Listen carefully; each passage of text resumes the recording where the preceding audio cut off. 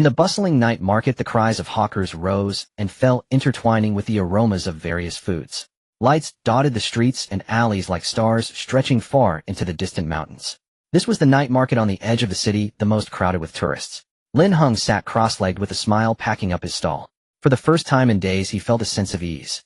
Today had been an excellent day for business. Within just 3 hours, he had sold out all 200 or 300 small trinkets he had brought.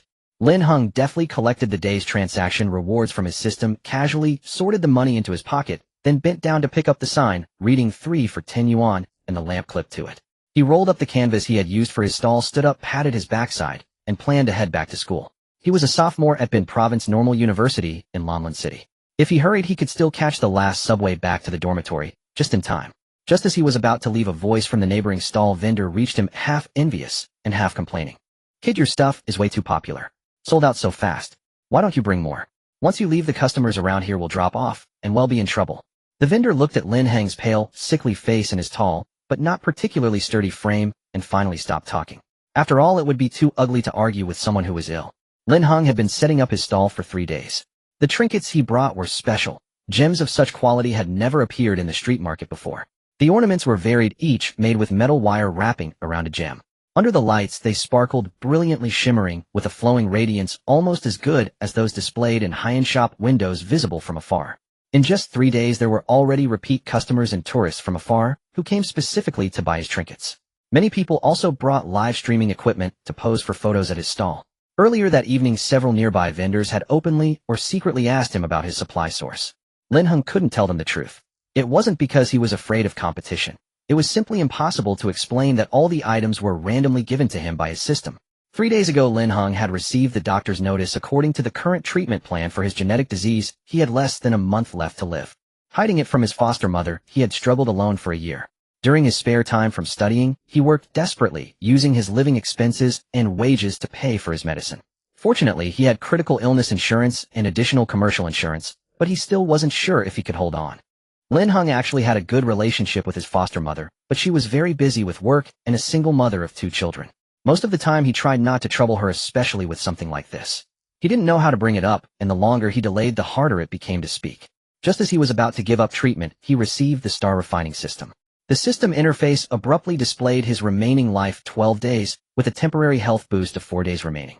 Simply put, completing the system's transaction tasks would grant him extended life. The items for trade were randomly issued by the system, much like opening a blind box. The system's tasks varied with additional scoring systems and other rewards, but Lin Heng had only just started his second task, and had yet to complete one fully, so he was still figuring things out. In short, being alive was a great blessing, especially with the long-lost health. He could now run and jump free from pain, and carry things to set up a street stall. Apart from his sickly appearance, he was perfectly healthy, all thanks to the borrowed health boost from the system for a week. This was a loan to be repaid to the system with energy points. "Uncle, I have to get back before the dormitory curfew. I didn't bring that much," Lin Heng explained, casually waving his hand to leave. But suddenly someone grabbed his arm. "No, really, I'm just an ordinary worker. I really don't know the supply source." Lin Heng thought it was the neighboring vendor, unwilling to let him go, so he turned while trying to pull his arm free. But the grip was too strong, he couldn't move it. His heart tightened. Pressure on his arm before Lin Heng could see who it was. The person stepped forward and put an arm around his shoulder, speaking in standard Mandarin. "Lin Heng, old buddy, you sold out so fast. Why didn't you say you were here?" The accent didn't sound local. From this angle, Lin Heng could only vaguely see the man's profile. He didn't recognize him. The neighboring vendor exclaimed, "Hey kid, did you steal those things? Why are you getting involved with someone in uniform? That looks like a cop, right?" "Police." Lin Heng frowned slightly, but before he could say anything, the man patted his shoulder reassuringly, while still maintaining a restraining grip, making it look like they were good friends. He said to the vendor, "Nonsense, I'm from the city management. This is my brother." Before the words had faded, the man led Lin Heng away. The crowd was thick, shoulders brushing against each other. Lin Heng had no choice but to follow. Behind him, the vendor's repeated apologies gradually faded into the distance. As Lin Heng moved forward with the man's force, he suddenly jabbed his elbow backward hard. A muffled grunt came from the man. The blow was heavy. His hand loosened for a moment, then quickly tightened on Lin Heng's shoulder. "You're ruthless. We need to talk to you, but we couldn't just say come with us for questioning, could we?" By the street corner, the crowd thinned. The man gradually released his grip, but still kept his hand on Lin Heng's shoulder. "Investigate what?" "City management checking on me." Lin Heng forcefully slapped the man's hand off his shoulder and rubbed his arm, his good mood completely ruined by this mysterious person. The man was slightly taller than Lin Heng, wearing a well-fitted police uniform, which gave him a composed appearance. But the solemn aura was softened by the smile on his face. At first glance, he seemed not much older than Lin Heng. Lin Heng, eager to get back to the dormitory, had no patience for this strange person. He tried to shake off the man, but when he turned around, he noticed several people were standing around him blocking his path. Seeming to confirm that Lin Heng had nowhere to run, the man who had grabbed his shoulder earlier introduced himself. Hello, student Lin Heng. I'm Yin Lei from the Provincial Special Services Bureau. I'm here hoping you can cooperate with us to understand the recently popular internet celebrity trinkets that have appeared in the night market. Lin Heng concealed his inner shock, putting on a puzzled expression, but internally, he started frantically tapping the system. Could this cheap system have stolen the items from somewhere? Otherwise, why would the Provincial Special Services Bureau come after him? What was the big deal? Obviously, the Special Services Bureau didn't sound like a department that dealt with street vendors. Since they had found him at his stall, they must have already investigated everything. If he hadn't sold out so quickly, they probably would have caught him red-handed. The system naturally didn't respond. Lin Heng vaguely guessed that the system's items probably came from a very mystical place, most likely not from this world. After all, he had never heard of gems that glowed faintly on their own. Could they be radioactive? Lin Heng was a bit worried that the batch of trinkets he had sold might affect the buyer's health. He tried to stay calm as he asked the wire-wrapped. I mean the internet celebrity trinkets. Are they harmful to health? Yin Lei seemed a bit taken aback, not expecting Lin Heng to ask that. He explained, we haven't found that problem. The trinkets themselves seem to be safe and harmless. We just want to understand the general situation, nothing else. How about this'll treat you to a late-night snack? Lin Heng felt it was a hassle, but for now he had to play along and see what they wanted. I'm about to hit the dormitory curfew. Can we go near my school? Sure, get in the car. We'll talk over food. Lin Heng sat in the back seat, gazing absently at the night scenery outside the window. Only he and Yin Lei were in the car, the latter driving. Several vehicles led the way while a few more followed behind. All low-key models blending inconspicuously into the traffic. The other man seemed disinclined to chat. Lin Heng leaned against the window, silently studying the system interface. Online accessories. That must be the metal-wrapped gemstones he had sold.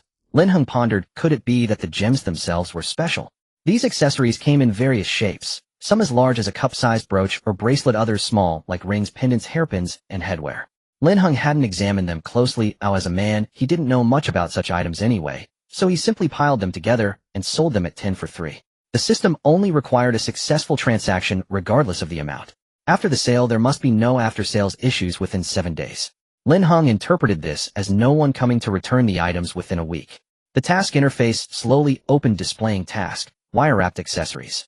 Transaction method, street stall. Suggested price, unlimited. Minimum sales volume, 999-1000. Task reward, 500 energy points redeemable for 5 days of life.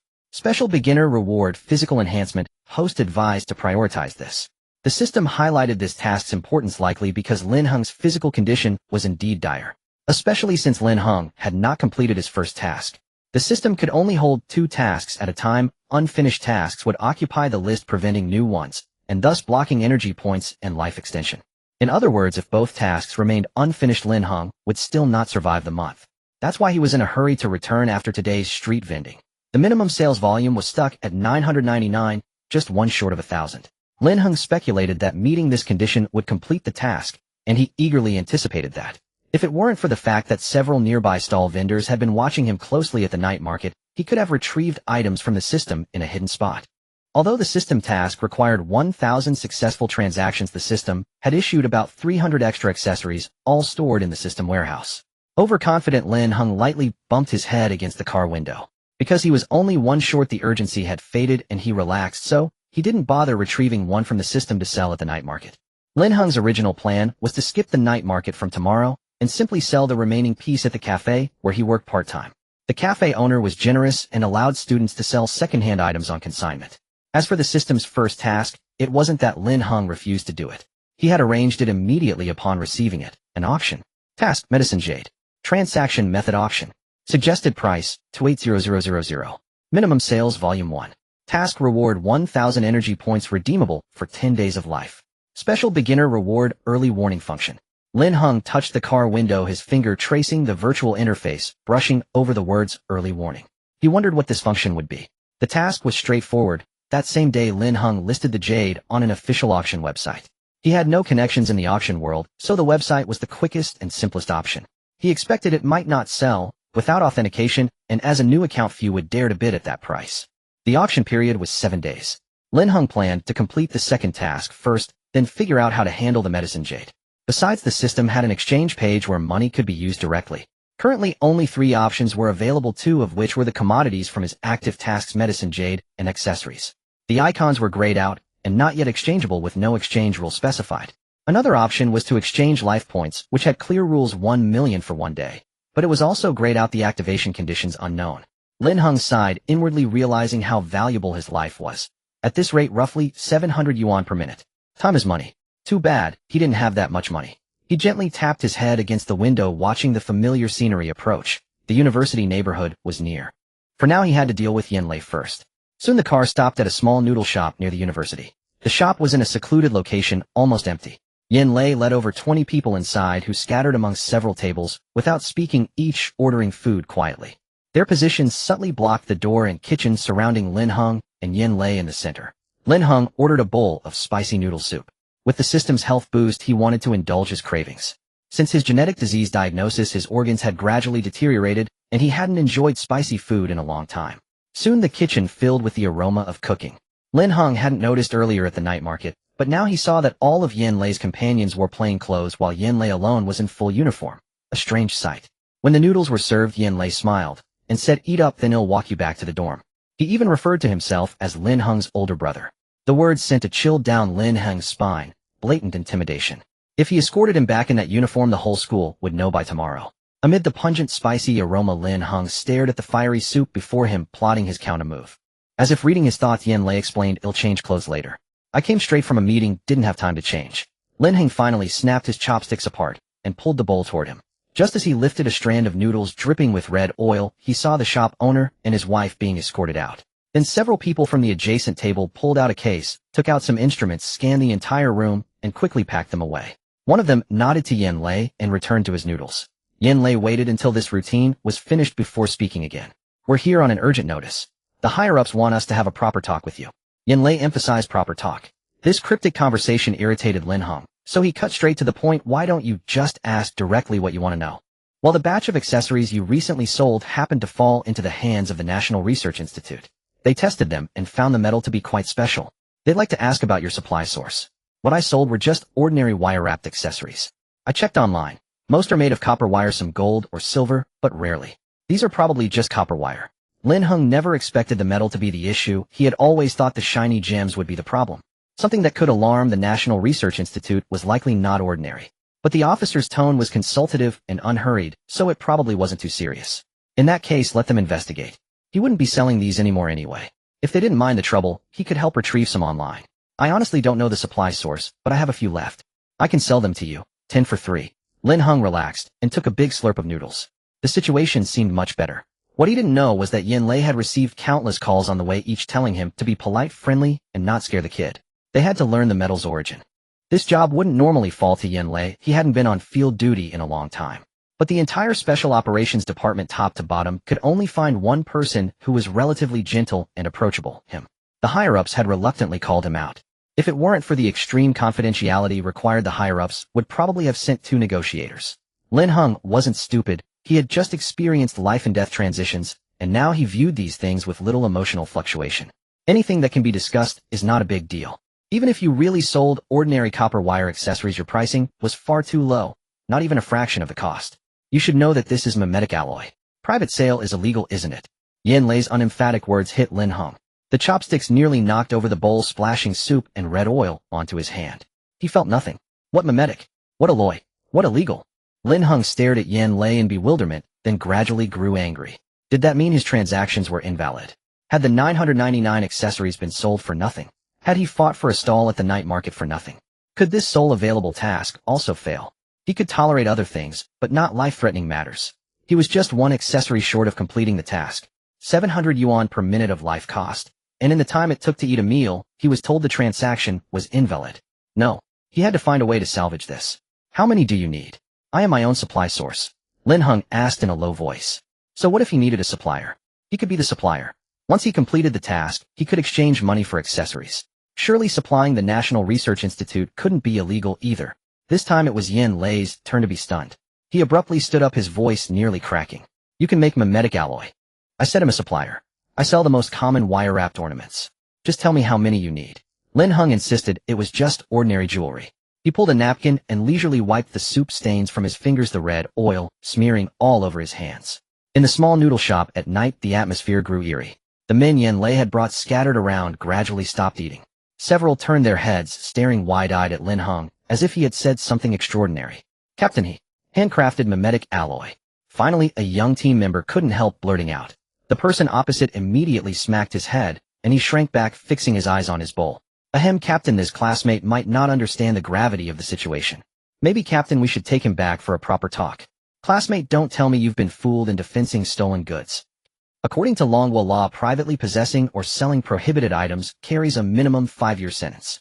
Lin, this alloy requires rare metals that are strategic resources. Even if you had the skill, you couldn't obtain the raw materials. Don't be used as a pawn. We've seen your file. Everyone here knows the situation.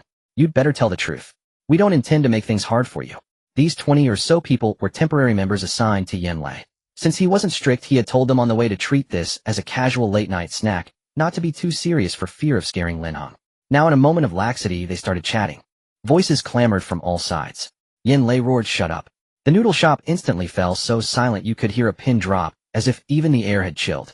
Yen Lei sat back down, took a deep breath, and stared steadily at the slightly youthful young man across from him.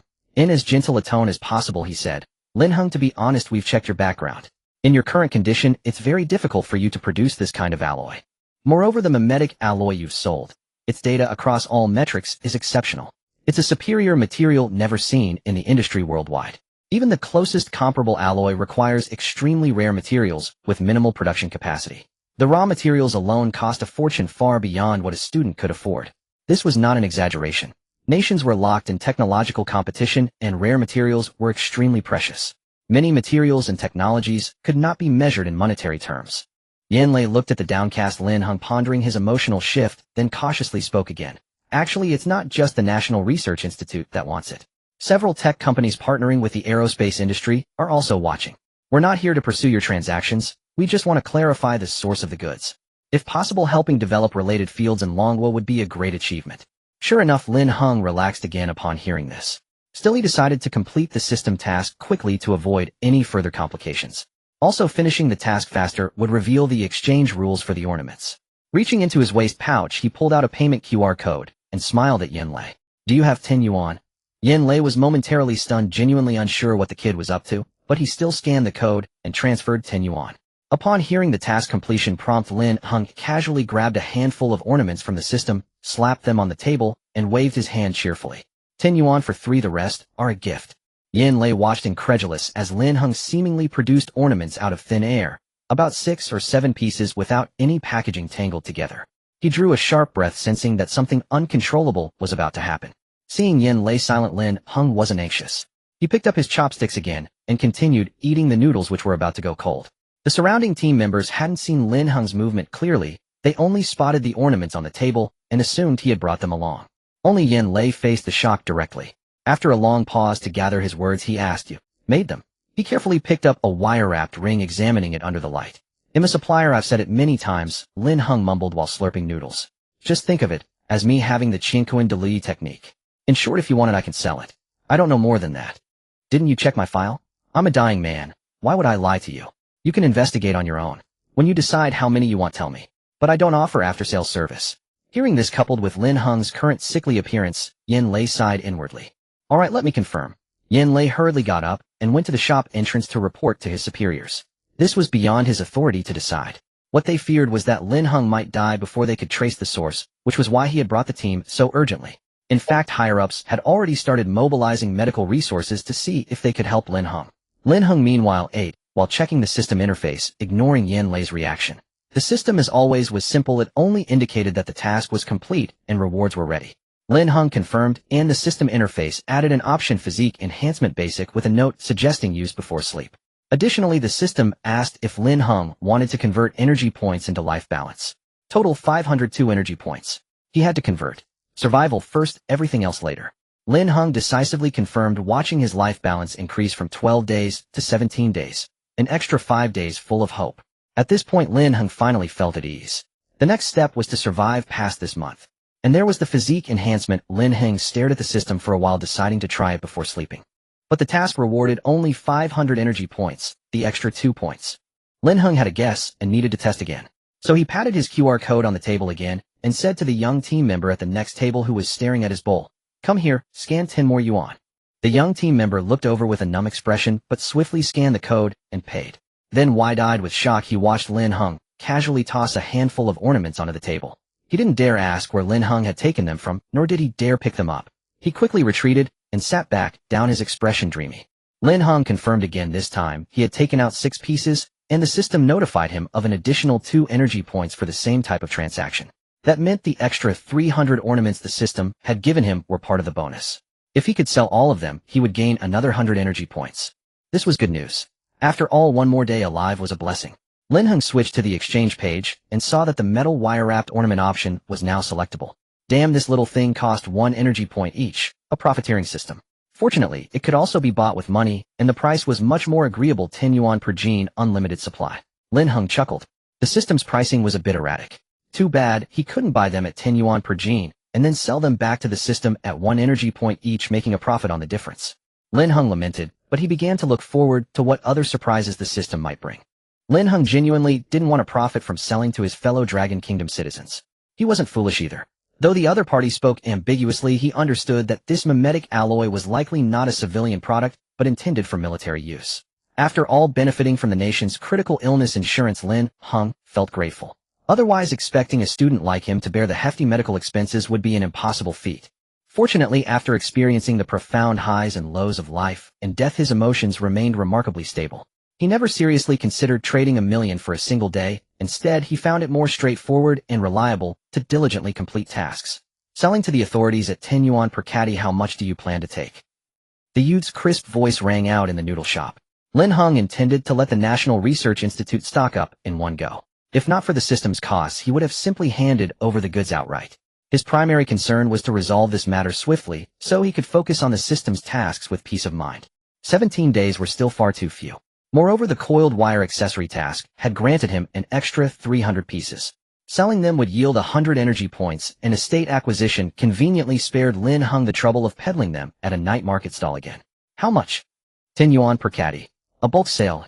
The team member who had been struck on the head yelped in surprise, though no one had time to attend to him this time. Are you sure? Yanlei, who had just entered the room, couldn't believe what he had heard, his fingers still tapping away at his phone. Absolutely sure. That's the cost price. I didn't even factor in labor.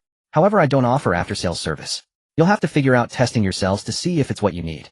I can guarantee every piece matches the quality of the ones I sold earlier. Also, I require payment up front.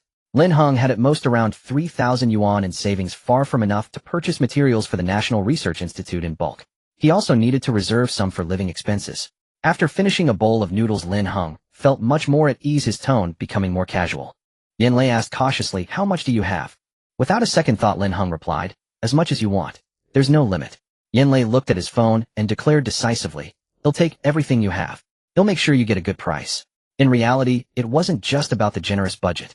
Yanlei's superior had informed him that relevant departments were actively coordinating to mobilize top-tier medical personnel.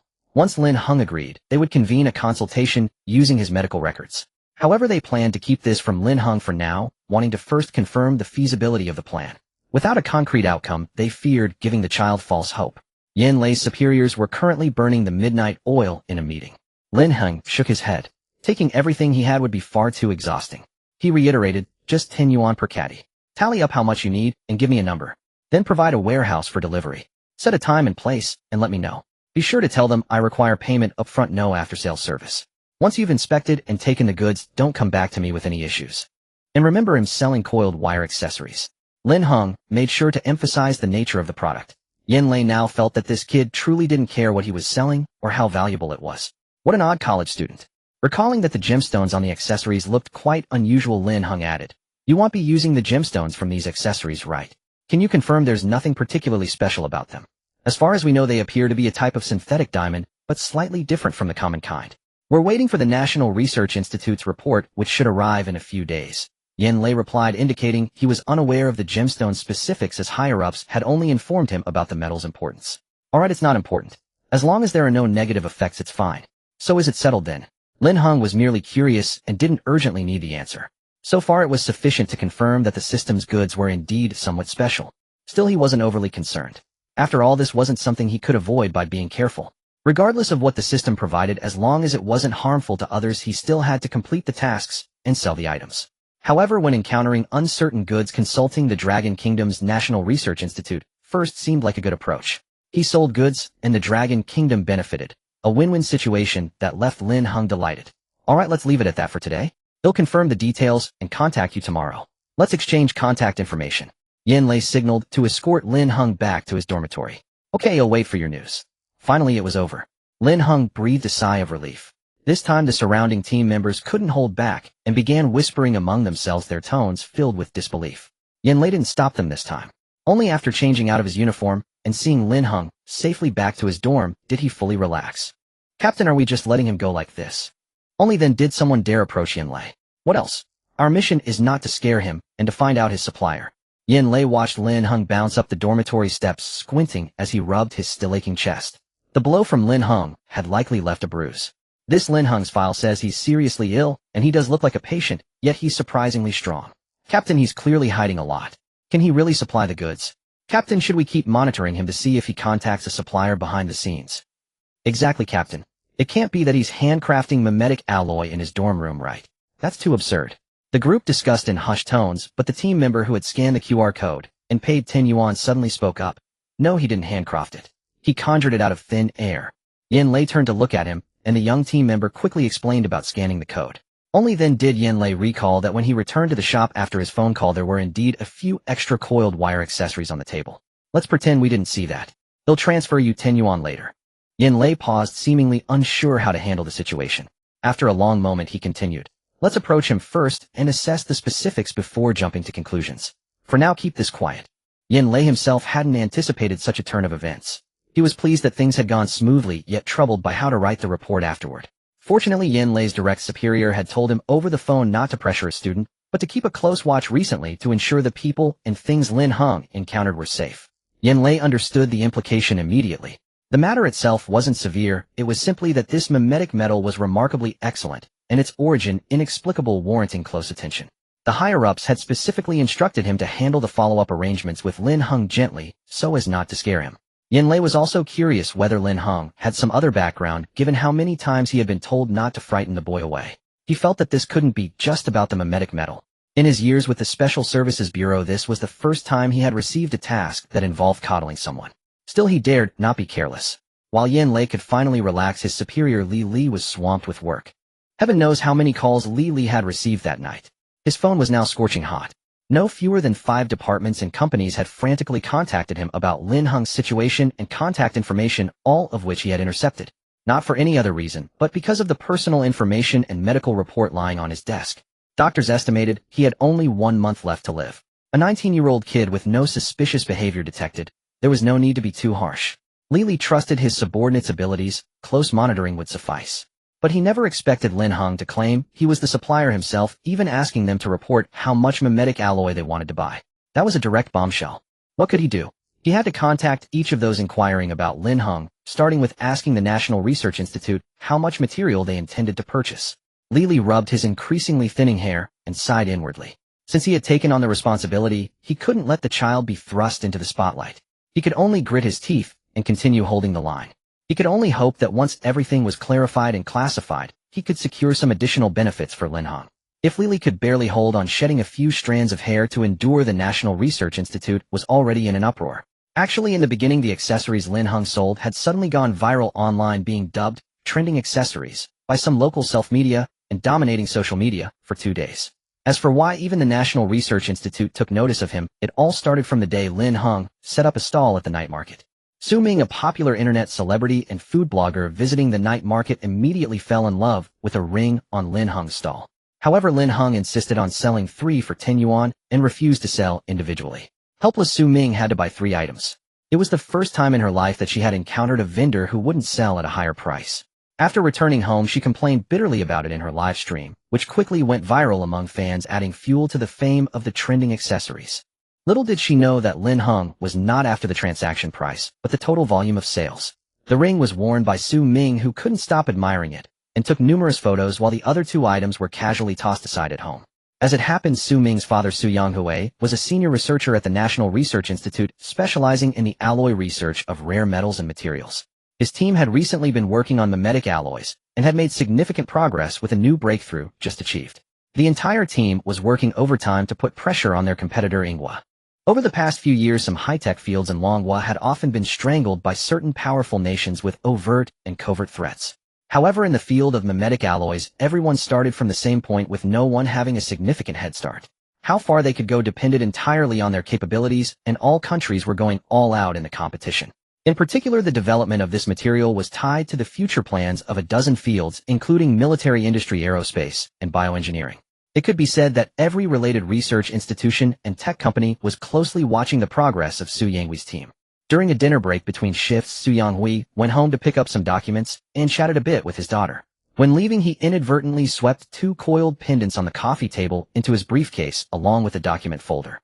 And so these 2 accessories accompanied Su Yonghui all the way to his workbench at the National Research Institute.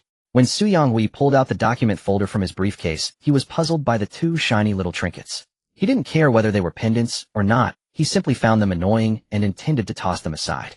However, the moment he held them in his hand, he sensed something was off. Having specialized in rare alloys for decades, it was easy for him to roughly identify the metal material. Moreover, there were only a few types of metals commonly used for accessories, and the pair in his hand clearly had an unusual texture and weight. Out of professional habit, Su Yonghui handed the items to his graduate student, instructing him to run tests and produce a detailed report as soon as possible. He never expected the subsequent stir. When he heard the thunderous cheers from the neighboring lab, he even wondered if the soundproof glass in the lab was faulty. It was only when an intern came running over joyfully with the report congratulating him on successfully developing the mimetic alloy that he realized something was amiss. "You're saying this is a mimetic alloy? Do all the data match? But I brought this from home." Su Yonghui ignored the cheering crowd and immediately contacted his daughter to find out where the items came from. The result was that his daughter had bought them from a night market stall, 3 for 10 yuan. 3 for 10 yuan. How ridiculous. By the time Su Yonghui sorted out the whole story, the top brass of the National Research Institute had already caught wind of it and were successively coming to his team's lab to see the mimetic alloy. Those who were usually arrogant and high-handed now appeared exceptionally humble and amiable. "Xiao Su, I knew you were the most diligent and reliable. Let me see how far your mimetic alloy has progressed. Can it support the continuation of our deformable structure project?" This was the deputy director of the National Research Institute, an elderly scientist who was usually the most difficult to communicate with and quite aloof. Hey, no, Brother Su. Our latest thermal insulation material project also needs different attempts to achieve a breakthrough. Another researcher, Lu Ji, who was always at odds with Su Yonghui, was now all smiles toward him. "What a wonderful experience. Teacher Su, I'm your own student. Our project on the malleable power device is still at a dead end. Teacher Su, our progress in liquid metal." "Nonsense. What does liquid metal research have to do with mimetic alloys? Or rather, our research in biomechanics needs it more." A group of researchers of varying ages were arguing fiercely in the lab over 2 tiny accessories, their faces flushed red like housewives scrambling at a vegetable market full of combativeness. But Su Yonghui, though pained, explained the source of the items clearly.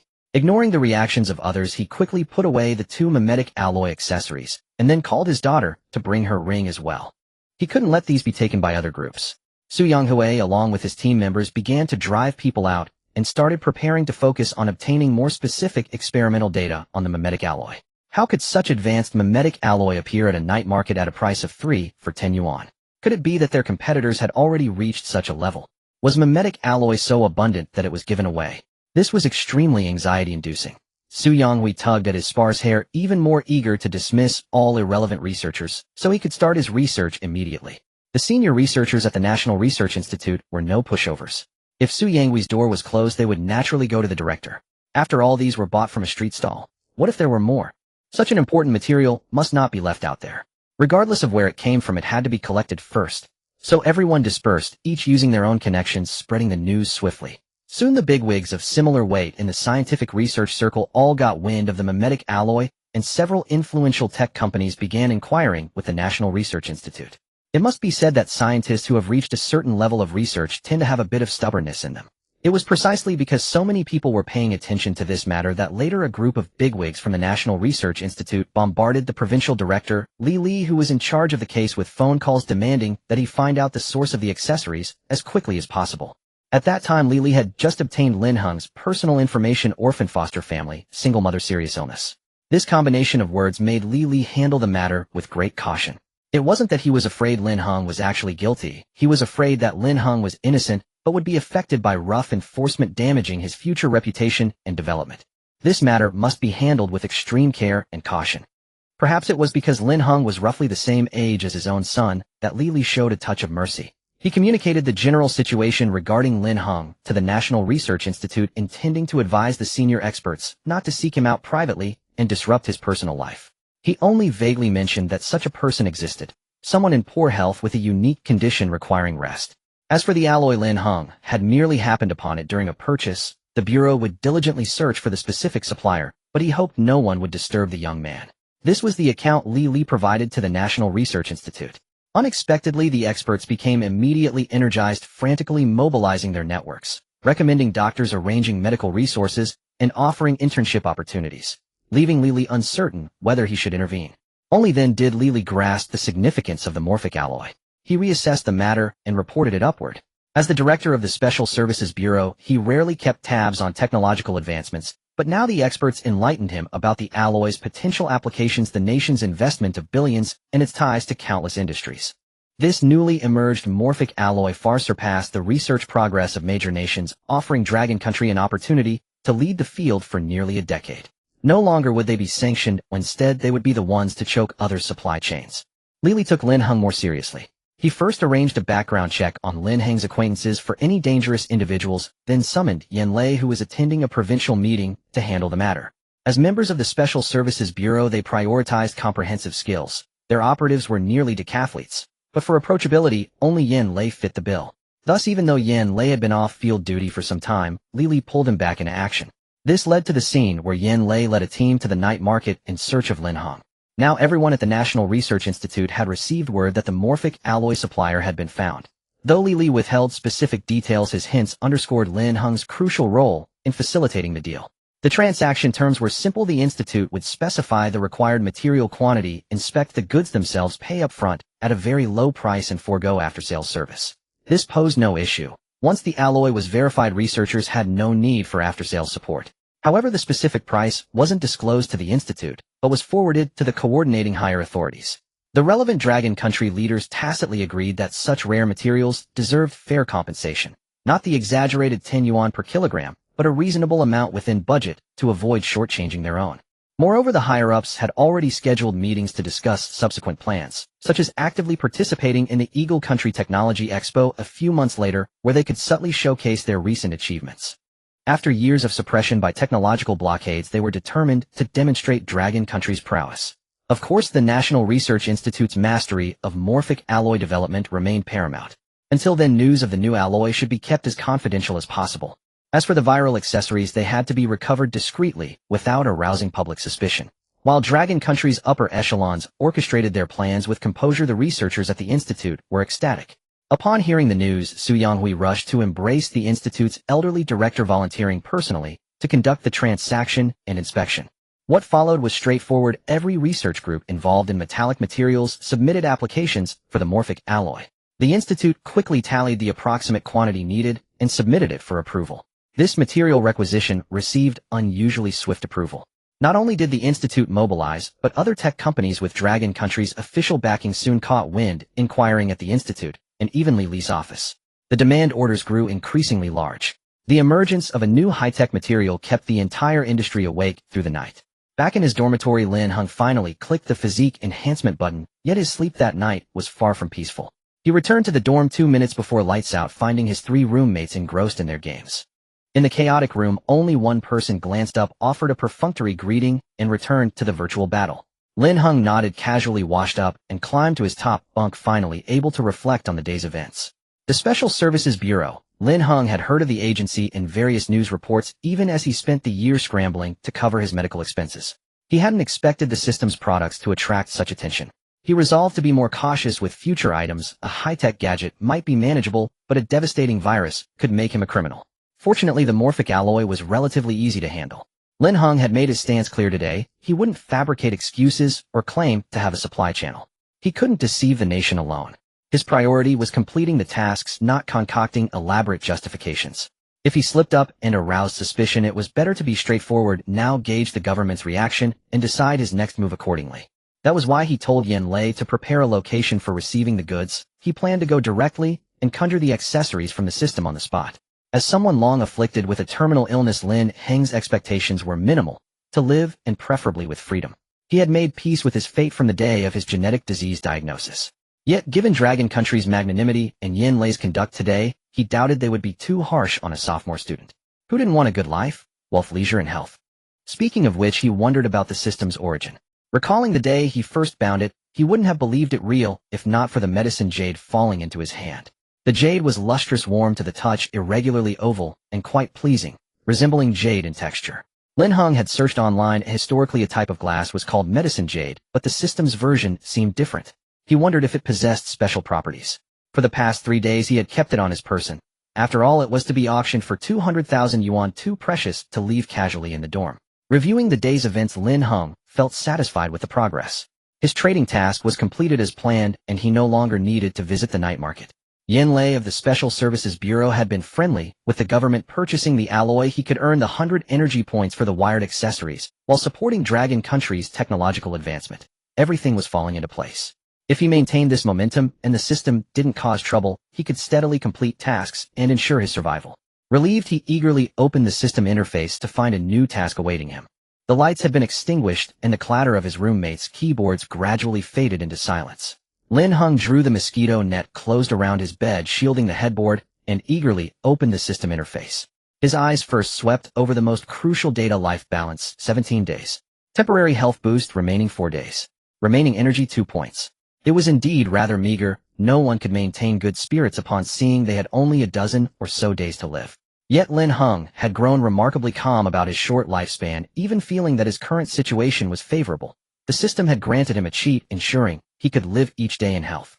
To put it bluntly, after a year of illness, experiencing complete health before death was enough to satisfy Lin Heng.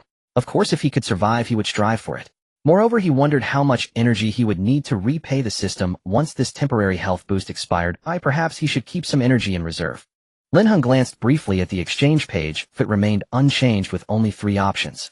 He poked around other parts of the system to see if any new features had appeared, then took a moment to examine the task completion page in detail. Behind the line task, winding ornaments, there were 2 faded characters rating without any specific grade displayed. Recalling the system's earlier prompt, Lin Heng guessed this would have to wait until after the after-sales period. Once the system's transaction task was completed, if no after-sales issues arose within 7 days, an additional reward would be issued. Selling trinkets at a street stall. 3 for 10 yuan. Surely no one would come looking for after-sales service, and they might not even find him.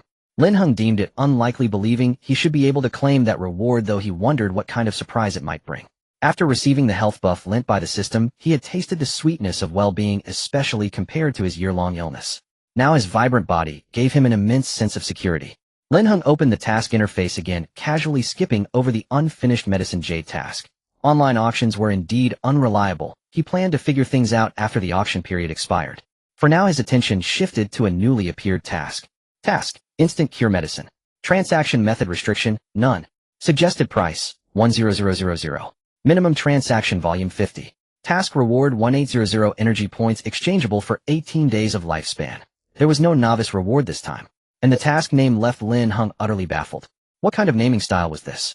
Did instant cure refer to the efficacy or a person? Could it be that the system had stolen it from someone named Instant Cure? This thing.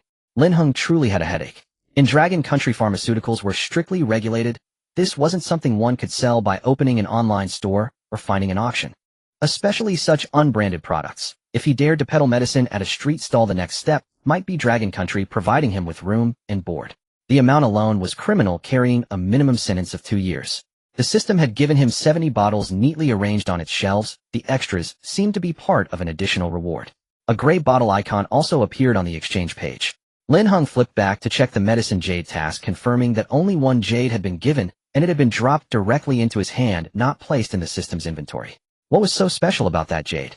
Since there was no answer, Lin Heng quickly set the question aside and retrieved a dose of instant cure from the system. By the light of his phone, he lay on his bed, carefully examining his next item for sale. The medicine came in packaging, a neat little wooden box containing a porcelain bottle. The deep blue bottle adorned with gold trim looked quite luxurious. Accompanying the porcelain bottle was a thin card. Under the phone's light, Lin Heng saw a large line of text: instant cure. Everything gets better instantly. In the bottom right corner, a small label read: for external use only. The reverse side had some tiny print he couldn't make out, so he turned it back over. Staring at the bold text on the front, Lin Heng felt as if the veins on his forehead were about to burst, his blood pressure surging upward. What was this if not a prank? Was he supposed to go out and randomly ask someone, would you like to buy some medicine? The kind that heals instantly. How badly would he get beaten? Lin Heng tossed the card aside and picked up the small bottle again. It felt warm and heavy in his hand, though the bottle wasn't large. He gestured with it. It was a slender porcelain bottle about the length of a finger, at most 2 fingers wide. He wondered what the medicine inside looked like. But since it was merchandise, Lin Heng refrained from opening it, instead carefully stowing it in his waist pouch. He still had no idea how to sell it. He would figure it out after dealing with the National Research Institute's order.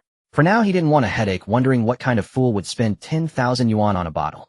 After all, he dared not sell the medicine directly, unsure how to even describe its effects. He also didn't know what kind of medicine it was. Pulling over his waist pouch, Lin Heng counted the money inside, the day's stall earnings totaling over 1,000 yuan. After 3 days of vending, he had made 3,320 yuan plus the 4,000 plus in his bank account, bringing him to nearly 8,000 yuan. Lin Heng was quite satisfied. He hadn't expected street vending to be so profitable. He had truly underestimated the night market. Of course, this sum was still far from the system's exchange rate of 1 million for a single day. Before he could dwell on the melancholy, his phone suddenly chimed with a notification. Lin Heng quickly muted his phone and checked the message. It was from Yin Lei. They had exchanged contact information downstairs at the dormitory just moments ago, with Yin Lei promising to reach out as soon as there was news. The message read: Lin, what time works for you tomorrow? We've arranged the warehouse and have a rough idea of the purchase volume. If possible, could we start with a small-scale transaction? It seemed Yin Lei wanted to test the waters with an initial transaction. Lin Heng thought it over and replied with his class dismissal time. He was a sophomore and had professional courses to attend tomorrow. His health had been poor over the past year, and he was on the verge of failing one major course. Skipping class again would likely draw the professor's special attention. Yin Lei responded, all right, 8:30 p.m. at warehouse 355B7, Pinko Road, Tongwan District, near the airport. The payment will be transferred to you by tomorrow morning. The location is a bit far. Oh, would you like a ride? Lin Heng thought for a moment and replied, no need, I'll head over after class. There's a bus route there. Yin Lei didn't insist and quickly sent over the required quantity, which Lin Heng found modest, 500 jean. He confirmed the transaction process again. Lin Heng would deliver the goods first, then the National Research Institute would send personnel to inspect. At 10 yuan per jean, it was only 5,000 yuan. He had thought the institute would order several tons, given that he had claimed an unlimited supply. Could it be that they were hesitant? Perhaps they wanted to inspect the goods first. But Lin Heng didn't dwell on it. Satisfied, he packed everything away and lay quietly in his bed, gazing at the button on the system interface labeled Physique Enhancement Beginner. Without hesitation, he activated it. Physique Enhancement Basic activated. His body suddenly lost control. Lin Heng lay motionless on the bed, yet his consciousness remained clear. At first it was merely a slight dizziness, then the accelerating heartbeat gradually amplified in his ears. Soon Lin Heng began to break out in a cold sweat, intense pain abruptly erupting within him, yet he could not utter a single sound, as if his body was no longer his own. Later it felt as if his consciousness was being forged by raging flames, licked inch by scorching fire, then rapidly cooling down. The ordeal continued until the dead of night, when Lin Heng finally drifted into unconsciousness, but this sleep was exceptionally comfortable. An indescribable peace enveloped him. Upon waking again, all fatigue had vanished, leaving him feeling remarkably light. Lin Heng had not slept this well in a long time. Ever since his genetic disease diagnosis a year ago, he had barely enjoyed a few good nights of rest. Anxiety and pressure had drained him both mentally and physically, forcing him to endure pain while concealing his condition from his family. To avoid raising suspicion, he reduced contact with his foster mother while juggling his studies and part-time jobs to support himself. This past year, Lin Heng had exhausted every ounce of his strength. Now finally he felt at ease. In high spirits, Lin Heng checked his condition. The system panel displayed Physique Enhancement Successful, Host Health Rating C, Health Status Passable. Lin Heng was satisfied. Passable was good enough. He leisurely pulled out his phone and saw a notification of a bank deposit. He was not surprised that Yin Lei's superiors could trace his account. Tapping into it, he saw a deposit of 3,000 yuan with a clear note: deposit balance upon transaction completion. This clearly contradicted Lin Heng's demand for upfront payment, but the price was enough for him to purchase 15 tons from the system, whereas Yin Lei had said they only needed 500 jean yesterday. It was obvious the state wanted to offer more, but feared scaring him off with an excessive amount. Both sides were cautiously testing each other. Lin Heng awaited further reactions from the Dragon Kingdom's higher-ups, curious how they would handle the system's ability to conjure something from nothing. Soon his leisurely mood shattered as a shout erupted from the small dorm room. How is it already noon? I had a morning class. I skipped it. As twilight descended, Lin Heng wandered alone at a wide intersection under the glow of the setting sun. From afar came the rumbling sound of unloading cargo, occasionally punctuated by workers' shouts and the creaking of warehouse doors. The 355B7 warehouse near the airport was quite hard to find. After a quick bite following his afternoon classes, Lin Heng hurried to the airport. On the bus, he received a message from his roommate asking if he was off to the night market again and whether he needed dinner. His dorm mates were from different majors. They said they had tried waking him up in the morning, but gave up and let him rest. After all, his image as a sickly person had been ingrained over the past year, and his roommates dared not speak loudly to him, fearing he might suddenly cough up blood. During the afternoon classes, acquaintances remarked that Lin Heng looked much better today, appearing quite healthy. Throughout the afternoon, he could clearly feel his body improving, brimming with strength. But he wondered what would happen once the system's temporary health buff expired. Following his phone's navigation, Lin Heng arrived at No. 353, Pinko Road. Beyond that intersection stretched a long red brick wall. His navigation stubbornly directed him to climb over the wall and walk 2 kilometers, claiming a road lay ahead. Peering over the wall, Lin Heng saw nothing but a wild lawn. No road, not even a single building in sight. Frowning, he turned off the navigation and contacted Yen Lei, but got no response. He tried calling, but no one answered. Lin Heng began to wonder if Yen Lei was just an actor playing a prank on him. What a fool he would be. He hadn't even asked Yen Lei for his Special Services Bureau credentials. But then again, even if he had seen them, he probably couldn't tell if they were real. With a sigh, Lin Heng searched around the street signs starting with 3 on Pinko Road. Logically, No. 353 shouldn't be far from No. 355, right? Could he have gotten off at the wrong stop? But the next stop was the airport. It wasn't that Lin Heng was bad with directions. The suburban area near the airport had only recently been redeveloped, now filled with warehouses and factories spaced far apart, leaving vast open spaces. The street sign stopped after marking No. 353. Who ate the street sign? Lin Heng kicked a weed by the roadside in frustration. He should have asked Yen Lei to send someone to pick him up. He really couldn't afford to be afraid of troubling others. Unable to find the way, Lin Heng decided to walk along the long red brick wall. Meanwhile, Yen Lei was pondering why there was no news as the appointed time approached. Neither of them realized that Lin Heng's phone signal was already starting to fail. With about half an hour to go, Yen Lei dared not contact Lin Heng to rush him, so he could only wait, but he didn't forget to have someone check Lin Heng's location. Given the tense international situation, the mimic alloy was a crucial material, and Yen Lei dared not be careless. He regretted not having someone keep an eye on Lin Heng. Just now his direct superior had urged him to continue probing, hoping to uncover Lin Heng's true supply source. Adding to the chaos, various leaders and researchers from the National Research Institute who could reach him had been calling all day, keeping Yen Lei's phone constantly busy. Recalling Lin Heng's ability to create something from nothing, Yen Lei decided to pick him up and assess the situation firsthand. When Yen Lei contacted Lin Heng yesterday, he deliberately avoided asking how the goods would be delivered, and Lin Heng didn't mention it, only saying he would come. Without confirmation, Yen Lei dared not submit his report. Soon his phone rang. It was a message from his subordinate. Captain Lin Heng's phone signal is problematic. We used the command center's satellite imagery to locate him. He's near Area A No. 353A, separated from your position by a highway. Taking the underpass isn't far. But for some reason he's been wandering in a small area. Shortly after, the subordinate sent Lin Heng's approximate coordinates. Yen Lei called nearby team members to go pick him up. Lin Heng had only just noticed the signal issue. Holding his phone for navigation, he had only now realized the signal was intermittent, especially when he passed a somewhat old warehouse. Curious how such an old building existed in the newly renovated area. He glanced at his phone's signal and grew uneasy. He clearly saw the signal skip the weakening phase and disappear entirely. Lin Heng stood still. The sky was darkening, leaving only the streetlight illuminating his feet. Occasional strange knocking sounds reached his ears. The unloading noise had almost faded, replaced by sporadic water sounds, but there was clearly no one around. Slowly stepping back, Lin Heng watched the signal bars on his phone rise back one by one. A signal jammer. After testing a few times, he realized something was off. This old warehouse had its doors slightly ajar, revealing an empty interior through the dim light. Why would an unused warehouse have a signal jammer? Even if it were in use, what kind of goods would require a jammer? Would truly important cargo be stored in a public rental warehouse district like this? Could it be some kind of peculiar hobby? As Lin Heng pondered, an abrupt knocking sound rang out. His curiosity ended there.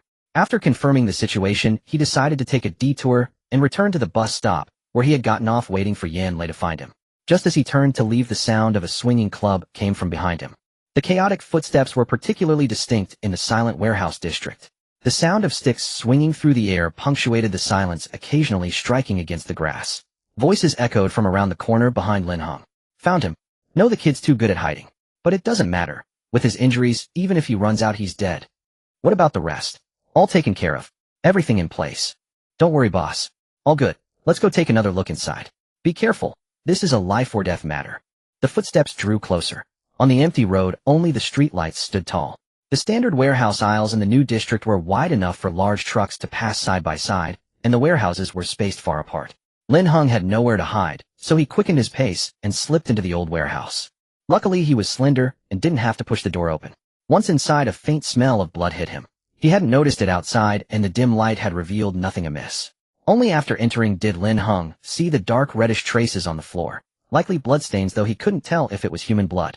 He moved quietly behind the door, held his breath, and peered outside. They were already coming in. It was too late to think of anything else. He shouldn't have been so curious at the entrance. Why did he have to test the signal? It seemed his body had recovered, and so had his audacity. Stupid. After scolding himself twice, Lin Heng fixed his gaze on the 5 or 6 men approaching the warehouse, each carrying sticks of varying lengths. Brother Wu, aren't we searching anymore? Forget it. The one who ran wasn't part of the plan anyway. But what if? Look at you, scared of your own shadow. What if? We're heading straight to the airport. The Su family has arranged everything. Oldly, guard the door. The rest of you follow me. When we leave, keep your wits about you. Once we're out of here, we don't know each other, understand? The Su family. They must not care if anyone heard. Were these men robbers? Lin Heng caught only fragments while also trying to find a place to hide. He didn't pay much attention to the rest of their conversation. Lin Heng lowered his phone and switched it to silent mode, then double-checked. No messages, still no signal. He hadn't paid much attention to the signal along the way, too busy arguing with the stupid navigation. Now he realized this might not be the only area with signal jamming. Similar abandoned or in used warehouses, the robbers might have prepared several backup locations. Lin Heng thought briefly. There were indeed a few more empty warehouses along the road, also unlocked. The group outside muttered a few more words, then turned and headed toward the warehouse. Lin Heng cautiously looked back for a hiding spot, but the entire warehouse was empty and too dark. The bloodstains on the floor were impossible to follow, and he didn't dare use his phone for light, so he had to stumble deeper inside. The warehouse was enormous. On one side were several massive windows set high on the wall, through which faint streetlight filtered in. The vast interior was empty, with a few scattered pillars supporting the roof. The ceiling was very high. Lin Heng estimated about 5 meters, far too high for him to climb. A few steps in, he could make out several figures curled up on the floor near the last window. Lin Heng felt his eyesight had improved somewhat. He scanned the space for possible hiding spots, cautiously approaching the fallen figures. The footsteps behind him grew closer. The men were about to enter. Lin Heng steadied his breath, keeping as quiet as possible, and hurried forward while crouching low. Soon he saw 2 people on the ground, their hands tied behind their backs, their condition unknown. From their silhouettes, one was a man and the other a woman. Before he could examine them further, a black shadow flashed in his peripheral vision. Lin Heng spun around, but saw nothing. Just as he was about to check again, the warehouse door creaked open with a harsh screech. He was already far from the entrance, so he retreated to the wall, quickly strategizing. Fortunately, his clothes were dark, offering some concealment. Fortunately, the men were relaxed, chatting as they strolled in. Just then a crisp ding sounded in his mind, and a massive system interface appeared, seemingly projected directly before his eyes. Lin Heng's pupils contracted sharply. He had to admit he was startled. He felt as if his heart was slamming against his ribs. His scalp tingled, his limbs grew cold. Forcing himself to calm his breathing, he quickly glanced at the system prompt. Mission, Medicine Jade completed. Lin Heng had no time to be surprised. He skipped the mission details and scanned straight to the last line. Novice bonus reward, early warning function. Enable. Yes, hurry up. He had no idea what it did, but it was better than standing around. Early warning function activated. System detects current host's danger probability, 80%. Lin Heng stared at the floating words. As if he needed that. If the system kept spouting nonsense, he wouldn't even survive the remaining 16 days. The system complied immediately. Almost as soon as the thought crossed Lin Heng's mind, a small arrow appeared in his field of vision, pointing to his side and rear. Advice: host should take cover immediately. Lin Heng's back was against the wall. The system was going to drive him mad. Old grievances and new frustrations were about to converge. Cursing the treacherous thing under his breath, Lin Heng reluctantly turned to look where the system pointed. Behind the pair on the ground, there was a half pillar attached to the wall, protruding about 40 centimeters. Lin Heng carefully moved closer, and discovered that the inner side of the pillar had been hollowed out at the bottom, leaving only the steel bars creating a deep recess in the wall. It was hidden by the pillar and impossible to see without getting close. The space was just enough for him to fit into.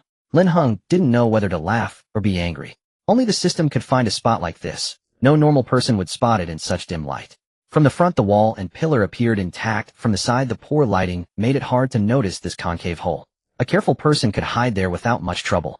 Especially since none of the robbers who entered used any lighting tools, they relied solely on the streetlight filtering and not even pulling out their phones. Lin Heng had no time to dwell on that. He quickly checked the recess for any dangerous objects, then curled up and squeezed himself inside. The space was so tight that he inevitably scraped against the wall, producing a faint rustling sound. Sure enough, the distant men heard it. Are those two awake? The leader walked straight toward Lin Heng's direction. No way. We gave them enough drugs. They won't wake up until this time tomorrow. Did the one who ran come back? Wounded like that, and still thinking about saving people. Careful. Let's see what's happening. Two men followed toward Lin Heng's position, while the others spread out to check different corners of the warehouse.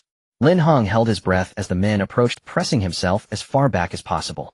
Thoughts churned and collided in his mind. He decided that after getting out safely, he would never deliver anything in person again. This kind of hard labor wasn't for him. When he got out, he'd start an online shop. Let customers order and have the courier deliver.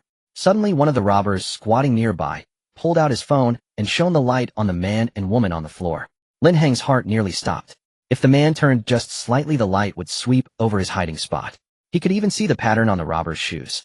At the sound of gravel clattering, Lin Heng felt his heart skip a beat, leaving only a faint whirring in his ears. His body stiffened for a moment, then began to tremble slightly. Lin Heng couldn't immediately tell whether it was his own noise or a sound from outside. The thug holding his phone to light the way quickly became alert. Who's there? Old G, go check it out, someone commanded in a low voice. A figure gradually approached, swinging a club that made the air hum with each stroke. Old G also pulled out his phone to light the way, swiftly closing in on the wall. As he raised his hand to shine the light over, a figure lunged at him like a beast in the dark, its silhouette darting through the night like a bolt of lightning. Oh! In the dim light, everything became blurred.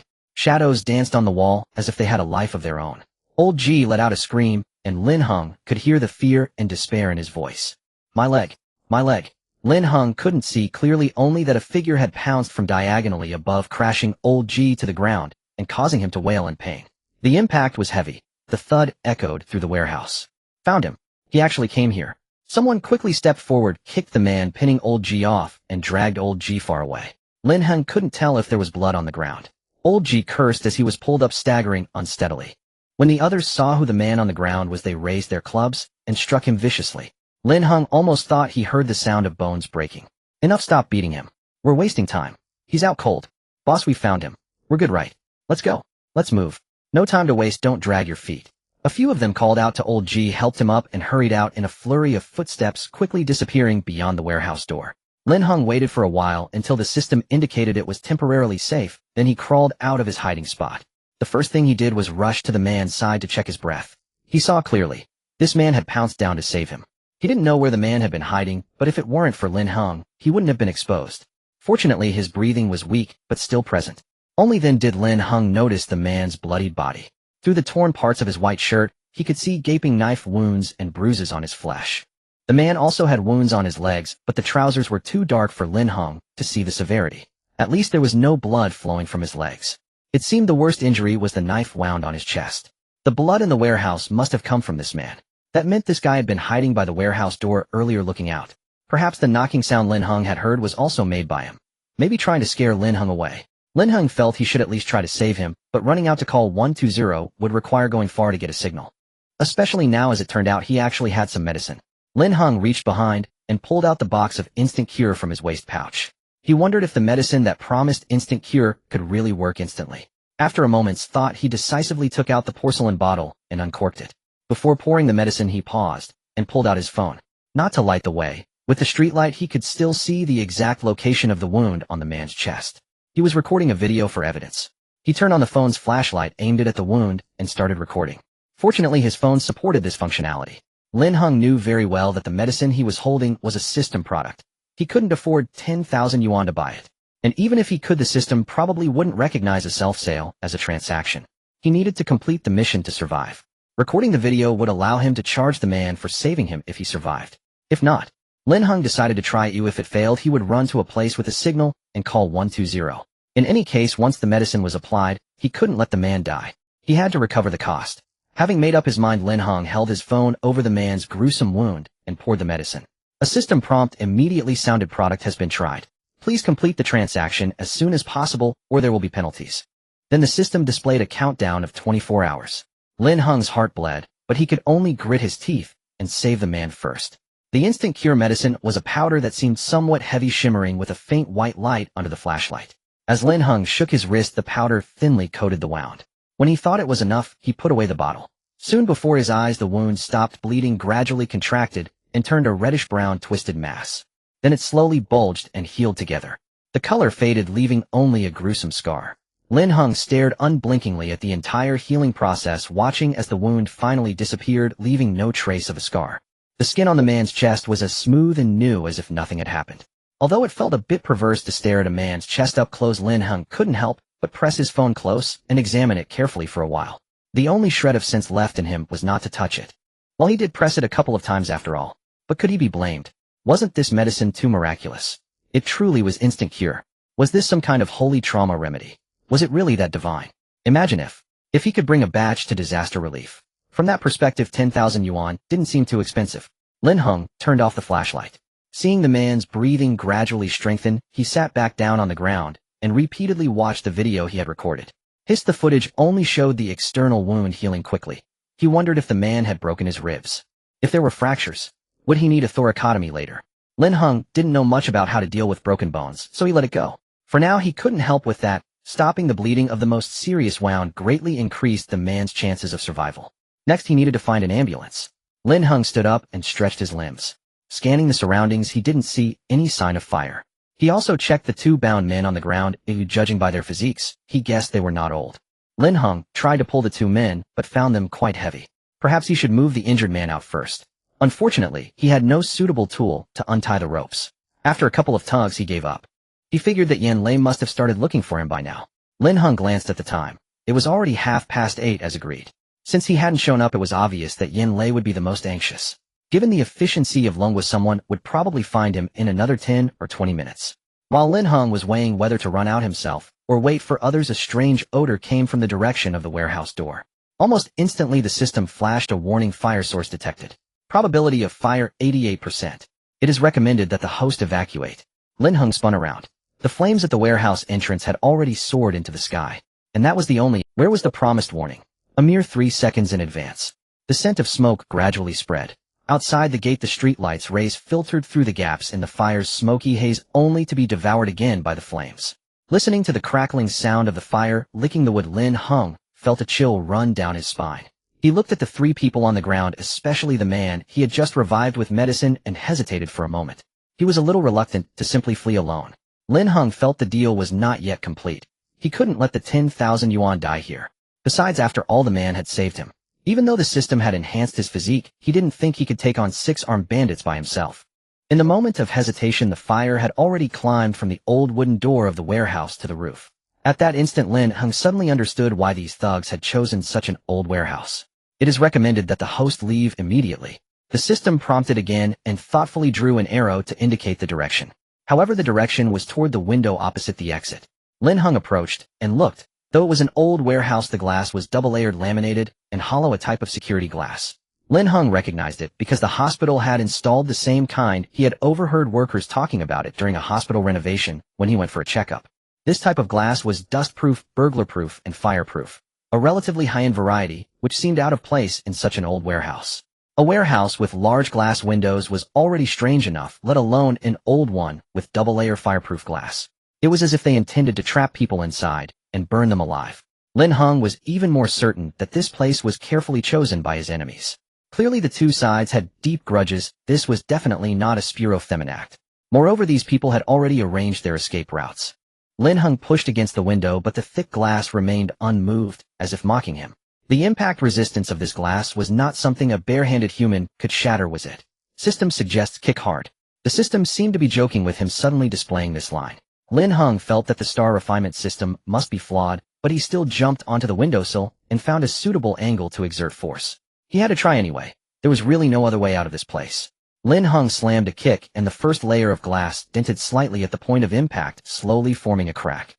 He took a deep breath and inexplicably felt a surge of anger. The feeling of helplessness, like the countless times he had struggled under the grip of illness over the past year, wailing just to live one more day.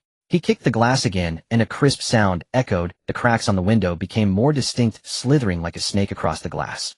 The first layer of glass had lost its tension and softened. He breathed heavily, a drop of sweat sliding down his forehead. His lips pressed tightly together, his brows furrowed. Wiping away the sweat, he gradually calmed his inner emotions. Lin Heng aimed at the same spot and delivered a third fierce kick. A muffled shattering sound rose, and the second layer of glass also began to crack. Watching the cracks spread and widen, Lin Heng realized that his physique was far beyond what he had thought of as merely passable. This was professionally reinforced trip-proof glass. As the glass continued to crack, Lin Heng's anger gradually subsided. He took a few deep breaths, then used his elbow to break through the first layer of glass, calculating how much space was needed to get people out. While Lin Heng was clearing the glass, the man behind him slowly woke up. The man's movements as he sat up made a sound. When Lin Heng turned around, the man was already leaning against the wall, checking his chest. The fire spread along the wall, and in the flickering light the man's inspection of his wounds appeared unhurried and composed. With an extra hand, maybe they could really drag everyone out in time. Only then did Lin Heng consider the survival chances of the other two. Without thinking, he lunged forward, grabbing the man by the collar, while his other hand deftly raised his phone and opened the video recording. Fire started. 10,000 yuan. Did you bring the money? The man looked at Lin Heng in bewilderment, as if the first thing he heard after surviving death was about money. Don't blank out. What's your name? Xiaomu. The man's voice was very hoarse, and when he spoke, faint traces of blood appeared at the corners of his mouth. He was quite battle-worn. Lin Heng thought for a moment and cut to the chase. I saved you. I healed that wound on your chest. I can immediately heal the rest of your external injuries, but you must swear that after we escape you'll pay me. Lin Heng thought for a moment and added, and keep the secret. Xiaomu naturally knew that this person had just risked his life to help him avoid being discovered. As for the chest wound, Xiaomu touched where it should have been. Not only was the skin intact, but even the old scars from years ago were gone. This was a bit surreal. Xiaomu wondered if he was still dreaming, or if he had already died and the person before him wasn't human. Xiaomu struggled to understand what the other had said, but in the end, he only grasped that he needed to pay 10,000 yuan. Alright, Xiaomu nodded vaguely in agreement. But Lin Heng wasn't reassured. He reached out and checked. The other's pockets had no phone, so payment couldn't be made now. So Lin Heng raised his phone and said to the man, come on, say it, I healed you, and after you leave here alive you'll pay me for the medicine. 10,000 yuan. Xiaomu looked past Lin Heng at the fire spreading behind him, then assessed his own physical condition. His thoughts gradually cleared. He pushed Lin Heng forward forcefully and whispered, run, you fool. Run. Run my ass. I'm not running because I want to live a few more days. Pushed off balance, Lin Heng stood up and pulled out a medicine bottle. He looked down and saw Xiaomu still trying to push him away, so he simply stepped on the man's shoulder, pinning him firmly against the wall. This posture was quite rude. With one hand holding the medicine bottle and the other holding the phone, Lin Heng had no other choice. Xiaomu looked up at the slightly immature young man and couldn't follow his train of thought. What did he mean by staying to live? What was that supposed to mean? Was he insisting on staying and playing with fire? Xiaomu glanced at the two people lying on the ground with bound hands and feet, then at the seemingly energetic but thin Lin Heng, and softened his voice to persuade. I have no chance, but you can still. Shut up. Just say what I told you. Lin Heng put on a fierce expression, which to a seasoned man like Xiaomu appeared somewhat ridiculous. But Xiaomu could see Lin Heng's seriousness. Anyway, his life was probably over here. Go ahead. Xiaomu conceded. He really didn't understand. Say that you're grateful I saved you, that you'll voluntarily pay me for the medicine after escaping, and that you'll keep my secret. Hurry up. Lin Heng impatiently bit open the ceramic stopper of the instant heal bottle, tossed it aside, and tilted the bottle, slightly aiming at the wound on Xiaomu's thigh. His other hand held the phone steady, aiming at Xiaomu's face and starting a video recording. Xiaomu asked no more questions. Following Lin Heng's instructions, he muttered a long sentence, pausing to catch his breath a few times. As soon as he finished, Lin Heng sprinkled the medicine down. As the medicine slowly fell onto the wound, Xiaomu's pupils contracted slightly, as if he had witnessed some. Xiaomu's injuries were far more severe than Lin Heng had perceived. Throughout the night, he shielded two people, enduring countless blows with several wounds so deep they exposed the bone. After being captured, and then mustering the strength to counterattack, his body was further battered beyond measure. Lin Heng's medicine bottle was scattered along the way, and in some places Xiaomu had to part his torn garments to reveal the wounds. It was a miracle Xiaomu hadn't bled to death. Lin Heng initially believed the most severe wound was the gushing saber scar on the chest, yet he discovered the leg wound was even deeper and the ankle bore a deep knife wound that had likely severed the tendon.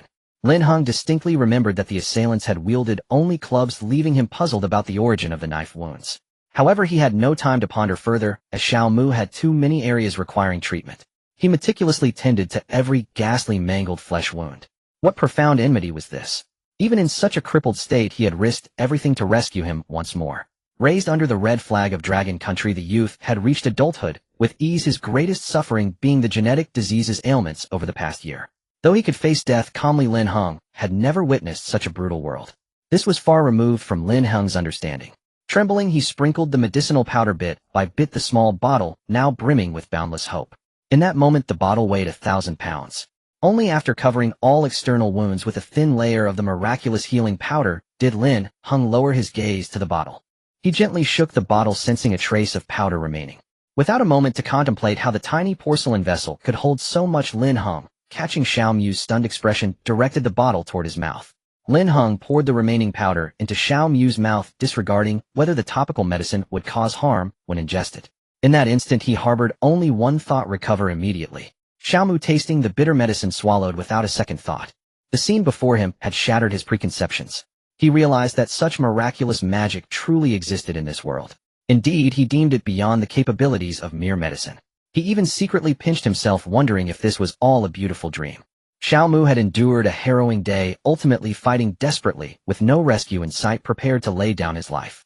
He had accepted a military order concealing his identity to execute a mission, ostensibly a bodyguard for the Su siblings, but secretly investigating the hidden traitor within the Su family. Yet despite his utmost efforts and meticulous planning the backup, he had arranged lost contact at the final step. A trap. Though uncertain of the source of the problem, he embraced the resolve to die. Not that he was fearless, but the mission and responsibility outweighed all else. Even amidst fierce combat and severe injuries, Xiao Mu never wavered, knowing he bore a vital duty that could not be halted by physical pain. He had to press on until the very end. He had maneuvered and delayed, hoping to save the sibling pair if possible. What a pity. His strength fell short. Until recently, he thought of doing a good deed by saving this intruder. Yet he received an immense surprise. Feeling the pain gradually fade, wounds tighten, and body temperature rise, his frame seemed to brim with vitality once more. His body regained balance and the strength of yore. The sensation of wounds healing rapidly was agonizing, compressing the entire recovery process into mere breaths. Pain and itching intermingling, draining Xiao Mu's energy. Particularly the severed tendon, he could sense the agonizing reconstruction of muscle and sinew beneath the pain. Fortunately, Xiao Mu lacked the strength to cry out. Moreover, the events left him too stunned to think. As the fire drew nearer, Lin Heng lowered his hand and gazed out the window. Two groups were frantically searching for them. One was Yin Lei and his Special Services Unit, who, upon pinpointing Lin Heng's approximate location and noting his aberrant behavior, rushed over. Yet the closer Yin Lei drew, the colder his heart grew. The area where Lin Heng was located lay opposite the warehouse Yin Lei had chosen, separated by a highway. The disparity lay in Lin Heng's side being mostly civilian rental storage, while Yin Lei's side was government property. After driving around with over a dozen people, they discovered severe signal jamming in the area. The phenomenon was sporadic throughout the entire district. In truth, this was an oversight by the Special Services Unit for failing to prepare adequately. No one anticipated such a situation in this newly built storage area, touted for its complete infrastructure and robust security. Yin Lei dispatched personnel to investigate and reported to superiors for professional handling of the jammers. Soon subordinates reported that road signs had been vandalized. Though buildings 353 and 355 were far apart, it was inconceivable they lacked signage during construction. Moreover, a brief reconnaissance revealed the area was deserted with all staff cleared out. Up to this point, Yin Lei was merely anxious. But upon receiving a call from his superior, panic set in. Yin Lei, your team's location conflicts with a military operation. Can you hold back for 10 minutes? Director Li Li urged. I'll clarify with them. Don't rush and stay put if possible. Yin Lei held the phone in silence. He wasn't afraid of conflict with the military, as each had their protocols, and he wouldn't act rashly.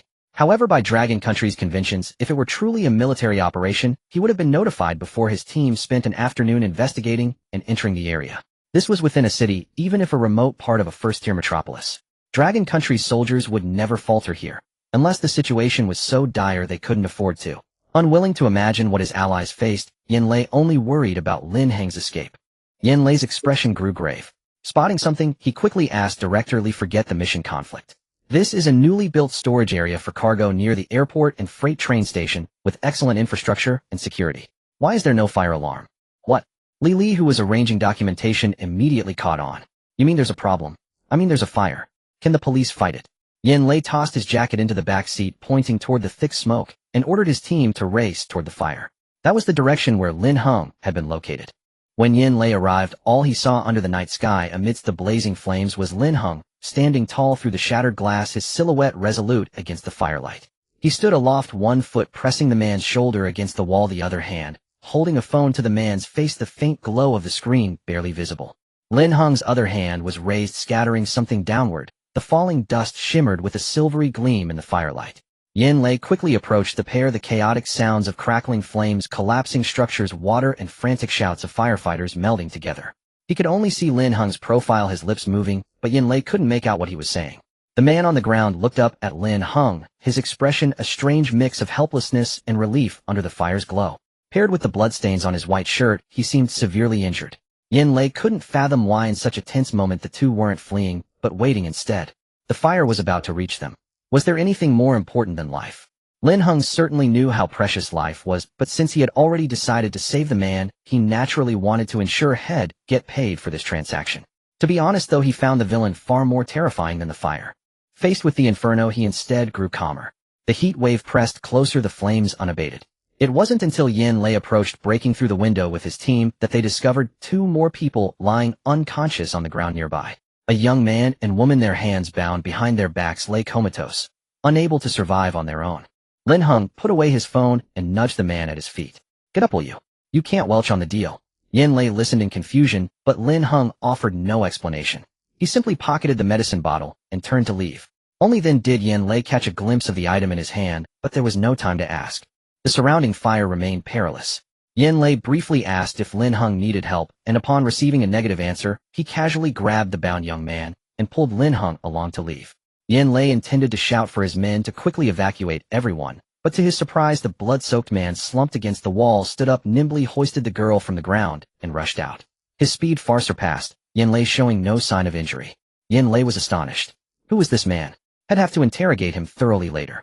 Lin Heng's presence here was already strange enough, and with the signal jamming and unexplained fire nearby, Yin Lei feared that news of the mimetic alloy might have leaked, bringing deadly danger to Lin Heng. Competition among great nations inevitably involves bloodshed. Coupled with old Li's vague mention that this place was connected to the military, Yin Lei grew extremely cautious. Lin Heng, however, didn't care about any of that. As soon as he could escape danger, he made a swift exit. Soon Yin Lei noticed that even Lin Heng, whom he hadn't seen all day, was half a step ahead of him. After running to safety, they stopped by the car, and Yin Lei called his team back one by one. A subordinate jogged over to report, his tone laced with disbelief. Captain, there's no one else around here. The firefighting equipment is all decorative, nothing works. The interior of the building is fine, with few flammable items. But the outer coating of the building is highly flammable, and the warehouse that caught fire was surrounded by accelerants. Especially near the warehouse entrance, our people didn't dare get close. It's clearly covered in oily liquids. The flames look small, but anyone trying to cross through wouldn't survive. The fire trucks will arrive soon, but the ambulances might be slower. The hospital is far. Yin Lei directed everyone to retreat further to a safe spot, waiting for professionals to handle the fire. Only then did he notice that the stranger's shirt wasn't just stained with blood. His entire body was drenched in it, his clothes torn and tattered in several places. Yet, Yin Lei found no wounds on him. The glimpses of skin were all intact. Could it be someone else's blood? Yin Lei instinctively checked Lin Heng, confirming he was unharmed, then examined the young man and woman they'd rescued. They too had no major injuries. With such a massive amount of blood loss, was it not human blood? Yin Lei felt unsettled by Xiao Mu's blood-soaked appearance. Out of duty, he asked Xiao Mu a grave question. Are there other victims who haven't been rescued? Wouldn't that much blood loss cause shock? Probably not. They all ran. At least there's no one else in the warehouse, Lin Heng said, leaning against the car as he accepted water and a blanket from Yin Lei's subordinate, interrupting Yin Lei's thoughts. Yeah, brother, Yin, help me note down this guy's contact info. He owes me 10,000, and he says he doesn't have a phone. Yin Lei nodded slightly, but recalling the earlier scene, it looked like Lin Heng was bullying him. Ahem, Lin Heng, in our dragon country, we don't condone forced sales. What are you talking about? This is a legitimate deal. I saved his life. How can you call it forced? If he hadn't saved me, I wouldn't have wasted my medicine. Those were all items for trade. Lin Heng argued fiercely for the legitimacy of his transaction. Despite his doubts, Yin Lei called someone to register the man and get his contact information. Though Yin Lei's men were in plain clothes, their movements were disciplined, clearly well-trained. Xiao Mu, understanding the situation, introduced himself, politely claiming to be a bodyguard trapped there while protecting the two on the ground rescued by Lin Heng. As for why he came here and how he was saved, the man remained tight-lipped, saying only that it was a private matter. Clearly Xiao Mu wanted to hide not only his identity, but also the matter of the medicine. Yin Lei frowned deeply. What private matters? He roughly deduced that Lin Heng had likely produced something remarkable again. Considering Xiao Mu's aura and the earlier mention of mission conflicts from Bureau Chief Li, what else was there to understand? Take them back first. The ambulance and fire trucks arrived quickly. Yin Lei had his team accompany them to the hospital while he drove Lin Heng behind them for a checkup. This time Lin Heng sat in the passenger seat. Once again it was just the two of them in the car. Lin Heng gazed at the receding firelight outside the window, then looked down at his hands stained with dust and blood, turning his wrists under the streetlights. Yin Lei glanced at Lin Heng during a red light. He was somewhat worried about Lin Heng's psychological state. Lin Heng's emotions, in his view, were too stable. In Yin Lei's impression, a sophomore should be at that naive and impulsive age, either wanting to destroy the world or save it. Not like Lin Heng, who was goal-oriented, emotionally steady, and unmoved by wealth. But he wasn't wrong. Lin Heng's mood had stabilized, and after escaping danger, he was even a bit pleased. The effect of the instant relief medicine was just too thrilling. This way, even with an unlicensed product, he was confident he could negotiate with the Dragon country's national authorities. Maybe this mission could be resolved by tomorrow. He had only 16 days left on his life balance. He needed to complete the task efficiently. The buildings outside the car window flashed by one after another, appearing extraordinarily tranquil in the night. Only the occasional vehicle swept across the road, leaving behind trails of flickering headlights. In the distant sky, scattered stars adorned the pitch-black firmament, as if silently guarding the city's peace. Yin Lei broke the quiet atmosphere. What was that you just handed over? Well, an unlicensed product. Xiao Mu agreed to pay, so I sold it to him. That's fine, isn't it? Yin Lei nearly burst out laughing, unsure whether to praise him as a dedicated businessman or accuse him of taking advantage of someone in need. Moreover, you said unlicensed product way too loudly. Anyway, well, as long as he was willing. Didn't I cure him? I even recorded a video as evidence, Lin Heng declared with righteous indignation. After witnessing the effects of instant relief, no one could remain calm. At least in his limited lifespan, he had never seen an external injury medicine that worked instantly. The man's profusely bleeding wound with flesh turned outward gradually healed before his eyes. Such efficacy was nothing short of miraculous.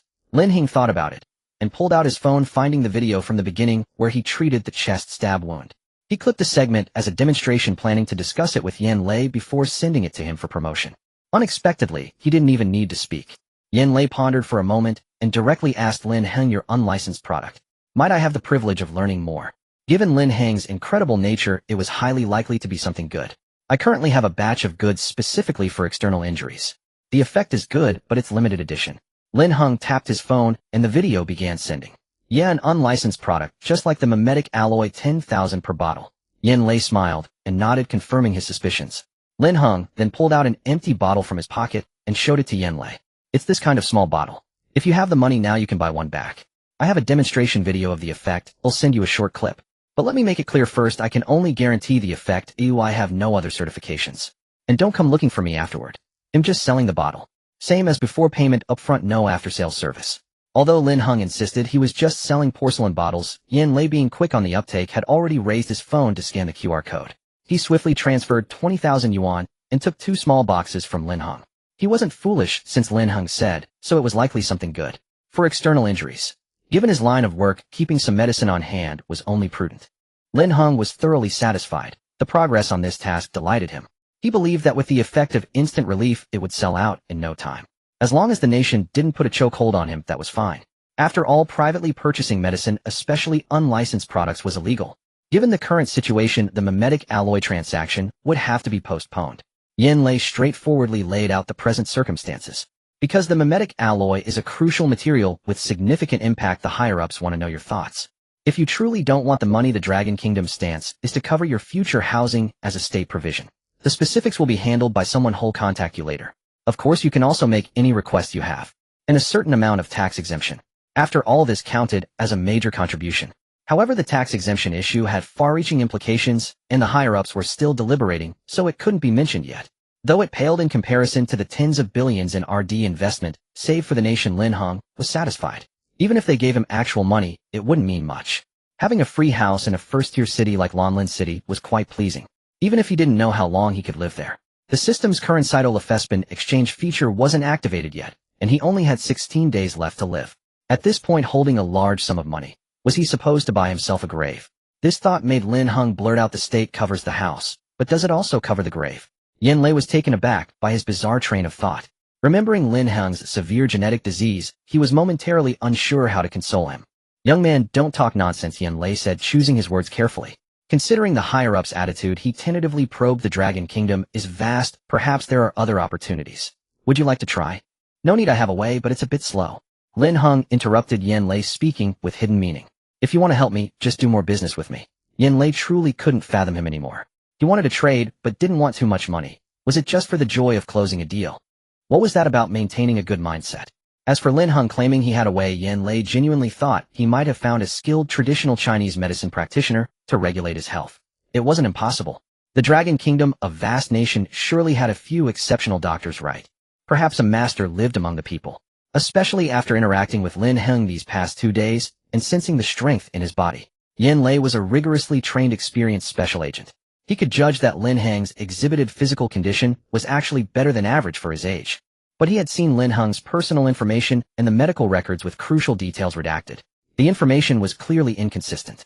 Yin Lei silently noted this, planning to report it to his superiors and investigate whether there were better TCM treatment options. Lin Heng might prefer traditional Chinese medicine. The car drove all the way to the hospital entrance before Yin Lei tentatively said, Lin Heng, I know you probably have some miraculous opportunity. But given my job, if the higher-ups ask, I have to report truthfully. If you have any requests, you can tell me directly. Lin Heng laughed upon hearing that.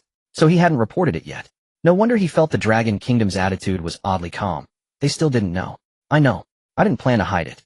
And what I said is the truth. What I want is for you all to take good care of my business. And I'm really just a supplier. I don't understand research. At most, I might just sell raw materials and let the big shots at the National Research Institute lose a bit less hair. Lin Heng chuckled self-deprecatingly, showing rare self-awareness. His sole goal was to complete transaction tasks and survive. Since he could sell things to anyone as long as the deal succeeded, why not benefit his own people? But Yin Lei knew he truly underestimated his own importance. Even being just a supplier was an immense help. After all, creating something from nothing and building on existing foundations were two different concepts. Especially in the technological race between nations, every change impacted the international landscape. Yin Lei had already received approximate news. With the appearance of the mimetic alloy from Lin Heng, many plans at the nation's highest levels had been affected and altered. The most obvious shift was in the diplomatic stance toward the Eagle Kingdom. A powerful nation always had more say. If this deal with Lin Heng materialized, it was believed that Lin Heng himself would soon feel the impact of technological advancement. The car pulled up to the emergency department of the hospital at around 9 in the evening. The streetlights cast a soft, gentle glow over the entrance, illuminating the flow of people. The hospital's usual bustle and noise had not diminished with the night. Instead, it felt even more frantic and tense. 2 ambulances stopped one after another at the emergency entrance, with police officers already cordoning off the area nearby. When Lin Heng got out of the car, he was arranged to go upstairs with Xiao Mu and a few others for a checkup. After watching Lin Heng being escorted into the hospital by his colleagues, Yin Lei returned to the car to report on the day's work. This time he made sure to assign personnel to stay by Lin Heng's side. Fortunately, the incident had ended with the person safely brought back. Even so, Yin Lei reckoned that getting a scolding was the least of his worries. If anything had happened to Lin Heng, not even their director Li could bear the consequences. The entire Special Services Bureau combined might not be able to shoulder the blame. The National Research Institute alone would probably tear him apart. Moreover, the entire warehouse area involved in this incident needed to be thoroughly investigated for any hidden conspiracies. A clearly premeditated venue, a warehouse fire, and the involvement of military operations. These factors combined spelled trouble. All Yin Lei hoped for now was that the troublesome aftermath would not implicate Lin Heng. At least not directly, so that his career might have a bit of breathing room. The 2 bottles of instant recovery he had bought from Lin Heng were still in the car.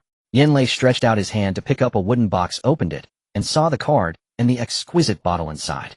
He could understand why Lin Heng said he was just selling bottles. The porcelain bottle felt very nice in the hand, its body a deep blue with faint golden edges for decoration.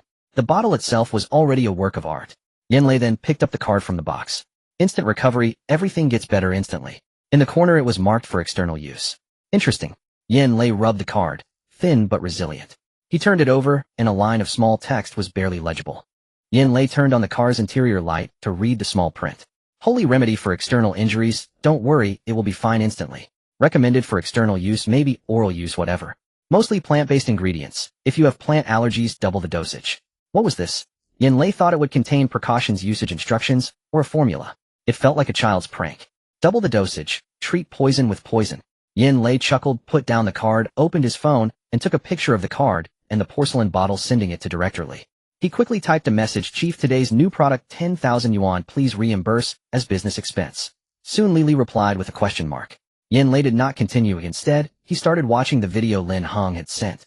The footage showed a serious wound, and even though Yin Lei had seen many injuries, he couldn't help but wince.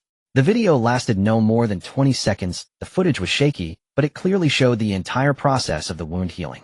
Yin Lei's expression grew increasingly serious. After the video ended, he repeatedly dragged the progress bar to watch it several more times.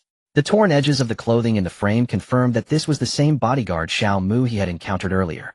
So Xiao Mu's clothes were stained with his own blood. He hadn't been uninjured, his wounds had healed. Yin Lei's sharp eyes noticed that not only had the external injuries healed, but several scars on Xiao Mu's chest had also disappeared. Thinking about how this miraculous medicine could be promoted even if only on a small scale, Yin Lei, who had once participated in post-earthquake relief efforts, felt deeply moved. If this kind of medicine could become standard issue, it could save countless lives. Especially in cases of severe external injuries where time is critical. Yin Lei watched the video several times, then hastily forwarded it to Li, adding a thought: Chief, I'll pay the 10,000 myself. It's a personal item. Yin Lei felt that this time Director Li might not have time to scold him. Li replied with another question mark. At that moment Li was in a meeting. When his phone rang, everyone looked at him. He calmly silenced it, sat upright, lowered his eyes slightly, and played the video without sound. It didn't take long for him to lose his composure. He glanced down at the video content. What kind of sci-fi scene was this? The video title read Usage Effect Demonstration. Had his good subordinate finally gone mad? Li watched the video twice, then looked at the chat history. A new product. Li understood instantly. His palms began to sweat slightly, his heart pounded wildly, yet his thoughts grew clearer. Tension and excitement surged through his blood. Li suddenly slammed the table, stood up, and left. Chief, the meeting isn't over. Where are you going? What meeting? It's over. Just a waste of my time. Dismissed. Li strode straight to his office without looking back, leaving his subordinates exchanging bewildered glances. The man in his 50s moved with the agility of a 20-year-old. What's gotten into old Li? Did something trigger him? I don't know. Maybe the military's attitude was too harsh. Didn't they just say our actions influenced theirs, and we should take responsibility? That's just an excuse. They don't want us to investigate. You all know that this time we ran into Lu Liu's special action team. The only reason they're willing to negotiate is because our people have Xiao Mu detained at the hospital. Otherwise we wouldn't have a say. Who's going to check on old Li? He might be too agitated. So a group of them quietly crept to the door of Li's office to check on their old boss. Soon they heard Li's excited, almost cracking voice through the walls. I'm sure. Don't bother me with meetings anymore. This is real. I've already sent someone to get the item. They could hear Li pounding the desk through the wall. I sent you the video. Take a look. Instant recovery. His subordinates scratched their heads again. What was Director Li talking about? Had he been this stirred up? Li really couldn't care less. He contacted every pharmaceutical-related leader he could reach. Soon word came from above. Li was to send the item to the Research Institute under the Longhua Pharmaceutical Academy, where they were ready to receive it. It was almost 9:30 in the evening, but no department complained about being tired. Everyone was working non-stop. Li sent someone to collect the medicine and deliver it to the Pharmaceutical Research Institute. Yin Lei's report soon arrived. Li scanned it and quickly found the key point. Good. The subject in the video was named Xiao Mu, suspected to be a military operative still in the hospital under their Special Services Bureau's control. This was likely a member of Lu Liu's Unit 7, the one Yin Lei had detained at the hospital. Excellent. They had been wasting the afternoon with meetings trying to block him. If not for that, they would have found Lin Heng long ago. Li slapped his thigh and immediately forwarded the information to the Pharmaceutical Research Institute. If they wanted the man, they could go ask those stubborn old scholars at the Research Institute. This was what they called contributing to national development. Li was genuinely thrilled. They were all veterans who had climbed the ranks through real experience. Each of them had subordinates who were injured and never returned to the team. People like them suffered external injuries all too often. If this medicine really worked as well as it seemed. No, even if its effect were halved. No, even if it were only 1/10 as effective. It could still save so many of the frontline personnel who laid the foundation for this peaceful life. In the end, Yin Lei kept one bottle of immediate relief for himself, while the other was rushed to the Institute of Pharmaceutical Sciences under the Dragon Kingdom's Academy of Drug Research. It was sent for testing under the highest priority and strictest standards. The institute quickly formed a special task force and set a high level of confidentiality. After the video was circulated on a small scale, all relevant personnel at the institute worked overtime. That night, the institute was astir with excitement. Even those who had already gone home as long as they were qualified to join the special team found ways to return. Those not selected for the special team, well-informed, began inquiring everywhere, even shamelessly rushing back to the institute to catch any first-hand information. The quiet streets at night stood in stark contrast to the brightly lit building of the institute. Several senior experts were respectfully invited back to the institute late at night. After viewing the video and the physical sample, they held an urgent discussion. They speculated that the medicine was likely composed mainly of traditional Chinese herbs, especially since the card on the box specifically noted plant-based. Finally, they decided to invite several renowned Chinese medicine practitioners from the Dragon Kingdom. Has the composition been confirmed? Where did it come from? Can we find the developer? It might be difficult. It was obtained by chance during a mission by the Special Services Bureau, and they specially delivered it. By chance. Everyone present was seasoned enough to know that chance was highly questionable, but the fact that the medicine was sent at all showed great sincerity. After all, many ancient medical formulas are considered taboo to share. A small portion of the powder has been taken for testing. Results should be ready soon. A doctoral student beside him respectfully reported the progress to his mentor. This rare opportunity was only possible because his teacher was willing to bring him along, otherwise he would have been like those outside anxiously pressing against the door. There is some good news. The injured person in the video is currently at the Bincheng Medical University affiliated hospital in Lansha City. They are undergoing routine checks, and tomorrow both the person and a detailed medical report will be sent to us. Moreover, teacher, the medicine is priced clearly limited to 10,000 per bottle. The key point was that it was still purchasable. The senior professors exchanged glances, not because the medicine was being sold, but because it was far too cheap. Given its effect, healing a deep puncture wound in 20 seconds, 10,000 was truly a bargain. Soon the test report was released. Everyone gathered to read the document. Indeed, 1/3 of the known components were entirely plant-based, consisting of several common Chinese herbs. However, the remaining 2/3 of unknown components could only be identified by elemental composition, and some substances had no records in any database. Components unknown to humanity. Everyone had anticipated this. Director Chi, the most authoritative figure at the institute, sat at the head of the conference room. He frowned as he reviewed the test report again. It was evident that relying solely on traditional Chinese medicine might not be sufficient. Let's invite a few botanists and also an ancient botanist, whom we need to discuss further. The specifics required further study. This was only the preliminary report. Subsequent tests had been arranged and human trials had already begun. Coincidentally, that afternoon, Professor Chen's young daughter had bumped her forehead at school and had to get stitches at the hospital. The sleepy girl was woken up by her father and brought all the way to the institute. She was dozing off in the lab when someone touched her wound, startling her awake. A crowd surrounded her, staring intently at the top of her head. Qinzheng then remembered that she had been stitched up at the hospital that afternoon, and the doctor had warned that a scar might remain. She was young, exceptionally beautiful, and had been studying musical instruments since childhood. Her teachers praised her talent, and her family intended for her to pursue a career in instrumental performance. Having already cried over the possibility of disfigurement being stared at now made her feel both sleepy and wronged, and tears streamed down her face again. But her father, who usually doted on her, didn't come to comfort her.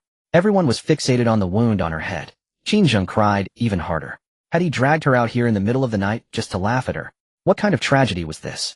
Usually during holidays, she was always asked to show off her talents. Now was she being paraded to display her wound? The room was filled with the sound of the little girl's sobs. She was crying so pitifully that no one dared approach. Soon a researcher with surgical experience from the project team rushed over with a small medical kit. He first comforted the girl, then administered local anesthesia, deftly removed the stitches, and before Qinzheng could react, sprinkled a dose of the powder onto the wound. Everyone watched as the powder slowly spread over the injury. A miraculous effect unfolded before their eyes.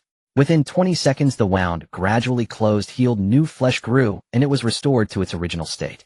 Seeing it firsthand was far more thrilling than watching the video. Oh my god. Quick, old Qin. It's healed. Did you record it? My god, it's terrifying. Such a real effect exists. Go check and confirm the personnel. Everyone has signed confidentiality agreements. Old Qin, have your daughter sign one later too. Arrange sick leave for her recently, but don't let her go to school for now. Amidst the excitement, Qinzheng finally realized after crying for a while that the wound no longer hurt. She tentatively touched the spot on her forehead where the wound had been. The skin was smooth and the injury had vanished completely. If not for the blood-stained sutures on the disposal tray beside her, Qinzheng would have thought the entire day was a dream. What did this mean? Had Dragon Kingdom's medical science advanced to such a level? Could it be that bringing the dead back to life and regenerating flesh were within reach? The girls sat there both astonished and overjoyed, hardly daring to believe it. Meanwhile, Director Chi had already begun making calls to inquire about where the medicine was bought and from whom. Who possessed such extraordinary ability to sell this medicine? Even if it were 100,000, it would be worth buying. When the mimetic alloy first appeared, some senior leaders at the National Research Institute had a vague idea of Lin Heng, but they only knew a general outline. No one knew exactly who he was. In the end, they reached a unified statement saying only that a supplier had been found. When it came to the Pharmaceutical Institute, senior officials held a meeting to evaluate the value of immediate relief and speculated that Lin Heng could likely produce more novel items. They simply raised the confidentiality level of his files even higher. Thus, the Pharmaceutical Institute only knew that the medicine was purchased. The senior professors there began frantically submitting reports to request more bottles for samples. Meanwhile, formal invitations were sent to several top-tier Chinese medicine practitioners, botanists, and surgical experts. The professors even invited a Taoist physician to join the discussion. It had been many years since the medical community had mobilized such a grand effort. A silent revolution was about to begin. It took only a few minutes for the message to reach Xiao Mu. He had just finished his basic checkup when his team contacted the Special Services Bureau. However, for some reason the Bureau was exceptionally difficult to deal with this time, stubbornly refusing to release him, insisting that their special operative had suffered severe psychological trauma due to their mistake. What a ridiculous excuse. Why were their people so special? As the two sides remained deadlocked, a turning point came with the report from the Pharmaceutical Research Institute. Soon Xiao Mu's team leader Lu Yi arrived at the hospital and cut straight to the point with a single sentence. Hand over the duties and report to the Pharmaceutical Research Institute tomorrow to assist with drug development. Afraid Xiao Mu might overthink it, the team leader uncharacteristically added an explanation. Don't worry, it's Chinese medicine. They'll also help regulate your body. Treat it as a vacation. It shouldn't take long. The two Su children were drugged with a sedative. Tests show nothing serious. They'll be discharged in a few days if there are no complications. Xiao Mu looked at his team leader, who was also in a sorry state, covered in blood and grime. He regretted not bringing money to buy a bottle of medicine from Lin Heng. Worried about his leader's injuries, Xiao Mu blurted out, "Do you have any money?" The question was straight out of Lin Heng's playbook. The team leader, a rugged man from the northwest, was always straightforward. He wouldn't have come personally if Xiao Mu hadn't held the line and endured so much pressure only to be detained by the Special Services Bureau. Explaining the mission details earlier was already special treatment for Xiao Mu. Now hearing the question about money, Lu Yi's expression turned stern. Working for the country and you're asking about money. Xiao Mu, are you itching for trouble? Xiao Mu realized his leader had misunderstood. The Pharmaceutical Research Institute probably just wanted to check the drug's effects. As the team leader said, treat it as a vacation. A vacation was a good thing, he wouldn't charge for it, would he? Xiao Mu quickly explained, no, team leader. I meant, do you have cash on you? I didn't bring my phone on the mission. How much do you need? The dark-skinned man's face was serious, but he swiftly pulled out his phone. They'll pay for you. What do you want to buy? Clothes. The clothes Xiao Mu had worn were torn to shreds, and he was now in a hospital gown. No, they'll bring me a uniform later. Team leader, someone saved me from death this time. If you trust me, his trauma medicine is excellent. You should get some. Xiao Mu leaned close to the team leader and whispered. Lu Yi, though straightforward, trusted his teammates. Although Xiao Mu was on loan during their time together, Lu Yi had come to highly value him. So without asking further about the medicine's effectiveness, he simply asked how much it cost. Xiao Mu whispered, he said it's 10,000 per bottle. How much? Lu Yi was stunned. He began to wonder if Xiao Mu had been hit on the head. What trauma medicine costs 10,000? That's on par with medical aesthetics. Even regular cosmetic procedures aren't that expensive. Team leader, just buy it. If necessary, consider it a loan. They'll pay you back tomorrow after I hand over my duties and get my phone. Xiao Mu quickly grabbed Lu Yi, who was about to lose his temper, and lowered his voice. Lu, trust me. The reason the Pharmaceutical Research Institute is transferring me is because of this. Xiao Mu also specifically instructed Lu Yi not to repay the money on his behalf. He would find time to personally thank Lin Heng tomorrow. Lu Yi remembered that before the fire that evening, when Xiao Mu last reported and he appeared on the video, covered in blood, with a very obvious wound on his chest. Moreover, when Xiao Mu injured his ankle, all team members had heard the process through their earpieces. After that, to remain completely hidden, Xiao Mu destroyed all communication devices and fought alone. Just now, before coming to see Xiao Mu, Lu Yi had asked the doctor in charge of examining him. The doctor holding Xiao Mu's medical records asked Lu Yi in surprise, "You're asking about Xiao Mu? What injuries?" "He's perfectly healthy, not a single wound. Look at these test results, they're textbook standard. But his clothes look like they've been through a war, far more damage than he is. Tisk, what a waste of time. Move aside." Lu Yi was chased out by the emergency room doctor.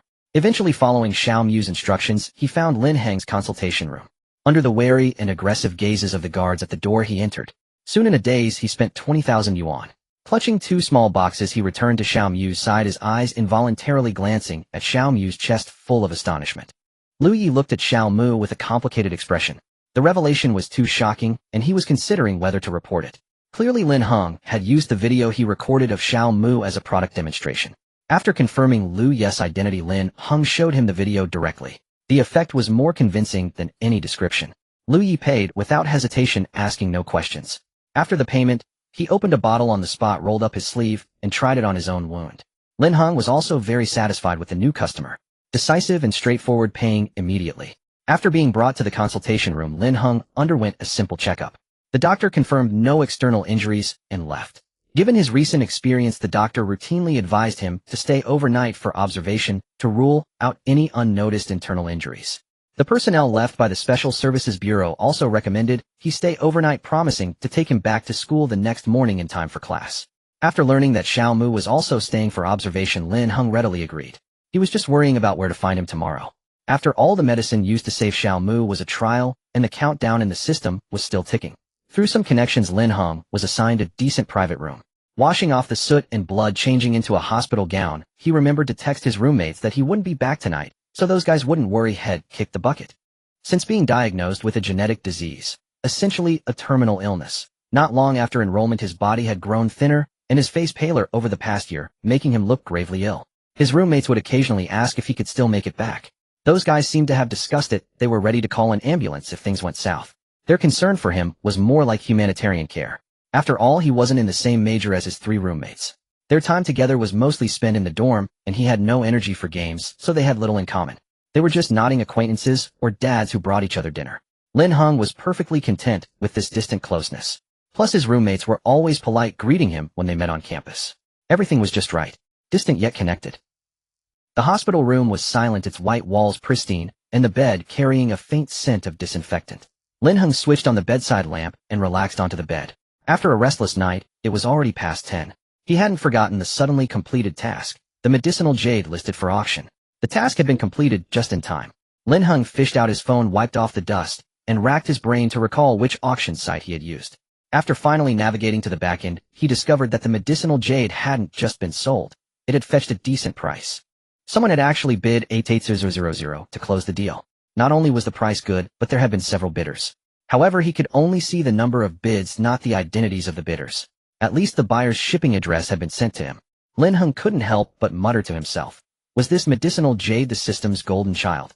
Regardless, the transaction wasn't truly complete yet. It had only succeeded on the website. The money hadn't reached his account, and he hadn't shipped the item to the buyer. By any logic, it was still in progress, far from finished. He had no idea what criteria the system used to judge completion. Baffled, Lin Heng could only flip to the completed tasks page and stare at it for a while, though he found no clues. The same text remained, only changed from in progress to completed. Task: medicinal jade. Trade method: auction only. Suggested price: 280000. Minimum quantity 1. Reward: 1000 energy points exchangeable for 10 days of life. Newbie bonus: early warning function. He tapped the task panel, and the system prompted convert energy points into life balance. Lin Heng decisively declined. He still had 16 days of life balance, and the temporary health boost he had borrowed from the system hadn't expired yet. Lin Heng was still wondering how many energy points he would have to pay the system later, or whether the system wanted money or energy. He needed to keep some energy points on hand. Moreover, if nothing went wrong, the instant relief task would be completed tomorrow, bringing another 1800 energy points. At that rate, keeping the 1000 energy points was more worthwhile. He remembered to check the exchange page, and as expected, the medicinal jade icon was still grayed out and unavailable. Could it be that because he was in danger and needed the early warning function, the system had settled the task early? So he was the system's golden child. Well, he didn't buy it. The system must have glitched. Lin Heng made that judgment and decided to stop worrying. After all, he had received the tangible benefit. Who cared why? He returned to the system's main interface, but found no introduction or icon for the early warning function, so he gave up. He clicked back to the task interface and looked at the newly appeared task. Task: secondhand cloak, part of the Giant Nation's toy set. Trade method: no restrictions. Suggested price: no restrictions. Minimum quantity 50. Reward: 800 energy points exchangeable for 8 days of life. This time the system had provided 10 extra items in stock. As usual, Lin Heng pulled out a cloak. The heavy blood-red fabric felt weighty in his hand, its vivid color almost dazzling. Yet he found it strange. The thing was incredibly light, almost weightless. He sprang up, grabbed one corner of the cloak, and gave it a vigorous shake. It didn't unfurl. The cloak was simply too large. He had to spread it out bit by bit on the bed. The fire incident today had given him a new perspective on his strength, but this cloak brought his inflated confidence back down to earth. When fully spread, the cloak was larger than the bed, with extra length trailing on both sides. Lin Heng estimated it could serve as his blanket, and then some. The cloak was enormous. He picked up one end, and spent a long time figuring out which side was which. He had little experience with such items. After scouring the internet, he finally found an image of a hand-drawn figure wearing a similar style. With some effort, he worked out how to wear it. No instructions at all, a thumbs down. Lin Heng silently grumbled at the system, then neatly folded the cloak. The blood-red color he had seen earlier was actually the inner lining. The outer layer was a silver gray that shimmered with iridescent reflections under the light. The upper part bore faint silver gray patterns with a subtle fine fringe, exuding a quiet elegance. The cloak sparkled even under lamplight. Lin Heng wondered if wearing it in sunlight would turn him into a searchlight. The fabric felt like suede smooth to the touch. After prolonged contact, it seemed to warm up slightly. Despite its thick texture, the cloak was surprisingly light, which felt incongruous. The material felt dense, yet weighed almost nothing, truly odd. Up close, it carried a faint, elusive fragrance. Searching online, Lin Heng found it resembled the cloaks worn with Hanfu in pictures. Overall, it looked quite stylish, but it was just too big. Lin Heng guessed that even for someone weighing 300 jin or standing 3 meters tall, it would still be oversized. And this was supposed to be a toy. Were the remaining dozens of items, all in such hard-to-describe colors. Still, compared to the previous items the system had provided, this one was quite conventional. Lin Heng planned to quickly set up an online store and list the items for sale. If they didn't sell, he could try live streaming. If that failed, a street stall. After today's ordeal, he had developed a phobia of making deliveries. Remembering that he hadn't asked Yin Lei about the follow-up on the mimetic alloy order, Lin Heng sent him a message. Lin Heng, for the wire-wrapped ornaments, give me the quantities you need. He'll arrange a location and you send a truck to pick them up. Yin Lei, okay. Lin Heng, I've used all the money you sent to buy alloy. Prepare more vehicles and people. Yin Lei, Lin Heng was satisfied that the other party raised no questions. He lay back on the bed, gradually relaxing. Though today's experience had been unpleasant, the instant relief task had gotten off to a strong start. 5 bottles, already sold. With 4,000 in revenue, Lin Heng now had a total of 4,800. He planned to use the 3,000 from the government to buy more wire-wrapped ornaments, keeping that money separate from his savings. Finally, Xiao Mu still owed 1,000 for medical expenses. With such miraculous effects, the 50-bottle task would likely be done by tomorrow, and the extra 20 bottles with bonus rewards from instant relief might also be completed. Recalling that he hadn't told Yin Lei the limit, Lin Heng grabbed his phone again and sent another message. Lin Heng, limit 6570. Hurry. Pick up. Yin Lei, okay. With nothing else to check in the system, Lin Heng turned over to think about his physical condition. Today, the doctor's examination still showed signs of the genetic disease in his body, but his personal health was genuinely improving, with significant gains in strength and speed. Lin Heng pondered whether his condition would change drastically once the temporary health buff wore off. Still, that didn't stop him from planning a fitness routine. It couldn't be rushed. He'd start with running. Later, he might ask Yin Lei if there was a place to learn martial arts or something. He put it on the agenda. As Lin Heng planned, he gradually drifted into sleep. The agents from the Special Affairs Bureau stood guard outside the hospital room all night, diligent and unwavering. Xiao Mu felt he had gotten lucky benefiting from such high-quality allied security measures, knowing full well it was thanks to Lin Heng. That night was one of the best sleeps he'd had in recent times. Xiao Mu wasn't at all worried about losing contact with Lin Heng. After all, judging by Lin Heng's demeanor, he wouldn't let go of that 10,000 yuan. The moment the door made a sound, Xiao Mu's eyes were already open.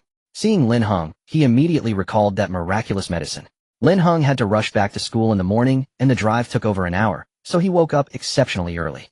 When he entered the ward, he was still groggy, and his newly changed casual attire made him look even younger. Lin Heng was still holding the large cloak rolled into a cloth bundle, burying his face in it. Upon seeing Xiao Mu, he raised his phone without a word, the screen displaying a payment QR code.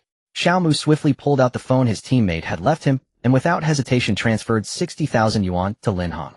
Lin Heng, clearly not fully awake, stared at the phone screen for a while, then belatedly looked at Xiao Mu, his expression gradually brightening.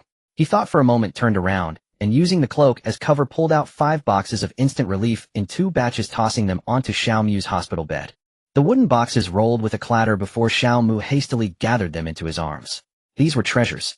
Xiao Mu clearly wanted to learn more about the details of instant relief. Such a miraculous thing, which he had personally experienced, filled him with intense curiosity. Xiao Mu speculated that such a fine medicine was either a product of intensive national research, not yet widely distributed, or a secret remedy from some ancient family. But either way it had a source, and if he could find out he'd know where to buy it next time he needed it. Annoyed by the questions Lin Heng could only offer, it's a 1,000-year-old secret recipe, exclusive medicine. Why so many questions? Then can I buy from you again, next time? Xiaomu still didn't want to give up, or if he couldn't find the source at least he could secure a stable supply. Yeah, add my contact. I work on a payment-first basis, no refunds. Lin Heng casually opened his friend QR code for Xiaomu to scan. After a moment's thought, he added, you have a legal address, right? Given the other's appearance, he was likely in a high-risk profession, and Lin Heng didn't want to deliver medicine to some strange place. Let me state up front, either pick up in person or use courier. I don't do deliveries. By the time Lin Heng arrived at school, he walked into the classroom right as the bell rang. On the way, he had also stopped by the campus courier point to mail the medicinal jade to the winning bidder. This class was a large lecture for 3 classes from 2 majors, leaving only the front few seats vacant. Lin Heng took a random seat at the corner of the first row. He held the cloak bundle and carelessly placed it on the seat next to him. Just as he wondered why the classroom was so crowded today, a voice from the back sneered, "Hi, anyone can crash the class now, how cheap." Lin Heng paused, turned to look around. A row behind him, a guy with spiky hair dressed in flashy clothes carrying a bag and with a computer on his desk looked quite pretentious. Lin Heng smiled at him, but before he could say anything, a girl sat down beside him and gave him a slap on the shoulder. Ignore him. That's Su Luofan, a rich second generation from the other major, a waste who thinks everyone's cheap. Lin Heng recognized the cheerful voice. It was their class academic monitor Tang Jing.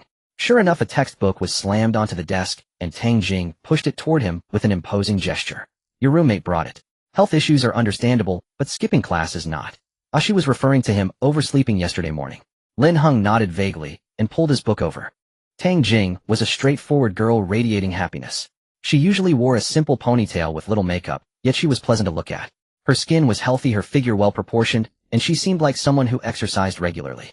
Her every move exuded a vibrant energy. She was the kind of girl who carried sunshine. Lin Heng remembered her well, partly because he envied that sunny vitality and partly because she was the only classmate who could compete with him for the scholarship. So far he had barely managed to stay ahead. Apart from academics, they had little interaction, largely because he had been busy seeking medical treatment while Tang Jing focused solely on her studies and little else. However, as the academic monitor, she would personally address any underperforming students who affected the class evaluation. For instance, skipping class. At other times, if there was nothing pressing, Tang Jing wouldn't seek him out. Sure enough, Tang Jing pushed a phone toward him. Lin Heng glanced down. It was the latest X-series model, which he knew started at a minimum of 5,000 yuan. What's up? Lin Heng didn't understand what Tang Jing was getting at. Tang Jing pressed the edge of the phone, unlocking it with her fingerprint, and pointed at the screen. Lin Heng, last night a flagship store for X-series phones called me saying they're collaborating with a certain trendy accessory promotion. 3 wire-wrapped accessories can be exchanged for 1 phone. I thought it was a scam, but they messaged me from their official account. I went to redeem them last night, and they really gave me a phone. Several of my friends who went with me all got one. Lin Heng, when you set up your stall at the night market, when did you start collaborating with X-series? Tang Jing held the phone, quietly gazing at Lin Heng. At that moment her eyes seemed piercingly sharp, but soon her gaze softened. Thank you, she said with a smile. Thank you for the accessories. The phone is beautiful. But please don't skip class, your studies are still important. You're welcome, Lin Heng said, rubbing his nose, not daring to explain. The first day he set up his stall, Tang Jing and her friends had visited the night market. Back then she had smiled and said she'd support his business, and the group of girls bought quite a few accessories. He suspected that this phone exchange event was a remedial measure thought up by Yan Lei and his team, though he wasn't sure how many wire-wrapped accessories they could recover. Once again marveling at the value of mimic alloy being higher than had imagined, Lin Heng decided to rent a warehouse after school to complete this transaction. Lin Heng opened his book. The next class was educational psychology, a double period, and soon the teacher walked in. Hello, everyone, and the new substitute teacher Zhou Yi. Due to certain circumstances, he'll be taking over the remaining educational psychology classes this semester. Let's get to know each other. He'll call the roll. The classroom erupted in groans, and Lin Heng was puzzled. So many people had shown up today, nearly filling the room, so there shouldn't be many absentees. Why the fuss over a roll call? Normally for a room that seated 300, half the seats should be empty. He looked up at the teacher, a man in his 30s with very short hair, wearing glasses and a dark suit. He leaned on the podium, reading names one by one without lifting his head. Claiming to get to know them, he simply waited for a response before moving on to the next name. Odd, Lin Heng thought.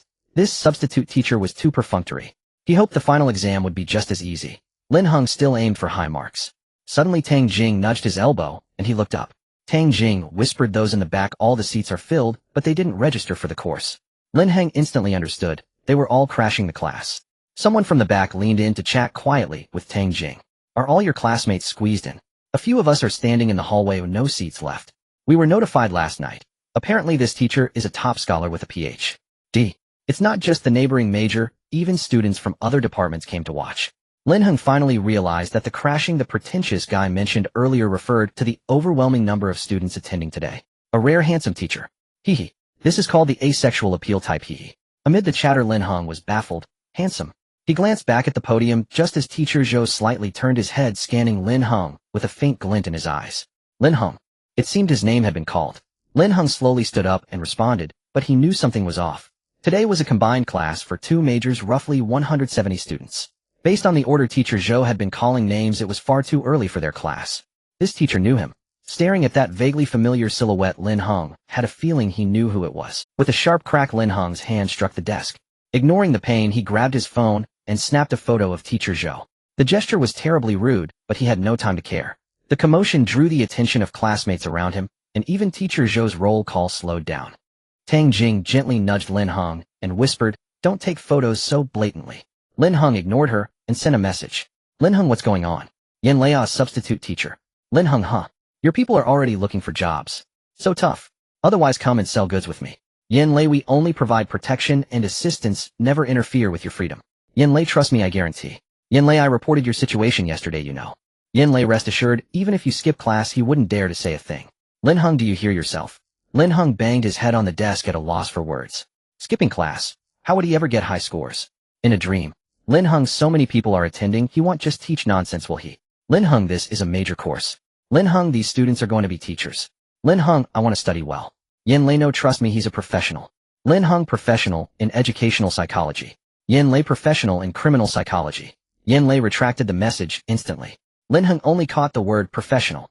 Then Yin Lei sent another message explaining in detail that Zhou Yi was indeed a psychology expert, and cleverly omitted which specific branch of psychology. This was a professional talent their boss had gone to great lengths to recruit. Ordinary schools couldn't even get him to teach. In other words, having Zhou Yi assigned was a privilege for the students. Lin Heng thought for a moment. Their school was a key institution after all. They wouldn't approve a substitute teacher without due diligence. So what Yin Lei said was probably true. Lin Heng, so can he give me the exam scope? Yin Lei, ahem, study hard. Lin Heng, 60-70, fast, sold 5 bottles this morning.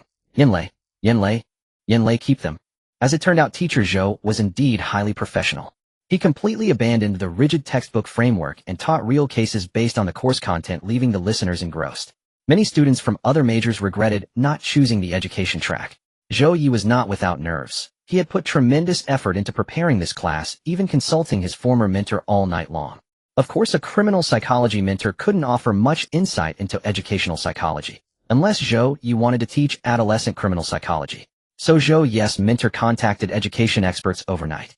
Fortunately, Zhou Yi was a true scholar with a solid academic foundation. Picking up the course content again was swift. Moreover, after polishing the case materials with several experts, Zhou Yi taught with ease. But he never forgot his mission. Teaching was not his only task. Consciously or not, he kept an eye on Lin Heng. Just as Lin Heng was getting absorbed, his phone rang. "Russell, your Alipay has received 1 million yuan, please check." The clear announcement echoed through the lecture hall, and many attentive students craned their necks toward Lin Heng. Even Zhou Yi's steady voice wavered with a hint of doubt, but he was trained. He continued explaining the case in a calm tone, as if he had heard nothing. Lin Heng, however, was startled, his hand trembling as he looked down at his phone. The transaction note for the 1 million yuan deposit read, "Medicine fee roundup, pick up at noon." That was an extra 400,000. Was he so scared that Lin Heng might sell out the quick heel? Lin Heng was baffled. He hadn't used Alipay for ages, only once when he set up a stall at the night market. Later, due to customer requests, he switched to another payment app. He had simply forgotten to turn off the announcement. And last time the payment was made to his bank card, oh, why had it changed to Alipay this time? Was it a different department's budget? Lin Heng guessed correctly. Research and medicine indeed had separate funding channels. But he had no time to ponder that now. Fortunately, Teacher Zhou kept his eyes straight ahead, acting as if nothing had happened, and continued the lecture. The students near Lin Heng, however, murmured for a long time. "What's that? Is that a WeChat ringtone?" "No, I saw it."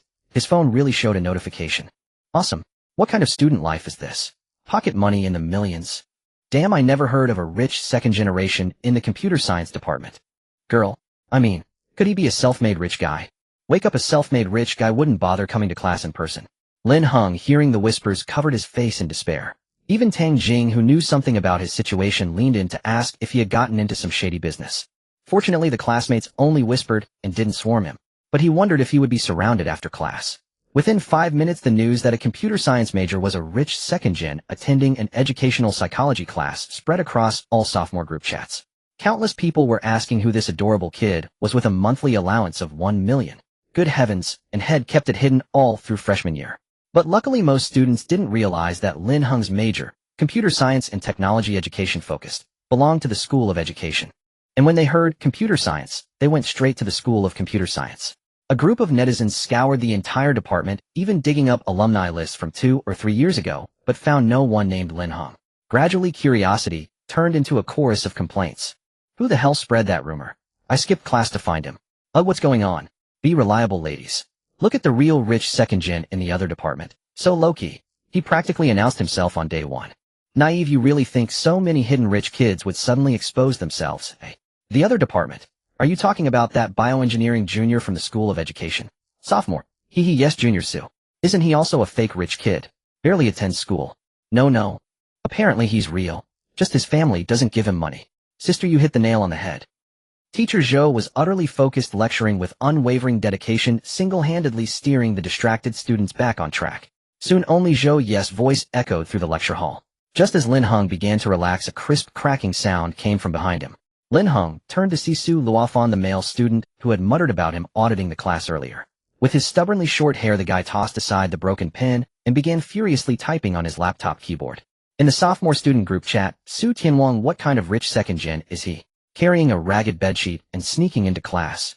Su Tianwang, are you all crazy comparing me to him? The clattering sounds grated on the nerves. Soon bloodstains from his hand were splattered across the desk. Before Lin Heng could see clearly, Teacher Zhou had already darted out from behind the podium, lunging like a cannonball towards Su Luofan's row. The gust of air from his movement swept past Lin Heng, and Tang Jing had already covered her wind-blown hair. Lin Heng turned back to look closely, but Zhou Yi had already peered at Su Luofan's computer and yanked him out from behind the desk. With a sharp slap, Zhou Yi closed the laptop. He remained utterly silent, his face clearly etched with cold fury. When he saw the blood, his heart had leaped into his throat. Thankfully, the student had only stabbed his own hand. He had feared the pen might fly and hit Lin Heng. The very first day at the night market and noodle shop, he had already seen Lin Heng with Captain Yen. Others might not know, but he had witnessed Lin Heng conjuring something from nothing that day, understanding how crucial that was. In fact, most of the teammates present that day were well aware. Especially after Captain Yan's report yesterday, the higher-ups' emphasis on Lin Heng had escalated again.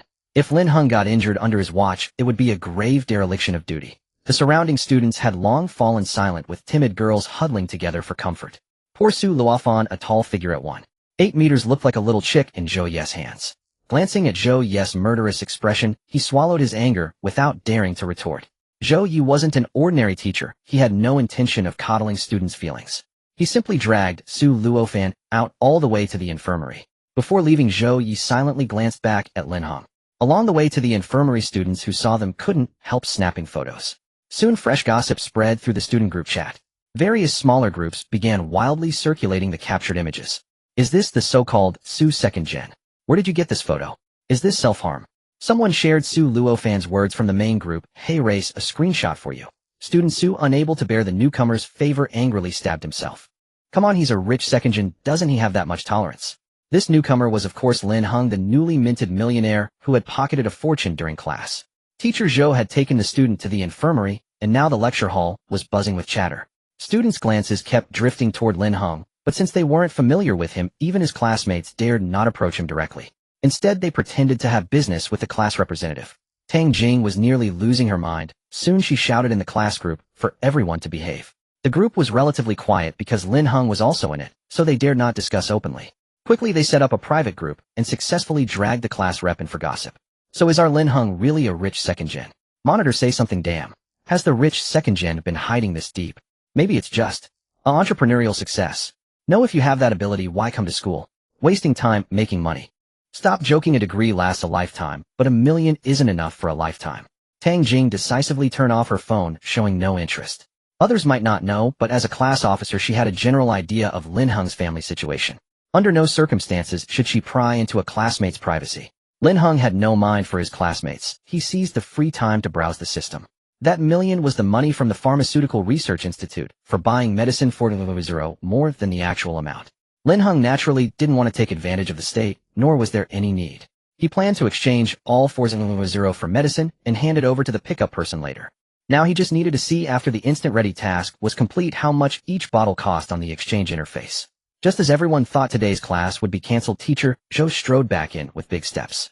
Amid the students' surprised exclamations, teacher Zhou calmly continued the lecture. Until class ended at noon, everyone was still buzzing. Isn't this teacher's speed a bit too ridiculously fast?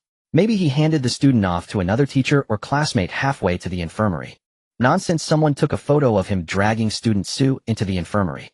Gosh, our classroom and the infirmary are far apart. He couldn't have crossed campus that fast, even at a sprint.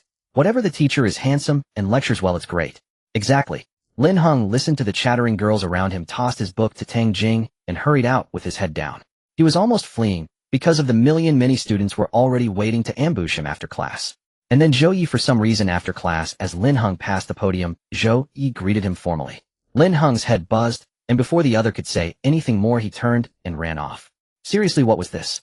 In novels, didn't they go undercover at school for covert protection? Good grief, was he just revealing his cards outright? If the female students saw that, would he ever get any peace? Lin Heng was in a hurry and couldn't overthink it. He dodged Zhou Yi and bolted outside. Before class ended, he received a message from Yin Lei. Someone was waiting at the main gate to treat him to lunch. Thinking about the soon-to-be completed instant-ready task, and the 180 energy points had earned, Lin Heng was brimming with motivation. This was the highest reward among the few tasks Lin Heng had undertaken. Converted to life balance, it meant an extra 18 days. A big deal. Near Binshur Normal University was a college town. Across from the main gate was a street of small eateries. At noon, after class, it was bustling everywhere. Exiting the school gate, he was greeted by the fragrant smell of food, making his stomach rumble. Lin Heng quickly found the person Yin Lei mentioned at the school gate. It was Xiao Mu. He stood at the entrance, his aura utterly out of place on campus, leaning against an unassuming black car. But when he met Lin Heng's gaze, he immediately greeted him warmly and opened the rear door for him. Heaven knew how hard he had tried to snag this task. That Captain Yin, who oversaw Lin Heng, was really tough to deal with. Seeing Lin Heng's surprised look, Xiao Mu smiled and explained, him reporting to the Pharmaceutical Research Institute this afternoon, so we'll bring it along. It's faster.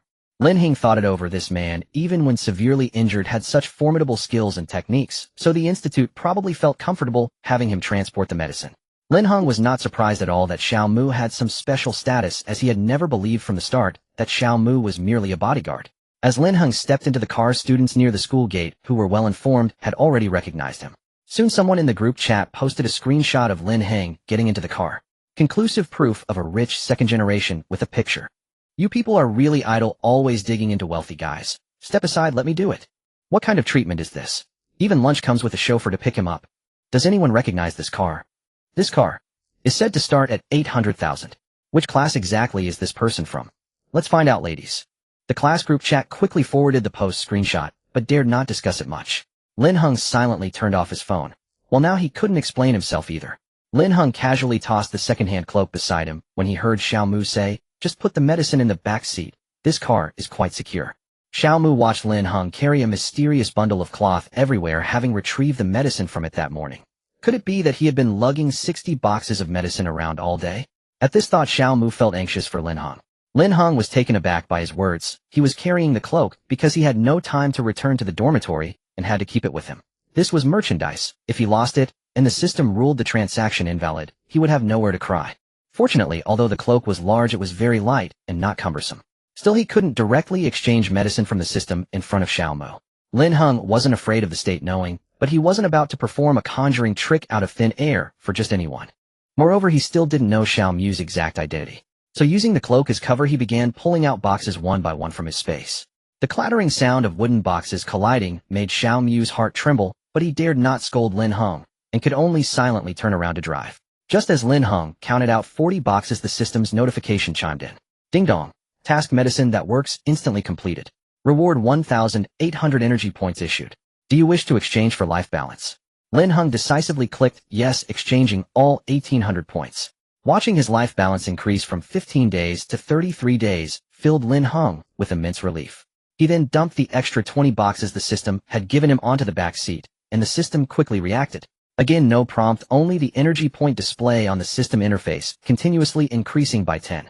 In total, he gained 200 energy points, bringing the system's total to 1204. Once he resolved the winding ornament matter, he could earn another 100 energy points. Lin Heng planned to handle it that evening. He relaxed into the seat, stretched lazily, and silently cheered in his heart, celebrating that he could finally live beyond a month. A milestone victory. Though he dared to face life and death, who wouldn't want to live if given the chance? 33 days still seemed too few, but compared to before when he was terminally ill with no cure, Lin Heng felt this was excellent. Next, he needed to worry about how to sell the cloak. A new task had quietly appeared in the system list, but Lin Heng didn't rush to check it. With a bit more leeway in his survival balance, he planned to wrap up the previous tasks first. He opened the exchange page and saw that the instant cure icon was now lit with the price displayed. Instant cure medicine, 5,000 yuan per bottle. Lin Heng thought to himself this price was surprisingly reasonable. 5,000 per bottle, half the cost of the system task fee. The extra 4,000 yuan paid by the Pharmaceutical Research Institute allowed Lin Heng to exchange for 80 bottles. Although he told Yin Lei it was limited, Lin Heng was happy to give the institute more. He hoped they could develop a better formula. Over the past year of seeking medical treatment, domestically produced medicine had saved his dignity. With 140 wooden boxes, the seat couldn't hold them all, so they piled up, even on the floor. Sitting among a heap of boxes, Lin Heng belatedly realized that this price setting was the system's way of giving him profit margins. He couldn't possibly lower the price of something he sold for 1,000 yuan, no matter the logic. So by selling exchanged items later, he could pocket the difference as profit. For example, instant cure normally sold for 1,000 yuan. If he continued selling it, he could earn 5,000 yuan per bottle. Could the system really expect him to make money to exchange for life balance? 1 million for a day?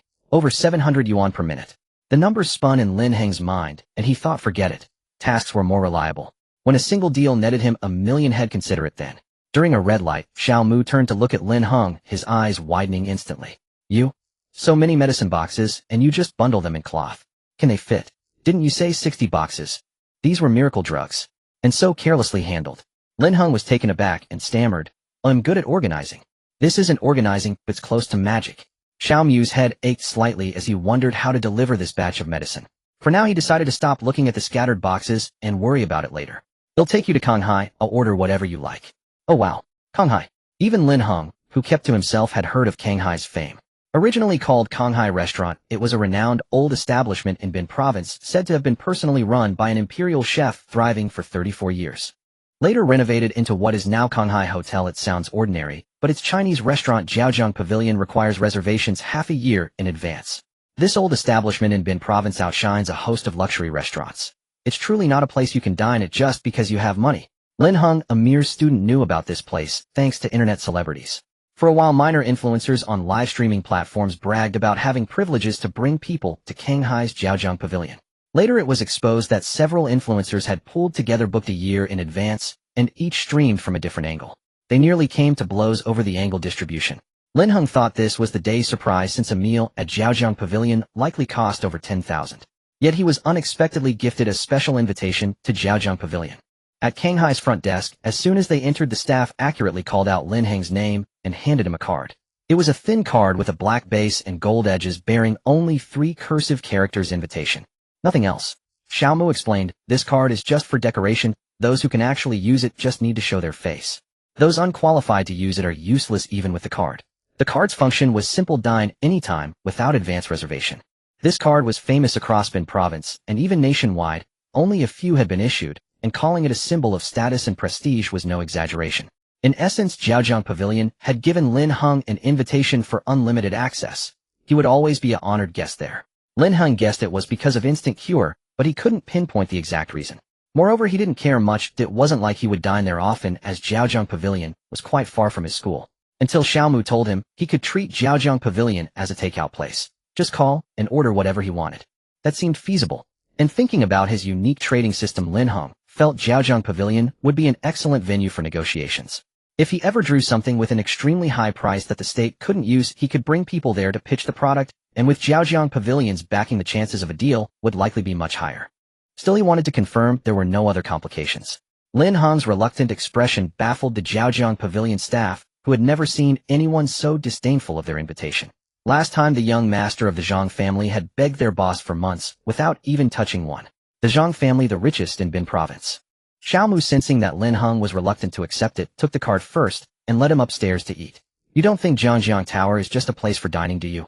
Xiao Mu pointed downward with his thumb and asked Lin Heng with a smile, So did you know there's a shooting range downstairs? A shooting range. A shooting range. Yes, a shooting range. Konghai is run by my comrade's family. This building isn't just about food. I borrowed the garage from him, otherwise I wouldn't dare leave the medicine in the car and invite you to this meal. So are you interested in visiting the shooting range? They have instructors. This card of yours grants you unrestricted access throughout the entire Konghai. As I recall, all basic expenses are covered. Xiaomu was confident that a sophomore boy wouldn't turn down a shooting range.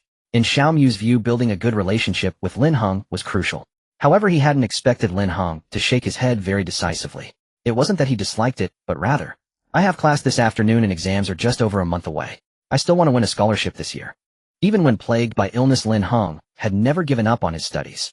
There was no reason to abandon them now that he had a way to survive. It wasn't that he loved being a teacher, rather finishing university was a promise he had made to his foster mother. The shooting range could wait for another time. Xiaomu was stunned, never having considered the issue of academics. Jiangjiang Tower was on the 9th floor of the building. They sat in an elegant private room with a splendid view through the floor-to-ceiling windows. However, Lin Heng was genuinely hungry and the dishes Xiaomu ordered were sumptuous, so he focused entirely on eating. Seeing that Lin Heng was almost finished eating and still hadn't taken the card, Xiaomu thought for a moment and decided to come clean. Konghai is the establishment of my old squad leader. In my first year of enlistment, my squad leader led us on a mission at the border. He saved me several times, and the last time he injured his leg. He hasn't been able to stand for about 5 or 6 years now. Xiaomu looked down at the view outside the window, avoiding eye contact with Lin Heng. Lin Heng slowed his eating pace and listened quietly. Yesterday, I actually broke a rib and injured my lung. Xiaomu felt his chest, saying, "It's amazing. When I woke up, I checked and found no trace of the fracture. I don't know if I was just lucky, but even the bone hadn't shifted." So you want your squad leader to try the medicine? Lin Heng put down his chopsticks and considered his words before speaking. The instructions for instant relief say it's for external use. No one knows if it works on old injuries. I only handle sales, not after-sales service. Maybe you should wait for the research institute. I have a way. Xiaomu smiled at Lin Heng and said, "And my old squad leader has agreed to try it." Though called old, the squad leader wasn't much older than Xiaomu. Xiaomu had immediately sent the video of his wound healing obtained from Yen Lei to his old squad leader. After watching the video, the old squad leader and Xiaomu were of one mind. Under Lin Heng's puzzled gaze, Xiaomu said softly, "We plan to make it an external wound again." Seeing that Lin Heng understood, Xiaomu didn't elaborate further. After the meal, just as Xiaomu had dropped Lin Heng back at school, he received a call from the old squad leader. "How is he? The kid's quite interesting. I heard he didn't even want the invitation card." The old squad leader's booming voice came through the phone, and Xiaomu chuckled. Indeed, he found it too troublesome. I offered him exclusive delivery, and he still found it troublesome. In 37 years of business, he's the first. The old squad leader grumbled a bit, then lowered his voice and asked cautiously, "So did he accept it?" Reluctantly, "But it's fine." A relaxed sigh came from the other end, followed by a choked voice after a long silence. "Thank you." "What are you saying?" "They'll send you his contact info later. You can buy medicine from him next time." Xiaomu hung up the phone and sighed, feeling incredibly fortunate to have met Lin Heng. He had gone to great lengths to snatch this task from Yen Lei, dragging Lin Heng to that meal, all to ensure his old squad leader had no worries. No one knew if their plan would work, but they had to try to be at peace. The Jiangjiang Tower in Konghai truly lived up to its reputation, a magnificent feast. Lin Heng had never even heard of many of the ingredients and cooking methods. After a hearty meal, Lin Heng was driven back to school. As he got out of the car, he carried a paper bag with the Jiangjiang Tower logo containing the second-hand cloak. It was a bit late and few people were on campus. Most were heading to classrooms for class. In the afternoon, he had a practical class in algorithm analysis and design in the computer lab. Lin Heng cut through the administrative building with the bag in hand. Just as he rounded the corner of the administrative building, the system suddenly flashed a line of text warning: collision alert. Host, please evade. Lin Heng abruptly halted, and a second later someone came crashing toward him. Ouch! Lin Heng dodged, instantly pressing himself against the wall. The person who fell crashed to the ground, the metal stand of their poster clattering onto the floor. If he hadn't dodged, the stand would have pierced him. The system had finally come through. Ryup. The sound of tearing paper was crisp. Lin Heng, leaning against the wall, was momentarily stunned before realizing the bag he was holding had been in front of him. Lin Heng quickly discarded the bag torn by the stand and tried to salvage the cloak that had fallen to the ground. Fortunately, it wasn't dirty. He searched for any damage. "Damn it, can't you help me up first?" The person who had fallen was grumbling, struggling to get up. Soon a man in a black windbreaker and sunglasses ran up and hoisted him up with one hand. "Brother Meng, I'm dead from that fall. And this student didn't even help me. He dodged when I came flying." "Hey, Brother Meng, it really wasn't my fault. Look." The man who had lifted him casually pushed him aside and walked up to Lin Heng. Hello, classmate. I'm Mingguan. Lin Heng vaguely recognized the name. He seemed to be a celebrity with a reputation for a bad temper. Sorry, that's my assistant. He's a bit clumsy. Did he hurt you? Mingguan looked Lin Heng over to confirm he was fine before turning to scold his assistant. He had clearly seen that if this student hadn't dodged quickly, he would have been impaled by now. Mingguan felt he was truly unlucky to have such an assistant who was also a relative he couldn't easily get rid of. Today was supposed to be a simple promotional shoot for the school, and he still managed to cause trouble. Lin Heng was surprised that the man seemed relatively good-tempered. Just as he was about to say something, he saw the man angrily slap his assistant on the back, then turn and point at the cloak in Lin Heng's hands. How much? He'll buy it. Did he damage it? Mingguan saw the paper bag on the ground. His assistant might not recognize it, but he knew Jiangjiang Tower. It wasn't a place just anyone could go. Even the paper bag alone could sell for a few hundred online. In a bad mood, Mingguan's tone turned curt. Hurry up, I'm in a hurry. He needed to get ahead of the fans to avoid being blocked at the school gate. Lin Heng was momentarily stunned before realizing the other party wanted to buy the cloak. He didn't bother to explain. After all, it was just merchandise, and who bought it didn't matter. However, he hadn't decided on a price, so he vaguely said, "It's secondhand, so this is the price." Lin Heng pulled out his phone to display the payment QR code, casually waving his other hand with 5 fingers spread. Mingguan felt a pang of bitterness thinking this secondhand item. So expensive. Is it worth it? He glared at his assistant, gritted his teeth, and scanned the QR code. Lin Heng saw the payment notification, 50,000 yuan. Mingguan paid, grabbed his assistant, and left without looking back. By the time Lin Heng counted the amount on his phone and looked up, the man was gone. Could this be the price of celebrity goods? Lin Heng thought to himself he had only intended to charge 50 yuan. The gesture of 5 fingers was indeed a bit hopeful, but he never imagined it would exceed 500. From today on, he would firmly tell everyone that Mingguan had an excellent temper. A truly good person. He picked up the torn bag from the ground, folded it simply, and planned to throw it into a trash bin later. Mingguan, suppressing his anger, finally got into the car and left the school safely. Sitting in the van, his first task was to message his agent. Immediately, right now, get rid of this assistant. He couldn't stand it any longer. What second-hand item could possibly sell for 50,000? He didn't even know what he had bought. He looked down at the large bundle of fabric beside him with the blood-red side turned outward. He tugged at it casually, but the thing was so large that he couldn't find the end. Mingguan couldn't help but suspect he had bought a bedsheet. A 50th Zanduan second-hand bedsheet. This was madness. Mingguan carelessly tossed the thing into the back seat, anxious to catch a flight, and had no time to deal with it. Little did he know his so-called assistant had packed it into his backpack along with his outdoor gear. In the afternoon, there was a practical course on algorithm analysis and design. Lin Heng scratched his head, never imagining that such a specialized subject could have any connection to psychology. Zhou Yi on the podium also clearly hadn't expected to teach so many courses. Yet surprisingly, he could manage. At least it was sufficient for sophomores. After all, the Special Services Bureau demanded versatility. Zhou Yi was capable of teaching this course, and he felt the students were receptive enough. Especially Lin Heng's class, which had many female students who were very friendly toward Zhou Yi. Overly enthusiastic kind of friendliness. However, when met with Lin Heng's indifferent gaze, Zhou Yi still felt an inexplicable guilt. Today, when he got back, he would start learning immediately. He would seek the most skilled computer engineer in the bureau as his master. He had to study hard, and perhaps even pursue a doctorate for further improvement. The driven Zhou Yi, spurred by Lin Heng's gaze, embarked on a path of no return. Lin Heng silently opened the chat with Yan Lei and sent a straightforward message. Lin Heng, did you guys even assign someone to the cafeteria? Yan Lei, the only member I have at the school is Xiao Zhou. Yan Lei, but the bureau did send a few newcomers who wanted to experience life. Once again, marveling at the importance of mimic alloy, Lin Heng overlooked the thrill of almost ready. Lin Heng put away his phone, deeply grateful that the system had given him mimic alloy instead of mimic weapons. Otherwise, at this moment, it wouldn't be the Special Services Bureau coming to school to experience life with him. He would probably be the one experiencing life at the Special Services Bureau. He arrived a bit late, casually greeted Teacher Zhou, and entered the classroom. Before he could sit down, he heard a classmate behind him whisper, "Lin Heng, did you go to Jiaozhong Pavilion?" Lin Heng looked at the classmate in surprise, who shook his phone and whispered, "Someone posted a photo of you holding a Jiaozhong Pavilion paper bag in all the year group chats." By the time Lin Heng sneaked into the group chats, the rumors about him had already spiraled beyond recognition. Seeing the unstoppable trend, Lin Heng decided not to curb it. Not only did he not explain, but he even fanned the flames. Lin Heng personally posted an advertisement in all the major group chats under his real name. Me, not a rich second generation, but a second-hand dealer. High quality, low price, welcome customers. Pay first, limited stock, no refunds. Below it was the link to his newly opened online store. Only one item was listed, a second-hand cloak, a toy from the Giant Kingdom. Price 500, with 59 items in stock. The product image was a photo he had taken casually at the hospital, simply showing the colors on both sides. The product description consisted of just one word: enormous. For a time, this online store went viral across the campus. Everyone wanted to know how a college student could make $1,000,000 from a single order. Meng Guan became an instant sensation.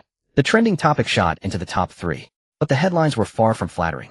Trapped in a snowstorm by his own, will sharp scream triggered avalanche official emergency rescue. Meng Guan buried in avalanche. Meng Guan's fame came from 2 recent hit web dramas, where his portrayal of an upright police officer had deeply resonated with audiences. Coupled with his handsome looks, sharp defined features, especially his deep soulful eyes, and his outstanding charisma and acting skills, he quickly gained a large fan base. However, his real personality was the complete opposite of his on-screen character. He was a lively, impulsive person, but loyal to his friends. His family was in business, so he had never lacked money. Acting was merely a hobby. Besides acting, his greatest passion was extreme sports. After leaving Bincheng Normal University, today Meng Guan headed straight for the airport. He had made plans with a few friends to climb a snowy mountain, and leaving now would allow them to enter the mountain after dinner. When the overwhelming snow came rolling in, he was in the valley streaming live with his equipment. The guide had told him that after another stretch there might be no signal for the live stream. So all the fans in the live chat that day saw the raging snow behind him. Boundless snowflakes suddenly lost their balance, cascading down from the peak at lightning speed, carrying an immense force that crushed everything into powder. The live chat comments scrolled wildly, but Meng Guan could no longer see them. When the avalanche began, the massive snow blocks surged like an overwhelming flood, unleashing a deafening roar. The entire scene was like an apocalypse, the unstoppable force of nature revealing the fragility and insignificance of life. The filming equipment was long gone. Meng Guan was lucky. He barely managed to cling to a tree at the edge of the surging snow sea and was pulled into a snow cave by his guide and friends, narrowly surviving. The guide Zhou Zhuang was pale with lingering fear, barely daring to breathe. He whispered for everyone to gather the supplies from their backpacks and see how long they could last. Listening to the howling wind outside and feeling the ground tremble, Meng Guan's fingers stiffly opened his own backpack. They were trapped here, most likely buried under the snow. The narrow snow cave had been completely blocked by the debris from the avalanche. "I still have some food and water," said his friend Zhang, when his calm voice barely concealing his fear. "I have some here too." The guide Zhou Zhuang's voice was already trembling with tears. The 2 men huddled together, clutching their backpacks, their eyes filled with hope as they looked at Meng Guan. "I should still have a way to keep warm." The moment Meng Guan opened his backpack, he was stunned. "What is this? What the hell is this?" Meng Guan's hands trembled as he pulled out the massive piece of fabric from the top of his backpack. Its blood-red color seemed to mock the nonchalance he had felt when paying for it. The 50th Zanduan bedsheet. Meng Guan was furious. His spare clothes, his thermal sleeping bag, his water. All had been replaced with this huge piece of fabric by his so-called good assistant. Having his bag tampered with was already unbearable, but to have his things swapped out. Meng Guan's eyes reddened, his whole body trembling as he grabbed the fabric and waved it a couple of times, but he couldn't even unfold it.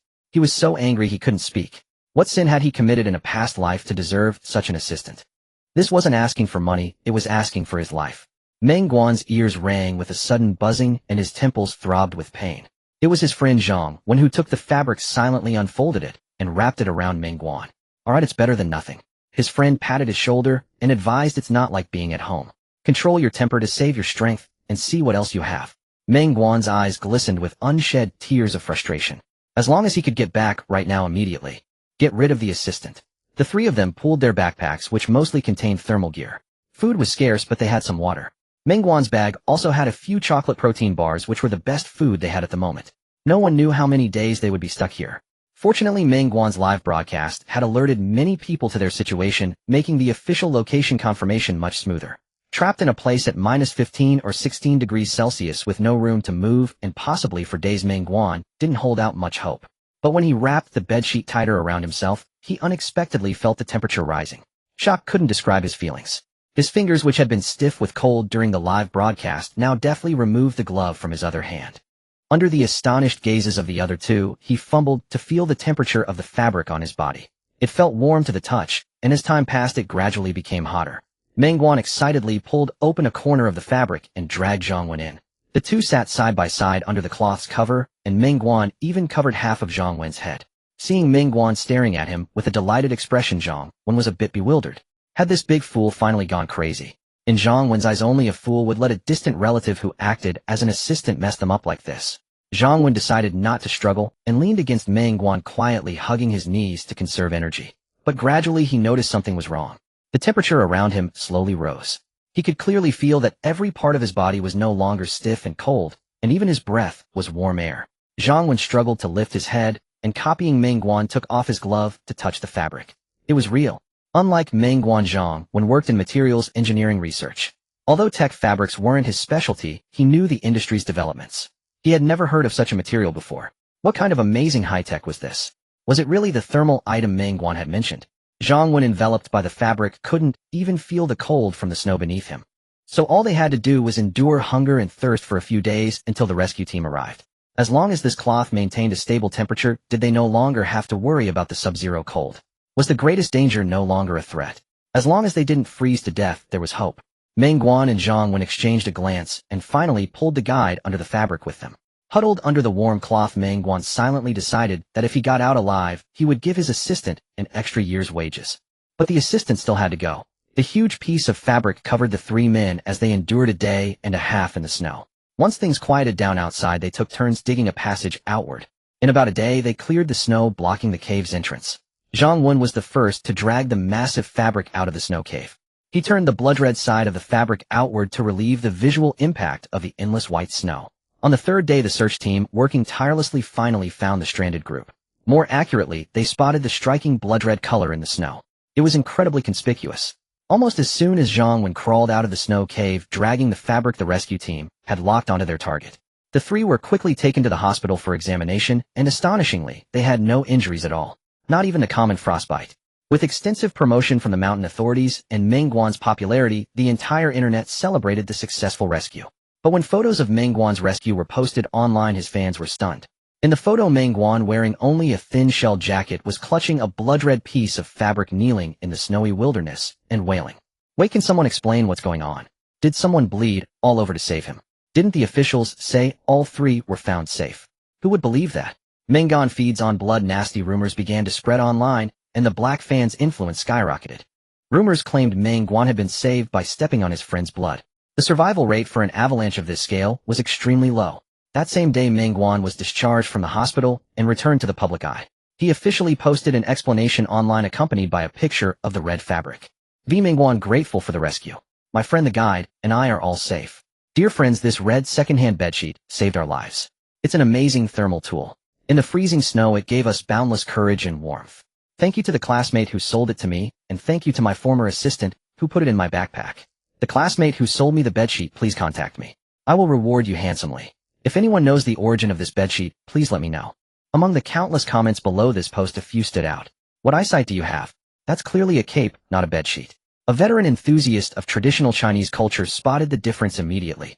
The stitching does look like a cape, but the size is really questionable. It could easily serve as a blanket. What's going on, everyone?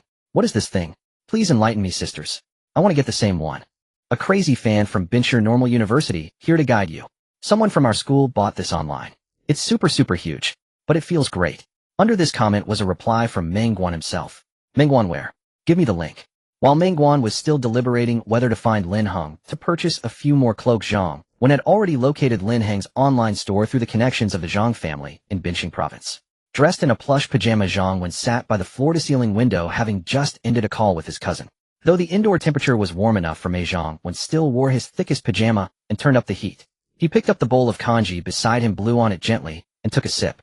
News of his avalanche ordeal, being buried for 2 days and emerging unscathed, had already spread throughout his family. Recalling the curious glances of the doctors when he and Meng Guan were admitted to the hospital, Zhang Wen shrank his shoulders. Several physicians had examined them repeatedly, eventually fabricating a diagnosis of oxygen deprivation in an attempt to keep them hospitalized for 2 more days. Both of them declined, though the guide chose to remain for observation. Zhang Wen opened his phone and examined the newly discovered online store. The shop was utterly bare, retaining its original template, rather shabby. It listed only 2 items: the cloak he had seen and apples. Xiao Lin Xin, eat and be free from plagues. The name of the apple was intriguing. Second-hand cloak, toy of the giant kingdom. Zhang Wen clicked into the cloak page first and couldn't help but chuckle. The description was bluntly succinct, immensely huge. Thinking back to the fabric that had sheltered 3 men from the cold, Zhang Wen mentally applauded the description. Stock 59 items. Sold 5. After a moment's thought, he decisively ordered 20 pieces. Having personally experienced the miraculous quality of this second-hand cloak, he planned to send it to his company's relevant team for reference, hoping to replicate its properties. Perhaps this fabric could perfectly integrate with their company's controllable biological fabric chips. Their firm intended to develop these chips for medical applications, but the material requirements were exceedingly stringent, and they had been researching for a long time. A breakthrough was within reach. Zhang Wen calculated the dimensions and left some stock for Mengguan. However, he forgot that Mengguan was a celebrity. When he refreshed the page after placing his order, the stock had already been cleared to zero. Staring at the numbers in shock, Zhang Wen immediately thought of the frenzied female fans begging for the same outfit under Mengguan's Weibo posts. Grateful for his swift purchase, he resolved never to let Mengguan know he had secured the cloaks. It must be kept secret. Zhang Wen had selected self-pickup for his order, and the store promptly messaged him that the goods were already at the courier station. He didn't even need to collect them himself. A subordinate could retrieve the items and deliver them to the RD team. While handling messages, Zhang Wen clicked back to the store and opened the Apple product page next to the cloak. The product image showed a cut apple, poorly photographed. At 5 yuan each, the price was high for apples. The product description was remarkably honest, just apples incredibly fragrant. Zhang Wen stared at incredibly fragrant and inexplicably recalled immensely huge from the cloak page. Perhaps the shop owner's style was to give arbitrary names and keep descriptions down to earth. After a moment's thought, Zhang Wen ordered 20 apples, also for self-pickup, to be delivered to his residence. He was curious. If immense was truly immense, how fragrant was incredibly fragrant. It was a pity the store lacked proper decoration and promotion, or it would have attracted more buyers. Unaware that Lin Heng's store was hastily set up with no preparation, Zhang Wen ordered another 20+ apples for his cousin. He remembered his cousin had always disliked apples since childhood. He smirked. Soon a subordinate informed him that the cloaks had been delivered to the RD team. Zhang Wen promptly confirmed receipt, left a positive review, and messaged the owner, "Boss, does this fabric come with after-sales support? We're developing smart biofabrics." He intended to inquire about the fabric source, but doubted the owner would reveal his supplier. So he left the message to gauge the response. Satisfied that everything was in order, Zhang Wen rested. Zhang Technology's RD team was renowned for its high benefits, demanding work, but generous pay. When the overtime notice was issued, the team members merely nodded calmly, popped afternoon snacks into their mouths, and gathered in the meeting room with notebooks. They even had the energy to gossip about recent company changes. That new manager Zhang, the one in charge of product RD, he's quite something, said to have connections. With the surname Zhang, he's probably a Zhang family insider. Maybe an illegitimate child. But he's genuinely studied abroad, reportedly at a top school, so he shouldn't be here just through connections. I heard this new project was his initiative. A newcomer taking charge. TSK. It's reckless. We haven't even mastered basic biomaterials, and he's leaping into controllable biofabrics. Isn't he afraid of overreaching? No one dared to respond. Team leader Liang, a veteran at the company, had been the unofficial frontrunner for the product RD manager position before Zhang Wen's arrival. The team leader was indeed skilled. For 2 months, Liang had been irritable, and his subordinates avoided him. They quickened their pace into the meeting room. Liang lingered behind, muttering under his breath. The room fell into an eerie silence. Those who entered first made no sound. Puzzled, Liang peeked around the lobby decor into the room. A tall, middle-aged man leaned against the conference table, casting a cold glance at him. President Zhang. Liang panicked, slightly hurrying to his seat, while wondering if his earlier complaints had implicated President Zhang. This was no mere manager Zhang when Zhang Kaidong was the current head of the Zhang family. As Liang sat down, he couldn't help but mutter. Could Zhang Wen really be the family's illegitimate child? Once everyone was present, the assistant distributed materials. Each person received a confidentiality agreement. Zhang Kaidong's speech was brief and direct. The company's RD focus will shift entirely to this new project. All present are qualified participants. You've seen the project initiation materials. Those willing to join sign and stay, those who aren't leave now. It's your choice. The project officially starts tomorrow, led by Zhang Wen. Normally such a project kickoff wouldn't require Zhang Kaidong's presence, but today was special. The 30+ people in the large conference room exchanged glances as they heard the door lock click. What happened to voluntary choice? Was that locking sound really necessary? Had it not been for the consistently stellar reputation of the Zhangshi Technology Group, employees might have thought the company was about to sell them off. Over the course of half an hour, everyone gradually signed the confidentiality agreements. After all, with such a cutting-edge research project bearing similarities to their previous work, with funding and partners already secured, and the company's generous treatment, what difference did the specific content make? President Zhang had made it abundantly clear that the company's future development would revolve around this project. Why wouldn't they swarm to the core department? After all, they were here to earn a living and build careers, not to pursue ideals as scientists. Subsequently, the assistant distributed the detailed materials. Each person received a palm-sized fabric sample along with an initial inspection report. Flipping further, they found the project plan and partner information. The RD team members felt the fabric in their hands, discussing the potential materials needed But when they turned to the partner section, soft gasps of surprise rippled through the conference room. Oh my God, am I seeing things? What's going on? Isn't our parent company just a conglomerate? How did we end up cooperating with a state agency? I recall there were past collaborations, but this time it's too rushed. I didn't even hear any whispers about the project's preparation. What you're talking about were state-supported projects. This is different. It's a collaboration with the Military Academy of Sciences. No wonder we had to sign first. Does this mean we can't go home? It shouldn't. Come to that right. After all, it's just a piece of fabric. We're not developing missiles. Zhang Kaidong was indeed in a hurry. Zhang Wen only knew that their recent focus was on a biomedical fabric project aimed at creating lightweight material capable of real-time monitoring of all human body indicators, while also reducing costs for widespread adoption. Zhang Wen was unaware that this proposal had originally been part of a project the Zhang family planned to collaborate on with the military, but it had been shelved due to its difficulty. When his cousin purchased the batch of second-hand cloaks and sent them to the company, Zhang Kaidong received the news immediately and paid some attention. He roughly knew that his cousin had experienced an avalanche, and that the fabric likely had some technological value, so he arranged for it to be handled normally, pulling together personnel to form a project team for research. He even traced the fabric's origin to Lin Heng's online store, thinking he should support his cousin's entrepreneurial venture. But he never expected his subordinates to come to him reporting that the fabric couldn't be cut. Zhang Kaidong momentarily thought he had misheard. As a proper chairman, showing concern for the project was already a gesture of care for his cousin, and how could cutting fabric become an issue brought to him? Had the entire secretarial office collectively gone AWOL? While Zhang Kaidong was bewildered, his chief secretary finally arrived.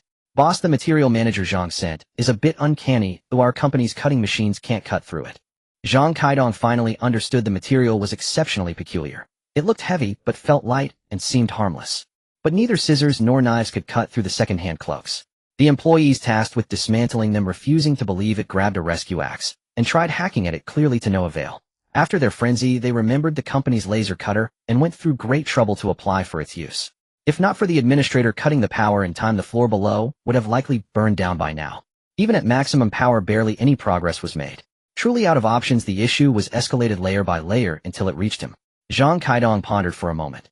This fabric was likely not just insulating, it could withstand laser heat. Instantly, he recalled a previously abandoned military collaboration project on bulletproof biomedical fabric. Ultimately, they took the cloak to a hydraulic cutter, managing to slice out about 40 pieces, all crooked and uneven. Zhang Kaidong reviewed the data transmitted by the secretary, which indicated that the fabric had ultimately been severed by immense beyond tolerance pressure. Instructing the secretarial team to closely monitor Lin Heng's online store, Zhang Kaidong wondered what kind of background this person had to be able to cut such fabric into garments and even sell second-hand cloaks. Was this material, which they couldn't even replicate, already considered second-hand elsewhere? An immense sense of pressure fueled Zhang Kaidong's drive. Regardless, he was certain that this fabric had not yet appeared in any sector of the Dragon Kingdom and was definitely a project worth pursuing. He urgently adjusted the project's direction, canceling several existing collaborations, enduring the protests of foreign partners, and submitting a cooperation application to the Dragon Kingdom's military. Without experiments, Zhang Kaidong couldn't guarantee replicating the fabric or ensuring its bulletproof capability, but he sent over the video of employees cutting the fabric. At the very least, this research direction was absolutely worthwhile. As expected, the Military Academy of Sciences quickly replied with great enthusiasm. While Zhang Kaidong focused on bulletproof fabric, the military had already envisioned various applications. Simultaneously, both the military and Zhang Kaidong shared the same concern: how could such high-strength biomedical fabric already be sold as second-hand? Something felt off. While Zhang Kaidong was single-mindedly pushing the project forward, the military had unanimously agreed to investigate. The technological level didn't seem achievable through civilian means. But if it wasn't civilian, could it be that some other country had carelessly let second-hand goods slip into the Dragon Kingdom? Was the Dragon Kingdom already this far behind in this field? Soon the highest directive came down: start with customs and rigorously inspect imports and exports. Then, tracing back through Zhangshu technology, they reached Lin Heng. Unavoidably, they discovered that the Special Operations Bureau had also been closely monitoring Lin Heng and had had multiple contacts with him. They had even completed transactions. The military's investigation also uncovered Xiao Mu's Special Operations Unit, who turned out to be old acquaintances. The upper echelons of the military happily coordinated with the Special Operations Bureau, exchanging information and planning future interactions with Lin Heng. The military figured out that Lin Heng was the starting point of everything. A child raised under the Dragon Kingdom's red flag, he had remained stable and composed, so far neither arrogant nor impatient. He enjoyed business and trade, but was not greedy for wealth. Other abnormal behaviors could be temporarily overlooked. The key point was that Lin Heng was very willing to cooperate with the Dragon Kingdom in trade. Perhaps soon Lin Heng would grow into a high-quality exclusive supplier for the Dragon Kingdom. Lin Heng's background had been thoroughly investigated countless times, everyone needed to ensure he was safe and trustworthy before continuing collaboration. The elated Zhangshi had long forgotten its former partner, the Eagle Kingdom's Cuna Biotechnology Company. The Cuna Company's liaison officer, upon hanging up the phone, sat in a daze, as if he hadn't clearly heard what was said. Zhangshi had suddenly breached the contract, preferring to pay penalties to terminate it. What had happened? Were the Dragon Kingdom people all mad, saying that cooperating with them was a waste of time? Zhangxi's exact words were that they now had a more important research direction and couldn't afford to continue the collaboration with Cuna. They were a giant in the biomedical field, controlling over half the medical market. Zhangshi had long sought to develop controllable biomedical fabric and perfectly compatible chips. If they passed up Cuna, could there be an even more formidable company to partner with? Cuna was already at the global forefront. This was madness. Although Cuna wouldn't be significantly affected by the suspension of this single collaboration, the Dragon Kingdom market was still very tempting, especially the potential for immense future profits, which they took very seriously. For such a major collaboration to be halted so abruptly, Cuna decided to send someone to investigate what kind of research project could make Zhangshi abandon a multi-billion yuan partnership without hesitation. At noon, a sunlight spilled onto the edge of the bed, offering a rare warmth and tranquility. It was Sunday, and Lin Heng had no classes. He was quietly waiting in his dormitory while his roommates had gone out to play. The temporary health buff loaned to him by the system had only 1 minute left before expiration. He felt a bit nervous opening the system interface and silently waiting for the countdown. His phone on the bed kept beeping with notifications of orders from his online store. Lin Heng was puzzled. Why did so many orders flood in all at once just when he had no time to attend to them? Lin Heng simply sat up, crossing his legs on the upper bunk and leaning against the wall, waiting quietly. He had been incredibly busy these past few days, all for the sake of freeing up today to carefully observe his own physical condition after the health buff disappeared. 2 nights ago after class, he rented an abandoned factory in the industrial area near his school, paying only 1 day's rent to trade the wire-wrapped accessories. 10 yuan per jean, 300,000 worth of goods. Lin Heng found a sufficiently large factory, checked the doors and windows, pre-inspected the route, and sent the address to Yanlei. Yanlei understood instantly and brought his team to the address.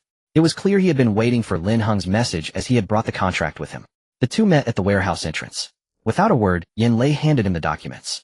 Lin Heng took them and flipped through them briefly. One was an exclusive supply contract requiring that the mimetic alloy no longer be sold to others, but exclusively supplied to the National Research Institute. The second was a right of first refusal contract stipulating that Longhua would have the priority to purchase Lin Heng's goods in the future, with the corresponding price being slightly higher than Lin Heng's selling price. Lin Heng felt a surge of joy. In his view, this contract clearly indicated that the nation was willing to trade with him. Then in the future, if he happened to draw something strange, he could completely trade with the Longhua authorities. However, he still needed to mention to Yanlei that the transaction method might be rather random. Lin Heng rubbed the pages of the contract, not rushing to sign. He still didn't know how to bring up to the officials that his transaction might involve some very bizarre methods. What if the system imposed some strange transaction location, transaction method, or transaction party? How could he convince the nation that his mental state was fine and that he genuinely wanted to complete the transaction? Taking a deep breath, Lin Heng opened the third document. It was a document regarding the right of residence for a house. It stated that Lin Heng had the right to reside in a flat, but had no right to resell it. The location was a relatively upscale residential community near his school. Lin Heng had a vague impression that many university professors lived there. The university town where Ben Normal University was located was newly built with excellent landscaping nearby. Several upscale communities were scattered around, and their prices were among the highest in the city. Lin Heng was thinking for a while. Yanlei leaned in to look and asked in a low voice, "Is there something troubling about the house?" Lin Heng shook his head. A free residence. What was there to be troubled about? Yanlei thought for a moment and explained on behalf of the higher-ups. "Lin Heng, you're a sophomore this year. The higher-ups mean to wait until you graduate before giving you a new place, depending on where you settle down." Lin Heng was still pondering how to explain the possibility of random transaction methods and wasn't thinking about the house at all. For him, the nation had given him an enlarged dormitory. That was good. If anything, having a private residence would certainly make it easier for him to handle the increasing number of goods and online store issues. At his age, where he lived wasn't that important anyway, and he had more critical matters like the system transactions to consider. He truly didn't care much about what kind of house he lived in. After thinking for a long time, Lin Heng truly had no clue, so he decided to just be straightforward with Yanlei. "Well, I have no objection to the priority supply, but the transaction method might be random."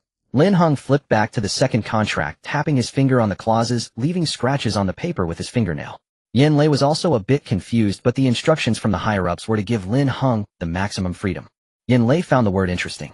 They had already restricted the transaction counterpart, proposed priority supply, and set the residential scope. The only freedom Lin Heng had was in pricing and transaction methods. With that thought, Yin Lei didn't even ask Lin Heng the reason and simply nodded. After all, what the higher-ups had instructed was give freedom.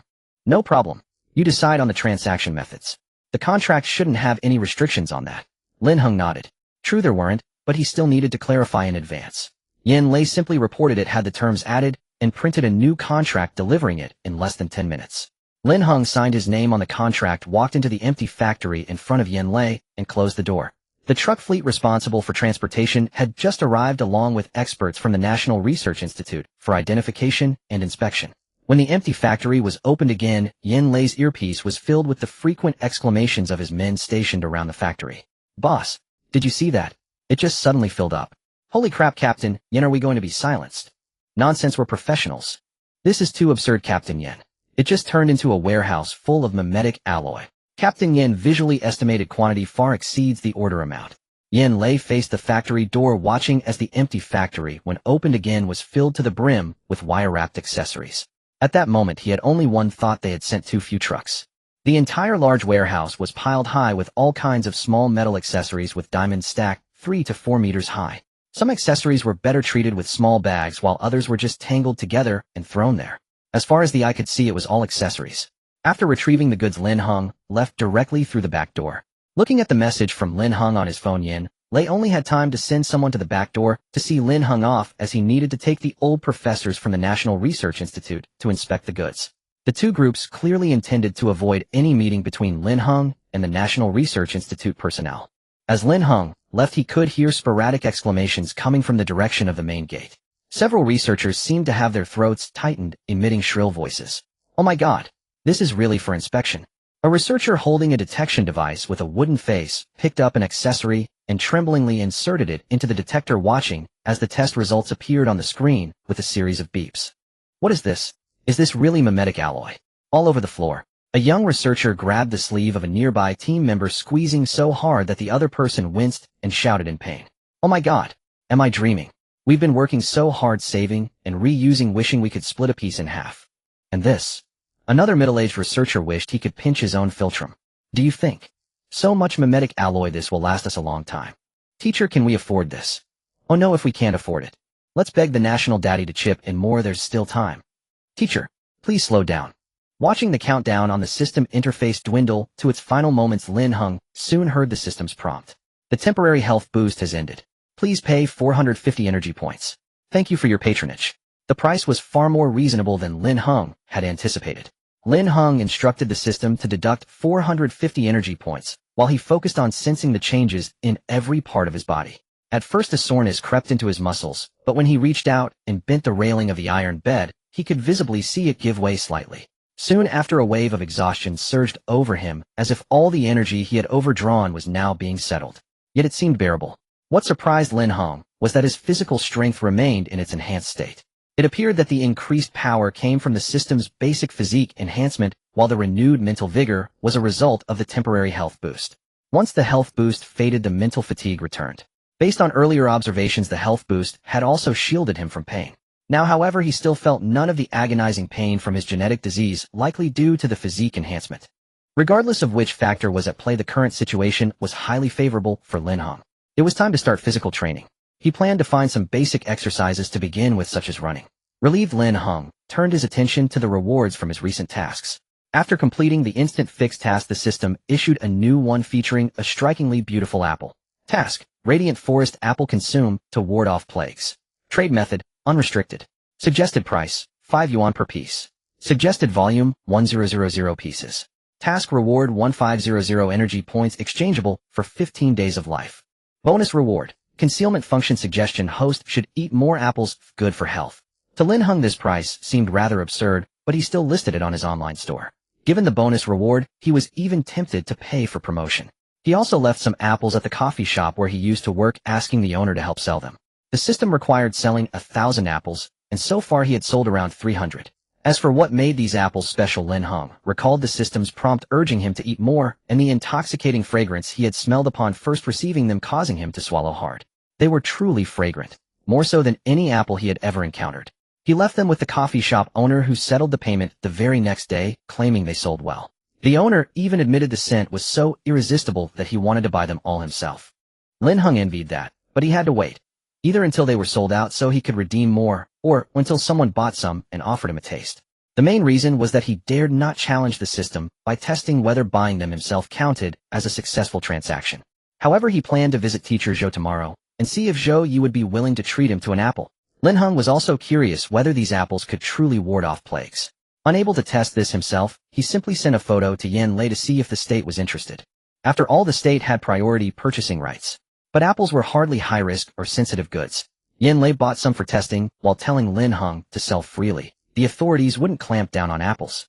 However, as Yin Lei carried the apples away, the overpowering aroma got the better of him, and he couldn't resist eating one.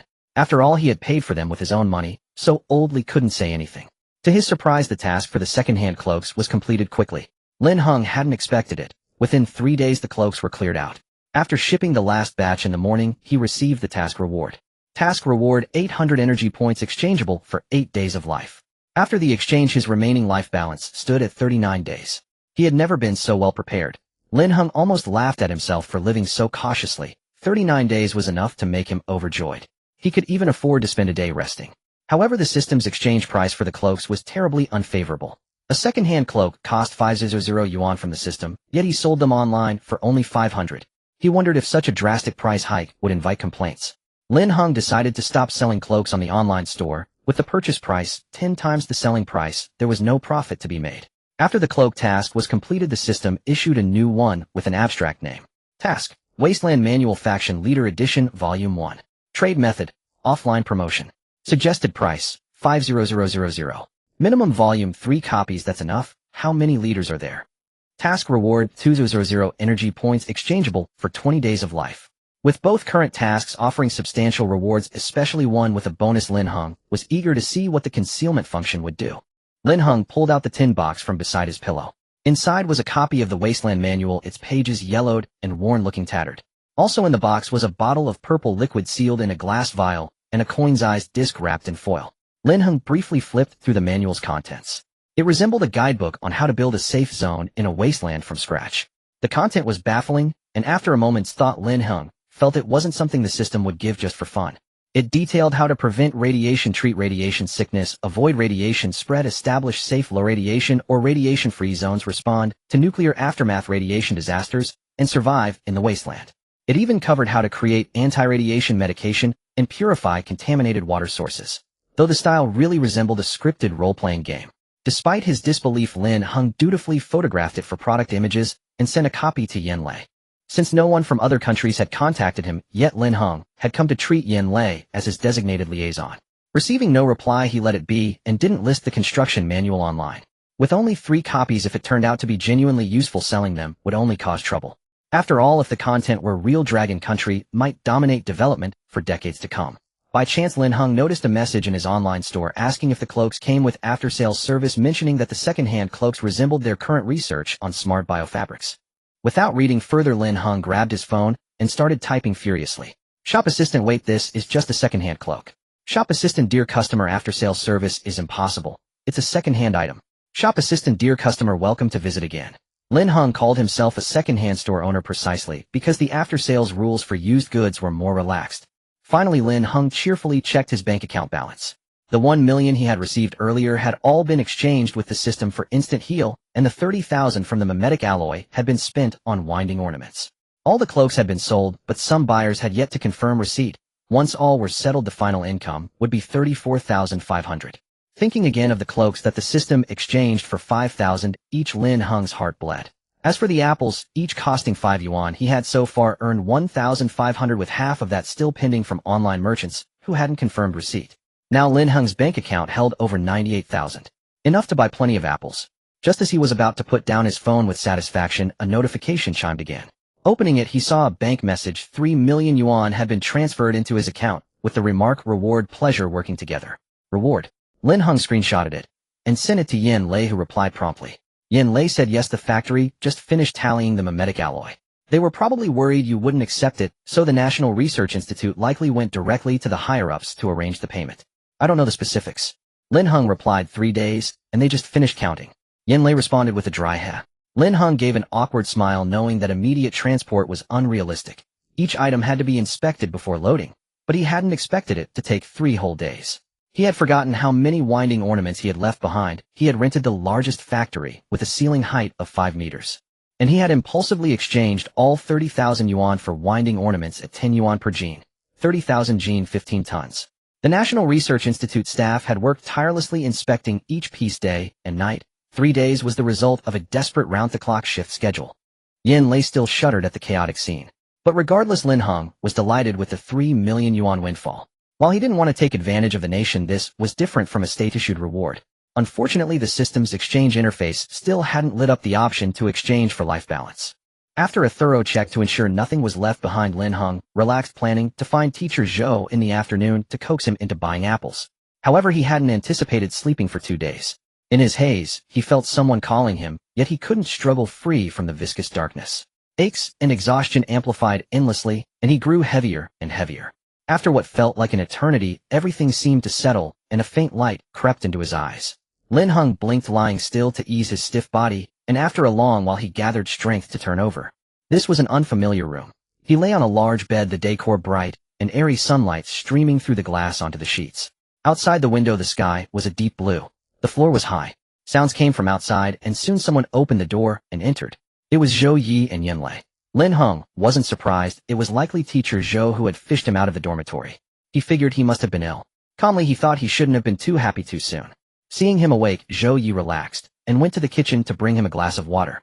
Lin Heng calmly took his medicine with the water and thanked him. Yin Lei, noticing his expression, seemed to guess something and handed him a medical record before he could lie back down. It was a handwritten emergency room record. Lin Heng opened it but couldn't read a single word. Doctor's handwriting was inscrutable. You had a cold with a high fever. Since you weren't responding, I asked Zhou Yi to check on you, and he carried you down. Ahem. Zhou Yi coughed awkwardly, thinking that carrying a delirious person to the hospital was the only option. He forgot he was now a well-known campus professor teaching 2 completely different subjects. As he carried Lin Heng out, a crowd of students watched the entire spectacle. It was mortifying. Yin Lei gave Zhou Yi a cold glance, and Zhou Yi immediately stood straighter. No way did he want to be punished for this. Yin Lei rubbed his temples and waved for someone to go buy food, while he continued explaining to Lin Heng. He raised the situation. After a simple check, the doctor said it was a normal cold, but you were unconscious for 2 days. The doctor insisted it was just sleep and not dangerous, so no hospitalization was needed. We decided to move you here. This is the house from your contract. Sorry we brought you without asking. Lin Heng didn't mind. A life was too short for fussiness, and he should thank them for saving him. Besides, it was just a cold, and he felt relieved. He quietly assessed his body and found it no longer weak or exhausted as it had been 2 days prior. If Zhou Yi hadn't come to his dorm, his roommates would have probably called an ambulance by now. Lin Heng waved dismissively, indicating it was fine, though his throat was dry and he could barely speak. Yin Lei looked at this pale, fragile college student and, recalling the follow-up arrangements from the state, sincerely advised, "Why don't you move in here? This place was specially prepared for you." Lin Heng nodded vaguely. Moving out would at least make it easier to organize goods. Remembering his goods, he gestured to Yin Lei and mouthed the box. "I brought it, bits in the living room." It was the iron box containing the Wasteland manual. Since you were clutching it, Zhou Yi brought it along. Yin Lei handed the box to Lin Heng, but Lin Heng didn't take it. Instead, he raised his payment QR code. The familiar routine. "How much?" Yin Lei automatically scanned the code. 50,000, Lin Heng insisted with his hoarse voice. After the transfer, Yin Lei took the box and returned to discuss another matter. "You know that batch of Instant Heal has been sent to the Pharmaceutical Research Institute. They're working on it and have made some progress. The higher-ups want to ask your opinion." Lin Heng was taken aback. What opinion could he have? How dare he have one? He quickly shook his head and rasped, No, I'm just a supplier." Yin Lei knew the higher-ups were already aware of the situation and were just going through the motions. He nodded and moved on. "Second, since many top medical experts are at the institute, they want to know if you'd like a full-body checkup. It's your privacy, but my boss advised me to persuade you. After all, opportunities to consult national-level experts for free are rare." Yin Lei smiled nervously, watching Lin Heng's reaction. He knew Lin Heng's physical condition didn't quite match his medical records, and if Lin Heng wanted to hide it, he would surely refuse. To his surprise, Lin Heng nodded decisively. Ridiculous. He had only treated his genetic disease in Bin Province to save money. Now, with a chance to understand his true physical state, he naturally wanted to verify it. Although he trusted the system somewhat, his own observations were insufficient. He might as well take advantage of the Dragon Nation's Pharmaceutical Research Institute to gain a comprehensive understanding of his body. Besides, his system was ultimately a trading system, not one focused on physical enhancement. Lin Heng felt there shouldn't be anything too abnormal about his body. Yin Lei was secretly pleased that Lin Heng heeded his advice, and was about to leave when Lin Heng pulled out an apple and placed it on the blanket, staring at him intently. The apple was large and round, its skin a vivid shade of reddish orange, strikingly beautiful. Yin Lei felt a bit unnerved by the gaze, so he leaned in to examine the apple. There was nothing wrong with it. Lin Heng slowly raised his phone, the QR code glowing once more. Puzzled, Yin Lei still scanned it, without hesitation, his movements swift. 5 yuan, thank you for your patronage. Just as Yin Lei finished the payment, and before he could pick up the apple, Lin Heng reached out, grabbed it, wiped it casually on his clothes, and took a big bite. With a crisp crunch, Lin Heng swallowed the sweet flesh, savoring its juicy, crunchy texture. He had finally eaten an apple. He hoped it truly meant eating it brings no illness. He needed to find a way to eat more, or quickly sell the required amount for the task. The room was instantly filled with the scent of apples. Yin Lei laughed, helplessly unsure where to start unraveling this logic. Tempted by the aroma, he could only say, "At least sell me a few more. Watching you eat is a bit much." By the time Zhou Yi returned with lunch, 7 or 8 apples lay on the bed, their fragrance permeating the room, making him swallow hard. Without a word, Zhou Yi grabbed an apple and took a bite, only to be hit by an apple core thrown by Yin Lei. "How presumptuous of you. Boss, where did you get these apples? They're delicious." Zhou Yi dodged, grabbed another apple, pocketed it, and dashed out. "It's not me, they're Lin Heng's goods. If you want some, buy from him." Yin Lei shouted back to Zhou Yi, but when he looked at the bed again, not a single apple remained. Only Lin Heng, clutching the blanket, stared at him with pleading eyes, clearly hiding them. Yin Lei immediately wanted to complain, was it worth it for a few apples? But as he inhaled the fragrant air and licked his lips, he thought yes it was. Lin Heng had no choice. He wanted to eat, but couldn't buy, so he had to coax a few apples from Yin Lei. Whether Yin Lei understood the reason or not, before they left he made Zhou Yi buy 30 apples like him, leaving 10 each. Lin Heng gave a thumbs up and sent a message to Yin Lei. "Mingxiao Linqin, eating it brings no illness. Any test results yet? Limited 625-1000. Hurry." He was in his new place, but his belongings hadn't arrived. He spent time moving dorms, saying goodbye to roommates, and handling checkout procedures. Luckily, Zhou Yi remembered to request sick leave for him, or had have been marked absent again. Soon it was time for the appointment, and Yin Lei led a team to pick him up for the Pharmaceutical Research Institute. Located in the capital, it took nearly a day by plane and train to get there. On the way, Yin Lei briefed Lin Heng on the institute. They didn't know the medicine was sold by Lin Heng, but the higher-ups had informed them it was a family recipe. If asked, Lin Heng could explain as he saw fit. Lin Heng had nothing to explain. He planned to stay silent if questioned. After all, it was said to be passed down, or if there were issues they could take it up with his ancestors. The institute was bustling, and staff hurriedly received them, leading them directly to the lab's workshop. Lin Heng ignored it all, pulling out an apple from his bag and eating it. When he caught Yin Lei's gaze, he promptly pulled out his phone. Yin Lei's mouth twitched, but he scanned the code to get an apple. The aroma was irresistible. Though he rarely liked fruit, the scent made his mouth water, as if the sweet taste was already on his lips. Yin Lei felt Lin Heng's apples were addictive.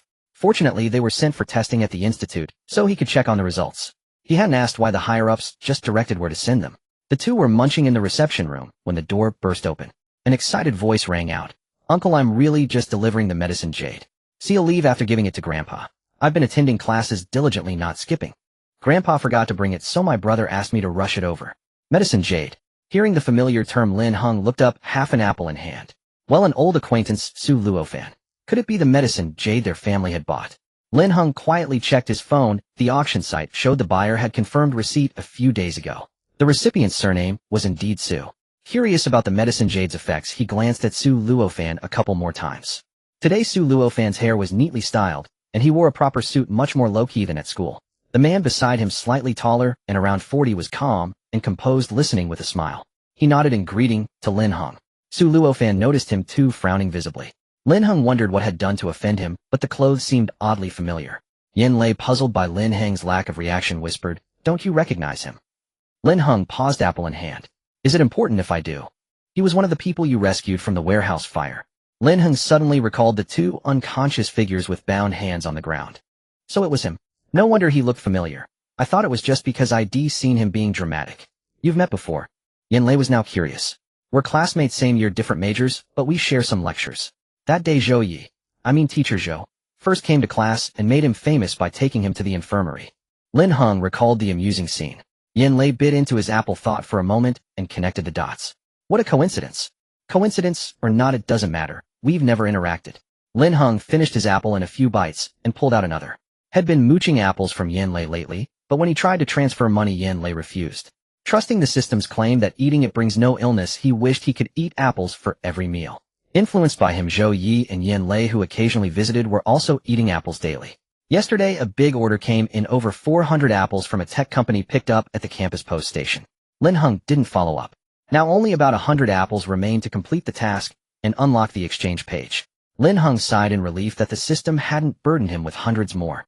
Though he'd miss out on energy points, finishing the task quickly meant he could exchange for apples to eat himself. He wondered what the exchange price would be. As Lin Heng bit into another apple, its fragrance spread once more. Su Luofan, smelling it, swallowed hard. Even his uncle couldn't help but glance at Lin Heng. Lin Heng chuckled inwardly, eating faster. No one could resist the aroma of Mingxiao Linqin. His product description online wasn't just for show. Watching Su Luofan's arrogant expression gradually transform into one of intoxication as the apple's fragrance dispersed through the air, Lin Heng let out a chuckle. This guy was rather amusing. He was not unaware of the hostility directed at him, he simply did not care. After all, it had nothing to do with him. Who had the time to bother with a stranger? If not for the medicinal jade clutched in the other's hand, Lin Heng likely would not have spared him a second glance. As if sensing Lin Heng's gaze, Su Luofan paused, his hand tightening around the jade. Yet the words that left his mouth were infuriatingly provocative. What, you want to see it too? This hypocritical Chinibute teenager, Lin Heng mused. He had no interest in it. He had carried that same medicinal jade for 2 or 3 days without any particular sensation. However, with both Su Luofan and his young uncle watching him, Lin Heng simply raised the apple in his hand to show them. 5 yuan each. Want one? These are tribute quality fruits. You'd regret missing out. He said it with perfect composure. The more he sold, the better. Su Luofan had never encountered such a situation and was momentarily stunned. After all, he was a young master of the Su family, though no one had ever dared to peddle goods to his face, let alone for a mere 5 yuan. He was at a loss for words, yet dared not lose his temper in front of his elders, his face reddening with frustration. Just then the young uncle beside him stepped forward, casually scanned the QR code to pay 5 yuan, accepted the apple Lin Heng had seemingly produced from nowhere, and turned to hand it to Su Luofan. Su Luofan did not know whether to take it or not. After a dry thank you, he was at a complete loss. He was not a scheming person. With an elder brother shielding him, he had been pampered since childhood. The Su family was wealthy and powerful. He would never go hungry. From kindergarten through university, he had faced kidnapping threats more than once, yet only this time in college had he nearly failed to return. And this time, just after being discharged from the hospital and brought home, he was severely scolded by his father. Indeed, he had been careless and had even dragged his uncle's daughter into the danger. His family told him he had been rescued by a college student. The Su family had some cooperative ties with the Military Academy of Sciences, and Xiao Mu himself had been sent by the military to protect the family's children while assisting with the investigation. As for this incident, the higher-ups had given the Su family a general idea of what had happened. The Su family vaguely knew that a student had happened to pass by and save their son. Upon further inquiry, they discovered he was of similar age and even attended the same university. Su Luofan's father immediately vetoed his younger son's study abroad plans. What's the point of going abroad? Can't you study while here at home? Look at that young man. He's your age, yet he's already standing tall and responsible. Su Luofan was thus sent back to campus, ordered to pursue a PhD or else change his surname. 2 days later, his father formally informed the brothers that from then on the Su family no longer had a second uncle. That same day, Su Luofan's young uncle came to the house, never mentioning his second brother, and only told Su Luofan to visit him often in the future. If even the young uncle had come, the matter was certainly serious. His father and young uncle had not been in contact for many years. Su Luofan was not stupid. He sensed something was wrong in the family. Though he vaguely understood, he dared not ask further, and simply followed his father's wishes, never mentioning his second uncle again, acting as if he had never existed. The family business would go to his elder brother. His father's insistence on him pursuing a PhD was also a subtle way to keep him away from family conflicts, reassuring his elder brother. And forbidding him from going abroad was actually a way to keep him close and under care, hoping his elder brother would lend him a hand. In truth, the brothers had a good relationship. Primarily, Su Luofan posed no threat to his elder brother, and privately his brother often nagged him to become more independent. It wasn't that he didn't want to stand on his own, he was just fond of fun. Well, to be honest, he was too lazy to struggle. Staying in the country to study hard was actually fine. But what irritated him was that all his childhood friends had gone abroad, leaving him alone at home. Moreover, he had failed to get into the university he had aimed for in the college entrance exam, ending up at Bin Province Normal University. Although it was a key institution, it didn't sound as prestigious. At an age when a boy cared most about face, he couldn't care less about how many nationally recognized disciplines Bin Province Normal University boasted. In short, he felt aggrieved. And that grievance on the day he returned to class transformed into hostility toward Lin Heng. He knew he had misunderstood Lin Heng for auditing classes, but at the moment, he couldn't bring himself to apologize. Yet now in close proximity, Su Luofan found his own hostility childish and ridiculous. So he simply hugged the apple and retreated behind his young uncle. He had always thought his situation was similar to his young uncle's, the youngest son who had not inherited the family business. But now it seemed that his young uncle had firmly chosen his own path and had done quite well for himself. Now that his young uncle was willing to guide him, he suddenly felt that this was a good thing. As if a sudden realization had dawned, Su Luofan's expression relaxed. Lin Heng looked at Su Luofan's relieved face, puzzled by whatever the other had imagined. He simply seized the opportunity to sell these apples. He placed the apples one by one on the table in front of him, about a dozen, and then sat waiting for Su Luofan to pay again. He was confident that the other would eat the apple, and once he did, would continue buying. He had full faith in this batch of apples from the system. Unexpectedly, the man who had just bought the apple for Su Luofan stepped forward, picked up one apple, and examined it closely. Lin Heng did not stop him. He simply displayed the QR code. Soon the middle-aged man scanned the code, paid the amount, and called for Su Luofan to come collect the apples while he himself remained where he was. Do you have more of these apples? Yes, about 100 or so left. How many do you want? The man looked Lin Heng up and down. Can you carry that many on you? Lin Heng casually pointed at Yen Lei and said, they're in his car. Want to take a look? The man nodded decisively. He'll take them all. Yen Lei naturally had to accompany Lin Heng. The two strolled to the courtyard. Lin Heng climbed into the car to unload the apples while Yen Lei fetched a large box and waited outside the door. Soon Lin Heng opened the door and began filling the box. Yen Lei peeked inside and saw the entire back seat piled high with shiny red apples. The fruity fragrance wafted out. Yen Lei stepped back, unable to withstand the allure of the apple scent, and admitted defeat. That man just now is Su Xingliang, Su Luofan's young uncle. The fire you encountered a few days ago was orchestrated by the second son of their family. Yen Lei leaned against the car and explained the Su family situation to Lin Heng. Tisk family infighting, colluding with foreign forces to sabotage their own enterprise and hiring thugs to kill the eldest son's child. He couldn't get to Su Luofan's elder brother, so he targeted the younger one instead, even sacrificing his own daughter to throw off suspicion. If you hadn't passed by that day, the Su family would have been in turmoil by now. But since Lu Liu's special task force handled this, we don't know much about the details. However, the Su family likely knows that it was you who saved Su Luofan and the others. Because the invitation for you to come for this examination was actually initiated by Old Master Su. Yen Lei thought for a moment and decided to clarify the Old Master's situation. Old Master is a renowned authority in traditional Chinese medicine. Their family business is also related to pharmaceuticals, so this time the Research Institute invited him to join the study. Later when you have your checkup, the Old Master will likely take your pulse. Of course, he doesn't know you're the supplier of Mishanghao. He merely used this opportunity to suggest finding willing patients with severe illnesses for experimental treatment. He also mentioned that your particular condition was suitable. Coincidentally, Director Li and several senior officers were concerned about your illness, so they went along with the suggestion and recommended that you come for an examination. Lin Heng's genetic disorder was actually a perplexing case discussed early on by his primary physician in consultations. Most doctors and professors researching this field had likely heard of Lin Heng's case. By the time Lin Heng and Yen Lei brought back the apples, someone was already waiting in the reception room to take him for a physical examination. The Pharmaceutical Research Institute had layers upon layers of security with more doors and stricter management as one ascended. Lin Heng underwent numerous instrument checks, both common and uncommon.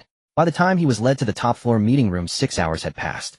The large meeting room was furnished with a circle of warm-toned single sofas scattered with a few tables laden with documents. By the windows, some plants and flowers stretched under the sunlight, creating a cozy ambience. It was clearly a frequently used workspace with 6 or 7 people in the room, each having their own area. The person who brought Lin Heng in briefly introduced the occupants, telling him to move freely and wait for arrangements. The esteemed figures in the room didn't even look up when he entered, continuing to flip through their materials. This suited Lin Heng, allowing him to curl up in a corner and check the system's task status. The apples had just reached the required number, and the system had already notified him of task completion during the checkup. Now opening the page, Lin Heng saw the system displayed task. Mingxiao Linxin consumption prevents disease completed. Convert energy points into life balance. Lin Heng decisively converted all of them. The task granted 1,500 energy points worth 15 days, which added to his remaining balance, brought his life total to 51 days. Worth a grand celebration. Flipping to the exchange page, Lin Heng was delighted to find that the system sold apples for 1 yuan each. Wasn't this unlimited access? Additional reward, concealment function. Activate. Lin Heng searched the entire system page, but found no description of this function.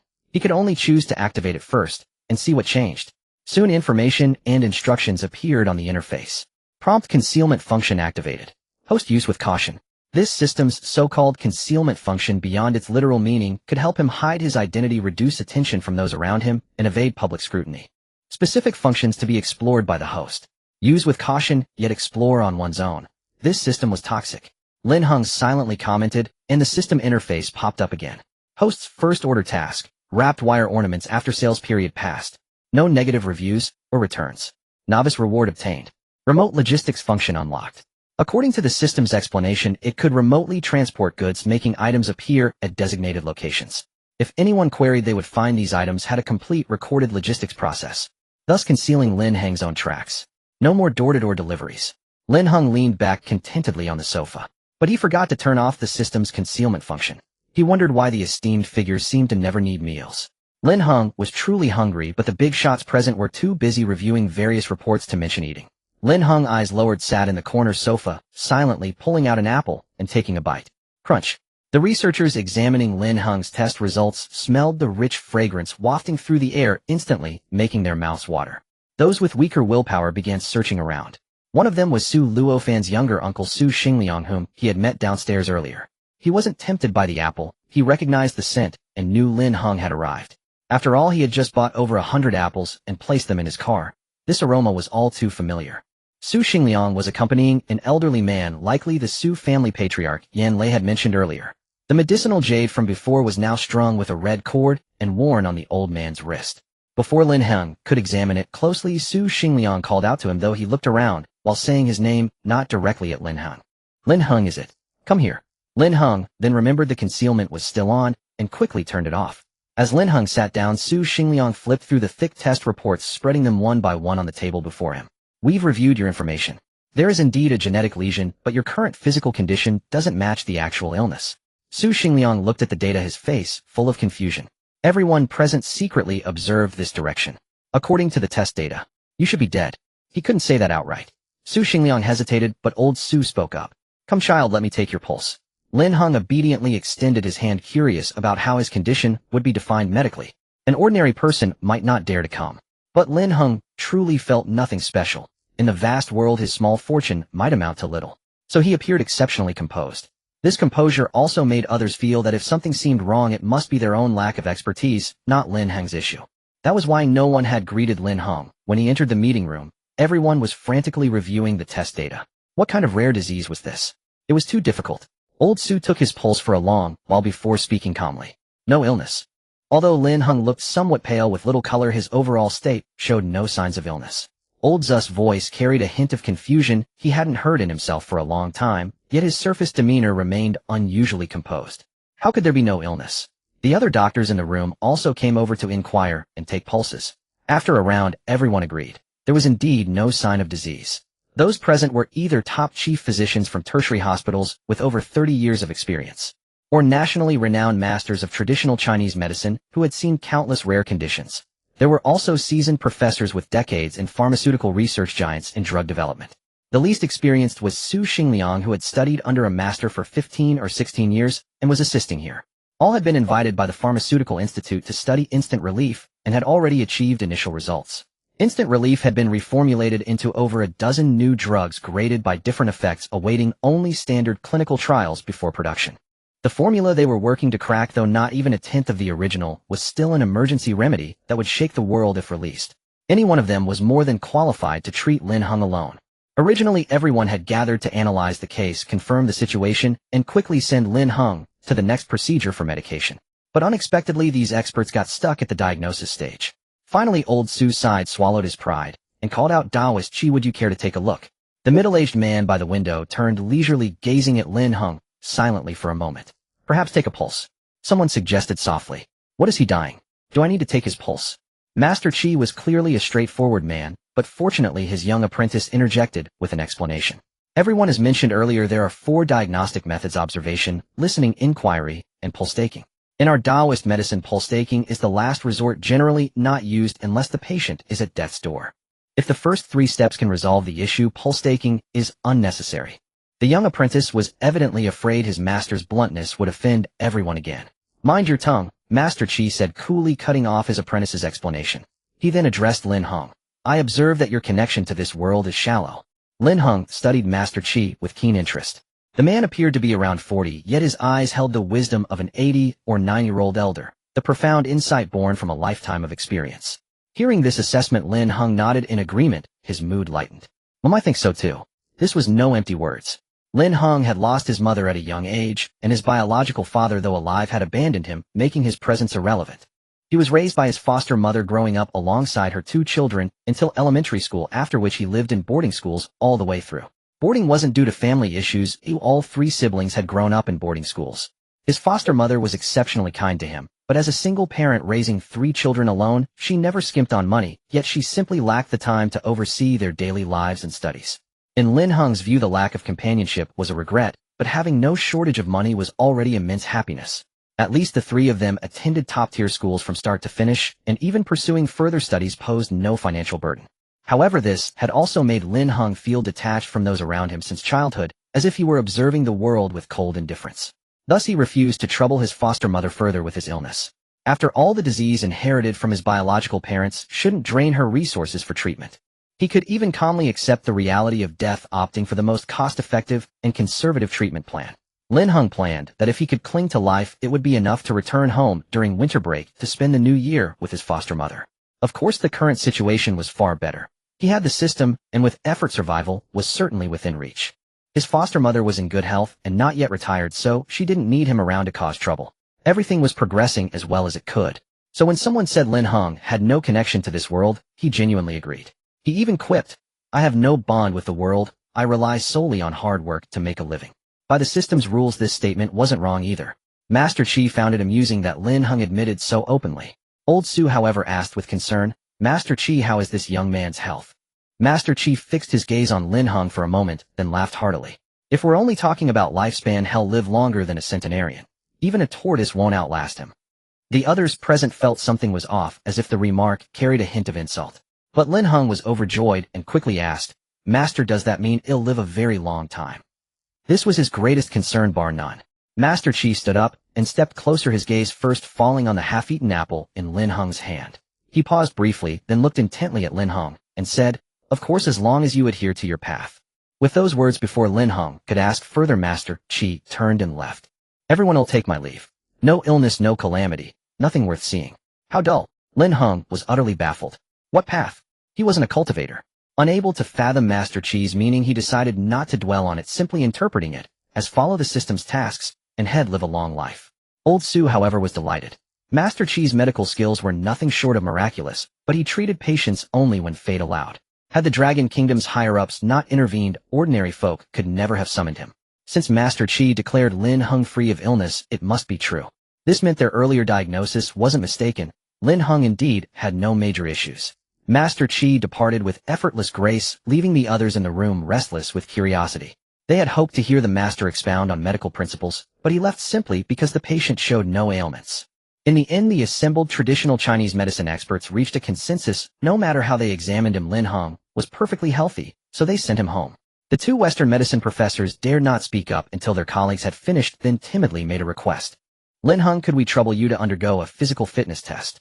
"Well, you see, although your genetic disease hasn't affected your health, your physical constitution is indeed extraordinary. Of course, current observations indicate positive developments. But I'd like to confirm the specifics." Throughout the research on the Instant Recovery Project, the 2 Western medicine professors had found no room to contribute, merely assisting with basic tasks. Thus their words carried little weight now. Having received the wonderful news that he was not only disease-free, but destined for a long life, Lin Heng was in high spirits. Willing to cooperate, he went ahead with the physical fitness test. While Lin Heng was running and jumping through the test, the others gathered outside Master Qi's resting room. Even Qi Xian, the director of the Pharmaceutical Research Institute, had caught wind of the commotion and joined the crowd. He had invited Master Qi. They had known each other since youth. Over the years, whenever his research hit a bottleneck, Qi Xian would seek Master Qi's insights for inspiration. In the instant recovery research, Master Chi's vast knowledge of traditional Chinese herbs had profoundly expanded the horizons of the participating scholars. It was a world of knowledge distinct from conventional Chinese medicine, far more ancient. When the group arrived, Master Chi was scolding his apprentice. "I told you to go, so go. There's no room for your chatter." Master Chi's voice carried a hint of irritation. "But Master, what did I do wrong?" the young apprentice asked aggrieved. "What, I can't scold you even if you've done nothing wrong." The sound of knocking on a table came from the room. You can.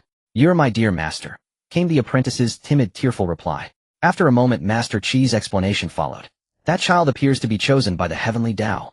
Think of him as working for heaven, a celestial wage earner. If he can maintain his original intention, a life free from disaster is the least he can expect. If he perseveres further, even I cannot fathom the immense opportunities awaiting him.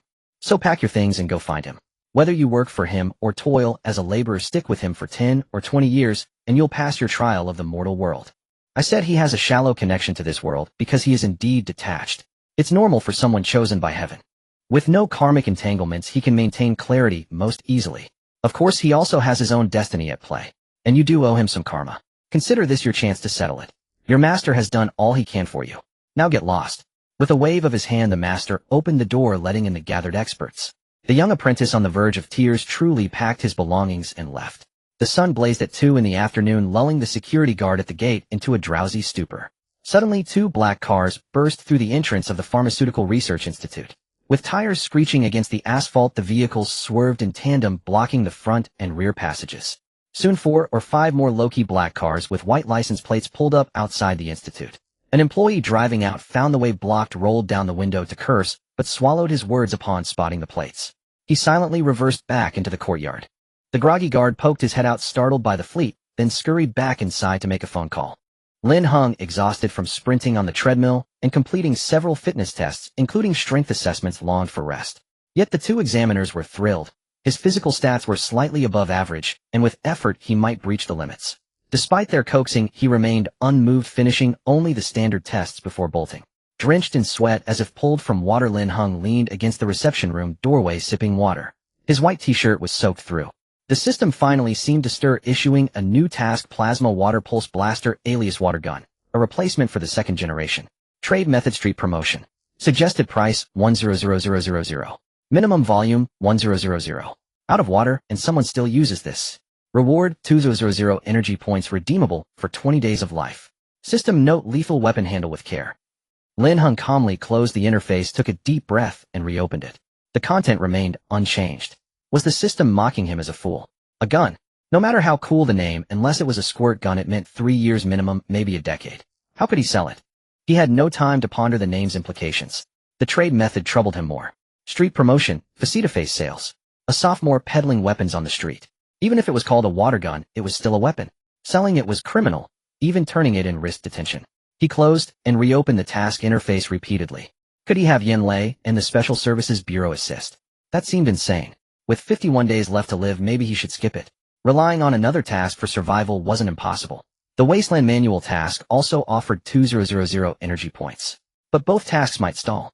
If the next task was equally criminal, he'd be dragged to death. Success required miraculous luck. Lin Heng felt even wearier. Before he could recover, Yanlei approached with a grave expression. "Lin Heng, there's a situation. The military wants you to cooperate. Be careful, coordinate as best we can." The military hadn't specified what for. Lin Heng nodded nonchalantly. What was there to fear? A dark room and an apple. He handed Yanlei one of 2 apples. Yanlei's face darkened, but he couldn't explain further. The sudden arrival, backed by top-level documents, was a courtesy. He could only contact old Li and notify Lin Heng. It was humiliating to have their work poached. Director Li of the Special Services Bureau scrambled to investigate, but couldn't halt the military's claim. Lin Heng wasn't surprised, recalling the Wasteland Manual. It resembled a military fortress. Could it contain real secrets? And the newly refreshed task, his luck might just have arrived. Seeing Lin Heng's calm, even eager demeanor, Yanlei felt reassured. He escorted him to the courtyard, watching him board the military vehicle. The military personnel were courteous. Lin Heng sat alone in the back. Still sweaty and unkempt, his flushed face from exercise made him look healthier. In the front passenger seat sat a familiar figure, the rugged man who had bought medicine from him at the hospital after the fire. "Hello, I'm Lu Yi Xiaomu's captain," the man said first. Lin Heng nodded, too preoccupied to respond, handing him the apple. His mind raced with how to seize the opportunity for street promotion. though not his initiative being there in person counted as face-to-face sales. Louis hesitated, then took the apple, polished it, and took a bite. Lin Heng didn't know Xiao Mu's background, but Yin Lei had mentioned the special ops team was military. We just finished a mission and we're free. I volunteered to pick you up, Louis said, his pleasant tone making Lin Heng feel obliged to speak. He made it sound easy, but the task was fiercely contested. The medicine from Lin Heng had been miraculous. During a mission abroad pursuing the spy ring behind the Su family, they'd been ambushed. A team member's arm was shattered. They'd thought it would be crippled, but Louis used the medicine for an on-site bone reconnection. Huddled in a temporary shelter, the dozen team members surrounded the wounded man, witnessing a stunning healing miracle. Had the blood not remained, they'd have thought the injury an illusion. Liu Yi and his comrades were ecstatic, but stifled their joy, faces flushed. The wounded man waved his arm in excitement, only to be muffled by a teammate. Had Liu Yi not been a respected captain, he couldn't have restrained the jubilant team. The task to fetch Lin Heng was driven by instant recovery. Liu Yi worried Lin Heng might be in serious trouble. Head promised to buy a bottle for each teammate. Once Lin Heng was cleared, Head secure the medicine no matter what. The convoy sped along with remarkable swiftness, yet the ride remained exceptionally smooth. Lin Heng silently calculated the time, wondering if there would be a meal provided at their destination. He was tempted to grab an apple. Having undergone inspections all day, he hadn't eaten a single bite. Soon the vehicle began to slow. After passing several guard posts in succession, Lin Heng leaned against the window, quietly observing. From his vantage point, he couldn't see the full picture, only the solitary motionless figures standing guard. An aura of majesty and austerity permeated the entire military district, suffused with a grave atmosphere. Liu Yi led Lin Heng to a small conference room on the third floor, then turned and left.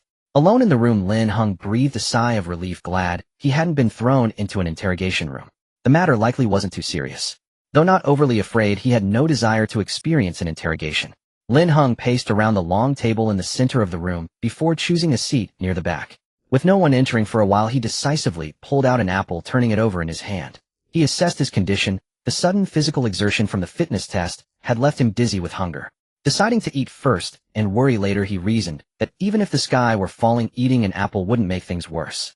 If nothing was wrong, no one would care what he ate. He casually wiped the apple on his sleeve, then raised it to his nose, inhaling its deep fragrance. It smelled divine. He even wondered if the apple's scent was somehow unnatural. With a crisp crunch, Lin Heng bit into it decisively. Since he had no idea where he was or what he was about to face, he chose to stop overthinking. As he ate, he navigated through the system's various pages, pondering the potential uses of its hidden functions. By the time he was working on his third apple, the office door swung open and over a dozen people filed in. Lin Heng froze, unsure whether to stand and greet them or wait for them to speak first. On instinct, he took another bite of his apple. The crunch echoed through the silent conference room. The officer at the head of the group was nearly amused to the point of anger. According to the files, this was just a sophomore in college, yet his psychological fortitude was astonishing. They had intended to leave him waiting to soften him up for questioning, only to find him calmly having a snack. Everything was supposed to have been confiscated at the entrance. How he managed to smuggle in 3 apples was sheer nonsense. Zhang Li slammed a stack of files onto the table with a resounding thud. Everyone else filed in and took their seats on either side. Lin Heng quietly moved to the far end of the long table, clutching the cores of his 3 apples. He had nowhere to dispose of them, and leaving them on the table seemed impolite. So everyone watched as Lin Heng, pinching the stems of 3 apple cores, walked halfway around the table to his seat at the end. No one dared to laugh. A heavy silence hung over the conference room, as if the very sky outside had darkened. Lin Heng belatedly realized that night was falling. The dozen or so soldiers, impeccably uniformed and sitting ramrod straight, pretended not to notice him, yet all their attention was fixed on him. At that moment, Lin Heng felt that an interrogation room might have been better. At least he wouldn't have had to face so many people at once. Although no one was targeting him, the soldiers' inherent aura of authority was oppressive. He couldn't help but grow more serious. Soon the officer seated directly opposite Lin Heng spoke. "I am the person in charge here. Would like to know how much material you have on the Wasteland Handbook." A faint smile touched Lin Heng's heart. It was indeed about the Wasteland Manual. Although Lin Heng was no expert on nuclear radiation, he had been closely following the recent suicide attacks by Sakura country. Dumping nuclear-contaminated water into the sea was an act of sheer stupidity. That was why upon acquiring the manual he had been particularly interested and had flipped through it several times. Privately, he hoped its contents were genuine, but it still needed to be properly authenticated by Dragon Country. Now the fact that he had been summoned indicated that the manual's content was likely significant. Lin Heng's guess was correct. The contents of the Wasteland Manual were far more than just significant. They were profoundly meaningful. The item was first sent to the National Research Institute. After reviewing the contents and retaining a portion, it was immediately forwarded to the Nuclear Power Research Institute. If anyone understood nuclear radiation best, it would be those who studied nuclear energy. When these nuclear experts gathered to examine it, they were thrilled. It was a treasure trove of highly feasible techniques. Most of the required materials were currently available. The few unfamiliar substances could easily be substituted with similar ones based on the descriptions in the manual. In particular, the chapters on radiation water purification and large-scale self-circulating water purification systems were immediately applicable. This saved them years of trial and error, allowing them to begin research directly from the correct prototype. The final confirmation of the manual's authenticity came from the iron box sent along with it. The liquid inside was tested by the Pharmaceutical Research Institute. After a series of tests, it was confirmed to be the anti-radiation agent recorded in the manual. The potency of this agent was several times greater than anything Dragon Country's current technology could produce. From a pharmaceutical development perspective, the National Research Institute deduced that the environment described in the Wasteland Manual must be an extremely hazardous nuclear radiation zone. Without such a dire need, there would be no immense driving force to develop such a seemingly unusable agent. This triggered a chain reaction, with information being passed up the chain of command until the task finally landed on Zhang Li's desk. The reason for their extreme tension was that the Wasteland Manual was clearly labeled as Volume 1 and included a version number. The copy in his possession was the faction leader's version. Naturally, the higher-ups wanted to know if there were other versions or volumes. Simultaneously, everyone harbored a burning question: where did Lin Heng acquire such crucial information? Consequently, those with a stronger sense of foreboding suggested summoning the young man for a thorough consultation. Meanwhile, after confirming the manual's authenticity, small-scale experiments had already commenced. Zhang Li tapped the files on the table, flipped one open to a page, and slid it towards Lin Heng. Explain. Lin Heng looked at the photograph. It was a picture of the Wasteland Manual. Explain what? He truly didn't know the more technical details. Was he supposed to tell them 3 copies, 50,000 each? Sensing his hesitation, Zhang Li felt that this kid was remarkably composed and commendably brave. Zhang Li turned to another page, showing a photo of the items from the iron box.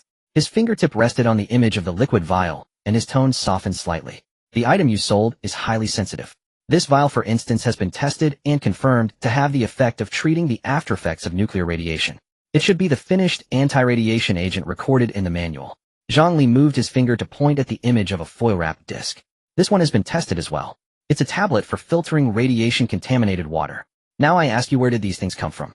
Lin Heng truly didn't know how to explain. He had already made the act of creating something from nothing so obvious, yet they still came to ask him. At this moment, he could only tell the truth. I'm just a chosen worker restocking randomly and buying whatever's available. I sell things to the country first according to the contract. As for what's inside and whether it's real or fake, that's the National Research Institute's job. You can ask them. Lin Heng looked earnest, pleading ignorance to every question. Pinching his numb fingers, he could feel the chill at his fingertips and the powerful beating of his heart. He was still a bit nervous. He wasn't trying to evade, he genuinely couldn't prove the existence of the system. Judging by the thickness of the documents on the table, Lin Heng knew he had already been thoroughly investigated. He found the current situation baffling. If they had called him in for questioning, why were there a dozen people sitting stiffly on both sides of the conference table, as if deliberately trying to intimidate him? Random restocking. How do you do that? Zhang Li dwelled on the word random, narrowing his eyes meaningfully. How else could he do it? Lin Heng simply exchanged an apple from the system in front of the entire room. The apple that materialized out of thin air on the table emitted an even richer, fruity fragrance. These soldiers had noticed the apple's aroma when they entered the meeting room. At that time, Lin Heng was eating an apple, but no one had paid attention to how intense the scent was. Now, suddenly catching the fragrant sweetness again, everyone's gazes turned toward it. Faint gasps and exclamations arose, but were quickly suppressed. Lin Heng pushed the apple, and it rolled with a thud to Zhang Li. "Comrade Chief, please have an apple." Lin Heng pointed with his hand, showing a hint of reckless abandon. Afraid that everyone present hadn't seen clearly, he even placed apples one after another on the table, calling out, come on, one for each person. They're quite expensive, so don't refuse. Catch. The apples rolled across the table in all directions.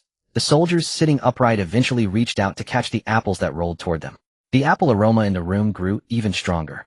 Zhang Li clearly saw each apple materialize out of thin air in Lin Heng's hand. Holding the fruit in his own hand, he didn't know how to react. In truth, when he received the assignment, he had already learned about Lin Heng's situation.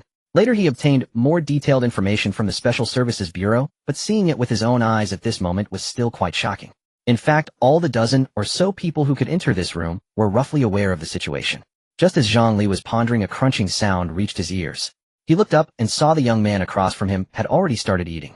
Lin Heng was munching on the apple with great focus. He was genuinely hungry. The 3 apples earlier hadn't helped at all. Besides, he was indeed a bit nervous. Sitting among a group of soldiers unsure of their stance, eating helped alleviate his anxiety. While eating, he pointed to the apples distributed to several people on the table and said, "It's like this random restocking. I don't know what will be sold next time. It's good to have it confirmed by the National Research Institute. After all, I just want to do business, not cause trouble." Zhongli listened to the sound of Lin Heng eating the apple and smelled its fragrance. Expressionless, he picked up the documents and flipped through a couple of pages. The crunching sound was incessant. "Regarding the other contents of the Wasteland Manual, do you have any more? Please tell me the truth." Zhongli frowned, recalling the document, instructing him to be gentle. He slightly adjusted his posture. "This material is extremely important. Even if you hide it now, you can't hide it forever." Lin Heng nodded, indicating he understood, and held up 3 fingers. "Only 3 copies, all identical, 50,000 each.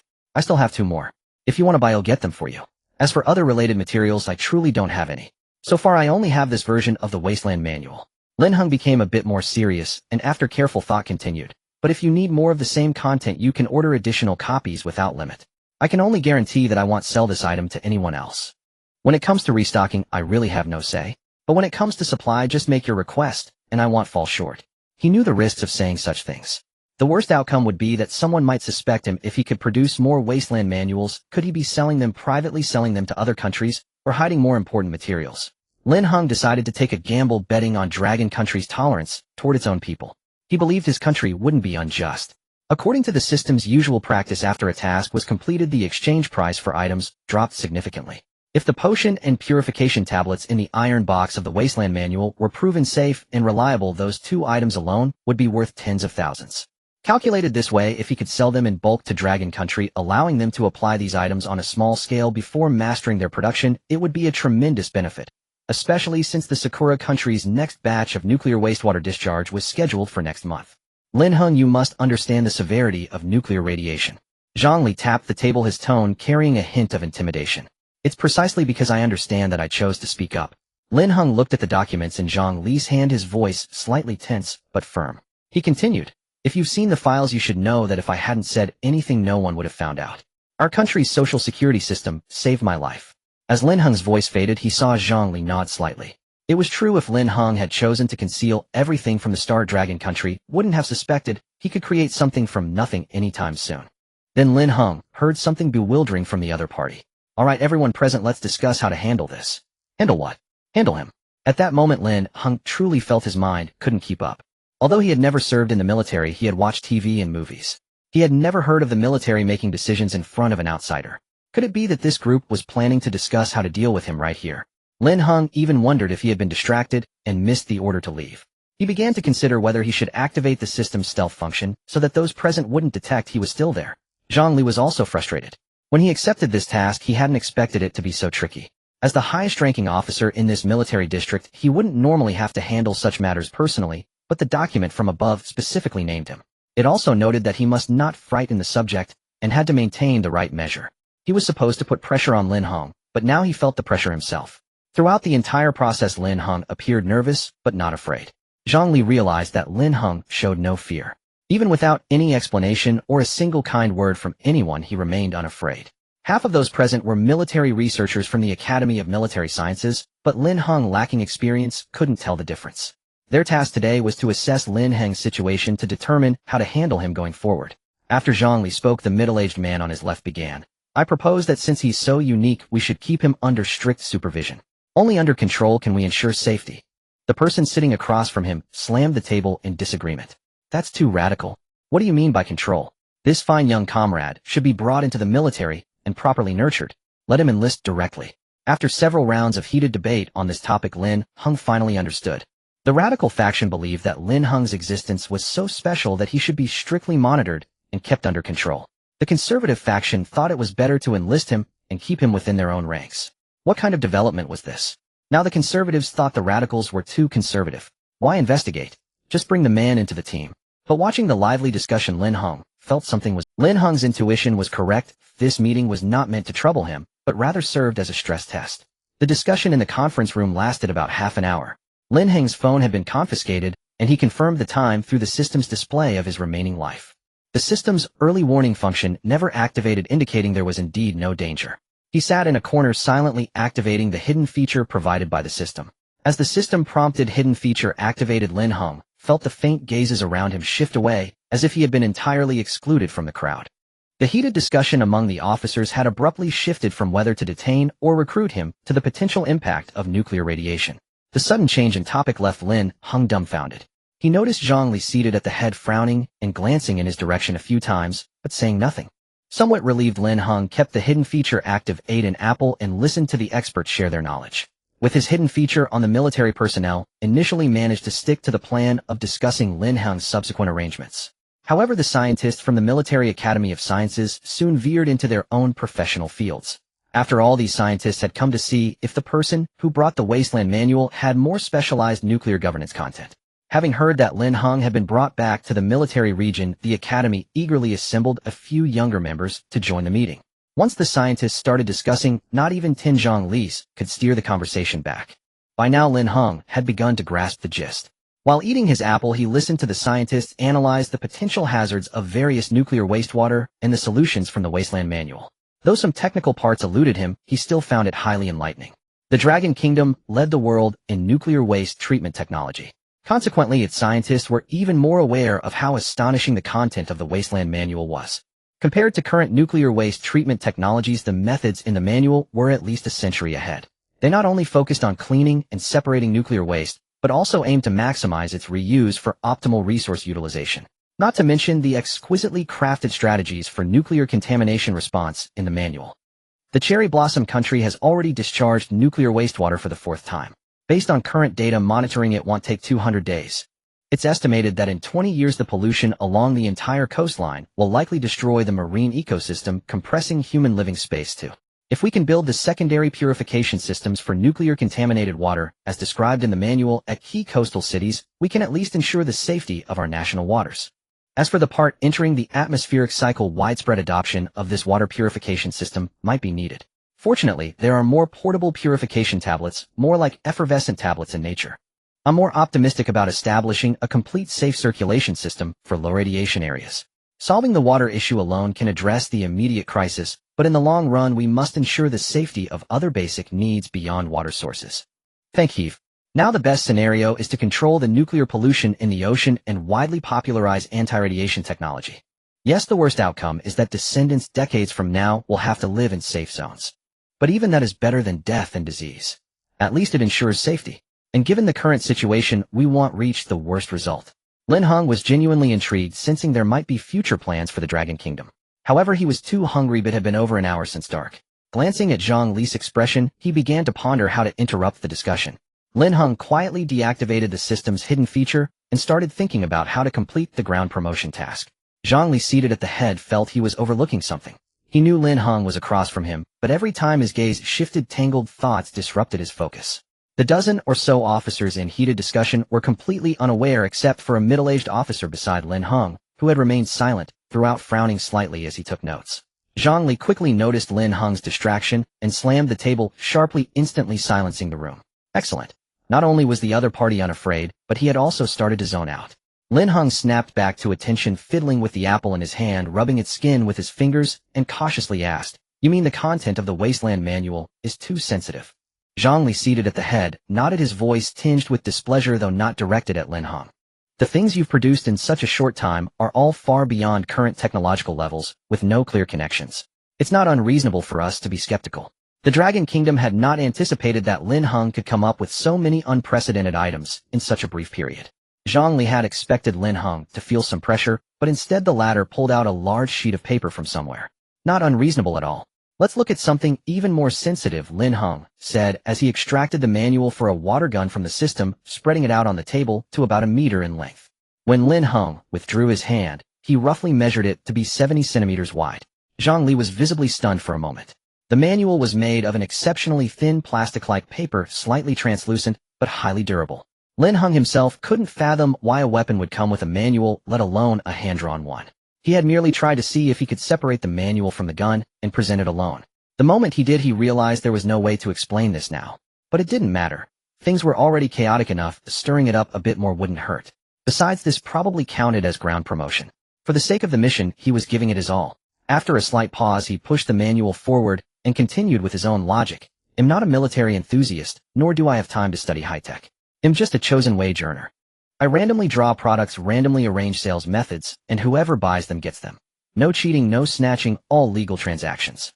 Lin Heng rose slightly and pushed the hand-drawn manual further across the table. The things I sell are quite varied, like accessories, apples, and water guns. From the moment that sheet appeared on the table, everyone in the room focused their attention on Lin Heng.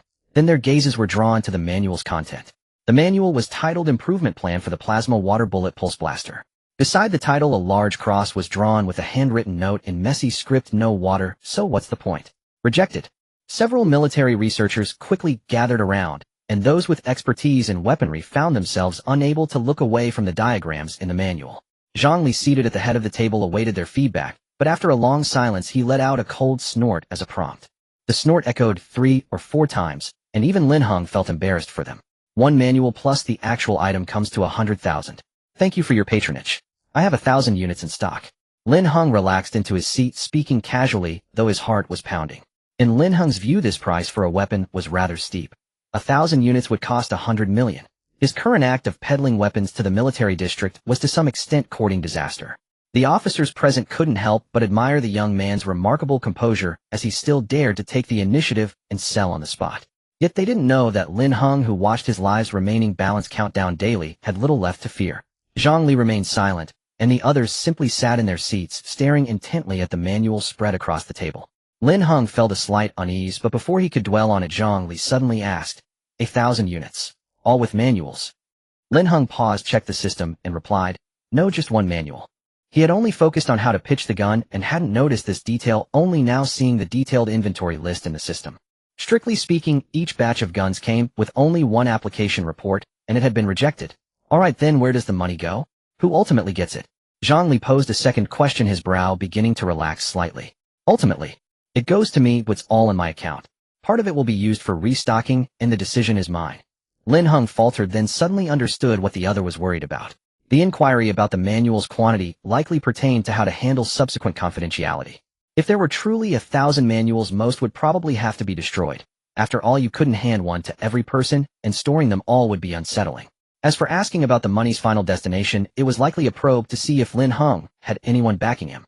Lin Heng suddenly wondered if the money spent from his account directly into the system had any legitimate records. After listening to Lin Heng, Zhang Li nodded and gestured for the officers on both sides to examine the paper on the table themselves.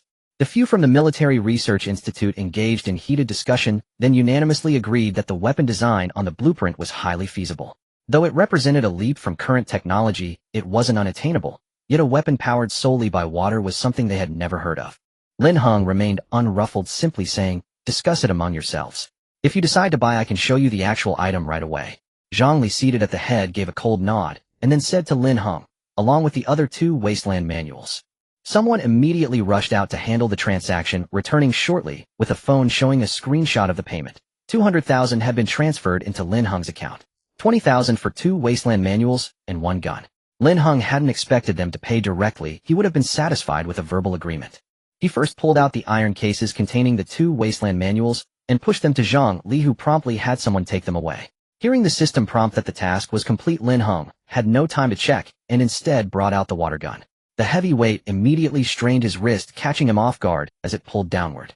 Before the gun could hit the table, an officer beside him caught the handle. The officer's hand steadied the weapon firmly. Lin Heng sighed in relief and let go, allowing the other to take it. The weapon was far heavier than it appeared, its exterior made of a silver metallic material with a futuristic streamlined design. Overall, it was half an arm's length with a handheld grip and a circular emitter at the front. The emitter's opening glowed faintly, giving it a highly sci-fi appearance. A pink sticker was even affixed to the handle, making Lin Heng want to laugh. But the weapon researchers from the Military Institute remained utterly unaffected, lifting the gun solemnly, cradling it in their hands, then passing it around. In the nighttime conference room, low exclamations of awe arose one after another. This time, even Lin Heng could instantly tell the difference between the active duty officers and the Research Institute members. The officers marveled at the appearance, the field guessed at its effects, and tried out stances while comparing it to the manual. The researchers were amazed by the material design and power system, eager to take it apart for study. Soon they requested to test the weapon. Without waiting for Zhang Li's approval, several researchers grabbed the gun and manual and dashed out, urgent footsteps echoing in the corridor. Zhang Li, expressionless, called to a soldier at the door to chase after them and remind them to file a report. Most of the conference room emptied out, and even the two parties who had been arguing earlier followed to watch the weapon test, leaving only Lin Heng, Zhang Li, and the officer who had helped steady the gun. Everyone who left remembered to take their apples. Lin Heng even saw an officer just out the door eagerly take a bite of his apple. Zhang Li rubbed his temples with some exasperation. He understood the higher-ups' approach. After all, Lin Heng was just an ordinary college student, but the items he presented seemed to tread dangerously on the line. In truth, Zhang Li had reviewed the files. Lin Heng hadn't just offered crucial technology and materials, he had even sold them to Dragon Nation's research institutions at low prices. Zhang Li personally held a favorable impression of him, especially given Lin Heng's good attitude and steady demeanor today. Aside from nervousness, he showed almost no fear. The chief didn't necessarily want to play the villain, but rumors had been rampant lately. Just recently, the Zhang Corporation, which collaborated with the Military Research Institute, had discovered a foreign spy. Fortunately, it was caught in time, without causing losses, but the higher-ups had ordered a strict investigation. Especially the day before they found that the material source for a key project of the Zhang Corporation was also Lin Heng's online store. Initially, the higher-ups intended to bring him in for a routine check, and then release him with a show so the word would spread that the military had cleared Lin Heng of any issues. But he never expected the young man to remain neither humble nor arrogant, instead stirring up the officers under his command with such fervent reactions. They clearly lacked discipline. He'd have them stand at attention as punishment. They couldn't even match a child. Now he was left in an awkward position while those little rascals had run off to see the gun. A high-tech water-powered weapon never seen before, a plasma water pulse burst device. The chief admitted he wanted to see it too. Lin Heng was indeed not worried at all. He had that much confidence in Dragon Country. His own country wouldn't harm its own people. At most, it was a matter of how to cooperate. He focused on his business, contentedly eating his apple. He pulled out another apple and took a crisp bite. A fragrant aroma filled the room. The entire space was saturated with the fresh scent of apples. Zhang Li grew even more agitated. Are you that fond of eating? This one called Mingxiao Linqin. Is it also something you sell? Zhang Li flipped through the documents in his hand, finally unable to resist asking the question. In the past 2 hours, how many apples had he devoured? Look at the pile of cores beside him. Lin Heng innocently swallowed the apple in his mouth and explained softly, Mingxiao Linqin, eating it wards off pestilence. It's not about liking or disliking. Ooh, I haven't eaten all day. I was doing physical fitness tests before coming here. I'm genuinely hungry. I was also wondering, since you summoned me here, are you providing a meal? Go eat. Take him to eat immediately. We'll discuss the rest after the meal. Zhang Li was almost amused by his nonchalance. This kid truly had a big heart. In the end, Lin Heng was sent by the exasperated Zhang Li to the cafeteria for a meal. As soon as Lin Heng left, Zhang Li quickly asked the officer who had been seated beside him in a low voice, Professor Zhao, how is it? No major issues. He's emotionally stable, highly attentive to national affairs, and poses little threat. The previous plan can proceed. The low-key middle-aged officer tapped his fingers on the table, carefully choosing his words. He has strong resilience to pressure and clear objectives. He's unlikely to be easily swayed. Indeed, this was the core of the meeting. Zhang Li nodded in agreement. Next, they would report upward, sign several contracts with Lin Heng based on the plan, and impose some restrictions. Try not to beat around the bush with him. Make requests directly, it will be much faster. Other aspects require long-term observation. But he's a good kid, don't put too much pressure on him and alienate our own people. Professor Zhao finished speaking, picked up the apple from the table, wiped it, and began eating it directly. He had been so focused on observing Lin Heng that he only now relaxed. Zhang Li nodded in agreement. Of course, our tactics are for external use. We certainly won't bully our own people. But this kid has a promising future. Old Zhao, do you remember Yan Lei from the Special Services Bureau, who excels in psychological warfare, especially interrogation? Professor Zhao pondered briefly and nodded. I recall. I remember meeting him at an academic symposium. He's also a master of criminal psychology. That kid's current task is to follow up on Lin Heng's situation. The reports he submitted to his superiors were also shared with me. Zhang Li relaxed, picked up the apple in front of him, and sniffed it. He continued, you know, it's very similar to your assessment just now. Lin Heng, this kid, is impressive. Ah, this apple is really fragrant. Lin Xin, such an ancient name. As the two continued discussing the follow-up plan, the distant Pharmaceutical Research Institute remained awake through the night. Professor, the data on the apple sent for testing a couple of days ago is a bit off. A young tester burst into the professor's office, clutching the test report with a panicked expression, his white lab coat askew. He hurriedly pointed at the report for the professor to see. Look, it has the appearance of an apple, but the test results are nothing like a regular apple. This sample doesn't seem like a naturally grown item. Look here and hear the data on immunity enhancement. The content is amplified so much. and this indicator is for improving sleep quality. Professor, there are also unidentified components. Could it be toxic? We shared one and ate it. The director has already sent a portion of the sample to the Academy of Agricultural Sciences. The young tester looked as if he was about to cry. Now people from there have come insisting on taking the remaining half of the sample. Downstairs they're arguing with our team. I'm afraid they might come to blows. Professor, please go take a look. The old professor's temples throbbed with anger. He didn't know where to start scolding. A grown man, and he still had to taste the apple during testing. The old professor held back for a long time before shouting at the student to go fetch the director, while he himself went downstairs to see what was happening. The Pharmaceutical Research Institute had been working overtime lately, so almost everyone was at their posts. The old professor clutched the test report, reading it as he descended the stairs, growing more excited with each step. By the time he reached the lobby downstairs, he heard someone shouting, "Our cultivation is officially approved. The cultivation value is extremely high, so of course we should take it all." The old professor clenched the report and charged into the crowd, bellowing, "No. This apple has immense medicinal value. Extracting the relevant components is a crucial step." The surrounding researchers quickly rushed over, supporting the old professor and trying to calm him down. Professor, we can still negotiate. Don't resort to force yet, it hasn't been taken away." At this moment, Su Xingliang, the younger uncle of the Su family, returned from outside the institute. He had just taken the family patriarch home to rest and came back to continue his own work. But the lobby was crowded, blocking the entrance. Su Xingliang stood for a while listening and quickly understood that it was a dispute between the Academy of Agricultural Sciences and the Pharmaceutical Research Institute over a batch of apples. Recalling the 100 or so apples in his trunk, half taken by the patriarch, over 20 snatched by his foolish nephew through tantrums, leaving him with barely a dozen after all the eating and taking. Su Xingliang was instantly furious. Standing behind the crowd, he shouted, "Why don't you just buy more?" Immediately everyone in the hall stopped what they were doing and turned to stare at Su Xingliang. Everyone had assumed the samples were limited, never considering the possibility of purchasing more. In an instant the crowd dispersed. The people from the Academy of Agricultural Sciences hurriedly got into their cars and sped off, each using their connections to inquire about the source of the apples. News of the special apples spread within a small circle, and their purported effects grew increasingly exaggerated. Various applications and reports were submitted upward. Such news was taken very seriously by the upper echelons of Dragon Country. As a populous nation, livelihood issues had always been a top priority. If a simple apple could effectively improve the people's physical health, its impact would be no less than the emergence of high-tech weaponry, especially since the Great Plague had just passed. If the health risks left behind during the pandemic could be eliminated by boosting immunity, it would be a tremendous boon. If this apple truly lived up to its test results, cultivating and promoting it for 5 to 10 years would undoubtedly give the next generation of Dragon Country a physique that outshines the entire world. After a brief discussion among the top leaders recalling Lin Heng's promise of unlimited supply of mimicry alloy, they couldn't help but wonder if this apple could also be supplied in unlimited quantities. Could they start promoting it immediately right now? Its importance was hardly any less than that of the Wasteland Manual. Soon the Special Services Bureau received a message: concise and powerful, find Lin Heng apples in bulk. Li saw the message and slapped his thigh in delight. Here comes the excuse. He had been wondering how to extract Lin Heng from the military district. Now there was a way Dragon Country needed apples.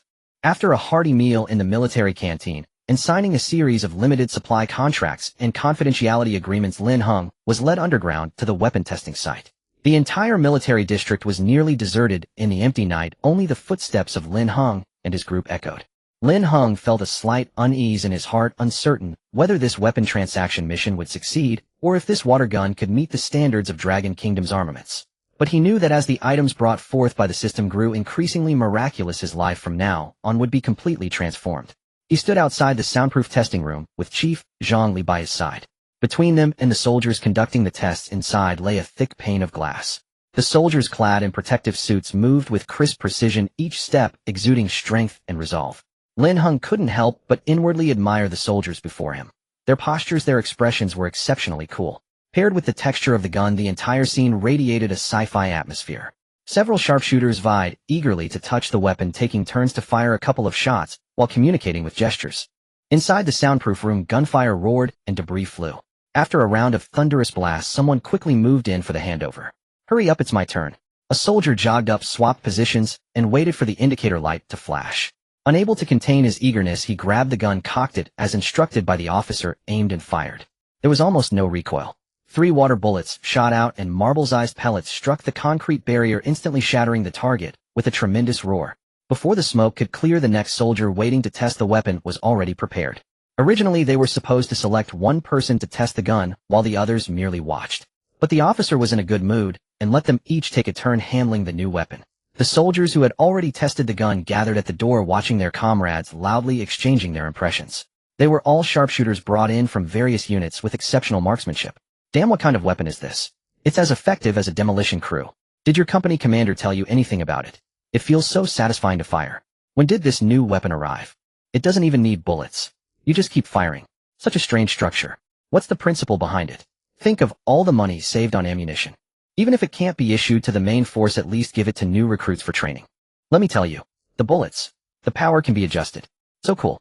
The soldier who had just been replaced rushed over to the crowd, gesticulating wildly as he pointed to the range. Look, now it's set to pulse mode as described in the manual. The effect now is to create only a small hole, but with immense penetrating power. Outside the soundproof room, it was equally bustling. Apart from Lin Heng, many officers were watching from outside, their expressions grave as they observed each shot, not daring to be careless. Several researchers were also present, one hand on the large instruction manual, the other meticulously cross-referencing the actual results of the weapon tests. They held recording pens, continuously noting every detail and data point, striving to capture every subtle change in atmosphere within the soundproof room. The air was thick with tension. Everyone's gaze was fixed on the testing ground, eagerly anticipating the surprises and breakthroughs the new weapon might bring. The thunderous blasts were muted by several layers of soundproof glass, yet one could still perceive the power of the plasma water pulse blaster just by watching. The various targets used in the experiment, concrete, even the ground, were all shattered with a single shot. Due to the weapon's immense power, the personnel in the range quickly concluded the tests, cleared the area, and prepared to relocate to a more fortified location for further trials. More specific data and usage methods needed to be gradually explored. The plasma water pulse blaster appeared to exceed expectations. Lin Heng's fingers twitched. He also wanted to give it a try. The chief stood beside him, his face hidden in the shadows of the backlight, but his voice was remarkably kind. Yes, Lin Heng nodded decisively, his fingers clenching slightly. What man wouldn't want to experience the power of a firearm? Well, for you, just thinking about it is enough. Zhang Li turned away, smugly, finally satisfied. His voice faded with his footsteps. It's too late, I won't keep you. After all, the Special Services Bureau was already on its way, and their reasons were more than adequate. Zhang Li didn't want to admit it, but he felt Lin Heng would only cause more trouble if he stayed. Behind him, Lin Heng bit fiercely into an apple and chewed vigorously. He didn't believe. Well, never mind, it was better not to have a chance to use a gun, safer that way. Recently, various countries had been closely monitoring the Dragon Kingdom's movements. The Eagle Nation in particular, which was preparing to stir up friction in the Middle East, had momentarily slowed its small-scale provocations, frequently probing into the Dragon Kingdom's affairs. This wasn't due to poor secrecy on the Dragon Kingdom's part, but rather its sheer scale. Every minor detail was magnified, and any slight move attracted intense scrutiny. Consequently, spies from other nations had infiltrated many corners, stirring up trouble. Strange rumors abounded, and the Dragon Kingdom had taken the opportunity to conduct a purge. In their previous transaction, the National Research Institute had obtained 15 tons of wound ornaments from Lin Heng. After removing the gem decorations, about 7 or 8 tons of mimicry alloy remained for the researchers to experiment with freely. This mimicry alloy possessed excellent bending and toughness, making it a highly malleable metal. Even under extreme conditions, such as high temperatures, low temperatures, or immense pressure, it maintained exceptional stability and elasticity. Its properties differed from the mimicry alloy the National Research Institute had initially planned to study. Its mimicry manifested in its ability to highly adapt to any material, simulating its external appearance and attributes, while withstanding significant bending deformation without damage, opening up numerous possibilities for experimentation. Many research projects at the National Research Institute, previously constrained by material limitations, could now be restarted using the mimicry alloy. The first batch of tests identified 5 potential application areas, including spacecraft, mechanical engineering, and armor. The Dragon Kingdom decisively opted for small-scale trials, distributing the material accordingly. Meanwhile, a collaboration between the National Research Institute and the Military Science Academy soon yielded good news. The mimicry alloy had been successfully replicated. Although the replicated material's properties were somewhat diminished, it marked a crucial first step. With ample samples on hand, further advancements were within reach. All industries tangentially related to mimicry alloy were reorganized. Major plans were set in motion involving project changes, capital flows, and personnel arrangements, all operating like a well-oiled machine. Several related military industries underwent a thorough reshuffling, from small-scale components like support brackets for equipment and the exoskeleton devices still under research to large-scale fields like aerospace. The wide range of affected industries triggered a significant chain reaction. For other less sensitive high-tech industries, any enterprise with a clean record could apply for the mimicry alloy if it proved suitable and superior to their current materials and conduct tests. Those with clearly outstanding test results could immediately switch to using the mimicry alloy. Such sweeping moves across various sectors naturally drew close attention from all sides. Soon people noticed that some time ago the Dragon Kingdom had held a massive event where internet-famous ornaments were exchanged for flagship brand smartphones, a campaign that had lasted for a considerable period. According to the escorting officer Lu Liang, today's military district tour for Lin Heng had come to an end. Following Lu Liang closely, he retrieved his phone from the lobby of the office building. As he stepped outside before he could check his messages, several officers surrounded him. Lin Heng, about what happened in the meeting room just now, cough. The officer seemed a bit embarrassed, his face flushing before he could finish his sentence. This was the same officer who had earlier insisted on keeping Lin Heng for immediate enlistment. Lin Heng glanced at his flushed face and quickly explained, I don't plan to attend a military academy. No way. If he got into a military academy and the system assigned him some bizarre task, like setting up a street stall, he'd be doomed. The military academies of Longwell weren't open enough to let students slip out for business.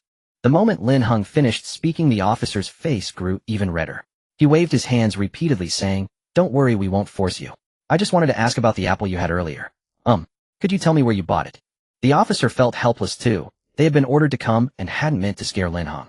Moreover, they had witnessed Lin Heng conjure an apple out of thin air in the meeting room, and they were still in shock, not daring to discuss it. Now asking Lin Heng about the apple, they were somewhat afraid he might refuse. Lin Heng's heart eased considerably. He pulled out his online store QR code and held it up for the officer. The apple's easy, scan this. I'll relist the apples later under the name Lin Sheen on my online shop. It's convenient. Got it. These apples are really fragrant. You'll get some for my family too. The officer beamed as he scanned the code, then stepped back to make room for his colleagues. One by one, the cheerful officers scanned the code, chatted briefly, and then took their leave, leaving only the earlier escort officer, Lu Liang, to accompany Lin Heng while waiting for his ride. Lin Heng couldn't help but admire how tight-lipped the soldiers were. They didn't discuss anything beyond the apple. He tried a few probing questions, but was smoothly deflected. Still, it didn't matter much. Whatever the military decided, they would inform him eventually. After sending off the group, Lin Heng stood under a street lamp to relax his mind, with Lu Liang accompanying him on the steps. Just as his body began to unwind, a rustle came from the bushes behind him. Lin Heng reflexively sidestepped, and in the gust of wind a figure suddenly appeared beside him, staring at him with an exaggerated expression. His back hairs stood on end. He felt something brush against his arm, cold but not painful. Recognizing the person as a soldier in a military green short-sleeve shirt, Lin Heng slowly ran a hand through his hair, feeling the trembling in his palm, took a deep breath and roared, "Are you crazy?" This really startled him. "Wow, sorry. I was just greeting you as a brother. All my apologies." The newcomer raised his hands, clearly shocked by Lin Heng's reaction too. Flustered, he turned and shouted, "Damn, Captain! Captain, oh my God, he actually dodged me." Lu Liang, who had been on the steps, had already stepped forward to block between them when Lin Heng dodged. Hearing the shout, he followed the man's gaze toward the grass behind him. After a rustle of swaying bushes, a figure emerged from behind the shrubbery. "Lin Heng, sorry about that. We were planning to wait for you here, but the military district was on lockdown today and wouldn't let us stay, so we hid behind here." Lu Yi emerged from his hiding spot, awkwardly greeting Lin Heng. Lin Heng immediately recognized him as the captain of Xiao Mu's team who had brought him to the district. So they had been waiting for him here all afternoon, hiding behind the bushes. With that kind of skill, couldn't they find a room to hide in? Lin Heng didn't know where to start complaining, so he just gave an awkward smile. But the officer Lu Liang, who was standing in front of him, spoke up, "Bro, that was a bit much." Hearing the address, Lin Heng peeked at Lu Liang in front of him. He didn't look like it, but apparently they were brothers. Lu Yi, seeing his own brother, didn't know how to explain either. Awkwardly, he waved, pulled the soldier who had startled Lin Heng behind him, and gave him a kick, saying, "This is my team member, Huzi." He used the almost ready thing before, and he got a bit excited. Lu Yi glanced at Lin Heng, who was still behind his brother, then at his brother Lu Liang, unsure whether to directly mention the effects of almost ready, since it was his brother who had made it possible for him to pick up Lin Heng earlier. Lu Liang frowned at his brother. How could he be so vague after just a few days? He was about to ask further when he suddenly felt Lin Heng push his shoulder and step out from behind him. "It's fine, he's just a bit too enthusiastic." As Lin Heng walked out from behind Lu Liang, he immediately guessed the situation upon hearing about almost ready. He looked Huzi up and down, unable to tell where he had been injured, so he asked, "How did it work? Are you healed?" "Healed? Look, this medicine is amazing. It was instant, like magic." Huzi, thrilled to be asked, waved and spun his arm to show Lin Heng. Having experienced the miracle of reattaching a severed arm, he had no outlet for his excitement, and finally someone was asking about it. Lu Liang's frown deepened. What kind of development was this? If they said anything stranger, he'd have to report it. As his older brother, Lu Yi knew exactly what he was thinking from his expression. He leaned in and whispered a brief explanation, then seeing his brother's shocked face about to speak, he clamped a hand over his mouth and warned him to keep it secret. Lin Heng was examining Hugh's arm. There was no trace of injury, not even a misaligned bone. Everything had healed perfectly. After showing off his arm, Huzi grinned and directly asked Lin Heng, "Handsome, can I still buy this medicine?" "What are you talking about?" Lin Heng's face turned cold. "I'm selling bottles. The bottle's name is almost ready." "No way. Who in their right mind would sell medicine privately?" Startled by Lin Heng's sudden change, Huzi quickly recovered and smoothly replied, "Fine, sell whatever you say. Just as long as the stuff in that porcelain bottle doesn't change." "What's the purchase process?" Lu Yi, still covering his brother's mouth, heard them discussing selling medicine and immediately dragged his brother forward a couple of steps.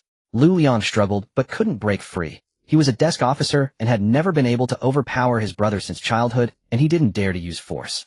It took considerable effort to pry Lu Yi's hand away. Lin Heng was very satisfied with the man's understanding. He carefully thought about the contract he had signed earlier. Could he still sell the bottles? Well, there didn't seem to be any restrictions. After all, it was for Longwo's own soldiers, so it probably wouldn't be a problem. Although the contract wasn't too restrictive, Lin Heng knew where to draw the line. He had no intention of selling this good stuff abroad immediately. He wasn't afraid of being called selfish. Besides, this wasn't selfishness, it was self-preservation. Lin Heng made his decision and exchanged a small box labeled Instant Relief from the system, handing it over. "No rules, just cash on delivery." Tiger clutched the box, momentarily stunned that it was so easy to purchase, and stammered, "How much, bro? Is it limited? How many can I buy?" Lin Heng pondered briefly, then flashed a QR code and said bluntly, "The Pharmaceutical Research Institute recently bought a batch for study, not sure if they can develop new drugs. I have no limit here, 5,000 per bottle, but these porcelain bottles aren't very convenient. Why not ask higher-ups about collaborating with the institute?"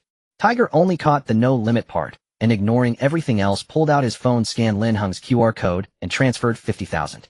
Clutching the wooden box of Instant Relief, he whispered, "I heard from the captain that he bought it at 10,000 a bottle. You don't need to give me a discount, I'll pay the same. Give me 5. I'll return 1 to the captain and share the rest with my brothers.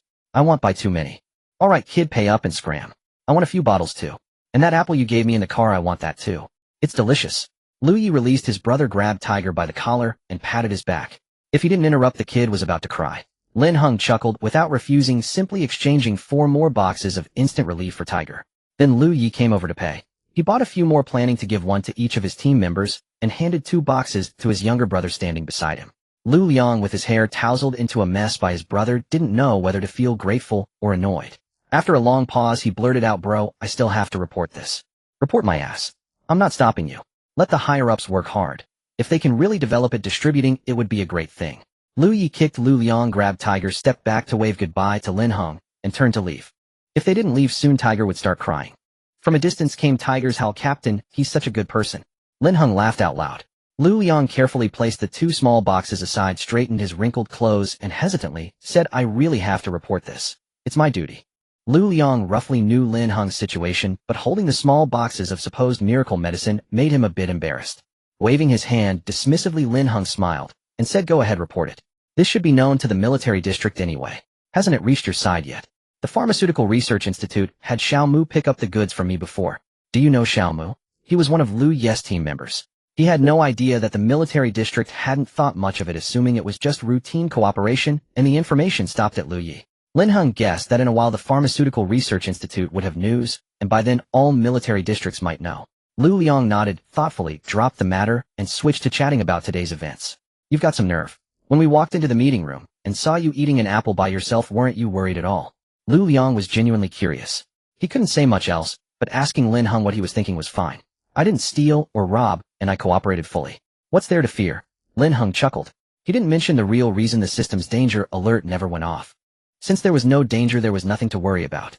The following silence stretched on as Lin Heng opened his online store on his phone and found that the 1,000 apples head just listed were all ordered. Without time to be surprised, he decisively adjusted the quantity to the maximum. After all, the apples had no limit. But he couldn't lower the price, for now afraid of complaints and a price guarantee that would leave him with no recourse. In the end, each apple earned a meager profit of 4 yuan. Internet users with sharp eyes noticed that various media platforms in Eagle Country had suddenly started promoting all kinds of metal wire-wrapped ornaments. Domestic netizens were baffled.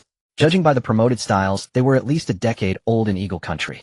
This was a common type of handmade ornament abroad, only emerging in China in recent years. Logically, such crafts in Eagle country should have been past their prime. Within a day, netizens found small ads on domestic platforms claiming to have sales channels in Eagle country, offering high prices for wire-wrapped ornaments, especially those with Chinese-style designs. The promotional photos were exactly the trendy ornaments Lin Heng had sold before. Netizens assumed that domestic crafts had become popular abroad, celebrating a wave of reverse cultural export. For a time, they felt proud and triumphant. When the information department closely monitoring the trends reported back, the Special Services Bureau couldn't help but laugh.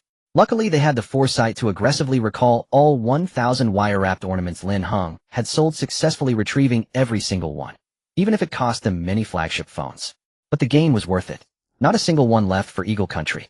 The streets were silent at midnight, with only an occasional car passing by. Streetlights cast their glow on the empty roads, flickering past Lin Heng's eyes as the car moved forward. After waiting over half an hour at the military district, Yan Lei finally passed through all the checkpoints to pick him up. Lin Heng sat in the passenger seat, chin resting on his hand, listening thoughtfully as Yan Lei described the apple test results. As expected, the data differed greatly from normal apples. Yan Lei didn't go into detail, only giving a general overview. Just from the system's name for this apple, Mingxiao Linqin, Lin Heng knew it was no ordinary fruit. It was likely that eating it could ward off illness, so he should eat more. With that thought, he pulled out 2 apples. About to hand one to Yan Lei, he remembered he couldn't eat while driving, so he tossed them into the glove compartment. The current consensus is that if you can supply steadily, we hope you'll keep listing these apples. You can limit purchases per person, but the more people who can buy, the better. The Agricultural Academy in Dragon Country is researching cultivation, but plant breeding will take at least a year or 2 to yield results. Until then, we might need you to supply as much as possible. Yan Lei glanced at Lin Heng's expression during a red light. Agreed. Lin Heng consented quickly. Fortunately, he no longer needed to handle shipping himself. He could test the system's delivery function later. No big deal. Dragon Country can also set up wholesale points. He'll send the apples there. For the official supply, I can offer them at 1 yuan each, rock bottom. Lin Heng understood that Dragon Country might want to make the apples available to everyone, so he saw no need to profit from that. Yan Lei nodded and moved on to the next matter. Regarding the 15 tons of wire-wrapped ornaments, everything has been arranged. If anyone asks about them, just say you don't know. We'll handle the rest. Especially since Eagle Country has been making small moves lately, trying to buy up the ornaments online at high prices to catch any that slipped through.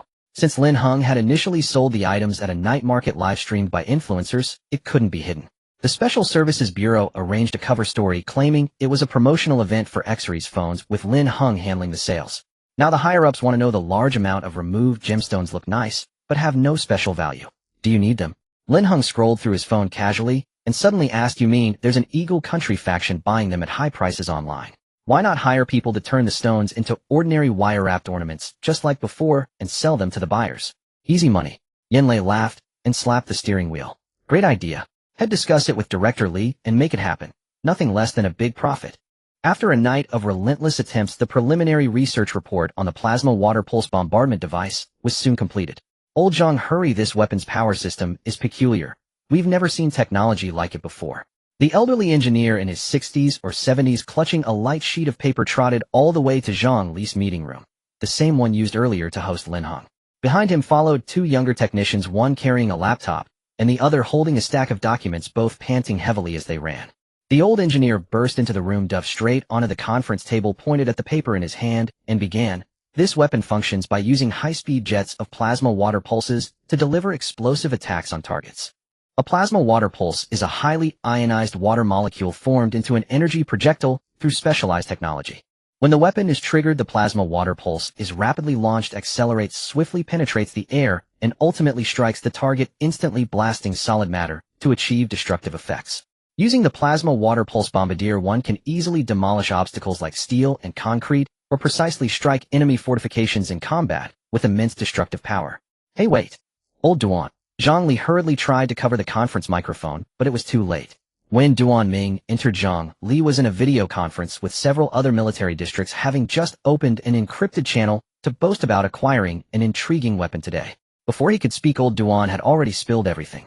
Especially since among those on the call, several were from military districts and local military academies, and upon hearing such news, they would likely flock to join the excitement. Zhang Li cursed inwardly and quickly helped old Duan sit down. After all, he was a veteran of the military academy and demanded respect. Zhang Li hoped that old Duan's rapid speech had been too fast for the others to catch. Hey old Zhang, you're too generous. Sharing good stuff right away. Let us have a look. What? Share with us. Quick, you'll send a few lads over. They'll arrive by tomorrow. Hey, we'll be there the day after at the latest. Save some for us. Share my foot. Zhang Li waved grandly. No, absolutely not. We only have this one piece brought back just to test it. There's no way I'm sharing. If you want, you can come take a look. No way. He had already submitted the procurement order and was waiting for the trial report. If the data checked out, he planned to trade with Lin Heng tomorrow for the first batch of 1,000 weapons. With such a limited quantity, his own troops wouldn't have enough, so how could he let others talk him into giving it away? Duan Ming was still immersed in the weapons data analysis, completely oblivious to the 6 or 7 small boxes on the conference room's large screen, each displaying highly influential officers eagerly waiting for him to reveal more. Old Duan's 2 students finally ran into the meeting room, set down their documents and computer, and were immediately pulled by their teacher to continue analyzing the data. Zhang Li was anxious to know the new weapon's full capabilities. It seemed powerful, easy to use, and required no ammunition, but he wondered about other aspects. Yet he didn't want the others on the video conference to glean information first, so he simply said, "We're a bit busy here. Alright, everyone, take a break. They'll contact you tomorrow." Hey, you're being unfair. With a snap before anyone could react, Zhang Li cut off the video feed and glanced briefly at the report on the table. Immersed in the materials, Duan Ming finally spoke again after a long while. This water gun, whoever designed it is bold yet meticulous. I've never seen such technical principles, yet it miraculously works. Look here, this gun can adjust attack intensity by controlling energy output. According to current test results, the maximum setting produces an effect similar to a blast explosion. The minimum setting fires a shot that penetrates obstacles, leaving a droplet-sized hole. Tests show this mode has extreme penetration power. We tested it several times. It's truly a water gun, and what it fires is indeed water. Duan Ming sighed and continued, "Look here at its performance demonstration. It can serve not only as a combat weapon, but also in engineering fields like construction and excavation. This is a once-in-a-lifetime discovery. If we can crack this power system, we could perfectly replicate it, while limited by materials, perhaps achieve about 40%. I might need to look again." Duan Ming trailed off, lowering his head to study the large manual transmitted to the computer. Zhang Li tapped the paper with his finger, envisioning many scenarios for using this weapon. Given its explosive power, this weapon is incredibly lightweight and portable. My soldiers said it has almost no recoil. Old Duan, let's check this first. What's the safety factor of this weapon? Can our maintenance keep up? Specifically, that manual covers the gun's design thoroughly, but the power system is barely mentioned. Old Duan pulled out another stack of documents and spread them on the table for Zhang Li to see. The array of charts and data made Zhang Li's head spin. He pushed them away and asked directly, "Old Duan, just give me the bottom line. Oh, look at this. It's so obvious." Old Duan excitedly slapped the table twice, as if addressing a disappointing student. "See, it reduces wear and tear to nearly zero. The trial unit we've used over the past few days only needed water added once, about 50 milliliters. It was now confirmed that this weapon required no ammunition. According to the manual, it was close to a perpetual motion machine. Essentially, as long as there was water, it worked, just like a water gun requiring occasional refills. And they tested it per the manual. It's indeed waterproof. Nothing else to note. The focus now is on the power system." The power system?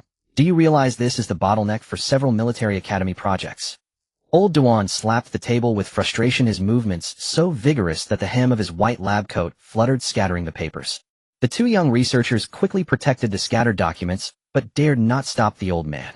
That night, anyone who suggested Old Duan rest was met with fierce scolding. A man who had devoted his life to power systems had finally glimpsed hope for progress.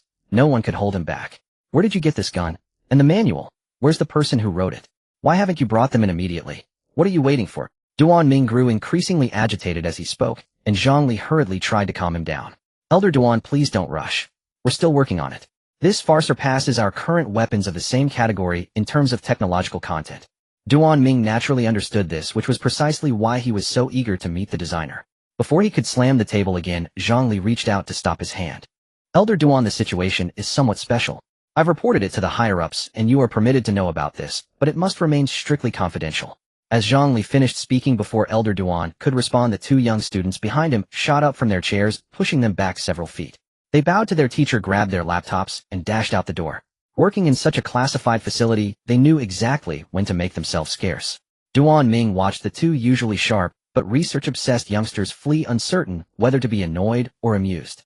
Zhang Li briefly explained Lin Heng's situation and told Elder Duan, "For now, all we can do is purchase 1,000 sets of water guns.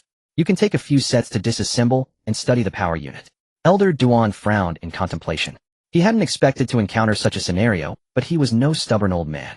After a moment's thought, he asked Zhongli, "So you're saying he, well, sells whatever appears, and he can't control what comes in?"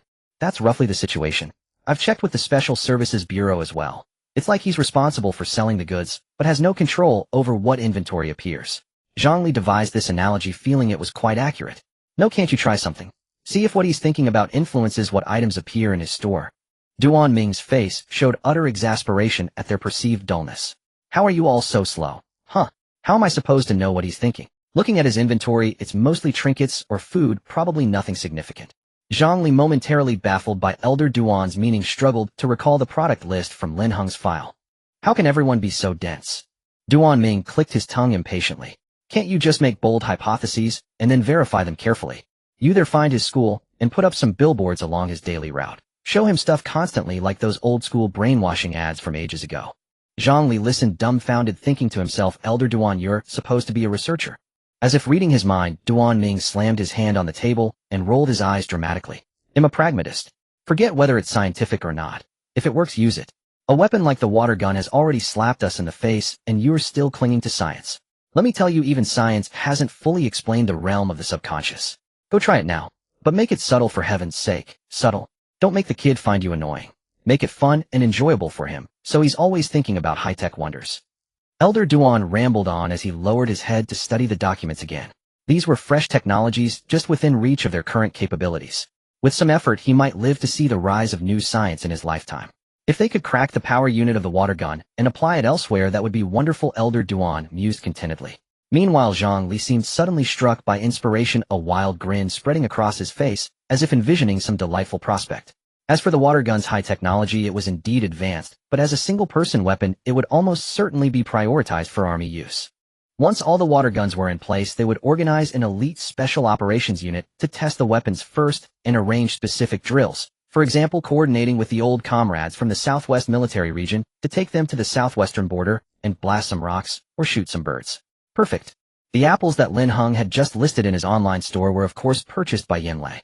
After all, the reason he could come to the military district to pick up Lin Heng was that he had been ordered to buy apples from him, in bulk. 1,000 apples, he figured, would be enough for both research institutes to share, both for eating and studying. After all, apples had to have a shelf life. By the time Lin Heng was dropped off at home, it was nearly midnight. Yin Lei confirmed that Lin Heng could deliver the 1,000 apples, and then left. Standing in the spacious apartment arranged by the Dragon Kingdom, Lin Heng felt a fleeting sense of unfamiliarity. From the tall floor-to-ceiling windows, he looked down at the main road through the university district, where streams of cars flowed, like ribbons of light, disappearing into the distance. Soon a wave of exhaustion washed over him, dispersing his emotions. Lin Heng took a quick shower and curled up comfortably on the sofa. He didn't turn on any lights, just sat in the darkness watching the bustling traffic outside the window. This day had felt so surreal. First, he completed the apple task and confirmed his health status.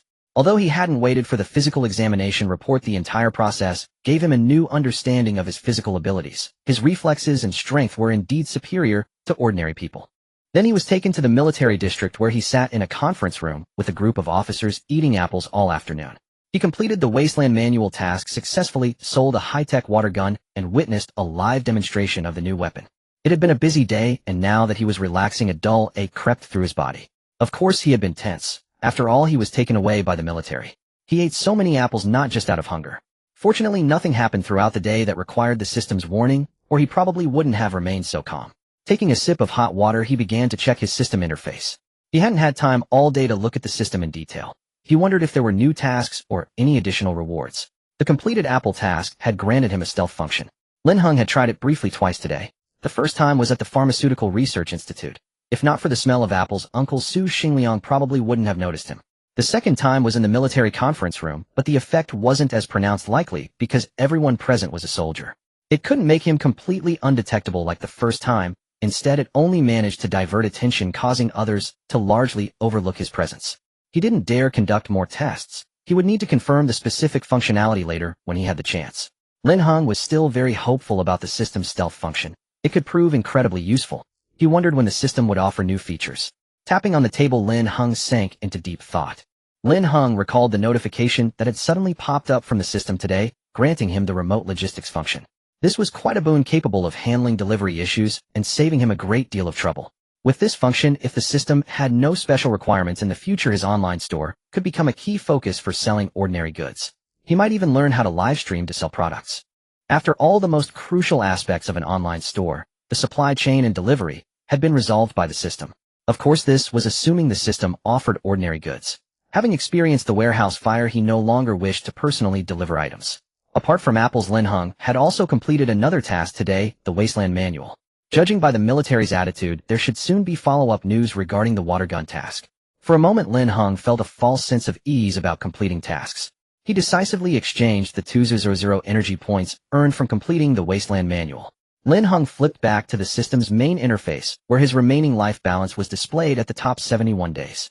Barely 2 months, and a bit more. Lin Heng took a deep breath of satisfaction, feeling the weight on his shoulders lighten considerably. Excellent, it seemed he could survive until the summer break. For the tasks involving apples and the Wasteland Manual, the system had not provided any extra goods, nor had it for the water gun task. Thus, his energy points remained at the previous balance of 950. Lin Heng did not plan to exchange them all for now. Keeping a small reserve of energy points was wise in case the system later introduced new features requiring their use.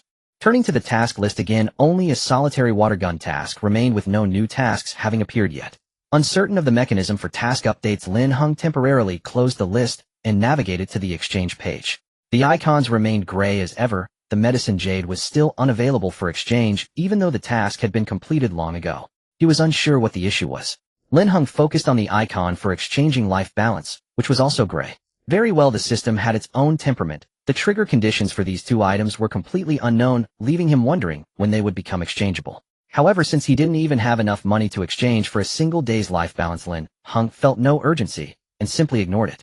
Additionally, a new exchange icon for Mingxiao Linqin had appeared on the exchange page today, priced at 1 yuan each. At this price, Lin Heng felt he could eat apples for a lifetime. As for the Wasteland Manual Faction Leader version Volume 1, its exchange price was 10,000 yuan per set. Based on the information gathered from today's trip to the military district, the iron case of the Wasteland Manual contained genuine items, making 10,000 yuan a very reasonable price. Lin Heng silently sent the price to Yanlei. Without unexpected developments, it was likely that Dragon Nation would continue to purchase the Wasteland Manual in the future, as the anti-radiation potions and water purification tablets held significant value. This was a matter where it was unnecessary to profit from the nation, so he directly reported the system's cost price. A prudent businessman should not constantly seek to exploit his own country. Although Lin Heng could hardly be considered a formal merchant, at best a part-time one, he reviewed the system once more. Confirming no new content had appeared, he closed the interface. Next, it was time to check his small online store. In the store, apples had become the sole permanent product and were selling well. That night, he had listed apples twice. The first batch of 1,000 were all purchased by Yanlei, reportedly distributed to several research institutes. For the second listing, Lin Heng had set the maximum quantity limit, and over 500 to 600 had already been sold. Fortunately, the system's new automatic delivery function saved him from being overwhelmed by apple sales alone. Recalling this new feature, Lin Heng decided to test it out. Following the system's instructions, he paid for 1 apple and selected the delivery address of his school. Soon a text message arrived on his phone. Lin Heng scrolled through his phone, searching for the latest message among the spam. It was a notification from the parcel station informing him that a package from Xinglian Express had arrived and was ready for pickup. Lin Heng chuckled inwardly. Such efficiency was delightful. It seemed no one would complain about his delivery speed anymore. He quickly processed the backlog of orders in the store, dispatching them all through the system. Out of curiosity, Lin Heng searched for Xinglian Express on Baidu. Somehow the system had made it possible to find the courier company's official website, though it contained scanned information with large blank spaces. Finally, checking his account balance, Lin Heng was pleasantly surprised to find nearly 700,000 yuan. This included the 200,000 from the military district, the substantial payment from Lu Yi and the others for medicine, his previous savings, and the income from confirmed orders over the past 2 days, all gradually deposited into his bank account. Except for the apples ordered online by Yanlei today, all future orders from Dragon Nation's official channels would be transacted at the cost price of 1 yuan each. Only the apples sold through his online store would yield a profit. In the coming period, apple sales from the store were expected to be his primary income source, earning him 4 yuan per apple at a selling price of 5 yuan. If the water gun deal went through smoothly, it would bring in 100 million yuan.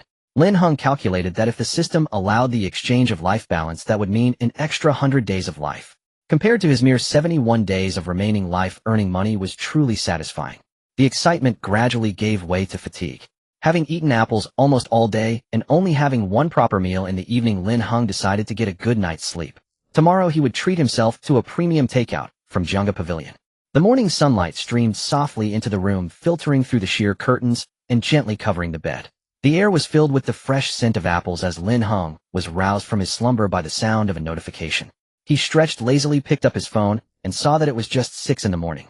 Yanlei, what's going on with the apples at the Suzhou Agricultural Research Institute branch? Lin Heng, didn't you tell me they ordered 100? Yanlei, that's right, but was it necessary to place the order at night and have it delivered by dawn? Lin Heng, huh? Yanlei recalled the calls from Suzhou that had reached the Special Operations Bureau and didn't know where to begin. Last night, Yanlei had sent Lin Heng all the apple orders from various locations. Once the payment was made, Lin Heng said he would arrange timely delivery. Unexpectedly, reports came in from various places that night, saying they had received the goods one after another. Within 3 hours, regardless of distance, everyone had received their shipments. This prompted inquiries from all sides, wondering if the procurement personnel had access to some special channel. If delivery was this fast, could it be shared with research institutes across the country? They were willing to pay the usual fees. Upon hearing this news, Director Li of the Special Operations Bureau immediately suspected that Lin Heng was up to something again. The Bureau had no special channel, so they quickly devised an excuse claiming that the goods had been pre-stocked locally in advance, awaiting each institution's order numbers with adjustments for any surplus or deficit. After much persuasion, they managed to fill the hole Lin Heng had dug. Now Li had freed up time to have Yanlei ask whether Lin Heng truly had some special channel. Lin Heng was taken aback by the message, only then remembering that after receiving the payment last night, he had casually arranged the shipments through the system.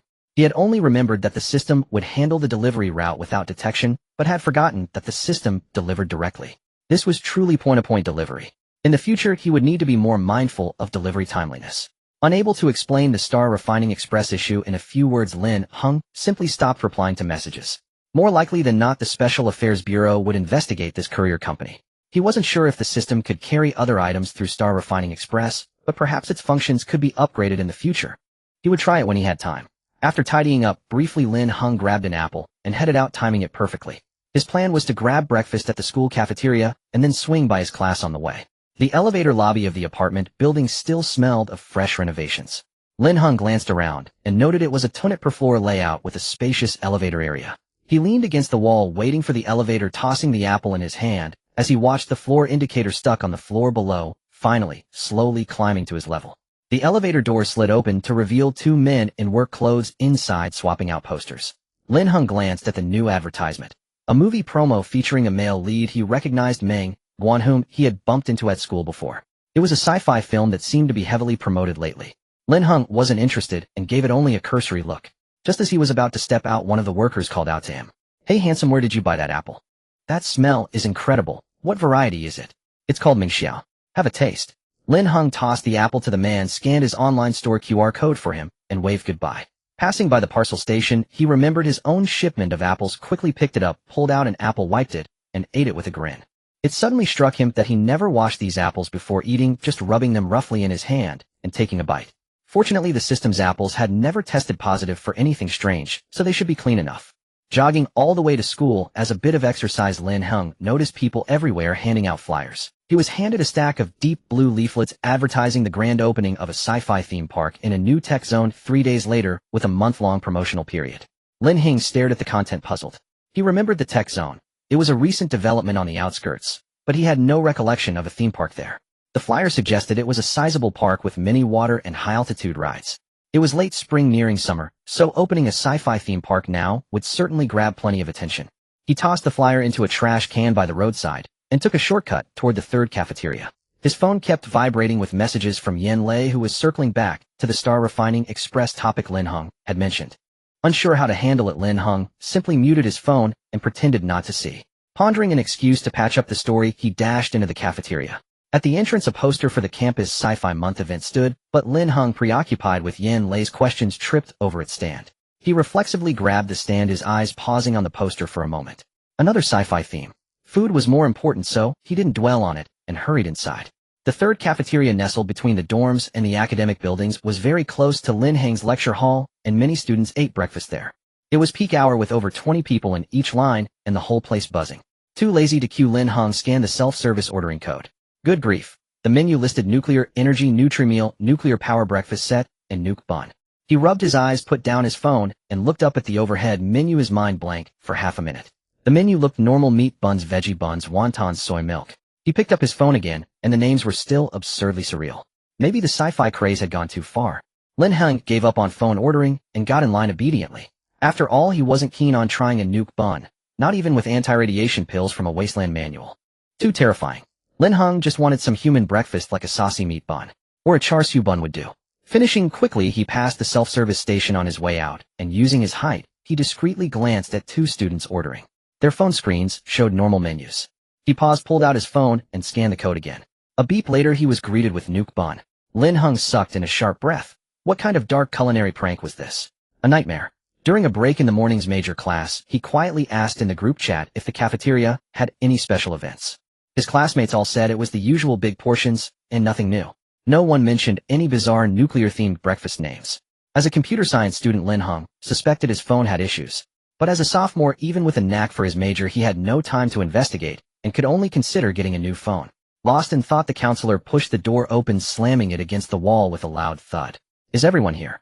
Go call the others back. What's the point of not being in the classroom? The counselor with his slicked back hair strode in with a scolding tone. Damn, what's he here for again? If we can't leave after class, are we supposed to go out during it? A student muttered loudly, showing no respect for the counselor. Counselor Fong Jie slapped the table hard, speaking with a condescending air. There's a campus sci-fi month event coming up. Our department has a collaboration with the Suburban Tech Zone lasting 3 days, and it counts toward internship hours. Participants will get 1 credit. Bullshit, that's what you said last time and the time before, and I ended up hauling stuff for days without getting a thing, yelled a student from the back row. The whole year, new counselor Fong often pulled private gigs, passing them off as social practice, without school approval, fooling only freshmen. Sophomores rarely fell for it. Fong Jie shot a fierce glare toward the back of the room, but it was too far to make out who spoke. This class of students was truly hard to fool. Fong Jie glared viciously at the list of names in his hand, muttering inwardly about this so-called Lin Heng, wondering what connections he had that made the school administration insist on giving him a special contribution award along with 3 extra credits. He had discussed it several times with his uncle, who was a dean, insisting that the slot could have gone to someone more sensible, but his uncle simply wouldn't listen. Instead, he had scolded him harshly, saying his vision was too narrow. How really Fong Jie felt that this Lin Heng must have bypassed him and gotten to know some higher-up in the administration. A sophomore from an ordinary family with no background, a student applying for financial aid. Fong Jie couldn't believe the guy had any real ability to earn a special contribution award. What a pity. Lin Heng, is he in your class? Fong Jie gritted his teeth and asked loudly. Lin Heng didn't respond, but the class monitor lazily shouted back, Yo, what's up? Fong Jie knew who the class monitor was, the son of the vice principal. Leaning on the podium, he forced a smile onto his face and softened his voice slightly, saying, Nothing much, but he has to attend this activity. After all, the school is about to give him a special contribution award. He needs to show some effort, at least to save face. Everyone knew he was deliberately putting pressure on Lin Heng. Such activities were almost always avoided. They wasted time, delayed classes, and the destinations were far away. They were called internships, but in reality, they were just manual labor. The school took the credit while the students did all the work. The class monitor stood up from the back row and looked around for Lin Heng, spotting him by the window in the corner. Lin Heng, are you going? If not, just take a rest.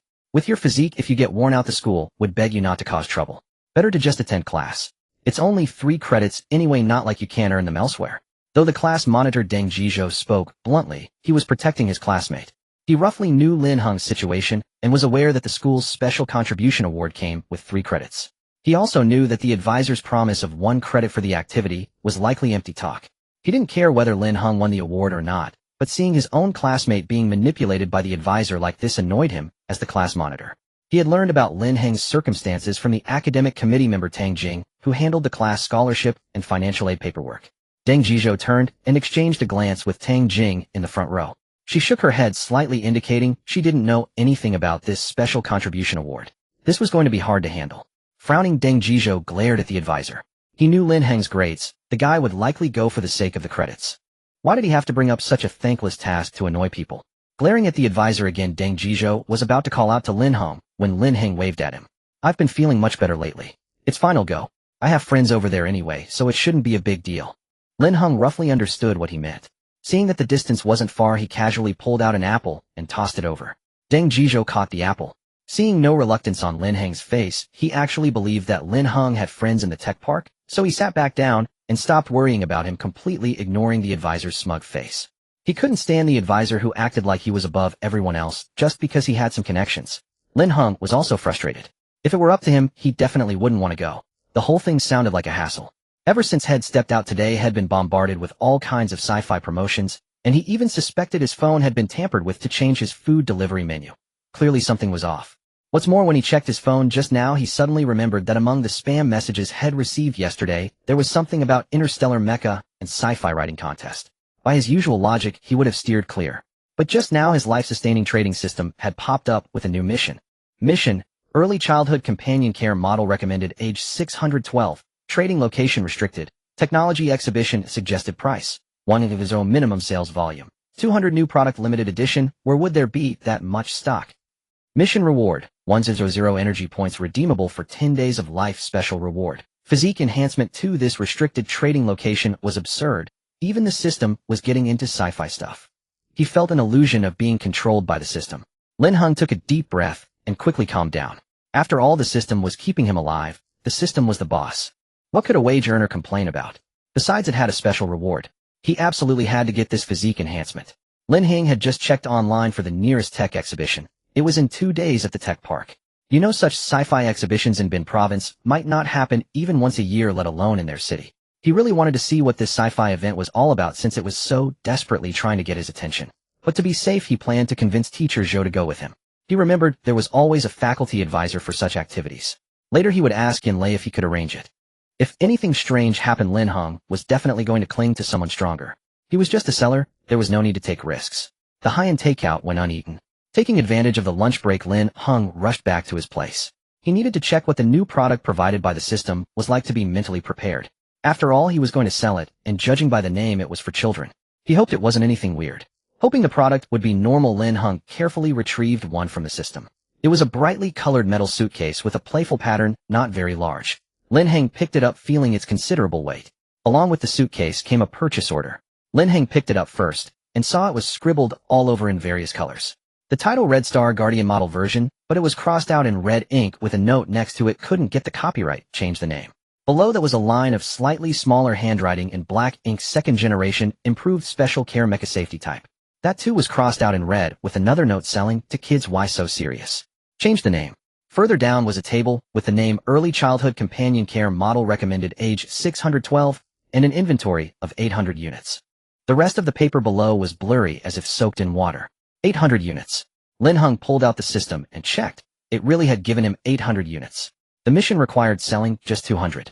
That meant if he could sell all 800 models, he would get a lot of energy points. Lin Heng tossed the delivery list aside and began to inspect the metal briefcase. It was unexpectedly light and thin. Opening it, he found a curled-up figure inside, a mecha model.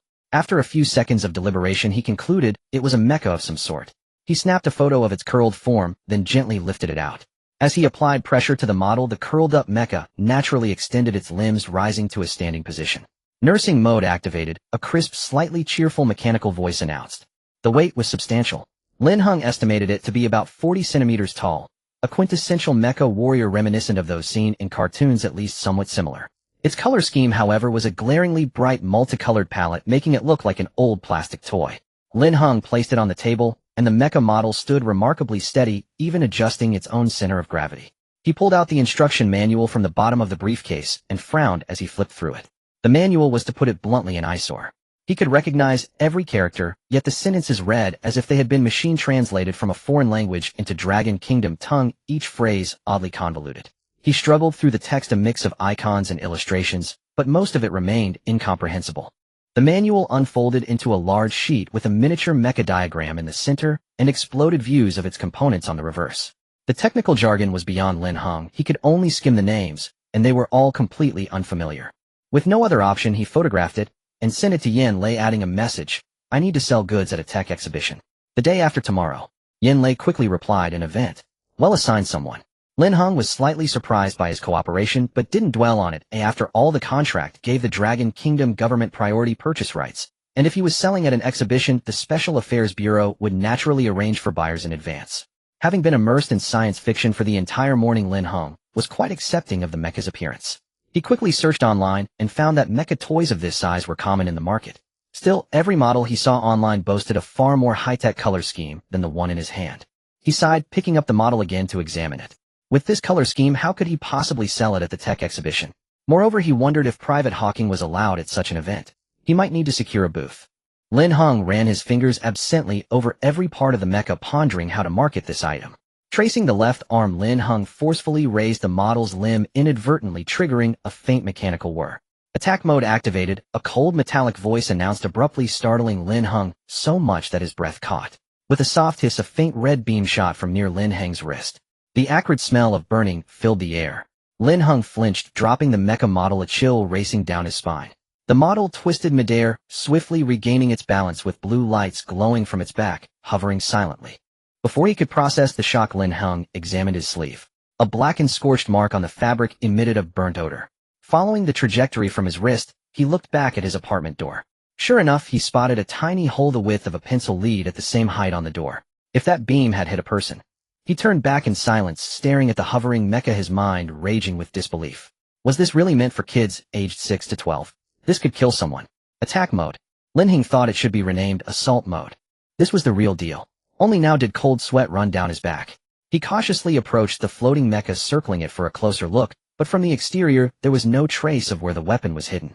With no alternative, he reached out again, and the mecha obediently returned to his hand, offering no resistance. He breathed a sigh of relief, attempting to bring the mecha model back to the briefcase. It began to curl up, automatically settling back inside. Standby mode adjusted, a cool voice faded. Finally at ease, Lin Heng quickly closed the briefcase and collapsed onto the sofa, his mind blank. What should he do? He couldn't just sell this thing without understanding its capabilities. Frowning, Lin Heng realized he couldn't even decipher the manual. It seemed he would have to rely on the Dragon Kingdom's authorities. Perhaps the National Research Institute could find a way to sell it safely. Moreover, the mecha in his hand appeared highly advanced. He had never heard of a silent hovering technology like this. Perhaps the National Research Institute would indeed purchase these children's toys. But he needed them to act fast or the tech exhibition to run longer. Before he could devise a plan, Yen Lei suddenly called. Lin Heng, what are you up to at home? Lin Heng was taken aback. What's wrong? My new merchandise arrived, and it seems to have damaged the door. I was just about to tell you, he replied, briefly explaining the situation. What merchandise? Another weapon. It's just a toy for kids. Lin Heng was confused, not sure what was happening. A toy, my ass. Tell me the truth, have you gotten another weapon? Yen Lei's voice fluctuated as if from a distance. Stay where you are. I'm on my way. A worker cleaning in the elevator shaft near your floor was grazed by a laser. Our people are handling it now. Yen Lei's roar came through as if he were shouting from far away. Our nearby personnel have already checked the trajectory. Do you realize there's no laser weapon of this intensity in the country? Not just in the country, nowhere in the world. Fortunately, it was just a graze, not a penetrating wound. Lin Heng didn't catch the rest. He looked down at the mecha briefcase at his feet and silently took 2 steps back. Seems the thing was small, but had a temper. Now the problem was how to keep the mecha from being confiscated, ensuring it would stay until the exhibition for the transaction. Troublesome. Lin Heng frowned, picking up the manual to study it carefully. Yen Lei arrived quickly, entering cautiously. Only after Lin Heng assured him the item was secured in the briefcase did he relax slightly, first examining the hole through the door. And you call this a child's toy? Yen Lei touched the smooth hole, his tone resigned. Lin Heng knew the damage was severe, so from the moment Yen Lei entered, he had prepared the delivery list and the manual emphasizing only one thing. I must sell it at the tech exhibition. He was genuinely afraid the Special Affairs Bureau would simply take the item away, which might count as a mission failure with unknown consequences, especially since he really wanted the special reward for this task. Yen Lei had come with a mission. According to Director Li Li's exact words, as long as the other party did not deliberately attack, there was no need to make things difficult for him. Moreover, it had already been agreed that the other party could freely decide the method of transaction. Now that they only had a requirement regarding the location, there was no reason not to agree. As long as the item wasn't dangerous. Yen Lei carefully opened the suitcase and froze for a moment when he saw the mecha curled up inside. The brightly colored little mecha looked utterly innocent, quietly nestled within the case. This little thing. Is it really a toy? Yen Lei was momentarily unsure where to start. He glanced again at the instruction manual in his hand. Although the colors were a bit too childlike, the functions described in the manual were far from childish. It was an infant-stage companion care model. Have you ever seen a description where humans refer to themselves as being in the infant stage? Yen Lei pinpointed the key point with precision and continued reading. The prototype was a Star Guardian designed with 4 usage modes: standby mode, care mode, supervision mode, and attack mode. A duel between 2 machines. Yen Lei's eyelids twitched as he read. The back of the instruction manual listed nuclear-powered engine, simplified addition, anti-gravity, propulsor beam, laser cannon, electromagnetic interference, bomb, plasma energy, blade, omnidirectional shield, advanced perception system. Each item was more absurd than the last. And they called this not dangerous. Why did you bring in such dangerous goods? Yin Lei frowned, shaking the manual. Did you just import an arsenal? No, I didn't. Don't accuse me falsely. Lin Heng shook his head repeatedly. If I could choose the goods, I'd definitely start with some miraculous healing elixirs. After all, Lin Heng only needed to complete the task to receive a reward and extend his life. If he truly had a choice, he would pick something simple and easy to sell. The manual rustled as Yin Lei shook it. He took a photo of the contents and sent them off, leaving the headache to the bureau chief, and decided to move on to the next question. Yin Lei closed the suitcase lid, deciding to confine the little thing until they figured out the specifics. Does it have to be sold at a tech expo? Yin Lei pondered for a moment, then asked a key question. Is there a requirement for the time and location of the tech expo? Lin Heng's mind sparked at this, but before he could speak, Yin Lei continued, how about I set up a tech expo right downstairs? He planned to cordon off an area, set up a booth, slap on the name of a tech expo, then trade the little mecha, and immediately send it to a place where it could be studied, likely the military district. Yin Lei was already making arrangements on his phone. Lin Heng was naturally agreeable. He longed for a simple and convenient one-time task completion. Hearing Yin Lei's offer to set up a booth downstairs, he perked up. If you can open a tech expo downstairs, why not ask if they want to buy everything outright? Lin Heng sat on the sofa, pulled the suitcase containing the mecha over carefully, opened the lid, and under Yin Lei's tense gaze took out the small mecha again. It shouldn't be that dangerous. Under normal circumstances it won't attack. Moreover, it can fly on its own, so it might have some research value. I don't know about its other functions yet, but this level of hovering can't be conventional technology, right? Still, I must emphasize, I'm just selling toys. 10,000 per set, minimum 200 sets. Ask around if anyone needs it. Oh, we won't have to wait until the day after tomorrow to go to the tech park. Set up the booth later and sell it directly. Lin Heng held the mecha as it naturally unfolded, then released it at the right height, watching a bright blue light flicker behind it as it slowly floated in midair. Yin Lei stared in astonishment at the floating little thing, decisively recording a video and sending it out. He had witnessed Lin Heng's actions firsthand. No superfluous operations, and couldn't help but grow curious. The two of them, as if they had obtained some grand toy, began studying the manual around the hovering mecha. Upon receiving the news, Li Li's first priority was to determine the safety of Lin Heng's latest goods. Seeing the videos and images, he was also surprised that such a flashy exterior could conceal such formidable laser weaponry. Given the offensive capabilities displayed by this toy mecha, it was imperative to notify the military immediately, especially since the nearby military district had previously contacted the Special Services Bureau asking to be informed immediately if any ultra-modern tech equipment appeared. The message was relayed layer by layer. Besides the Military Research Institute developing weapons, several national-level power research departments received the news simultaneously. Old Duan news has arrived. Zhang Li personally went to Duan Ming's office, showing the photos to the elder. The Special Services Bureau sent this. This little thing is the latest product to appear, reportedly equipped with highly penetrative laser weapons. And judging by the video, it can fly. The photo was of course the flashy little mecha Lin Heng had produced. In Duan Ming's eyes, a toy mecha that could fly was nothing special, but the video showed this colorful mecha not only flying, but also hovering freely in midair. And Duan Ming noticed no external power system in the video, which made it intriguing. So my method worked, and a related product actually appeared. The old man chuckled and pressed on. So when will it be delivered? It should arrive before evening.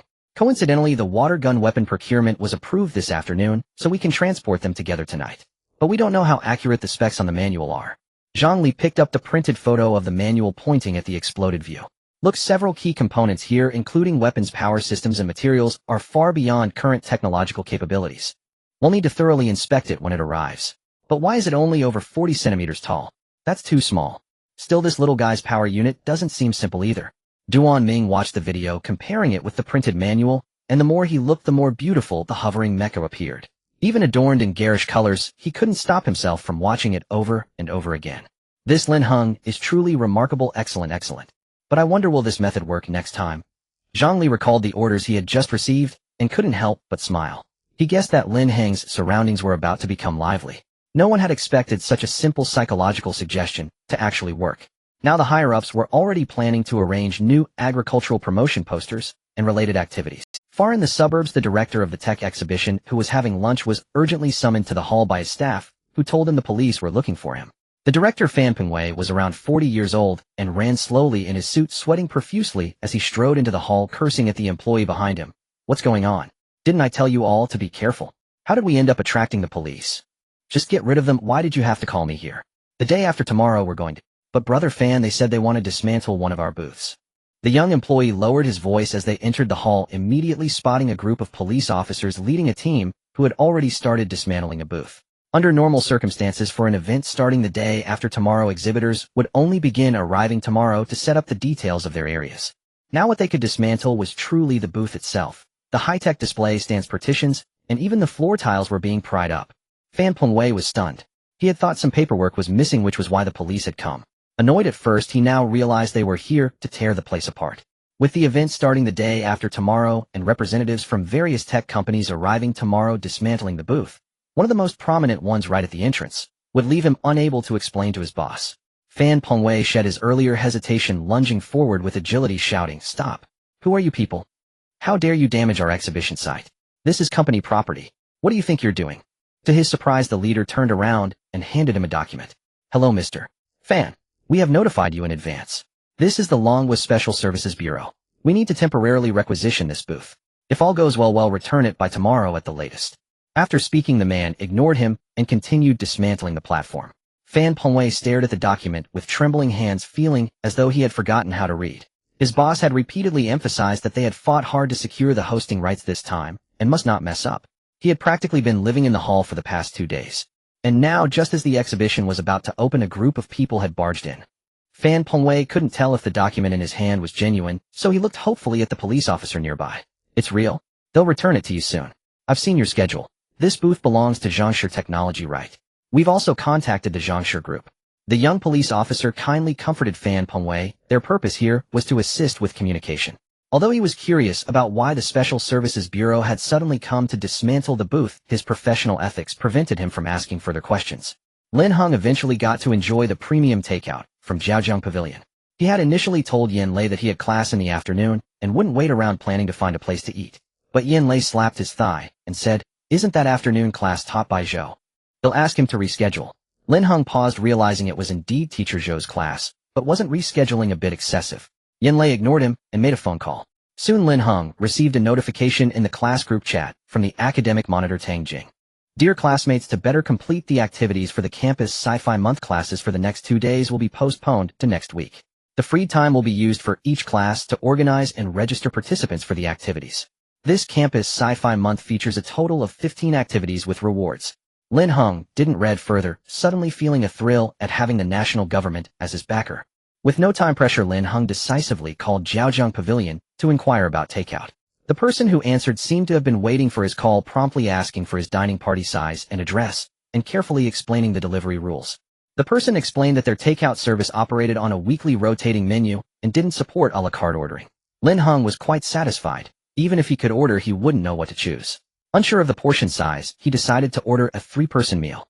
Yin Lei was astonished to hear that Lin Heng had managed to place a takeout order from Jiaozhong Pavilion. He never expected the delivery person to be Lu Liang. "Fancy meeting again. I ran into the delivery person downstairs and brought it up for you." Lu Liang walked in with a smile, completely ignoring Yin Lei's scowling face, and continued, "I'm here on behalf of the Military Science Institute to discuss the order for the water gun and today's new product. Is the military district so idle? What are majors delivering takeout now?" Yin Lei reluctantly let him in. "Indeed, I didn't expect Lin Heng to get takeout from Jiaozhong Pavilion. I've never heard they had a delivery service." Not long after the meal, Yin Lei received a message that the booth downstairs was ready. Lin Heng went downstairs and couldn't help but laugh. It was indeed a booth with a freshly laid floor placed right across the exit of the apartment building, forcing people to squeeze by on both sides. The afternoon sun shone brightly, casting a glow on the gray-blue signboard, giving it a high-tech feel. Fortunately, it was during work hours, and there were few people in the building, so it didn't disturb the nearby residents. "No big deal. After the transaction, we'll move it out in a while," Yin Lei explained as he noticed Lin Heng looking around. Compared to the mech suit Lin Heng was holding, it was indeed trivial.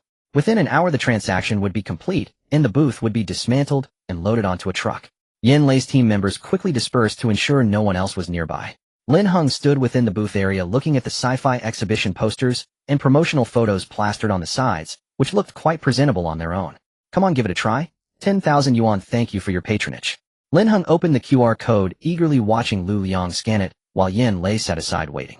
After all the items were destined for the Military Research Institute, having their own people handle it saved paperwork. Soon a notification sound indicated a deposit of 10,000 yuan. Lin Heng tentatively handed the suitcase containing the mech suit to Lu Liang, quietly observing the system interface. On the task display, the number in the minimum transaction volume column slowly changed. In no time, 200 became 1200. Success. Lin Heng nodded with a smile. This was incredibly convenient. He quickly asked Lu Liang, how many do you need? He was eager to sell them all at once and complete the task. His phone suddenly chimed with a notification. Before Lin Heng could check, Lu Liang pointed at the phone and said, it should be the payment for the water guns. 999 units rounded up. Lin Heng checked and saw that his bank account had received a deposit of 100 million yuan. That was enough to buy 100 days of life. Originally, it was 1,000 weapons, but one water gun had already been sold to the military on the first day, leaving 999. The math was correct. Lin Heng confirmed once more. Safe. Got it. Send me the address, wherever you want the goods delivered. And for this mech toy, do you want to order more? I can deliver them together. Lin Heng beamed, continuing to pitch the small mech suit. Yes, we want it. I've seen the video. Our chief said to take this one back for inspection first. We'll let you know the exact quantity later. Lu Liang, unaware of Lin Heng's location restriction, simply followed orders. He was curious how Lin Heng would handle the delivery. Hearing Lin Heng mention free delivery, Yan Lei perked up. He had spent the whole morning investigating Lin Heng's Star Refining Express, a courier company that existed yet had no records. Those silently appearing delivery boxes. The Special Services Bureau had spent all morning checking surveillance footage without finding any useful information. Lin Heng now only thought about how to complete the task quickly, with the bright future of physical enhancement beckoning him. As he shipped the items in the system according to the address Lu Liang had given him, hearing the system prompt, he knew the water gun task was finished. Without time to check the system notifications, Lin Heng immediately asked one of Yan Lei's team members for a piece of paper and wrote an order form on the spot. Come on, sign this order form. When you confirm how many you want and pay, I'll ship them. A reservation should count too, so he wouldn't have to set up the booth again tomorrow. Lin Heng didn't stop his hands, directly writing 2 order forms and pushing them to Lu Liang, while explaining one is for 199 units, the other for 799 units. You can choose and pay according to your needs. Lu Liang hesitated as this slightly exceeded his authority. But then he looked around the makeshift setup as if understanding something and decisively signed the order. Thus Lin Heng's mecha task also found its resolution. He hadn't expected the Special Task Bureau to arrange things to this extent, almost coming to him eagerly for a deal, even setting up the booth downstairs. This treatment was incredibly thoughtful.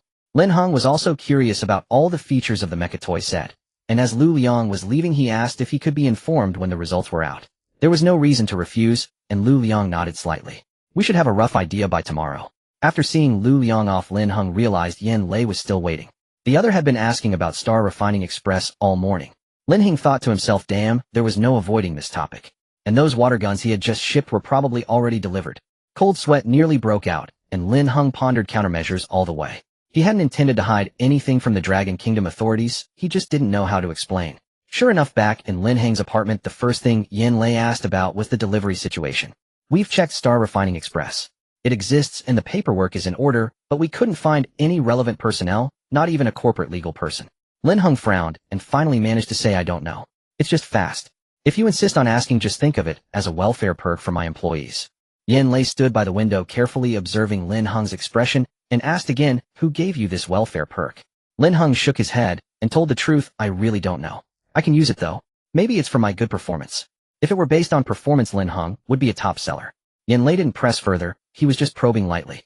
Although they couldn't find out more, if something could truly be created out of nothing to the point of a company appearing from thin air, they would definitely have to pay close attention. Although Lin Heng appeared very cooperative, he still managed to steer the topic away. My phone seemed to have been tampered with this morning. Could someone be monitoring it? Lin Heng suddenly remembered the menu from the morning and quickly pulled out his phone, finding a screenshot he took when scanning the canteen ordering code. Look, only I get this interface when I open it. It looks like a prank, but it's too targeted. Lin Heng was obviously making an excuse. It probably wasn't a big deal, likely just a prank from the school's recent sci-fi month, and others would probably fall for it in a few days. Yan Lei leaned in for a look and immediately knew what it was. He silently cursed the tech department as a bunch of lunatics. Couldn't they just make 2 Sci-Fi-themed splash screens for the promotion? What was the point of creating such bizarre food names? He would have them change it as soon as he got back. Look at this, nuclear bonbon. Did that even look like something for human consumption? Yan Lei couldn't find any excuse for this content. Stared at by Lin Heng holding up his phone, Yan Lei suddenly felt a strange sense of guilt. He pacified Lin Heng with a few words and quickly left, claiming he needed to investigate the matter. There was a slight feeling of bullying someone. Especially thinking about the strange promotional posters Lin Heng might find in the vicinity, Yan Lei walked even faster. Lin Heng didn't understand why the other left so quickly, but at least he wouldn't be asked about the delivery anymore. He hadn't expected that while Yan Lei stopped asking Lu Liang sent a message. What's going on? Before I even got to the military district, news came that the water guns were already in the warehouse. What did you use to deliver them? The military hasn't found any personnel coming or going. Lin Heng felt a headache coming on. Should he really be burdened with such matters? He decisively brushed it off with a few words, thinking that if it came to it, he could prepare a larger warehouse in the future and let these people pick up the goods themselves. The next day, Lu Liang brought news the remaining 799 mechas were all bought by the military, and they were eagerly urging Lin Heng to ship them. The reason was that this thing was simply too amazing. Yesterday, the small mecha Lu Liang brought back was quickly taken over by Duan Ming from the Military Science Academy. Old Duan's entire research team had their work halted and gathered in the conference room, huddled around the suitcase containing the mecha buried and studying the accompanying manual. The order form didn't provide much more information, but the manual described something utterly astonishing. The colorful mecha curled up in the suitcase was currently in hibernation. How could such high-tech be packed into a 40-centimeter mecha model? Look at what the manual says: a nuclear-powered engine. Am I reading this wrong? Where did this come from? I saw it too, a beam energy laser cannon plus a ballistics detection report that looks eerily real. It has electromagnetic interference bombs. How miniaturized must that be? What can it interfere with at this size? A phone. A plasma energy blade. I wonder if it's even as big as a dinner knife. It wasn't that the researchers were mocking, the mecha simply didn't look that high-tech, and its size was truly concerning. Based on the data, it was only half an arm's height. For a child it might be a big toy, but for these researchers it was far too miniature. The group of them gathered together, not daring to defy their mentor Duan's arrangements, could only mutter a few complaints before burying themselves in studying how to operate the mecha. Because they had been informed beforehand that the mecha model actually had offensive weapons, the conference room now held not only researchers, but also a few observing officers who issued bulletproof gear to everyone. Though according to the ballistics report, the bulletproof vests wouldn't be of much use. Soon the youngest researcher in the group stood up to retrieve the mecha model from the suitcase. Although the onlookers were skeptical that such a small thing could really be that powerful, they instinctively stepped back half a pace, watching the young researcher's movements intently. Be careful, Xiao Qing'an, Duan Ming repeatedly cautioned, fearing that Xiao Qing'an might slip up with a trembling hand. Professor, it's so light, Xiao Qing'an replied, sweating from nervousness. He felt as if he hadn't exerted any force at all. With a gentle touch, the mecha unfolded on its own along with his movement. Nanny mode activated. A synthetic voice rang out. Xiao Qing'an gently lifted the mecha into the air, then slowly withdrew his hand. Soon a blue light glowed on the back of the colorful mecha as it adjusted its posture and hovered midair. Wow, it's real! Exclamations erupted in the office as people gathered around to watch. That's so cool, it can actually fly. Could the weapons be real too? Qing'an, keep going. Duan Ming urged him on. Among the researchers present, Xiao Qing'an was the youngest, more exposed to novels and games, and thus the first to think of trying voice control. The instruction manual didn't mention any control method at all. The research team speculated that in the promotional context of the manual, voice control was so common, it was considered a default feature. Xiao Qing'an cleared his throat and carefully spoke. Star Guardian, activate supervision mode. Supervision mode activated. The mecha moved in midair, spinning nimbly, and the synthetic voice sounded again. No suitable juvenile found, unable to activate supervision mode. Xiao Qing'an paused, surprised that the mecha was indeed a child's toy. He looked to Duan Ming for help, and the elder gestured for him to continue. After a moment's thought, Xiao Qing'an changed the command, Star Guardian, display weapon plasma energy blade. He figured it wouldn't be a problem to just show the weapon without activating attack mode in the meeting room. A faint blue light flickered as a long blade emerged. The mecha gripped the hilt with its right hand and raised it. The dark blue blade traced a circle in the air along the direction of the mecha's arm. The blade swept across the tabletop with a sharp sizzle, leaving a crack that faintly smoked. Damn, it's real. Xiao Qing'an, standing closest, felt a wave of heat as the table split. He quickly stepped back, shouting repeatedly, retract weapon, retract weapon. The blade, over 20 centimeters long, gradually vanished behind the mecha's arm, stored away somewhere unknown. The mecha hung silently in the air, motionless. The group in the meeting room held their breath, frozen in place. Xiao Qing'an, at a loss, simply reached out to grab the mecha and stow it away. If it struck again and drew blood, he'd be held responsible. As the mecha in his hands neared the briefcase, it automatically curled up and lay back inside, looking utterly harmless, innocent, and pitiful. Sweating profusely, Xiao Qing'an quickly snapped the briefcase shut, his curiosity for any spectacle completely gone. The officers nearby finally stepped forward to examine the 2-inch deep gash on the table, their discussions growing louder by the moment. 2 days. What could be done in 2 days? 2 days were enough for Longwo's technical engineers to build a mecha from scratch. Though it was a mini mecha, it boasted over 90% fidelity. These tech masters even crafted a life-sized version, though progress was slower with assembly only reaching below the knees. They had indeed meticulously replicated the juvenile companion care model bot from Lin Heng, creating an identical mecha, but with a more appealing color, a silver-gray chassis exuding a sense of technology. This newly built model was merely a shell with movable joints, but none of the original's mobility or combat capability. After all, the original's power system was complex and the weapon system remained uncracked. They were lucky to have pieced together the exterior. The sudden rush to create a high-quality replica stemmed from the fact that although the military district had purchased 800 units, only 100 or so reached the research team. Researchers had confirmed that the original mecha models from Lin Heng had limited intelligence, but high compliance, strong obstacle avoidance, and could lock onto a single voice sprint, obeying commands without question. This intelligent module still held significant research value, ranking after the power and weapon systems as a key focus. The mecha's material composition was also a primary research target. In short, 100 units were far from enough for the various departmental project teams. Adding and collaborating primary research bases, once the data was distributed, they all clamored to snatch the mechas for study. The blame lay with their esteemed chief, who after confirming all mecha models were stored, immediately took one along and flaunted it at meetings to the chiefs of other military districts. This is a gem. With its mobility and attack power, it would be an excellent aid for exploration and rescue missions in places inaccessible to humans. Zhongli was thoroughly showing off. Though the mecha might be less useful on the front lines, it was ideal for crisis rescue, battlefield reconnaissance, and pathfinding. Used well, it could save many personnel in critical moments. What Zhongli didn't expect was that right after the meeting, the chiefs of several military districts made inquiries upward. After investigating, they discovered the mechas were purchased. Zhongli had certainly reported this matter upward. Given the low price and research needs, higher-ups hadn't paid much attention. But as various districts echoed Zhang Li's claims, attention gradually focused on his district. If the mechas had been developed by Zhang Li's district's research institute, others might have had no choice but to request learning or buy a few directly from him. But since they were purchased, there were no such qualms. They only asked for the purchase channel. They could afford the cost and buy their own. After all, if the mechas could coordinate in combat, they'd be a hot commodity needed not just by military districts, but also by police forces. Unexpectedly, when inquiries reached the Special Services Bureau, and then Lin Heng, the reply was, new models require pre-order, with a wait of another half-month. Lin Heng's system exchange indeed said so. A half-month wait was unbearable. The military districts were restless, pining daily, while only seeing videos of Zhang Li flaunting the mecha. If they couldn't have more, at least a few to examine would suffice. Thus, the remaining 700 mecha models were divided among various military districts and their research institutes under the guise of borrowing. Zhang Li managed to keep about 200, citing the need for coordinated combat training. Then he could only watch helplessly as personnel from other districts arrived within 3 days to snatch up the mechas. The payment for the mecha models quickly arrived in Lin Heng's account.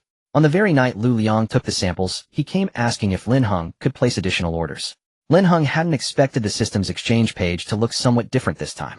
System notification: the infant stage companion care model is a customized new product with limited supply, requiring a 15-day advance reservation.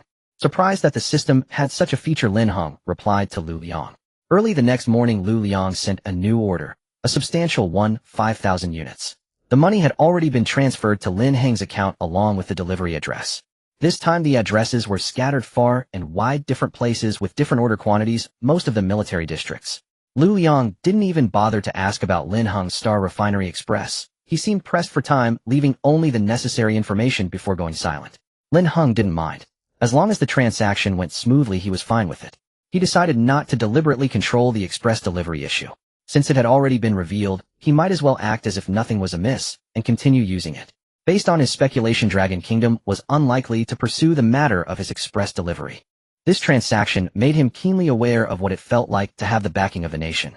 He still had over 700,000 in his card, and with the 2 recent payments, 100 million for the water gun and 8 million for the mecha models, Lin Heng suddenly felt a surge of confidence.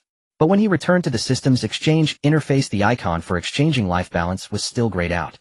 His newfound confidence evaporated. If exchange were possible, 1 day's worth of life balance cost 1 million, meaning 100 million could buy him an extra 100 days.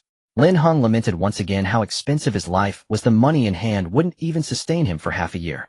He planned to stash the funds for now and wait until the system allowed life balance exchanges. Though his energy points were sufficient for the moment, no one ever complained about having too much time. The water gun mission rewarded him with 200 energy points, and the mecha mission gave 1000. Lin Heng didn't exchange them immediately, opting to stockpile them instead. Adding the remaining 950 points, he now had a total of 3950 energy points. Seeing the system display his life balance as 68 days, Lin Heng decided to exchange only when it dropped below 30 days. For him, being told he had less than a month to live just half a month ago, now being able not only to survive, but also to know exactly how much time he had left was an immense comfort. As long as the missions kept coming, life would continue. In that moment, Lin Heng felt he had stumbled upon a tremendous bargain. The system's inexplicable mission restricting trade locations was resolved swiftly, but Lin Heng still had to attend the suburban science park event he had promised his advisor. Fortunately, after mentioning it to Yan Lei said he would arrange for Zhou Yi to apply as the supervising teacher. Lin Heng couldn't be blamed for being cautious. The sci-fi elements around him had become overwhelming.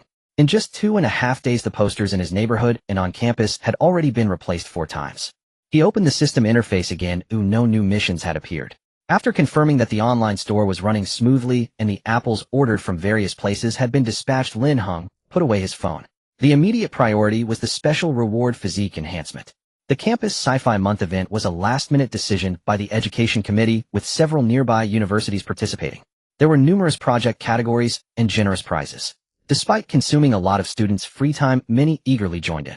After all, a few of these were provincial and national competitions. Securing a spot could bring substantial benefits. But Lin Heng wasn't interested. It wasn't until Saturday, the day of the science park trip, that he learned from the class group chat just how grand the event was. Early in the morning, students participating in the internship activity gathered from several campuses. Several coaches drove off to the science park. Lin Heng flipped through the internship plan he had just received. It was more about participation than actual work, a two-way publicity effort. To his surprise, the supervising team included not only Zhou Yi but also the advisor. Their advisor was usually one to only act when there was something in it for him. Lin Heng wondered what benefits awaited him at this event, but he wasn't overly concerned. He sat in the back row away from the other passengers, experiencing the effects of his second physique enhancement while checking the system. The system still hadn't refreshed any missions, but this morning a new notification appeared.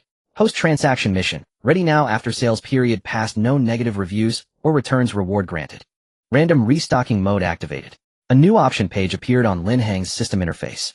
He skimmed through it. At the top was written restocking list along with a clear countdown, showing time remaining 3 days.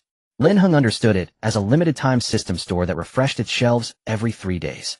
Currently, the system shelves displayed 5 items, each with varying stock. Used diary, only 1 unit. Just unpacked snacks, unlimited. Untested drinking water, unlimited. My years on Mars, 10 copies. Quit drinking, unlimited. The system had always produced peculiar items, and these names fit its style perfectly. What delighted Lin Heng most was the price, 1 yuan per item. At that price, why not buy? It was practically a giveaway. He started by purchasing a bottle of drinking water to test it. Carrying water off the bus wouldn't seem odd. Soon the system notified him, untested drinking water, 1 bottle purchased. A heavy water container landed in his hands. Sitting alone in the back corner, the sudden weight almost made him cry out. This wasn't a bottle, it was a bucket. A round-handled bucket roughly 3 jin in size. Such a large bucket suddenly appearing in his hand made Lin Heng wonder if he should take it off the bus. He had hoped to exploit a glitch and store it in the system.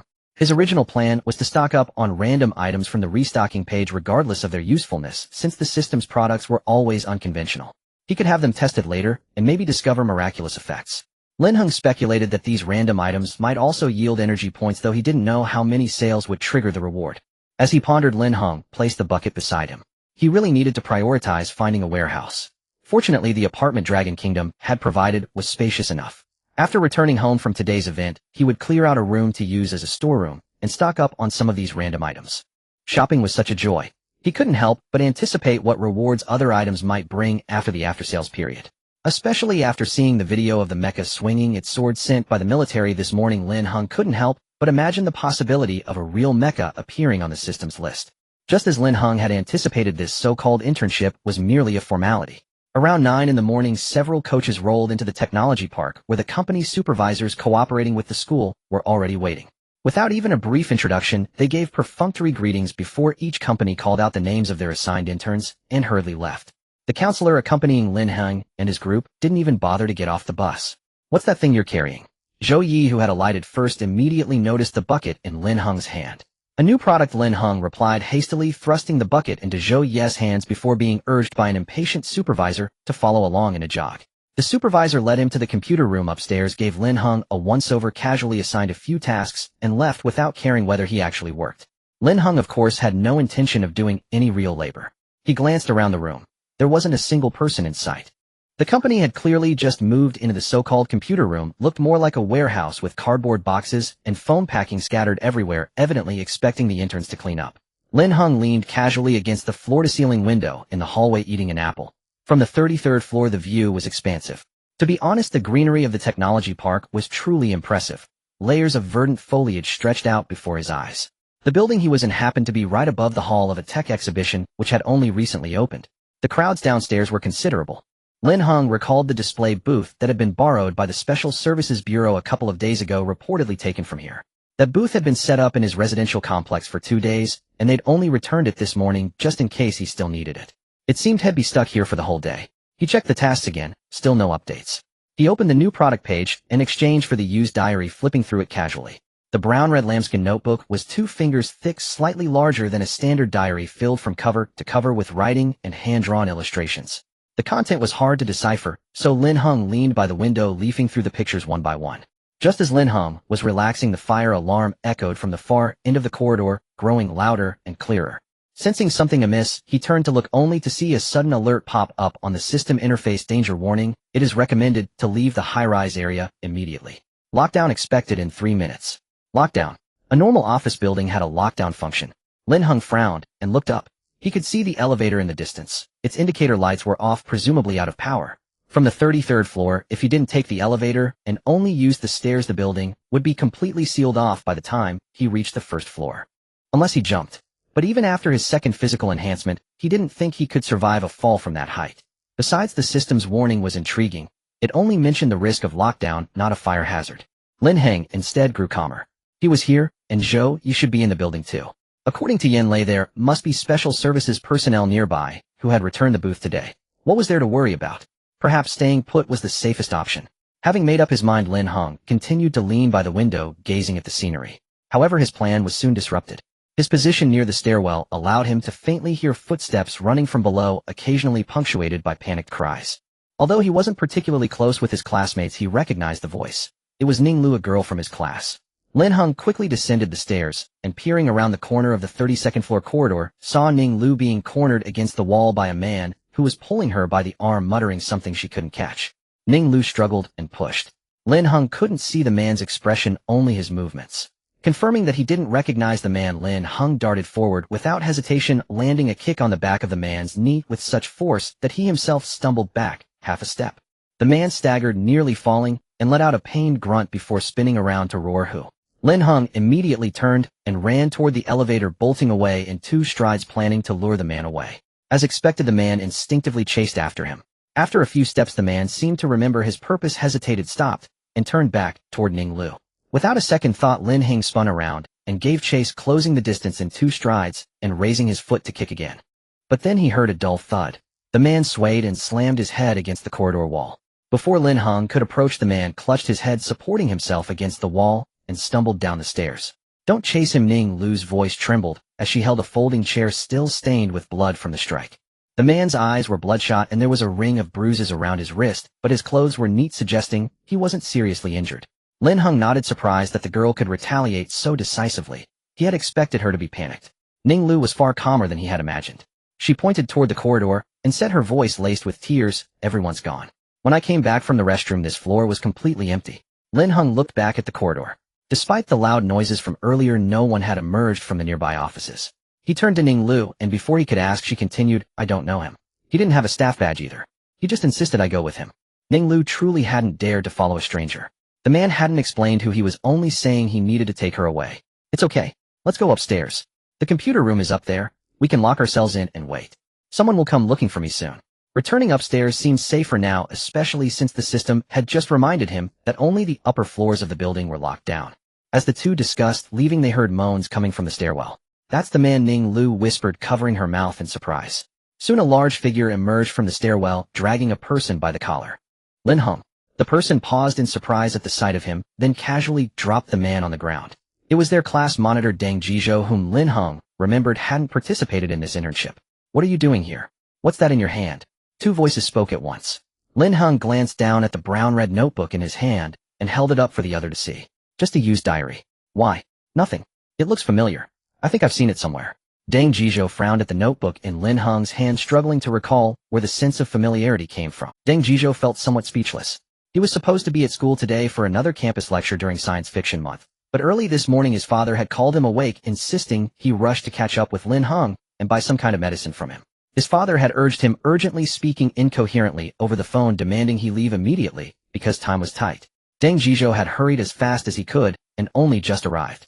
Remembering his father's repeated instructions to finish the matter before noon, he had no choice but to make this trip. He wondered why a phone call wouldn't suffice, but his father had scolded him, saying sincerity couldn't be conveyed over the phone. If he dared to utter a word like "the customer is king," his father might have slapped him through the receiver. "I came to find you," Deng Jizhou said, glancing at Ning Lu beside Lin Heng, and explained vaguely, "My family asked me to buy something from you. They urged me to urgently." In truth, he didn't even know what he was supposed to buy, only that it was some kind of medicine. Lin Heng paused, vaguely aware that Deng Jizhou's family were school officials. It was unlikely they wanted weapons, and there was no need to come to him for apples. Most likely news about Ma Xianghao had spread. "There's no signal here. We need to go outside to talk." Lin Heng checked his phone, intending to ask Yan Lei where the news about Ma Xianghao had leaked, hoping they hadn't sold to the wrong person. "Why did you tie him up?" Ning Lu, who hadn't joined their conversation, stared at the bound man on the floor, trembling slightly as she raised the folding chair again. Deng Jizhou stopped her. "Don't hit him. When I arrived, I saw him on the first floor trying to coax a child to follow him. I thought he was a kidnapper. The police took the child away, and he ran as soon as he saw them. Then just now I saw him being chased downstairs by Lin Heng. I just..." Looking at the man haphazardly bound with clothes, Deng Jizhou waved his hand awkwardly. "No, I didn't mean to tie him up. I just remembered he might be a kidnapper. And when he tried to fight me, he fell clutching his leg. I thought it was dangerous, so I tied him up. I saw a surveillance camera downstairs and wanted to call the police, but there was no signal." Following Deng Jizhou's words, Lin Heng recalled the kick he had just delivered. With his current strength, that blow must have been painful, especially since he had reinforced his physique for the second time last night and had no chance to test the changes while rushing to assemble this morning. He had held back when kicking the man. The man, bound with clothes and a belt, struggled feebly. Lin Heng glanced down, disheveled but not life-threatening. "For now this would do. Were there people in the building when you came up?" Lin Heng changed the subject, walking to the window to look down. From the 30-plus stories, he could only see that the ground floor was empty. "No one. I took the elevator to the 30th floor and waited at the reception for a while, but no one came out. I asked Teacher Zhou. The company cooperating with our department rents office space starting from the 30th floor. I saw no one downstairs, so I searched floor by floor. By then the elevator had lost power." Deng Jizhou roughly calculated the time. "From when I got off the elevator to when I came up looking for you, it was less than 15 minutes. Maybe there's some event at the exhibition downstairs." Lin Heng wasn't concerned about where everyone had gone. He leaned slightly toward the window, using the outward gaze as cover, and quickly checked his system. A new task had just popped up.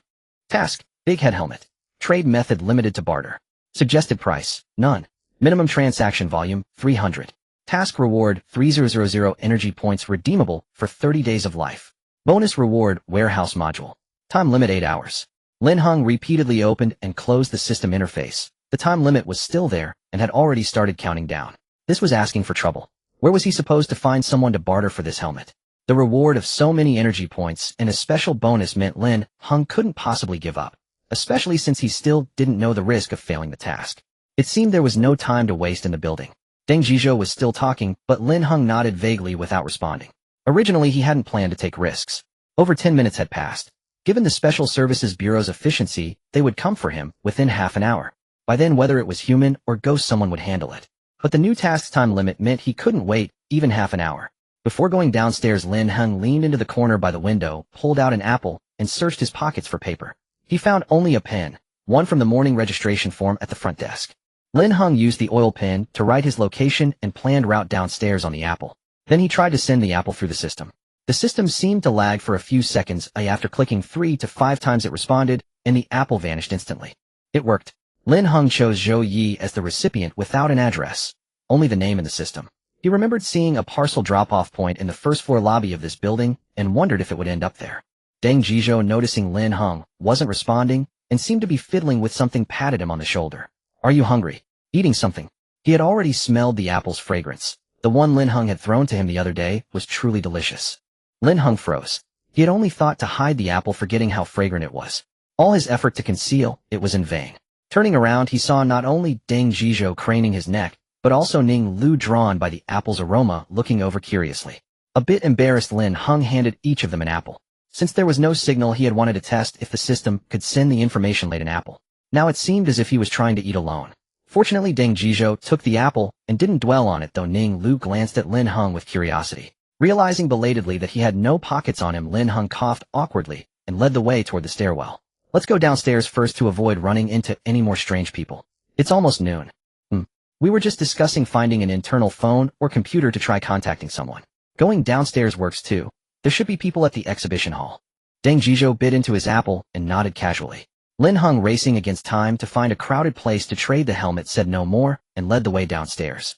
Zhou Yi realized something was wrong 3 minutes ago when he received a notification that due to a fire alarm, the floors above the refuge level in the building where Lin Heng was located had been automatically sealed. No signs of a fire were found, but the building's power supply had failed and was currently being repaired. Moreover, the entire staff of the company where Lin Heng was interning had just gone downstairs to a tech exhibition, leaving only the interns in the office. A welfare event was being held at the tech exhibition downstairs, and now most employees from the upper floors of the building were gathered around the exhibition hall. Seeing this, cold sweat broke out on Zhou Yi. He was supposed to be waiting in the reception room downstairs from Lin Heng. Today, Zhou Yi's public identity was that of a lead teacher responsible not only for students from his own college, but also for those assigned from several other schools, totaling over 30 people. 10 minutes ago, someone suddenly contacted him saying a student had gotten into a conflict, and the police had been called, urging him to check it out quickly. That student was in a building far from Lin Heng's. Zhou Yi's original plan was to send the accompanying counselor Fang Jia, but the latter's phone was off and his whereabouts unknown. After receiving a second message that the student's fight had escalated seriously, Zhou Yi had no choice but to go. He estimated a round trip of 20 minutes would suffice, so he informed the teammates waiting outside and rushed over. Until Zhou Yi retrieved the apple Lin Heng had sent him. The package was left at a storage area, a square black box with a gold-stamped circular emblem on the lid and a line of text below: Starforge Express. Inside was an apple with a line written on it: A building, 32nd floor, West C zone, descending stairwell, casualties present. Zhou Yi was taken aback. How could there be casualties? Send a drone up to check the situation. Investigate the company where Lin Heng is interning. Send a message to Captain Yen. Captain, come quick. Yen Lei was indeed quite busy today, also because of Lin Heng. Their team was initially formed temporarily, but due to Lin Heng's peculiar products, it became a permanent fixture. For the past 10+ days, he had been juggling two fronts, handing over his original work and handling Lin Heng's situation, which required liaising with various national departments. The Dragon Kingdom's high echelons placed great importance on Lin Heng. Today happened to be a joint meeting between the Military District and the Special Operations Bureau. As the person most familiar with Lin Heng, Yen Lei was naturally summoned to report before the big shots. When Yen Lei received the news the meeting had just started, the response from the influential figures present was remarkably unanimous. We haven't even bought controlled nuclear fusion yet. How can he get into trouble? Stop dreaming about things that aren't certain. The priority now is, what's the point of this meeting? Get him out first. A good student should be studying. Why is he running off to some company? Hurry, don't dawdle. Our people just left the military district. They should be near that area now. Have them check it out first. To match the building's exterior, the stairwell had floor-to-ceiling glass windows, but since it was on the west side, there was little sunlight at this hour. Reflected in the deep blue glass, the stairwell appeared dim and gloomy. Lin Heng and the other two descended flight by flight, peering into the corridor on each floor. All were silent and empty. The refuge floor was on the 26th floor. From there, an additional locked door blocked the downward staircase, temporarily unopenable. Lin Heng released the door handle he had bent. If he applied more force, he could snap it off entirely. He had been careless. He quickly straightened it back, while the other two chatted unnoticed. We can't go down from here. Should we check the 27th floor? Lin Heng awkwardly touched the slightly deformed handle. I'm fine with anything, but shouldn't this guy get to a hospital soon? I'm worried he might have a concussion or something. Deng Zhizhou was slightly concerned about the man he was supporting, but dared not untie him. He had been half carrying, half dragging the man down the stairs. That is a problem. How about you wait here while I check upstairs? Lin Heng said, walking to the stairwell. Just as he was about to ascend, a massive warning from the system suddenly flashed before his face. Danger alert. Left. The characters flashed too quickly for Lin Heng to read, but he instinctively stepped back to his left. A gray-black figure lunged from the ascending stairwell and slammed into the wall. If Lin Heng hadn't dodged, the figure would have collided with him. Whoa, you dodged that. Who is this? We just checked the corridor, and it was empty. Deng Zhizhou, tall, and at the rear, had an unobstructed view. He also saw Ning Lu closer to Lin Heng, slowly raising a folding chair with trembling hands. Hey, put that down. Can't you drop that chair? With us here, do you think you'll need to fight? There aren't that many bad guys. Deng Zhizhou felt a bit weary. Ning Lu silently pressed against the wall, but refused to abandon her weapon. I'm a bit nervous, sorry, she murmured. The man who had fallen before Lin Heng was badly hurt from the impact and struggled to sit up. Lin Heng was also stunned, unsure whether to help him up, and instinctively stepped back half a pace. Danger, alert, deception. The system's prompt left Lin Heng even more bewildered. Could the man who crashed into the wall be here specifically to scam him? That was absurd. As Lin Heng pondered, the man suddenly lunged at him, grabbing his collar and snarling with a twisted face. You shouldn't be here, you shouldn't. Danger, danger here. Come with me quickly. Slap. Lin Heng's reaction surprised everyone. He broke free from the man's grip and slapped him. I hate riddle-talking fools who won't speak plainly. Who are you? The man covered his cheek, momentarily stunned, then a flicker of malice crossed his eyes, but his actions contradicted it. He turned and ran. Lin Heng instinctively lunged forward, grabbing the man's ankle and pulling him down. Ouch! With a cry, the man was dragged to Lin Heng's feet, unable to break free. Now genuinely frightened, he cowered. I mistook you for someone else. He was just a hired thug, never expecting a student to be so hard to fool, striking first and with incredible strength. Lin Heng had acted on impulse and didn't know what to do with the man. As he pondered, a knocking sound came from behind them. What is that? Ning Lu was genuinely startled. She pointed in shock at the window. Beyond 2 layers of glass, a gaudy mecha hovered there. Seeing her gaze, the mecha tilted slightly and waved. Through the double-layered glass of the stairwell on the 26th floor, the gaudy colors of the mecha appeared somewhat eerie. Lin Heng recognized it at once. It was a juvenile companion care model produced by the system. What did this mean? Had it been released? Could he possibly have one too? He stared in slight astonishment at the mecha's movements outside the window, barely managing to hold down the man, who was suddenly struggling beneath his hands. Through the deep blue pain, the half-arm-length little figure was earnestly making some gestures, pointing toward the area behind Lin Heng and the others. Soon a noise came from behind. The fire door in the hallway was kicked open and a squad filed in.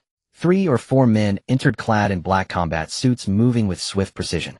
The most conspicuous sight was that each of them had a 34-centimeter brightly colored mecha hovering at shoulder height. Not only Lin Heng, but also Deng Zhizhou and Ning Lu were immediately captivated by the vivid little mechas. What is this?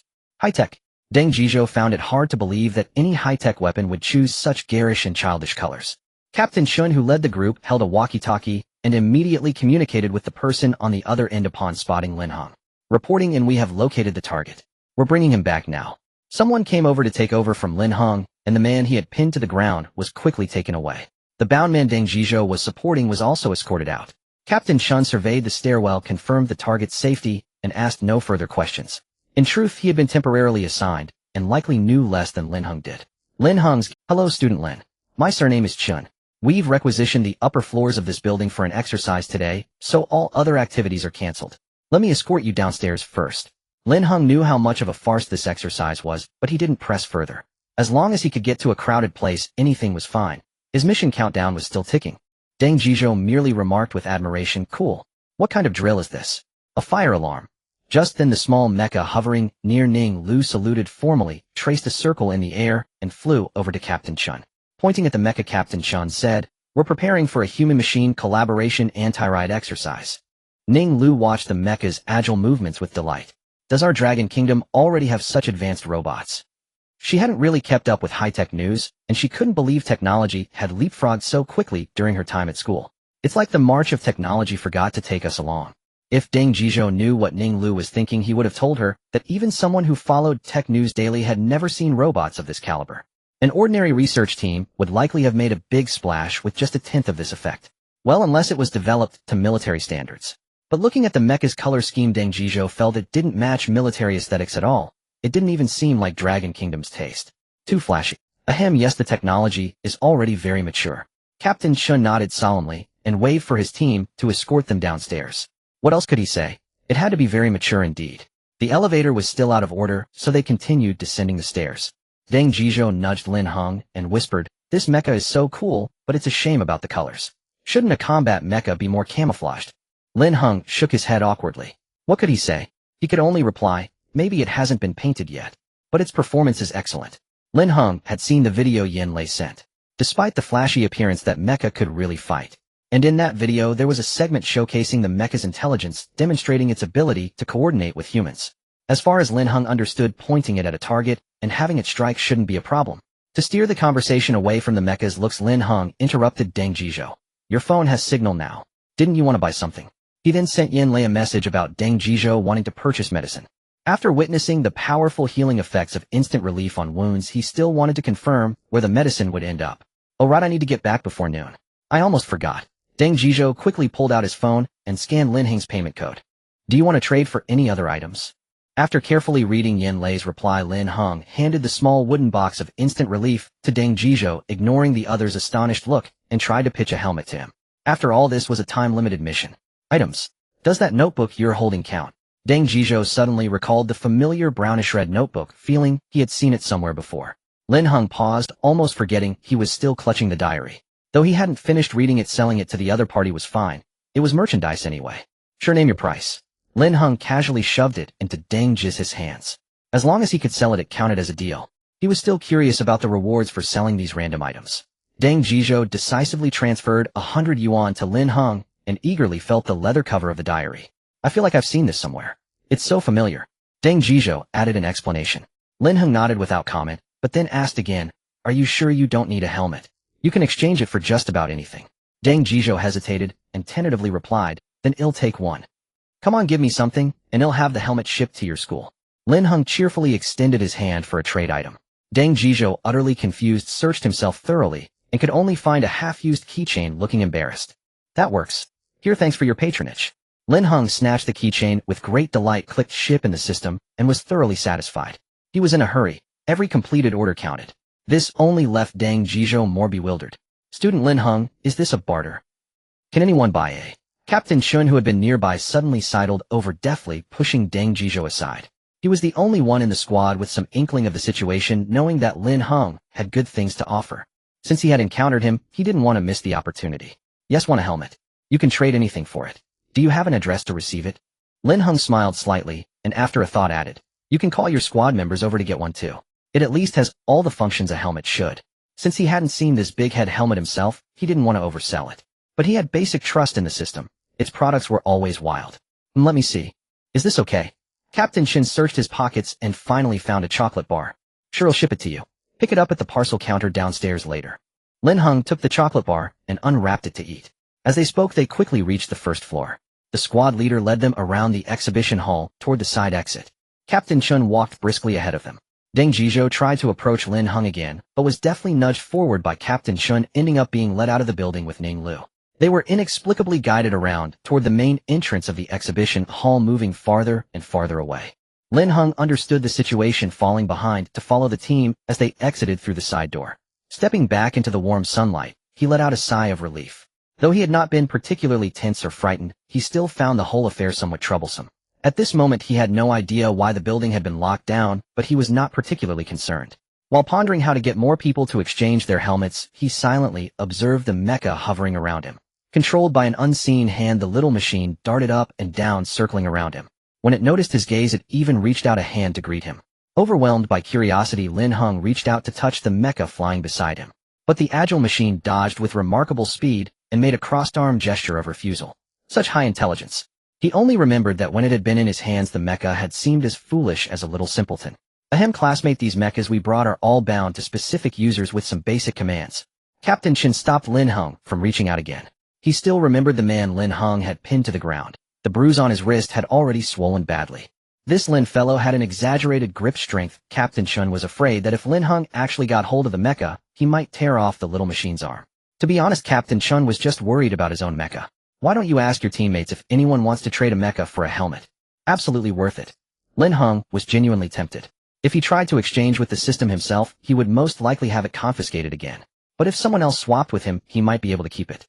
Of course, this was pure speculation and idle boasting on his part. Captain Chun dared not make such a decision, especially since Lin Heng's helmet could be traded even for a chocolate bar. That's definitely not allowed. These are state property. Captain Chun refused with righteous indignation. He hurriedly shooed his team away and gave Lin Heng a gentle push. Go on, Deputy Team Leader Zhou is waiting for you. We really have a training mission, so we need to get back. Goodbye, Lin. Watching Captain Chin's retreating figure, Lin Heng rubbed his fingers together. He really did want to. But never mind, time to do the mission. Zhou Yi led him to a small park in the Science and Technology District. The first thing Lin Heng did after sitting down was ask about the mechas. Could they really have been put into direct use already? And coincidentally far away in the military district, Yin Lei was also discussing the matter with the district commander. Our current plan is to take this opportunity to publicly reveal the existence of this batch of mechas. After all, they were meant to be brought out for combat coordination training. The main decision-maker for this matter was not actually the military district commander Zhang Li, but rather the fact that the small batch of mechas taken this morning had been issued to the SWAT team. Last night, Longhua hastily assembled several special teams, rushed them to Bin Province, had them study how to operate the mechas in coordination all night, and memorize the manual overnight. By early the next morning, they were all dispatched. The team that went to find Lin Heng was one of those that had passed through the direction of the Science and Technology Park after leaving the military district that morning. It's a pity we didn't have time to repaint them. We had planned to make modifications in the southwest. In short, because this batch of mechas was extremely sensitive to children's appearance, even able to infer adult features from childhood photos, the higher-ups planned to allocate some mechas to assist the police in combating child trafficking. This SWAT team was pulled in for related special training. Unexpectedly, Lin Heng's incident occurred halfway. In the eyes of the higher-ups, Lin Heng was just the age of a child anyway. Since they were saving children, it made no difference. So they decided to start from here, directly showcasing the mechas gradually, allowing the public to accept them, while also intimidating the minor strange creatures lurking in the shadows watching Longhua. Recently, Longhua had made too many moves, alerting many small fish and shrimps hiding in the country, who all emerged to probe for information. Setting aside distant matters, even the Pharmaceutical Research Institute had nearly replaced its entire staff. According to the news Yin Lei had received, as soon as the mechas appeared in the Science and Technology Park, local journalists had already rushed over. Of course, there were also many flies constantly watching Longhua's movements. At this moment, the crowd near the technology exhibition had already exceeded the staff's expectations. The organizers had to hastily set up some sun umbrellas and prepare refreshments for the visitors. The problem was that these people were just lingering outside the exhibition, gathering in small groups and chatting about something. The number of people actually buying tickets to enter was not large. The person in charge, Fan Pengwei, was now overwhelmed with anxiety, his heart rising and falling with the crowd outside. The technology exhibition itself was not a very popular event. They had expected no more than 5,000 participants and visitors. But now just the crowd on the square outside had already doubled that number. He initially thought the exhibition had become a hit, but then his subordinates reported that many SWAT officers with new type robots were setting up on the upper floors. Only then did Fan Pengwei suddenly realize that people thought the exhibition had these high-tech robots and wanted to see if there was any detailed information. Fan Pengwei had been celebrating for nothing. Those who came later, knowing the exhibition had no related information, naturally would not enter. On the square, several journalists huddled together whispering, "Are you from the provincial station? Did you capture any footage? When we passed by just now, they wouldn't let us film anymore." "I did. I got a bit with my phone. It's so adorable. That little mecha even waved at me. Oh my god." A young assistant stomped her feet ecstatically while clinging to her colleague who had to pry her off. "Wake up. The cameraman didn't get anything, and you say you got a high-def shot. If you take it back to the station, you'll be ostracized again. You never learn. Hey, which station got footage? Well, buy it." Someone kept darting through the crowd, asking around. "People are already posting on Douyin. Can't you keep up? This is huge news. Serious SWAT officers paired with such fantastical colored robots. It's hilarious. Wait, hasn't anyone tried to get inside information? Is Longhua planning to release an official statement? Is this the real deal? Just look at its flight mode. I didn't see any propellers. It's actually flying. How could it not be real?" Before domestic journalists could get their hands on high-definition videos, the relevant departments of Inghua had already received the news. Of course, what they got were also Douyin clips. But even through the videos, the shock was considerable. The little mecha hovering in the frame, with its agile movements, smooth interactions, and lightning-fast response instantly sobered up the professionals in Inghua. Could this be Longhua playing tricks? Had their visual effects become that advanced? The Eagle refused to believe it. The Eagle wanted to stir up trouble. They thought it impossible for such advanced robotics application technology and related research to be developed without a trace. Even if Longhua's secrecy was impeccable, they believed it could not silently develop combat robots ready for deployment. It was as if it had appeared out of thin air, skipping all experimental stages and going straight into use. Unscientific. Do I even need to see fake news of this level? Gary Maguire leaned back in his executive chair, legs crossed on the desk, impatiently closing the video interface. What's there to see? Longhua. Give them another 20 years, and they still can't make something like this. If the mighty Eagle hasn't mastered it, they shouldn't even dream of it. Gary spun his chair a couple of times in boredom, tossed the mouse aside, and got up to rummage through his filing cabinet, while his subordinate scrambled to pick up the mouse from the floor. "This is perfect. Send that group we trained in Xinhua to Longhua. Hey, my friend, I want to see some chaos. Let them stir things up." Gary's laughter echoed far, and his subordinate stood awkwardly unsure whether to continue the report. Just those few foreign students and elderly travelers, yes, go arrange it. Gary had the authority for matters of this scale. This video should have gone to his superior, but he intercepted it reasoning simply that it was clearly fake. A blatantly false piece of information. Just toss it into the database. Why waste time reporting it? What if it led to overtime over fake news? Gary confidently threw the video back into the database. And this was truly a development worth half a day off for Longwo's National Security Department. Having spent a few days as a university teacher, Zhou Yi genuinely considered Lin Heng a student under his responsibility. When Lin Heng was brought in, Zhou Yi was on the phone furiously berating the partner, the boss of the company where Lin Heng and the others were interning. Initially, the company boss hadn't taken it seriously. Dumping a few interns in unimportant positions was just free labor and a chance to promote his company. But then a self-proclaimed special agent grabbed him by the arm, dragged him from the exhibition hall's second-floor cocktail party upstairs, and questioned him about the interns. The boss was utterly bewildered. The boss naively thought the interns were the problem until a phone was handed to him. Zhou Yi added a layer to his identity, claiming to be Lin Heng's university teacher. Seeing the teacher on the phone demanding accountability, and the several people blocking the door, claiming to be from the special service, the terrified boss apologized profusely. He had no idea if these people were genuine, but he knew he wouldn't leave today without apologizing. Zhou Yi scolded him harshly, then also intimidated the counselor Fang Jie, who had been found by the special operations team. Although Fang Jie had used the internship as an excuse to expand his network under the guise of duty, he still held the title of counselor. Upon hearing that the students had nearly been in danger, he trembled and quickly gave in, begging Zhou Yi not to report it, promising to calm the students down. He'd calm them down. Just a scolding and some small bribes. Zhou Yi couldn't care less about him. His teammates had already started investigating Fang Jie. He sensed this counselor was suspicious and needed to keep him away from Lin Heng. Lin Heng watched in disbelief as Zhou Yi with his scholarly demeanor tore into a circle of leaders, bosses, partners, counselors, and even college administrators. Without a single curse word, yet the content was so filthy it would get censored. "Teacher Zhou, how could you be like this?" Quietly stepping back, Lin Heng pretended to admire the scenery. No way, this teacher was too reckless. Lin Heng felt a flicker of cowardice. He refused to call it fear, it was just the natural pressure of a teacher's authority. Silently pulling out an apple, he sat in the car and started eating. But judging by the situation, it was probably nothing serious. Most likely the lockdown was a false alarm. Lin Heng knew that if something real were happening, Zhou Yi wouldn't have time to waste on empty chatter. If someone were truly causing trouble, Zhou Yi would have already stormed in with the special agents. But this time Lin Heng was mistaken. Yes, he had indeed been targeted. Just now upstairs, someone had deliberately set him up. The reason Zhou Yi had time to make calls was that the special service had quickly uncovered the specifics. After confirming repeatedly that no one had leaked Lin Heng's information and that those causing trouble in the building had no clue about his secret identity as a black tech supplier, they relaxed. The trouble was purely because he had saved the Su family's 2 children. Even Lin Heng hadn't expected this. He thought it had ended with the warehouse fire. Thus, Zhou Yi's portrayal of a normal angry teacher fit his current identity. Of course, the special service probably hadn't anticipated that Zhou Yi was not just angry. He was furious. Having him sent away while his student was targeted under his nose had be a laughingstock for Captain Yin. By the time Zhou Yi got in the car and briefed Lin Heng on the situation, 10 minutes had passed. The two sat in a low-key black sedan eating apples and chatting while shielding equipment had been set up outside early on. Better to be cautious outside. I'll give you a quick rundown so you have a general idea. Since Lin Heng refused to leave immediately, claiming he had things to do, Zhou Yi had no choice but to notify the captain and explain what had happened in the car. You guys were pretty alert. Those 2 we caught were indeed no good. Under Zhou Yi's approving gaze, Lin Heng awkwardly rubbed his nose.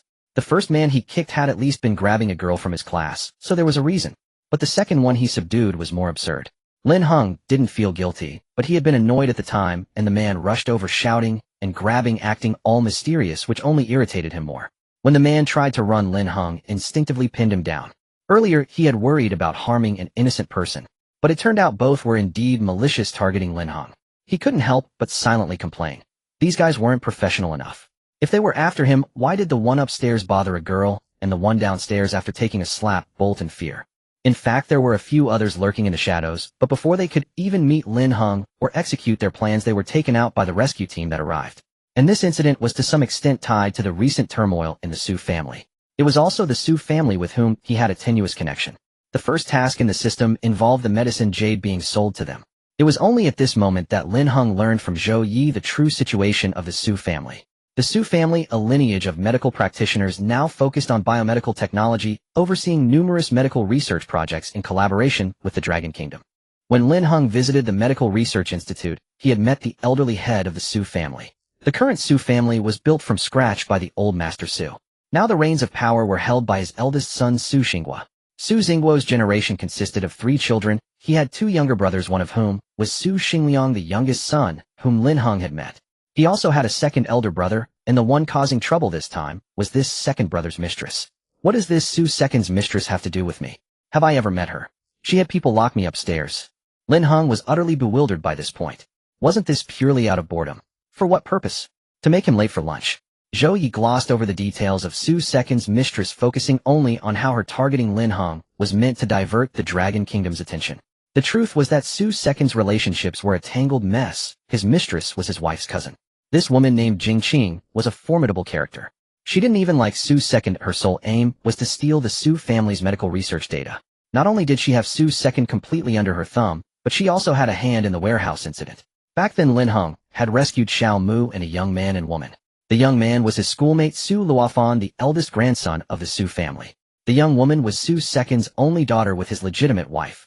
Initially, the investigating departments suspected that Su second had gone mad enough to use his own daughter as bait to harm his elder brother's youngest son, all to seize power from the eldest brother. Yet the truth was he had no idea his daughter was also kidnapped. Although Su second disliked his legitimate wife, he was quite fond of his daughter. It was Jing Qing, his beloved mistress, who secretly arranged this affair, aiming to eliminate the next generation of the Su family. When Su second was arrested, he initially denied stealing the family's crucial research data to sell to the Sakura Kingdom.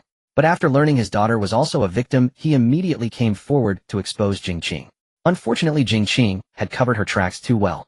The Special Services Bureau had no solid evidence against Jing Qing and could only enforce restrictions, ordering her not to leave the city or country. Unexpectedly, she jumped out on her own to target Lin Heng.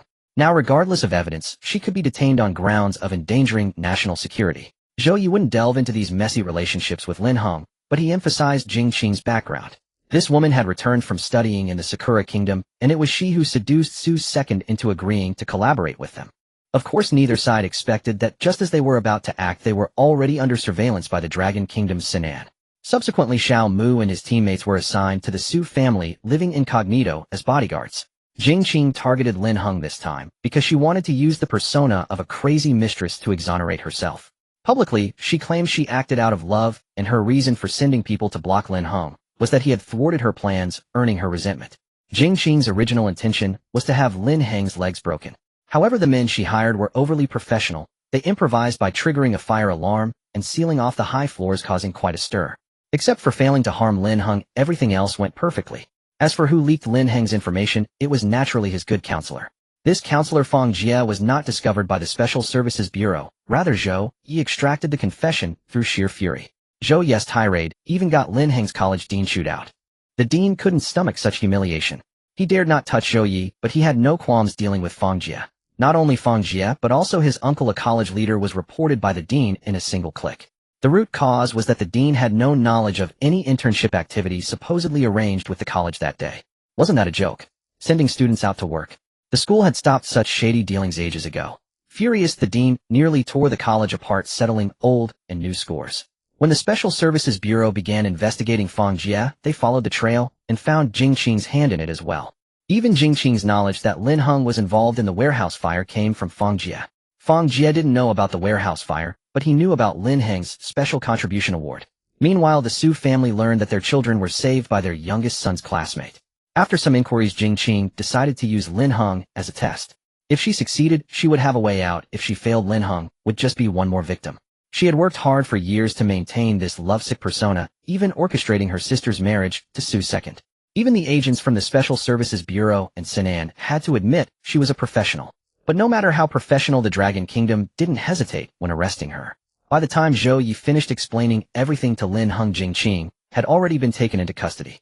Currently, the Special Services Bureau had confirmed that all relevant individuals were under control, ensuring Lin Heng's safety. Lin Heng was forced to listen to over 20 minutes of Su family history before finally grasping the intricate web. So one woman stirred up 2 generations of the Su family. Lin Heng concluded that Su second might not be very bright. How could a son from such a prominent family be toyed with by a woman for over a decade? It was said that the Su family had lost several ancient prescriptions and 2 sets of original research data during those years. But soon Lin Heng eagerly pushed the issue aside. So about that mecha squad him, I mean if I can guarantee safety, can I also bring? No, too dangerous. Why would you want to carry an arsenal? The Dragon Kingdom bans private gun ownership. Zhou Yi interrupted without a second thought. The idea of Lin Heng wielding a blade or causing a massacre in a crowded place was unthinkable. Although Lin Heng longed to own a hovering mecha, his immediate priority was to secure the helmet. His plan was to sell it. And Zhou Yi indeed had a way to do so. How could it be an ordinary helmet? Remember the display stand? They moved to the entrance of Lin Heng's residential complex. It belonged to Zhang's technology company and had just been returned to the exhibition hall that morning to be reassembled. Zhou Yi led Lin Heng back to the technology exhibition hall, and right there on Zhang's display stand, he marked out a small area for Lin Heng, avoiding the company's logo. He set up a small table where Lin Heng placed several helmets. Zhang's employees had apparently been notified and cooperated readily upon seeing Zhou Yi. On Lin Heng's small table, apart from the helmets, there were no promotional materials. However, the prime location of Zhang's stand attracted a steady stream of visitors to examine the helmets. But Lin Heng couldn't muster any joy. Every inquirer, upon hearing that he was bartering and would accept anything in exchange, hesitated to take the plunge. This tech exhibition mostly featured conceptual designs, such as Zhang's technology's bionic fabric. Those who had seen the helmets suspected they might be mere concept models. Coupled with Lin Heng's crude setup, a makeshift stall squeezed beside another stand, helmets devoid of packaging, and his youthful face. Many suspected he was running a scam. Watching the mission countdown in the system, Lin Heng felt he needed to think of a plan quickly. Waiting idly wouldn't do. So he turned his attention to Zhou Yi. Teacher Zhou, don't you want to exchange for a helmet? It can be very safe and should count as high-tech. Why should? Because Lin Heng had only briefly tried it on. He was in a hurry and hadn't studied it thoroughly. Moreover, the product lacked instructions and packaging, looking shabby, bulky and heavy with a strong knockoff vibe. If not for the system not labeling it as secondhand, Lin Heng would have considered it recycled goods. By the time Yin Lei finally arrived, Lin Heng was tugging at Zhou Yi's clothes, insisting he take a helmet, even claiming Zhou Yi owed him money for a bucket of water. Student Lin, I recall we discussed that the Dragon Kingdom doesn't support forced transactions. Yin Lei said, suppressing a smile as he watched Lin Heng snatch 10 yuan from Zhou Yi and shove a helmet into his arms. Kidding aside, with only 5 hours left on the mission countdown and only 3 helmets exchanged, including Zhou Yi's, Lin Heng was genuinely anxious. Brother Yin, teacher Zhou is just supporting his student's business. How can you say that? Lin Heng replied unfazed. He grabbed another helmet from the table and pitched it to Yin Lei. Come on, bro. You're my real bro. Exchange for a helmet. Top quality at a great price. Every exchange counted. Yin Lei's lips twitched as he took the helmet. It felt substantial in his hands. A gray-black design slightly larger than average with a flip-up front and a sleek dark visor. He weighed it in his hands, then set it back on the table, changing the subject. You said Xiao Zhou owes you for water. What's that about? I gave him a bucket of water this morning. It's one of my new products. He didn't pay, Lin Heng declared with utter confidence, forgetting he had practically tossed the bucket at Zhou Yi in his rush. After all, it was merchandise and Lin Heng was determined to get his money back. Yin Lei quickly recalled receiving a message from Zhou Yi that morning about sending a water sample to the National Research Institute. He deftly scanned Lin Heng's prepared payment code and asked directly, how much for the water? Lin Heng waved dismissively. Whatever. As long as payment was made, the transaction counted, the amount was irrelevant. Yin Lei, at a loss for words, transferred 10 yuan and leaned against Lin Heng's small table, ready to discuss potential future arrangements. I really have to thank you today. If it weren't for your urgent situation, they wouldn't have let me out of the meeting so early. Lin Heng frowned at Yin Lei's words. He had no desire to encounter any more emergencies. Before Lin Heng could respond, Yin Lei continued, the chief said we haven't even gotten our hands on controlled nuclear fusion yet, so you absolutely can't come to harm. Lin Heng blurted out, am I wishing well? Do you expect me to grant everything? Controlled nuclear fusion, why not ask for a Mars base? Don't joke. If you could live for 1,000 years, the Dragon Kingdom would truly enshrine you. Yin Lei's earnest expression left Lin Heng speechless. It seemed plausible, living a millennium would indeed make one a legend. Before he could say more, Yin Lei asked, so is a Mars base actually possible? Lin Heng sighed in exasperation. Why don't you make a wish and see? If I could control what I stock, I'd start with a real-life mecha, okay? Thinking of the advertisements, events, and promotions recently arranged around Lin Heng, Yin Lei began to speak, but was cut off as something suddenly appeared before his eyes. Startled, he realized Zhou Yi had handed him the helmet from his arms. Yin Lei belatedly understood. Lin Heng's helmet. How could it be ordinary? He didn't take Zhou Yi's helmet, but instead rummaged through his pockets, found a pair of sunglasses, and thrust them into Lin Heng's hands. Give me a helmet. Without waiting for a response, he grabbed a new one from the table, put it on, and began exploring it carefully. Though it felt heavy in his hands, it was surprisingly light on his head. Yin Lei confirmed there was likely excellent ventilation inside. Touching something, he flipped down the visor and a high-tech heads-up display unfolded before his eyes. The large visor acted as a screen visible only from inside the helmet, as Yin Lei confirmed by repeatedly removing and donning it. Slowly turning his head, Yin Lei watched detailed data cascade across the screen. He zoomed in and out, observing prompts like bind biometric information. Suppressing his shock, he fumbled for the fingerprint scanner on the helmet and gently pressed his fingertip against it. Tracking mode activated. A map floated before him, zooming in to pinpoint his exact location. He couldn't fathom how this function worked without relying on satellites. Nor could he determine if the helmet was connected to satellites. Another prompt appeared, bindable users 15. Instantly grasping the helmet's potential applications, Yin Lei tapped it with one hand. Hearing nothing inside, he slapped it harder, the odd motion catching Lin Heng's attention. Lin Heng was cheerfully pitching a helmet to a new visitor who seemed tempted, viewing the barter offer as an exhibition perk. Lin Heng was about to accept a lighter in exchange for a helmet when Yin Lei grabbed his wrist. Sorry Lin Heng, this might not be something you can sell like this. Yin Lei knew Lin Heng was somewhat anxious, likely pressed for time, but he still steeled himself to stop him. As expected, Lin Heng glared angrily, shoved his hand away, and tried to snatch the lighter that was right before him. What a joke, it was already within reach. Yin Lei quickly instructed Zhou Yi to see the guest out, while soothing him. Listen, I'll call someone to trade with you right now. How many do you have? I'll arrange it all at once and exchange them all for you. Upon hearing this, Lin Heng immediately realized that this helmet was probably not an ordinary one. Fortunately, he was mentally prepared, and the few people he initially chose to trade helmets with were relatively reliable. Lin Heng couldn't help but feel a bit annoyed. He was so focused on the task that he forgot to check what this helmet was. What if it was some kind of black tech again? Luckily, he had only sold 4, so it wasn't too troublesome. With that thought, Lin Heng withdrew his hand and quickly nodded. Alright, hurry up. There are just over 3 hours left. Counting you, I've exchanged 4 so far. I still need to sell 256 more. Quick, call in the troops. Of course, it wasn't the helmet that was running out. It was the task that was about to expire. But Yin Lei clearly misunderstood. He quickly led Lin Heng along with his table to move everything into the Special Services Bureau's vehicle. Then he arranged for nearby team members to take turns coming to Lin Heng to exchange helmets.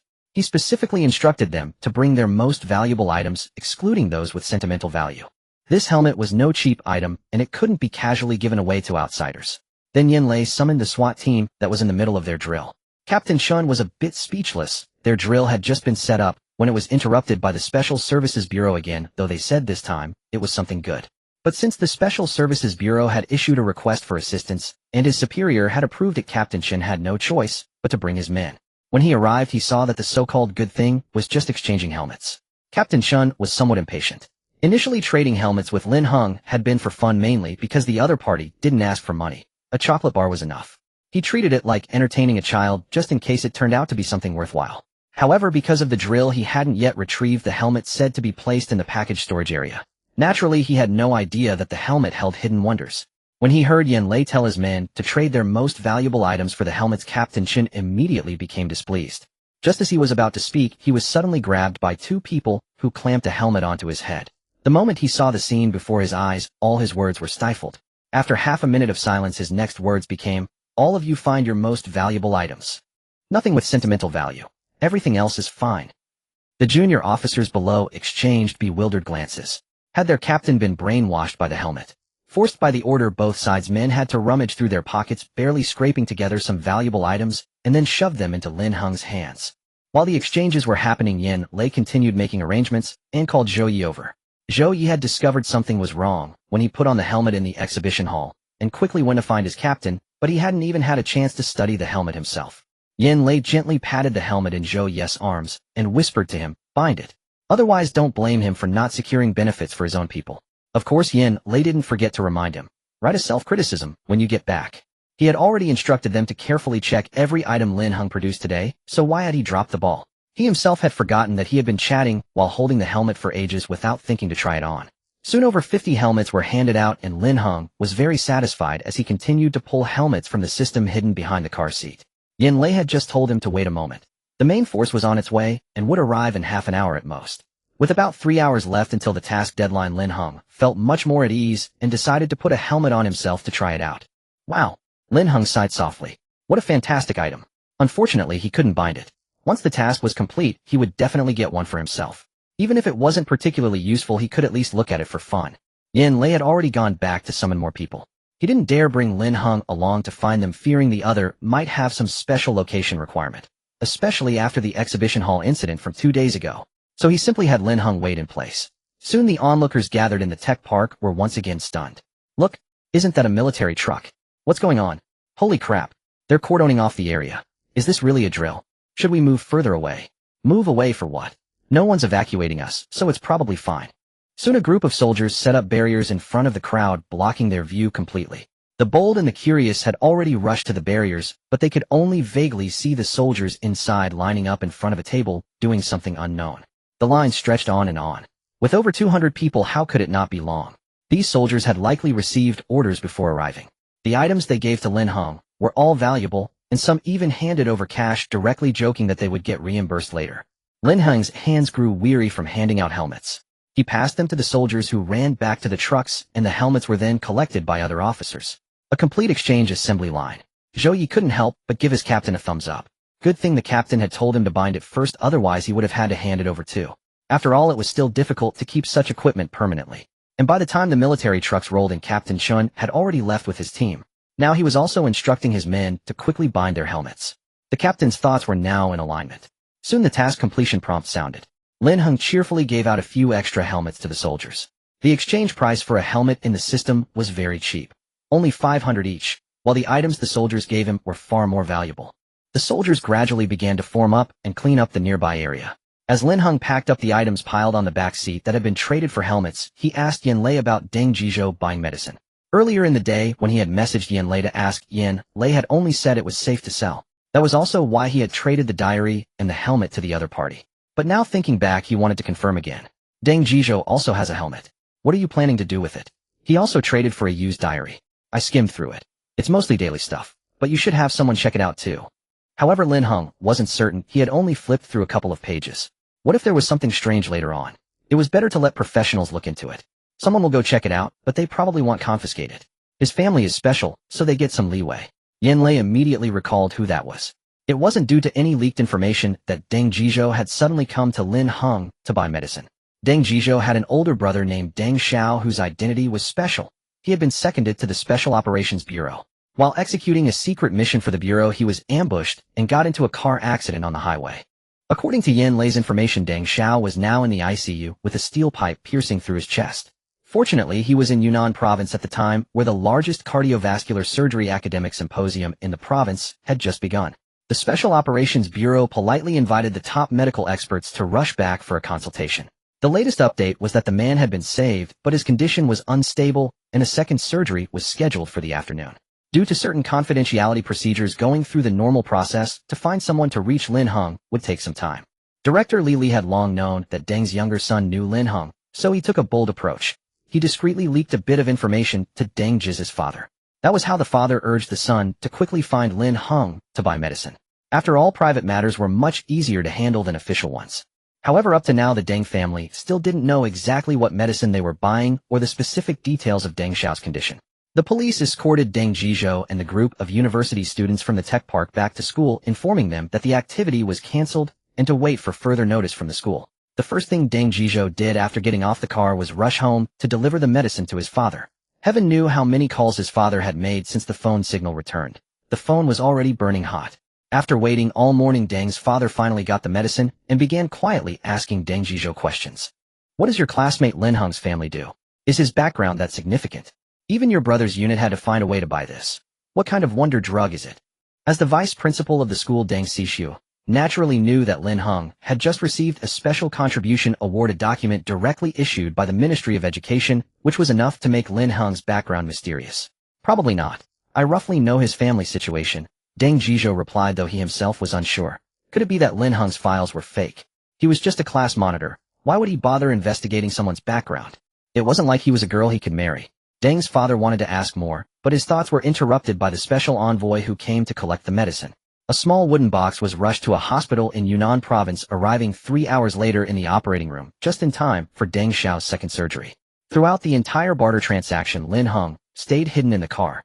The soldiers who came didn't know whose helmet they were swapping with. They only knew that after handing over the items, they could receive a high-tech helmet. Moreover, the chief had promised that everyone who came would get to experience the new equipment, and with luck, they might even be issued one. The items the soldiers used for exchange were mostly issued by the military district, and some simply brought stacks of cash.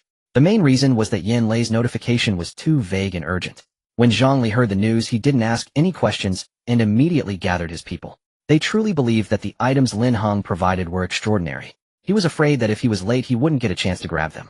When the exchange was almost over, Lin Heng quietly asked Yin Lei, "I only needed to exchange 300 helmets, not necessarily with different people. Why didn't you just have one person take all of them and give me an address? That would have been much simpler." Lin Heng was still puzzled, having been at it from noon to afternoon, and now he was getting hungry. Upon hearing this, Yin Lei's face stiffened, and he remained silent for a long time. Could he say he had simply forgotten? Stimulated by the black tech helmets, he hadn't considered that at all. He was just afraid Lin Heng would trade them randomly. Now that he had calmed down, he realized it was a complete misunderstanding. Yin Lei pretended not to hear and turned to check on his team. Lin Heng had only asked casually, whether it was one person or many exchanging didn't matter to him. The task was done, and the customers had come to him voluntarily. He was thrilled. Only after all the soldiers had left and the venue was fully restored did Lin Heng completely relax. He sprawled in the back seat of the car, looking around for water. The car was small, and everything was visible at a glance. After searching twice and finding nothing, he simply exchanged a bucket of untested drinking water from the system, intending to drink directly from the bucket. But just as he lifted the bucket, Yin Lei appeared with his phone, wearing an apologetic expression. He pressed down on one side of the bucket with force and said awkwardly, Just got word, the water might not be drinkable."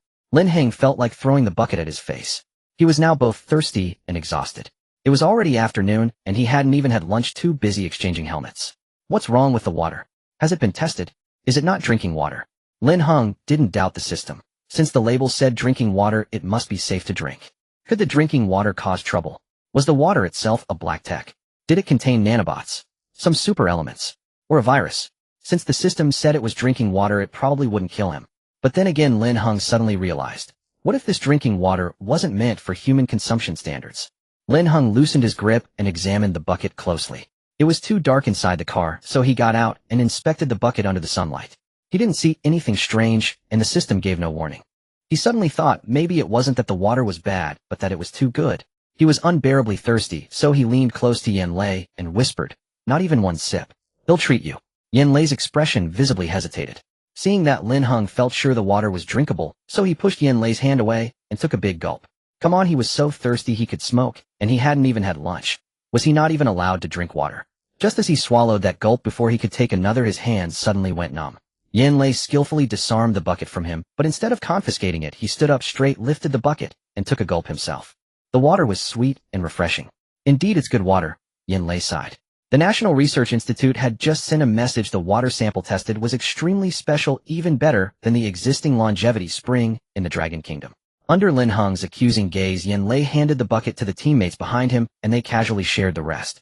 The bucket only held 3 gin of water, and there were many team members behind Yin Lei, so Lin Heng had to snatch it back. He glared at Yin Lei with a hostile look until Yin Lei gave an awkward smile and said, "Ahem, come on, I'll treat you to a meal." Lin Heng snorted, slammed the car door, and pulled out another bucket of water, chugging it down.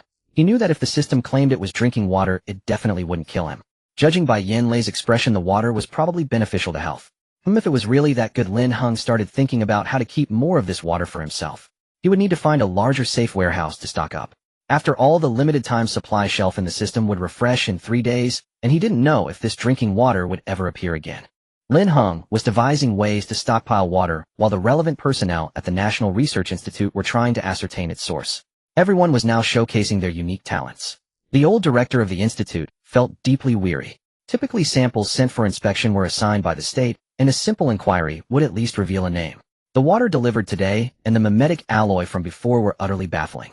Once the items arrived, any further investigation yielded nothing but silence.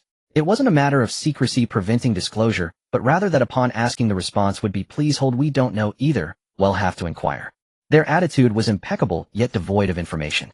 The old director was deeply troubled. Had they bluntly told him it was classified and inaccessible, he might not have felt so distressed. This morning a small bucket of water was delivered, and by noon the test report was out. Now a crowd was gathered around the bucket, all eager to learn its origin. Not that it was some miraculous elixir, far from it. However, prolonged consumption of this water could indeed prolong life and delay aging. Moreover, when the bottled water arrived, the transparent container bore no labels or markings, yet it was clearly sealed, appearing to be a standard commercial product. Since it was a commodity, there must be a place to purchase it right. Thus, on this sun-drenched day, the old director Meng Shibiao faced yet another challenge in his career. Who is it now? Can't I just have peace until retirement? What's the matter this time? Annoyed by the commotion downstairs, director Meng finally slammed his hand on the table. With just 1 year left until retirement, the samples sent for inspection had suddenly become bewildering since the start of this month.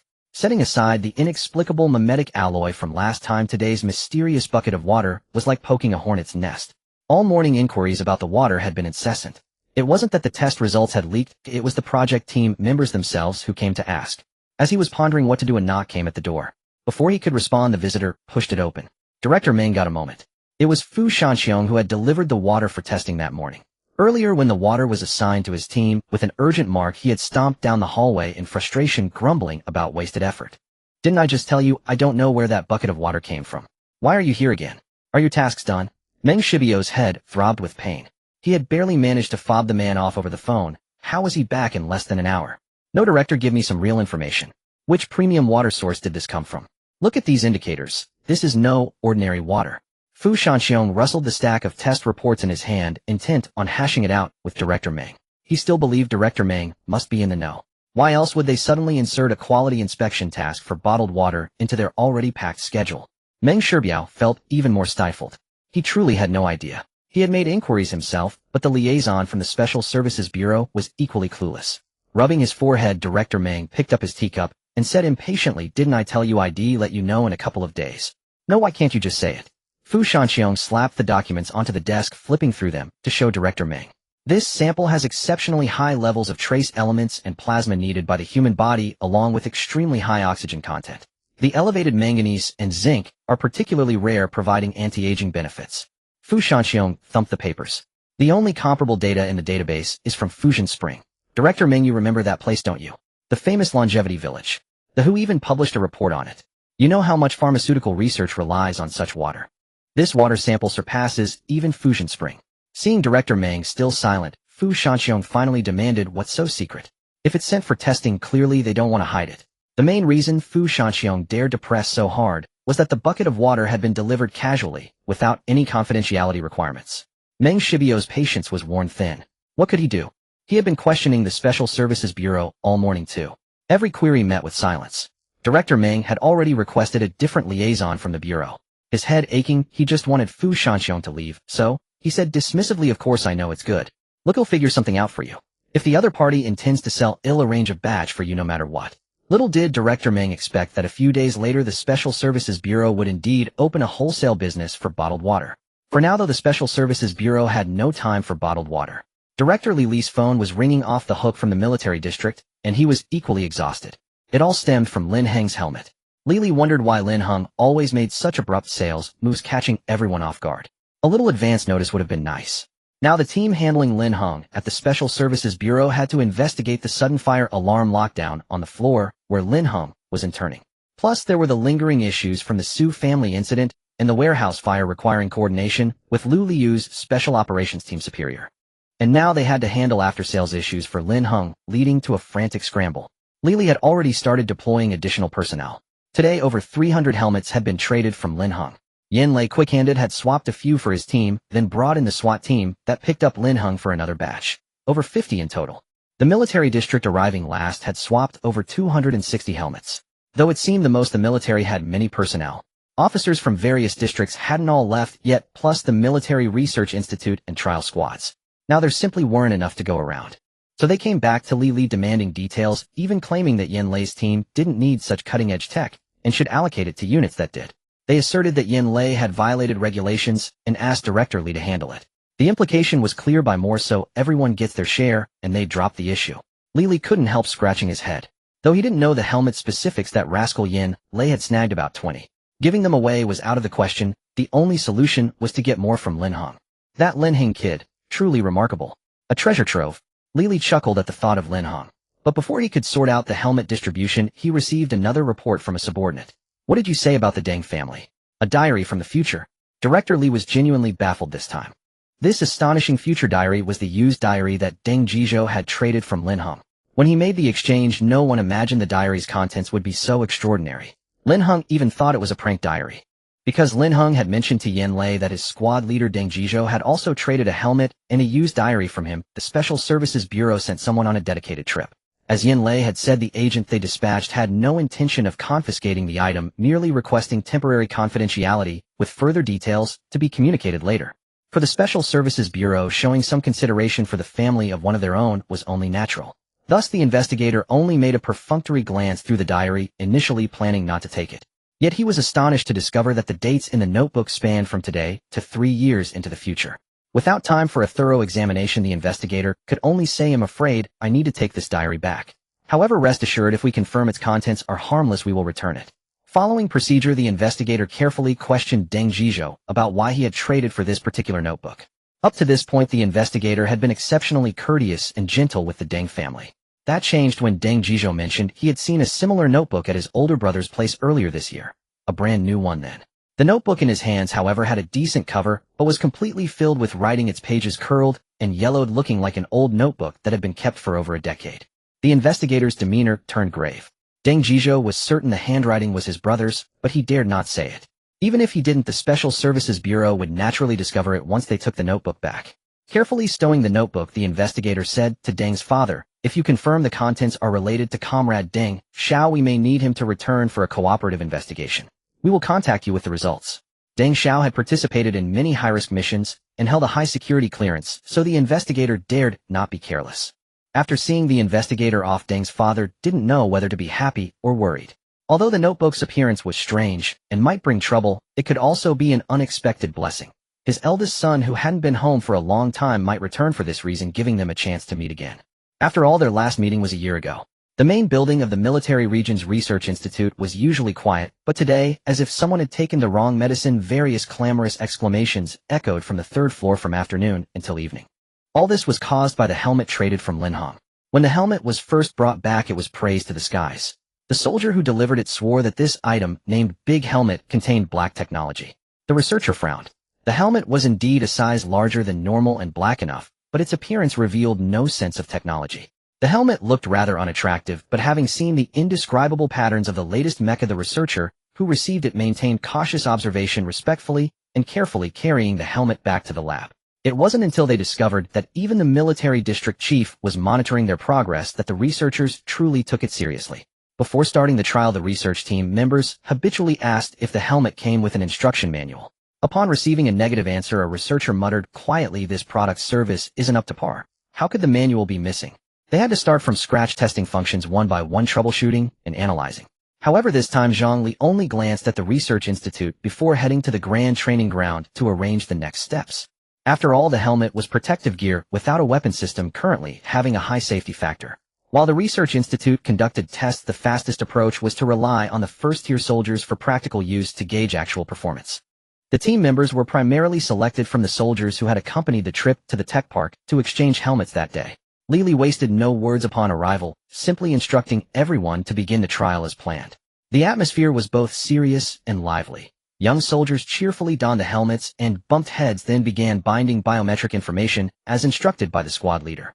The operating methods they currently had were sent by Yin Lei. Soon trial results were recorded, compiled, and "Commander, would you like to try it? We're currently testing the biometric information collection function," said an officer who jogged over, saluting Li before handing him a helmet. "This one isn't bound yet. We've discovered that these helmets can connect to form a team mode internally with a mini-map displaying the positions of all team members. However, we're still testing the maximum team size. The inter-team communication device is also quite effective. We have reason to suspect this function can ignore physical distance, but further testing is needed." The military academy sent the first batch of test reports stating that the helmet can also collect copied fingerprints and genetic samples and can display the other person's location. Currently, each helmet can bind up to 5 different biometric profiles, which cannot be changed within a certain period. We're still testing the specifics. The military academy has already started impact resistance tests. A detailed data will come later. Zhang Li was already satisfied. He tried on the helmet, examined the high-tech screen, but ultimately chose not to bind it, removing the helmet and handing it back to the reporting officer. "Take it back. Continue your tests as planned and report any other results to me." He was in a hurry to handle the follow-up work and plan the next steps. Indeed, he already had several plans for making good use of this helmet. Of course, there were also teams from other military districts that had come to collect mechas earlier. They were originally scheduled to leave today, but stumbled upon the black technology helmet incident. Now several of their leaders were lingering in the conference room, unwilling to leave. Having witnessed what a companion-type care model looked like, Zhang Li repeatedly emphasized that the item retrieved this time was just a big helmet, but no one believed him. They insisted on seeing it with their own eyes. It seemed he would have to make some concessions to send them off. Zhang Li didn't want to go too far, so he symbolically distributed a portion to the various military districts. However, he wasn't about to agree to share so easily. The paperwork wouldn't be completed until tomorrow anyway. This was a perfect opportunity to discuss joint exercises with the other districts. Additionally, the higher-ups had discussed arranging some small gifts to be sent to Lin Heng on behalf of the Dragon Kingdom. These were to be delivered today. He believed Lin Heng would surely appreciate them. Captain Chun was extremely frustrated. Their team's exercise mission had been interrupted for the third time, and he had to temporarily bring down a few team members who were hanging on the outer wall of a high-rise building. This interruption was because of the helmets they had exchanged with Lin Heng in the morning.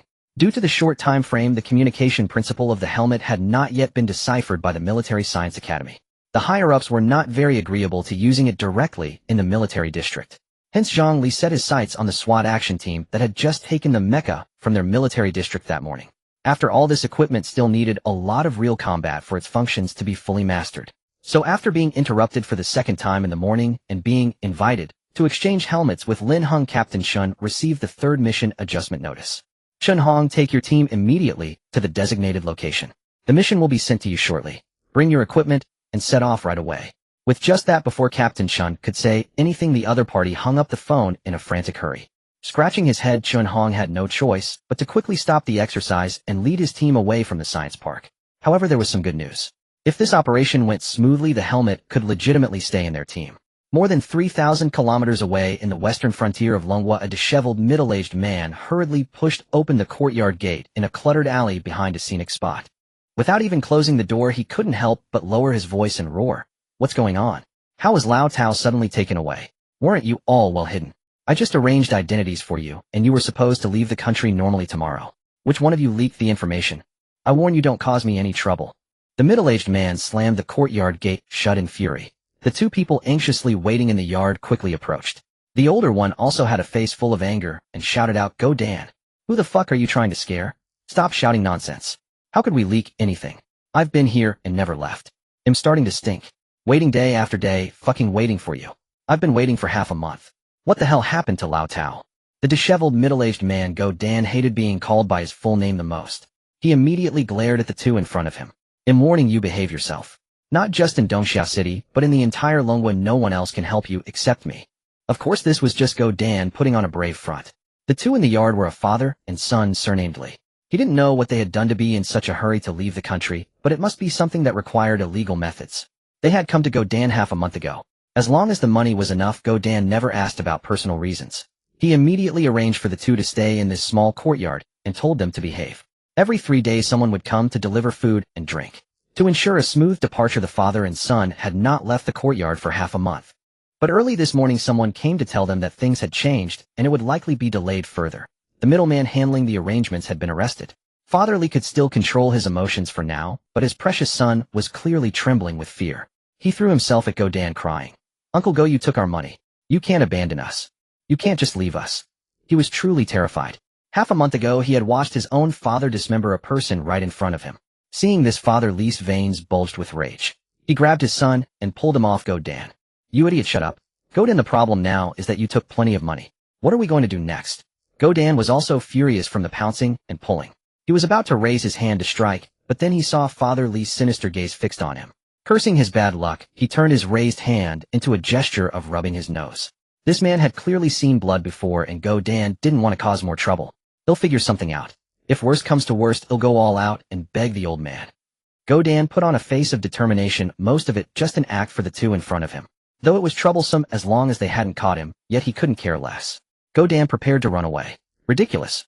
The intermediary Lao Tao who handled the identities was caught too suddenly. It was simply eerie. Go Dan had already gone to investigate. The police not only caught Lao Tao's people, but also found their hidden hideouts, as if they had known all the information in advance. With such an abnormal situation, how could he still hold out here? He didn't know if these cops had suddenly acquired some special ability hitting so accurately. Go Dan was actually a bit scared too. As he was thinking, a voice suddenly asked in his ear, "Who is the old man?" "You don't know about this, but he's a veteran in the industry." The words had just left Go Dan's mouth when a chill ran down his spine and he shuddered. He didn't recognize that voice. He jerked his head up and saw the Li father and son staring in horror at something behind him. Stiffly turning around, Go Dan saw the courtyard gate had been silently pushed open. Armed police officers stood at the entrance smiling and greeting him. In that instant, Go Dan's legs went weak. He was just about to laugh it off and say something when he heard a wail. I didn't kill anyone. It wasn't me. It wasn't me. It was my dad. The Li family's son had already collapsed to the ground. Father Li gave him a vicious kick. You idiot. I should have let you die out there.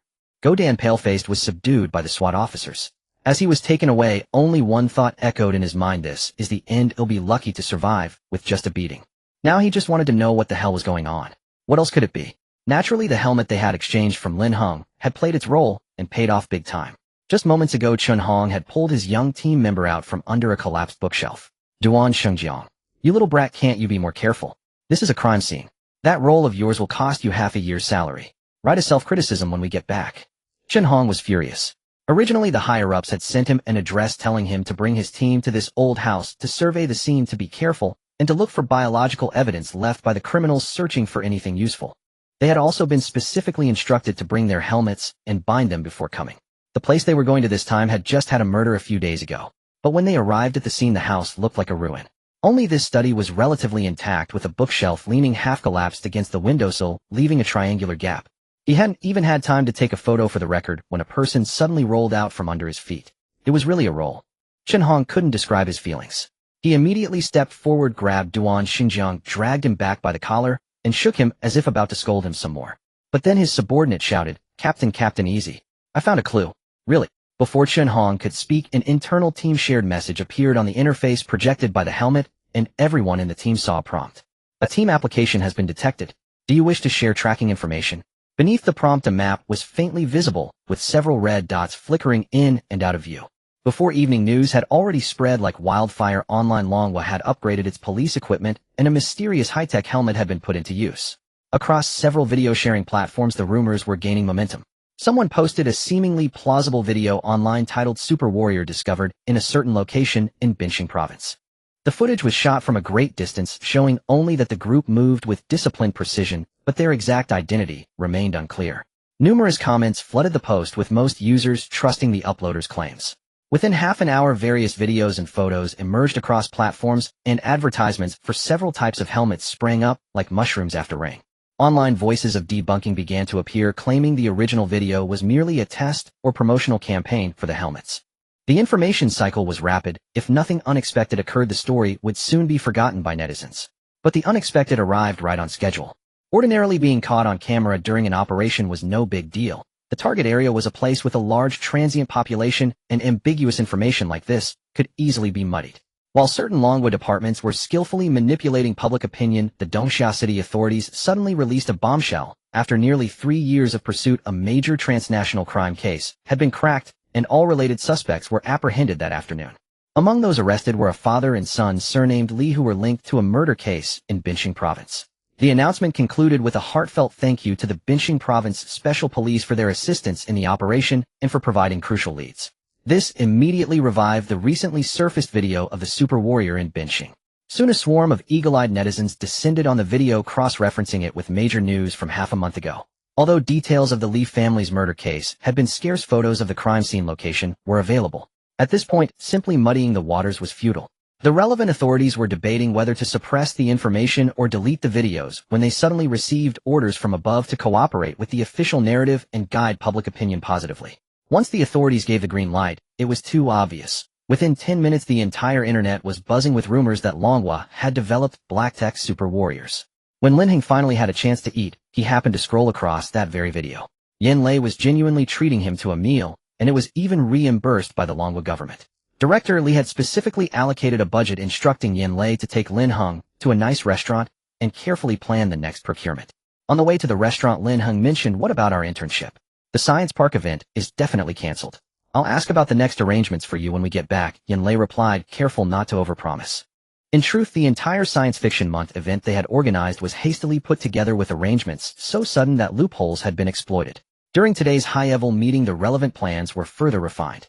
Moreover, Lin Heng didn't seem particularly interested in sci-fi content.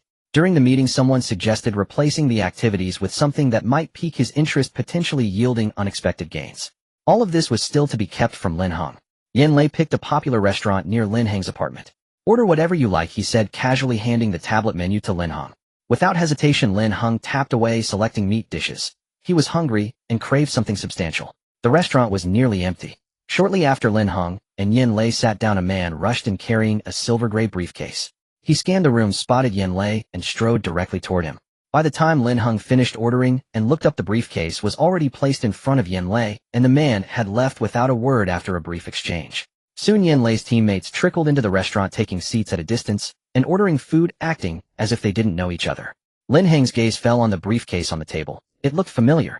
Noticing his interest, Yen Lei opened the case, slightly revealing the contents. "This is a gift from the military district specially for you," Yen Lei said. Through the gap, Lin Heng immediately recognized the object. It was the miniature mecha he had sold to the military before, only now painted a deep blue. "For me." Lin Heng was momentarily stunned, recalling its combat capabilities. "Yeah, it was specially requested by the military district commander."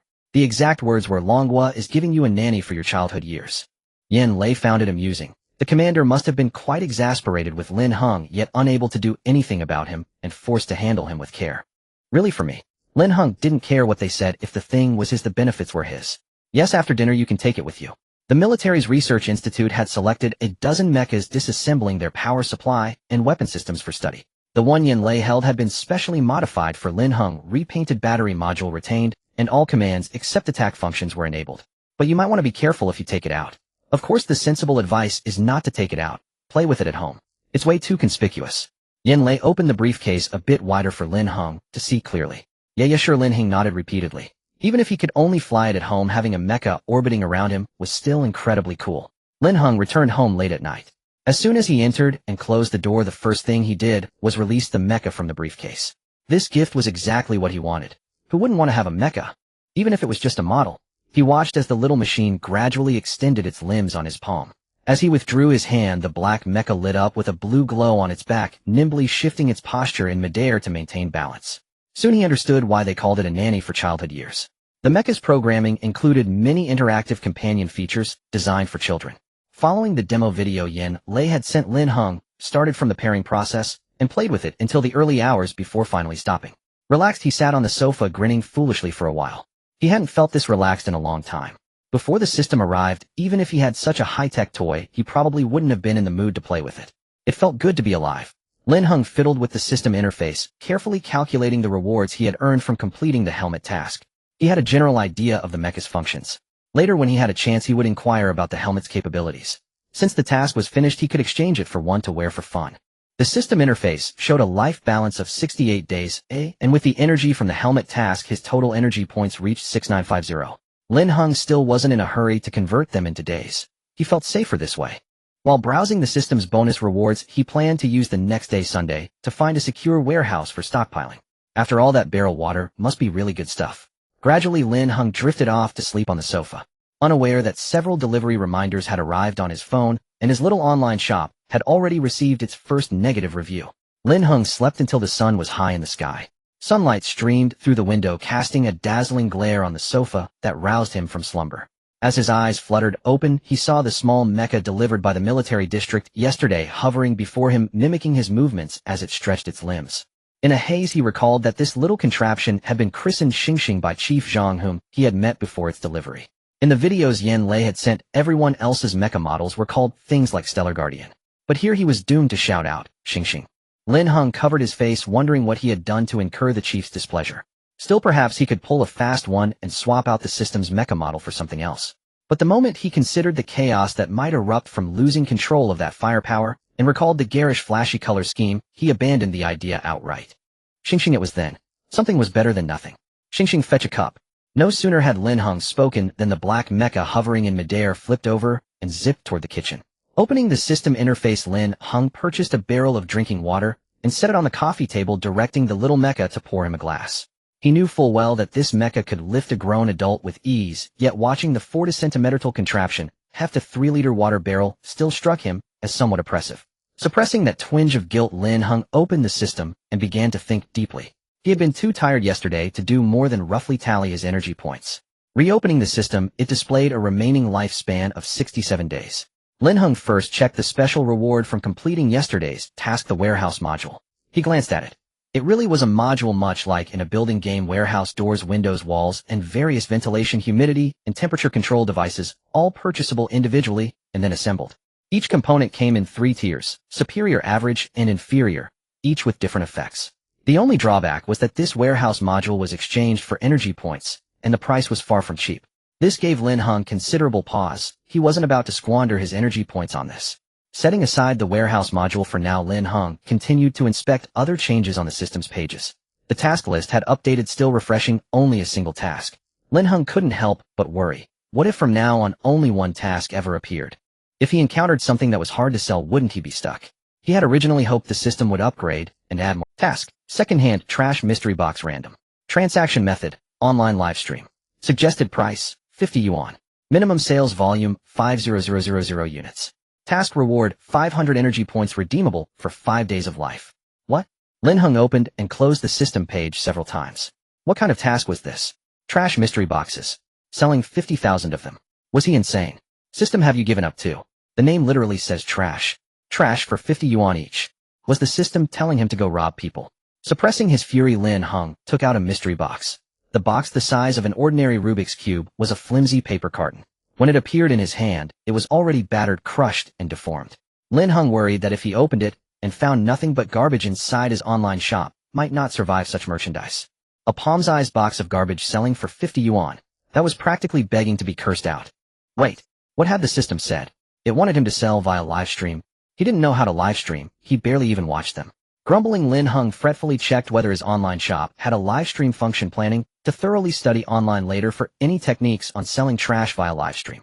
He didn't open the box in his hand, worried that opening a mystery box would ruin the merchandise.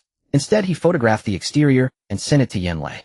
During their meal yesterday, Yan Lei had specifically emphasized that he should be informed of any new merchandise. Lin Heng knew he was referring to the helmet. It wasn't that he had forgotten, but when the helmet appeared, his phone had no signal. That task had also been time-limited, the countdown constantly flashing before his eyes. Lin Heng had been truly anxious back then. He hoped there would be fewer time-limited tasks in the future. Tasks without time limits were much more comfortable. Soon Yan Lei sent a message. Yan Lei, what's this? Do you need help? Lin Heng, a new merchandise. It really looks like this. Lin Heng, it's called an aesthetic that cares not for others' feelings. Please appreciate it. The mystery box was truly unsightly, and Lin Heng worried the other might think he was deliberately causing trouble. Unexpectedly, Yan Lei formally replied with an address, even asking for the price, saying he would transfer the money. Lin Heng hadn't expected the Special Affairs Bureau to buy even something that looked like a defective product. He still asked Yan Lei one more time. Lin Heng, it's a trash mystery box. I don't know what's inside. Are you sure you want to buy it? Yan Lei, ship it. Lin Heng, well, I have to sell it via live stream. The other party had already transferred 5 yuan. Lin Heng stopped hesitating, decisively made a video call, held up the box for Yan Lei to see, and muttered something incessantly. Yan Lei couldn't make it out. He could only watch blankly as Lin Heng on the other end made a few gestures, gestured for a while, mumbled a few words, and then ended the video. Lin Heng treated it as his live stream and promptly used the system to send the mystery box to the location Yan Lei had specified. Before he could continue checking the system, Yan Lei sent another message. Yan Lei, you call that a live stream? Yan Lei, truly an aesthetic that cares not for others' feelings. Yan Lei, Xiao Zhou told me about the message on the apple yesterday. Lin Heng had forgotten all about this. Now he suddenly recalled that when he was trapped in the building, he had sent an apple to teacher Zhou through the system, with his trapped location and the stairwell, where he would descend, written on it with a grease pen. Lin Heng, oh yeah, I was in a hurry. He simply didn't bother to explain further, and replied with a matter-of-fact attitude. He didn't know what Yan Lei was thinking. He watched the typing indicator appear for a long time, but in the end nothing was said. Lin Heng decided to ignore him, and continued examining the system. The exchange interface remained the same, with the medicine, jade, and life balance still grayed out. Lin Heng decisively exchanged for a helmet and placed it on the table. He might not need it, but it was nice to have it around. The icon for infant companion care model displayed an order of 20,000 units with a shelf countdown of 13 days. Last time the military had requested the purchase of more mecha models, and Lin Heng had told them they needed to place orders half a month in advance. He had already received this payment, and the quantity ordered was slightly more than what the military had requested. He planned to send it all to the military when the time came. Lin Heng tapped his fingers on the sofa armrest. Money, in truth, wasn't very useful to him. He no longer needed medication, nor did he have any major expenses. The key point was that the system's option to exchange money for lifespan hadn't been unlocked yet, so his focus was never really on money. He was pondering the items on the exchange interface. If he sold more, perhaps additional transaction rewards would appear. Speaking of rewards, Lin Heng flipped to the newly appeared random restocking page. Among the 5 items displayed, the one grayed out was used diary, its icon marked as sold out. Behind the icon, it was indeed marked sales reward 50 energy points, to be distributed after shelf refresh. Lin Heng saw the refresh countdown at the top of the page was about 2 days, meaning the reward would be given to him in 2 days. He couldn't immediately determine if every single transaction yielded this reward or if it varied by product, but he had a way to find out. Lin Heng sent another message to Yin Lei. Lin Heng, you haven't paid me for the water. Yin Lei, yes, how much should I transfer to you? The National Research Institute wants to discuss purchase contracts and sales channels, and there should be subsequent cooperation in pharmaceutical research directions. Lin Heng, 1 yuan, thank you. Yin Lei. Alright. Lin Heng can't cooperate, not even a little. This is a limited time, unlimited quantity product. Within the next 2 days you can have as much as you want, but after that it's gone. Lin Heng, hurry up. Yin Lei, wait for me. With the 1 yuan credited, Lin Heng saw that on the page untested drinking water now had the words reward 50 energy value attached to it. It would also be distributed after a refresh. In other words, for each of the 5 products refreshed every 3 days, selling 1 unit would yield a 50 energy value reward. There were still 3 products left. Lin Heng planned to sell 1 of each to claim the reward first. Then, with the upcoming water order from the National Research Institute, he could test whether selling multiple units of the same product would yield more rewards. Speaking of which, he still didn't know the specifics of this water. Lin Heng, brother, Yin, send me the water test report. Yin Lei, sure, wait a moment. Lin Heng lists drinking water on the online store. Yin Lei, give it a good name. You can raise the price. You should make some profit for yourself, right? Yin Lei was worried that Lin Heng might not make any money.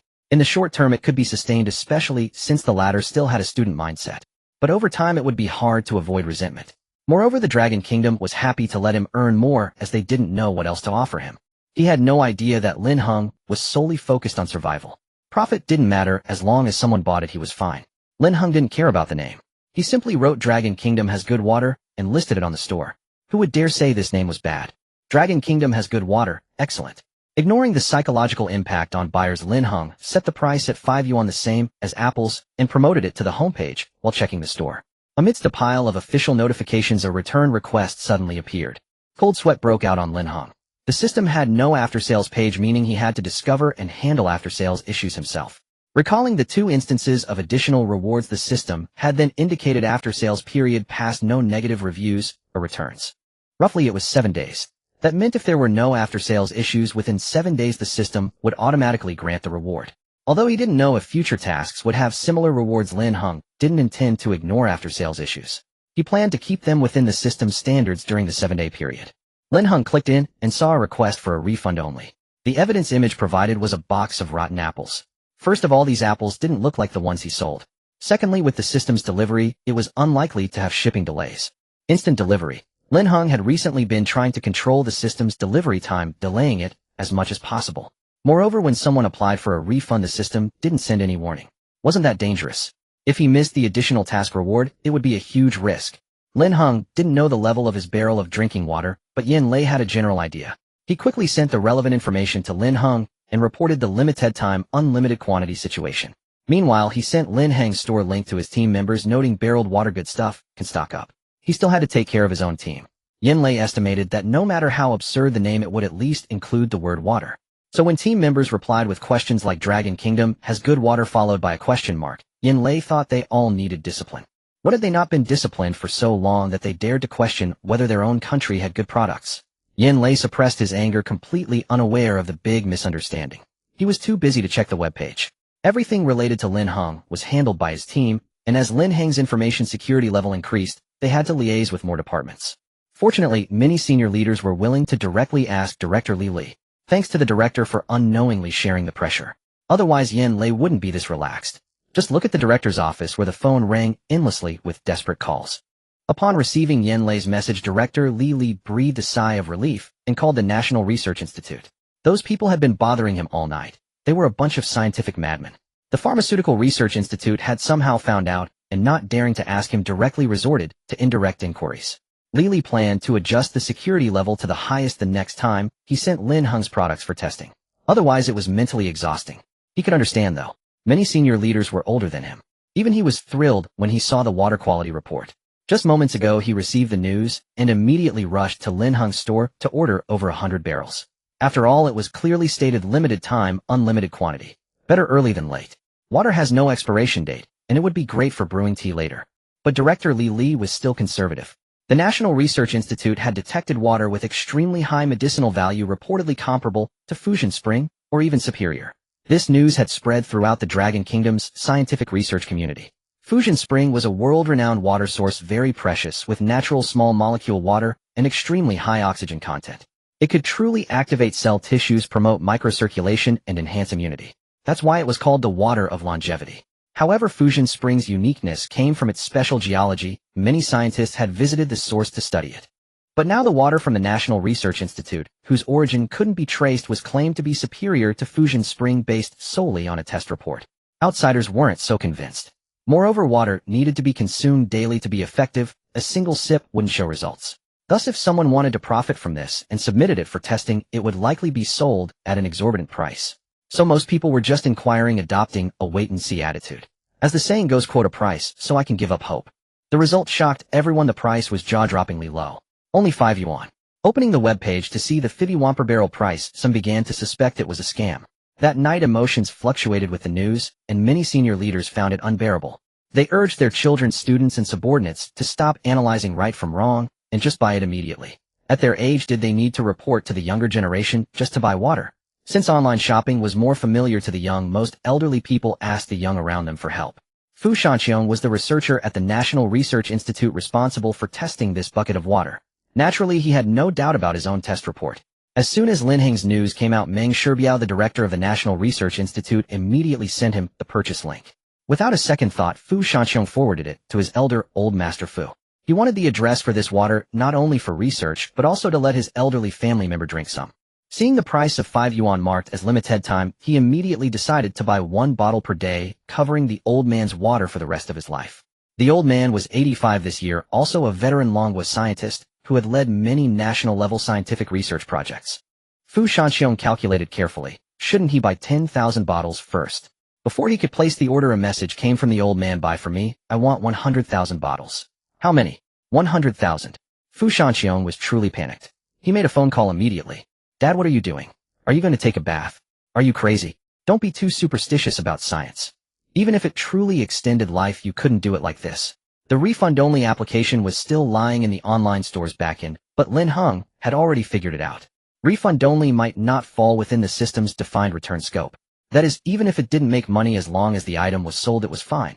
However, Lin Heng didn't want to test the system's limits.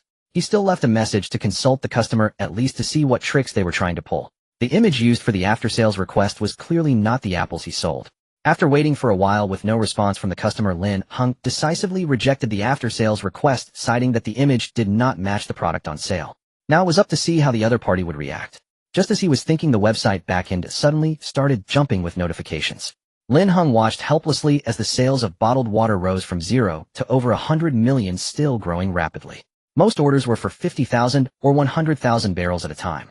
The order messages were very consistent in style, with 3 most common types: buy for my grandson, granddaughter, sent to elderly, please deliver upstairs, urgent, please hurry. Lin Heng pondered silently. Could it be that the water he was selling was something extraordinary? The phone in his hand suddenly vibrated, and a notification sound rang. Lin Heng switched to check, and found it was a water quality report from Yanlei. After skimming through it, Lin Heng jumped up, changed his clothes, and hurried off. He needed to find a warehouse quickly to stock up on water. He had originally thought that the system's warehouse module was too expensive to exchange with energy points, and was temporarily unnecessary. Now looking at this report, water of such high value was worth it. Moreover, the sales had already exceeded 100 million, even after taxes and fees. The money in hand would be several hundred million. The system would eventually enable the exchange of Longhua currency for life balance. That icon couldn't just be there for fun. Calculating this way, he might even make a profit, so he had to stock up. Before leaving, Lin Heng remembered to open the system's random stocking page and exchanged one of each of the remaining 3 random items, sending the images to Yanlei first. They were Just Open Snacks, My Years on Mars, and Quit Drinking. Just Open Snacks was a snack box similar to online snack blind boxes, filled with various small packaged snacks. Lin Heng took a quick look. All had packaging he had never seen before. My Years on Mars was a hefty set of 3 books, upper, middle, and lower volumes, without even an author's name, and the cover looked very vintage. Lin Heng flipped through it casually, and then put it aside. The most absurd was Quit Drinking. It was actually a bottle of liquor. The heavy ceramic wine bottle sat on the table about as tall as the mecha model squatting beside it, with a thick body that made it a bit difficult for Lin Heng to hold with one hand. Such a large bottle of wine named Quit Drinking. Who was it mocking? Lin Heng felt that the system had a knack for naming, deeply understanding the essence of irony. If Yin Lei knew, he thought that he would definitely tease him. After all, a name like Longhua has good water didn't sound like something a serious person would come up with. But Yin Lei was now busy arranging the 3 items Lin Heng had sent later. The prices Lin Heng sent for these 3 were all 1 yuan each, saying they were from the same batch as the drinking water, and all were limited time. The books were the easiest to handle. Lin Heng's message said only the books were limited, with 3 sets in total. Yin Lei simply asked him to send them all to the Special Service Bureau's address, and he bought all 3 sets. If subsequent inspection showed no issues, they would be returned to Lin Heng for sale. As for the wine and snacks, Yin Lei ordered several more of each and asked Lin Heng to send them to the National Research Institute and the Special Service Bureau respectively. Since it was limited time, Yin Lei also asked Li to arrange a fast-track testing channel at the National Research Institute, giving priority to testing these 2 items sent by Lin Heng. After he finished a round of work, he received a message from his subordinate that Lin Heng had gone to the old industrial area near the school. Speaking of finding a warehouse, Lin Heng's first thought was that the factory building he had rented last time in the industrial area was not bad.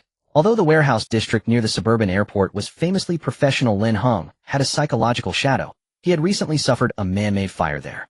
Moreover, he might need to visit this warehouse from time to time, so it had to be as close to his residence as possible. Between renting and buying, Lin Heng decided to buy one. The factory buildings in the old industrial area near the school were all old and outdated, yet not meeting the demolition standards. Many were for sale, so Lin Heng directly consulted an agent. He wasn't afraid of being cheated. After all, he had noticed a Special Service Bureau car following not far behind when he left. He had seen that car a few times and recognized it at a glance. If the traffic wasn't so convenient, he would have asked if he could hitch a ride. Lin Heng's requirements for the agent were simple: a large vacant factory building with high ceilings suitable for warehouse use, with clean paperwork and no issues. Before coming, he had checked the price range of factory buildings and had a rough idea. The legendary situation of bullying young buyers didn't happen at all. The agent who received him suddenly changed to another person mid-conversation, and then the new agent simply and directly circled a location on the map for Lin Heng, bluntly stating it was the best choice. The price was low, and within a kilometer was the urban police station. Although there were many residents nearby, they were all old residents. Family members of those who had worked in the old industrial area lived here, making the entire block a safe area. If the factory was used as a warehouse, there would be no pollution or noise issues, and the nearby residents would be much more comfortable. The key point was that the seller had fully authorized the agent, so if he liked it, he could sign the contract directly with the agent. The agent didn't use any sales tactics, so straightforward that it didn't seem like an agent. Lin Heng began to suspect that something might be wrong with the other party. Though the agent was peculiar, the factory premises they recommended indeed met Lin Heng's requirements.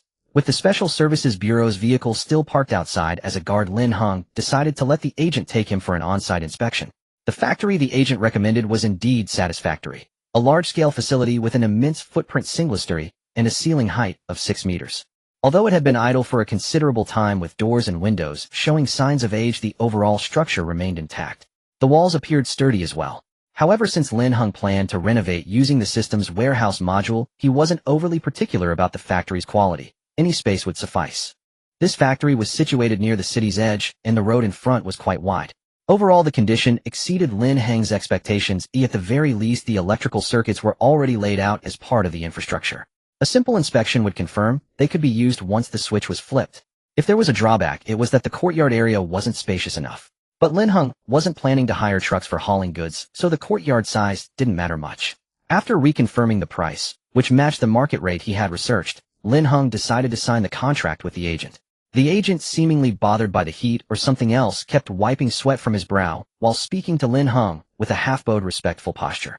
Once the contract was signed, the agent repeatedly assured Lin Heng that he wouldn't need to handle the paperwork. They would take care of it and deliver the documents to him, or mail them to an address if preferred. Completely taken aback by such thorough service, Lin Heng, bewildered, saw off the overly polite, bowing agent and stood alone in the factory. Now that the space was his to use, Lin Heng delightedly began examining how to assemble the system's warehouse module. First, he needed to replace all the doors and windows of the warehouse. The system displayed 3 tiers for the warehouse module: superior, average, and inferior, with the lowest tier, inferior, costing 500 energy points per component. Biting back his reluctance, Lin Heng first exchanged for a main door. Before his eyes, the system switched to a 3-dimensional grid, displaying the basic data of the factory he occupied. A prompt appeared: would you like to assemble the warehouse module in the current space? It helpfully suggested several installation positions. Lin Heng chose to install it at the original main door location, watching helplessly as the system deducted 500 energy points. As if a momentary blur passed before his eyes, a wall matching the current ceiling height appeared with a warehouse door about 3 meters high set in the place of the old one. Lin Heng pulled open the heavy warehouse door for a closer look.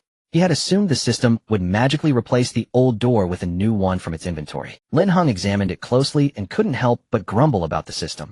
Was it like applying a protective film? It was stuck on quite tightly. Fortunately, the old door swung outward while the new one opened inward, aligning perfectly. Otherwise, Lin Heng feared he might have been trapped inside the factory by the system. The new door was bare, just a full metal surface with a handle. In Lin Heng's system, a control interface for the warehouse door appeared. Could it be that once the warehouse was fully assembled, it could be controlled via the system? That would be a tremendous boon. Lin Heng quickly selected the next item to continue installation. The windows too came with walls attached. However, the system didn't exchange for individual windows. Instead, an entire wall with windows counted as one component, also costing 500 energy points at the lowest tier. Lin Heng watched as the system extended the wall before his eyes, increasing the number of windows as the length grew, and intelligently fitted it against the inner side of the old factory's walls. Subsequently, he exchanged and installed components for foundation reinforcement, flooring, ceiling insulation, and humidity control equipment, security devices, and lighting fixtures, spending a total of 4,000 energy points. Spending so much numbed the pain. Fortunately, each module could be easily operated within the system, even allowing him to view warehouse surveillance footage. He vaguely sensed that the system might also enable remote control of the warehouse. If that were true, wouldn't it be a massive win? Suddenly, the 4,000 energy points seemed like a worthwhile expense. Finally, Lin Heng inspected the brand new warehouse and realized the system had essentially applied an internal film to the old factory he had bought. He didn't know whether to praise or criticize it. At least his earlier worry about the factory suddenly transforming overnight and being discovered was no longer a concern. As things stood, as long as the old factory wasn't torn down, no one would know a new warehouse was nested inside. Even the Special Services Bureau officers stationed outside the old factory probably couldn't guess that in this brief moment the interior had undergone a complete transformation. The Special Services Bureau hadn't anticipated Lin Heng's sudden decision to buy a factory for a warehouse. They hurriedly selected this location, but by the time they arrived with the contract, Lin Heng was already at the agency. The person who took Lin Heng to sign the contract wasn't an agent at all. It was the factory's owner. Having received a call from an official department, the owner was already fretting over how to offload this unsellable factory. They asked him to find a reliable person to show Lin Heng around the premises. The owner considered his staff. None were dependable, so he decided to handle it himself. But the owner was inexperienced in agency work, knowing nothing beyond the price. That's why Lin Heng felt the agent was refreshingly honest, unlike typical factory sellers. With no shelves in the new warehouse, Lin Heng was busy planning how much untested drinking water to stock and how to arrange it cost-effectively when he suddenly received a message. Yen Lei found the person who wrote the diary sold to your class monitor. Yen Lei, do you have any other used diaries to sell? Lin Heng, what did you find? What was this? Lin Heng felt like he was reading a ghost story. The used diary sold by the system. Had it found its author in Long Country in Bin Province near him? In that instant, a chill ran down his spine. What was happening? Was it a dream come true? Then where did this system come from? Where had the diary come from? Could it have been stolen from somewhere? Lin Heng's scalp tingled as he suddenly began to ponder why the system had chosen him. Was it out of pity, tossing him something to sustain him? As he was lost in these wild thoughts, his phone rang again. Yen Lei, the situation is unusual. If you come across anything similar, let me know anytime. Yen Lei, the person has been brought in. If you're interested, I can tell you the results. Yen Lei's intention was to keep Lin Heng somewhat informed, so he'd be cautious about selling similar items in the future. Meanwhile, Lin Heng was tangled in indecision. This was someone else's diary. Would it be too strange to express interest? Little did he know the Special Services Bureau had already set up a special task force dedicated to studying that very diary.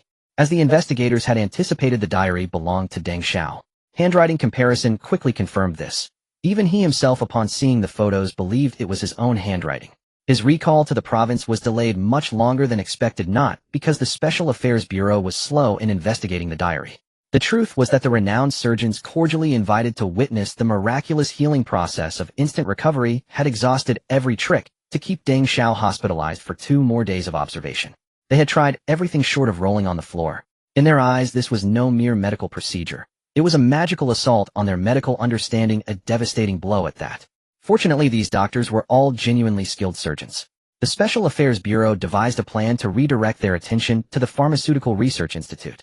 Derivative drugs based on instant recovery had already entered mass production, with subsequent clinical trials to follow, a perfect opportunity for the doctors to contribute. Though the effects were less than a tenth of the original sample, it was merely a downgrade from a magical attack to a basic strike enough to divert their focus without major issues. By the time Deng Xiao returned to Bin Province, it was 3 days after Lin Heng had learned the news. Li had deliberately called him to Bin Province for the investigation, making it convenient for Deng Xiao to visit his family. Otherwise, under normal circumstances, he would have been summoned to the capital. Upon arrival, he received orders from his superiors to bring his diary, specifically the one with a brownish red cover.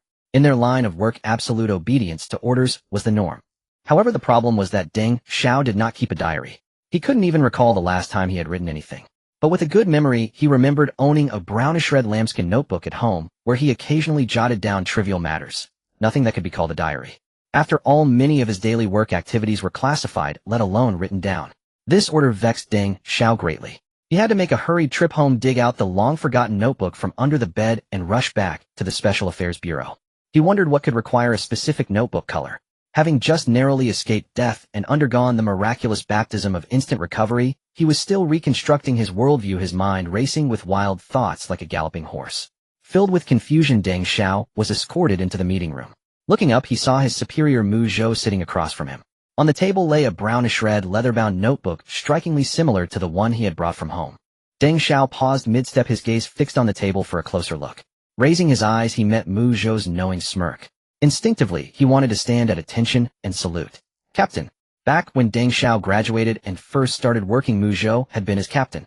Now Deng Xiao led his own team, and Mu Zhou had risen to deputy director, yet he still habitually called him captain. He knew that expression all too well. Mu Zhou was likely plotting how to discipline him. Still, in Mu Zhou's presence, he felt more at ease. Deng Xiao pulled out a chair and sat down, placing his notebook on the table. The two notebooks sat side by side. At a glance, even the leather grain was identical, and the scratches on the edges matched perfectly. The only difference was that Deng Xiao's notebook looked much newer, while the one already on the table showed signs of age. The lambskin cover warned the corners more frayed. Even Mu Zhou's expression shifted. Deng Xiao didn't reach for the notebooks. He sensed that being urgently recalled meant something serious. Captain, ahem, Director Mu. What's with this notebook? When Deng Xiao had gone home to retrieve his notebook, no one was there. He had no idea this involved his family. Only now did Mu Zhou briefly explain the background, then told him to flip through the used diary his younger brother had bought. Mu Zhou then witnessed the scene he had been waiting for. Deng Xiao, shedding his usual composure, frantically flipped through both diaries on the table, comparing the first few pages back and forth with a look of shock. Is this mine? How can the content be identical to what I wrote? He leaned halfway over the table, lifting each page of both notebooks to examine them against the sunlight streaming through the window, nearly dismantling the binding threads. If not for both notebooks lying before him, he would have thought they were the same one. After all, every word appeared to be in his own handwriting. At least the first few pages of his notebook matched parts of the one on the table. Did my younger brother buy this? Deng Xiao silently pushed both notebooks back to the center of the conference table, struggling to ask which. Brother, is this some kind of prank? Did I travel through time? I knew that with such severe injuries I shouldn't have survived normally. Am I already dead? This must be what it felt like when his CPU burned out. Mu Zhou finally saw Deng Xiao lose control of his expression. That was more like the emotional fluctuations of a young man. Actually, there was some debate about whether to let you see this diary, Mu Zhou said with a smile, having enjoyed the show. He promptly interrupted Deng Xiao's increasingly absurd speculations, pulling his attention back to the diary. Stop dwelling on useless things. We don't know much about the specifics yet. For now, the priority is to examine the diary's contents. I went through considerable pressure to let you see this yourself, your diary. Mu Zhou wasn't exaggerating. Initially, the Special Affairs Bureau investigators had only skimmed the notebook, noticing entries dated 3 years in the future. Out of caution, they brought it back to report. Following standard procedure, the Bureau thoroughly examined the diary's contents. Handwriting comparison and photographing parts for Deng Xiao's confirmation were merely the simplest steps. What followed regarding the diary's content was what truly shocked them. The first few pages of the notebook contained only scattered notes of little importance. Gradually, dates began to appear, occasionally mentioning news and current events. The dates spanned a wide range, and the notebook's usage was peculiar. Flipping from the front, the pages recorded diary entries from the present time to 3 years in the future, all dated 202x. But flipping from the back revealed content from a decade later with dates starting from 203x. Mu Zhou reached out, pulled the notebook brought by Deng Xiao toward him, and flipped through it. As expected, every page that had been written on only had words on the front side. Is this your habit? Writing on one side only. Mu Zhou tapped the notebook and asked Deng Xiao. Deng Xiao grunted listlessly, nodding vaguely. This was a bad habit he had picked up from seeing a girl he had a crush on in school, using her notebook this way. He couldn't even recall when it started.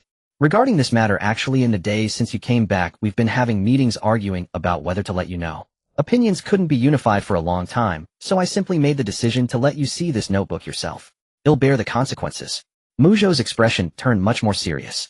The appearance of this diary truly shattered many people's common sense. If it weren't that Lin Heng's every product was so special, many would suspect it was an expensive prank. Also because this diary was sold by Lin Heng, the higher-ups treated it with extreme caution and seriousness, paying special attention. Thus, the Special Affairs Bureau specially organized a task force to investigate the specifics. The experts from the Dragon Kingdom dispatched in relevant fields after understanding the general situation all raised the issue of the time paradox. If the diary truly recorded future content and was written by the future Deng Xiao himself, then showing it to him at this point in time, would it affect the future? No one could be certain. These experts and scholars were more inclined to decipher and study the diary's contents themselves without letting Deng Xiao know directly. Of course, the experts' advice on this matter was just advice. Others didn't know the specifics, but Mu Zhou knew his former team member too well. If Deng Xiao wanted to, he could easily create his own encryption system to record whatever he wished. After all, he was a professional trained by the Dragon Kingdom, and with his exceptional talent, he was highly skilled in information encryption. Mu Zhou believed that if the diary truly contained important content, the fastest way to decipher it was definitely to let the person himself handle it. Even if there was a gap in time and experience between him and his future self 10 years later, it would still be much faster than finding some expert team to observe and study. Simple, direct, and efficient. After all, Director Li had briefly told Mu Zhou about Lin Heng's situation. None of the products from Lin Heng could be explained by science. Look at who bought this diary. It was brought home by Deng Xiao's younger brother. Without any incidents, it would probably have stayed in the Deng family.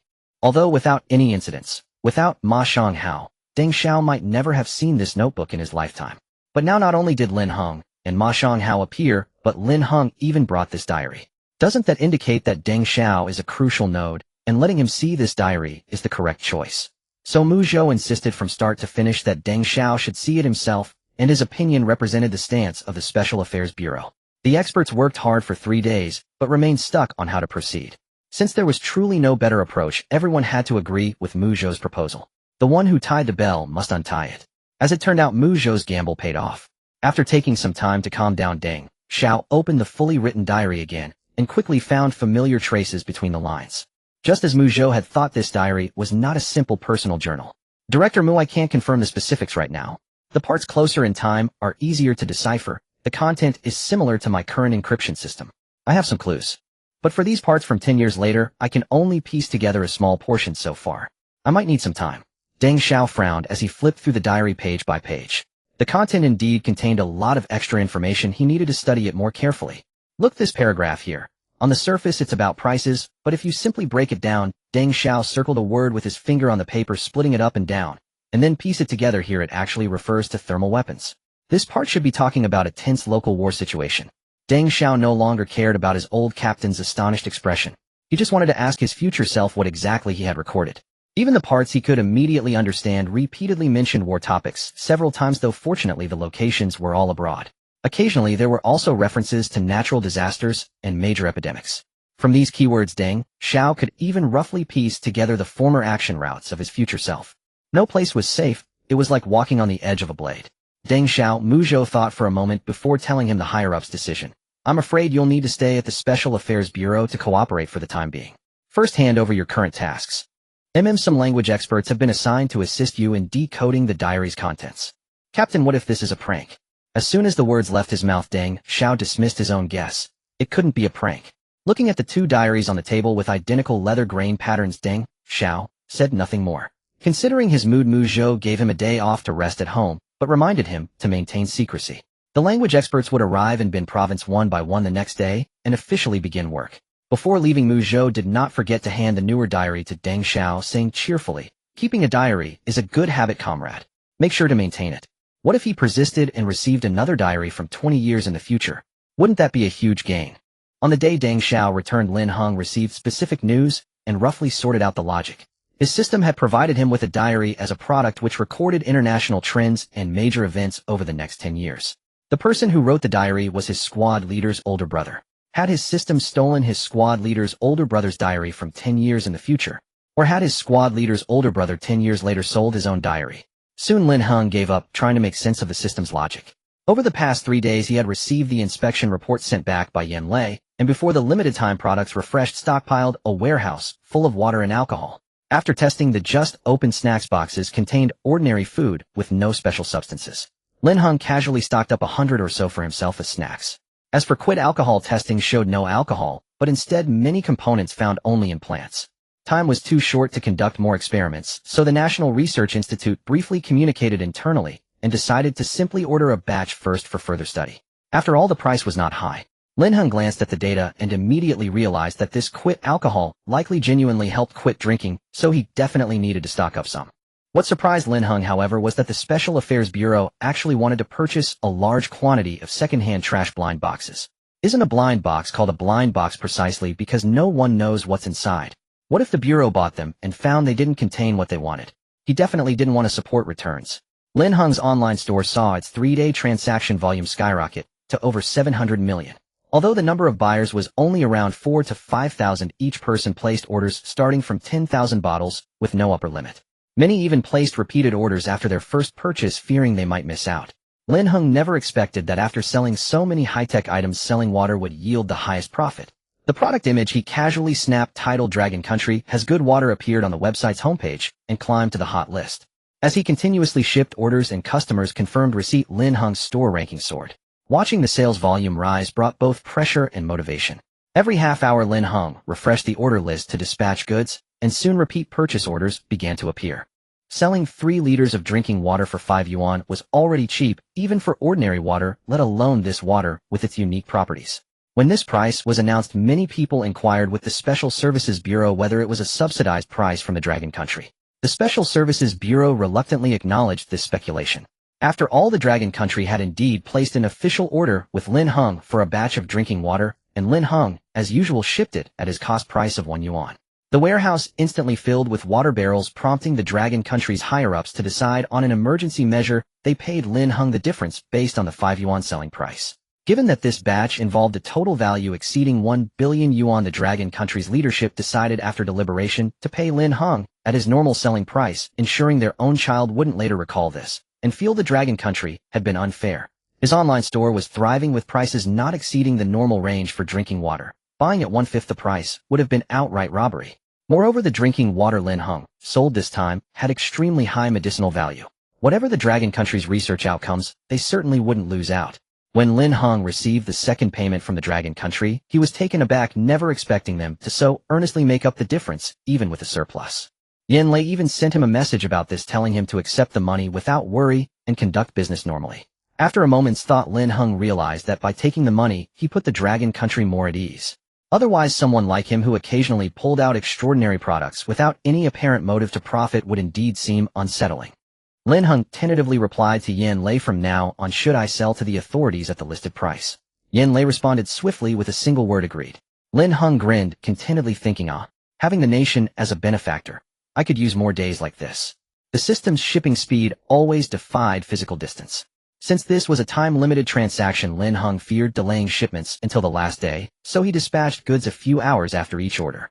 Especially during the final hour of the sale, he constantly monitored the order list, shipping as soon as orders came in. Yin Lei was well prepared for this, having long observed Lin Heng's Star Refining Express. When the first batch of buyers received shipping notifications, the Special Services Bureau once again covered for Lin Heng with the same familiar explanation. Lin Heng shipped instantly, and the Bureau claimed they had pre-stocked large quantities of drinking water in various provinces. Soon the Special Services Bureau's express delivery service became a viral sensation. Earlier, when Lin Heng used the system to send apples to agricultural research institutes in various regions, there had been whispers about the Bureau's new service. The sale of drinking water thrust the Bureau back into the spotlight. Now almost everyone assumed the Special Services Bureau had a highly efficient express service called Star Refining Express. The Bureau could only reluctantly accept this and repeatedly explain that it wasn't fast delivery, but pre-stocked goods. Anyone with common sense knew this was nonsense. Even with pre-stocking, moving goods from provincial capitals to cities and towns still took time.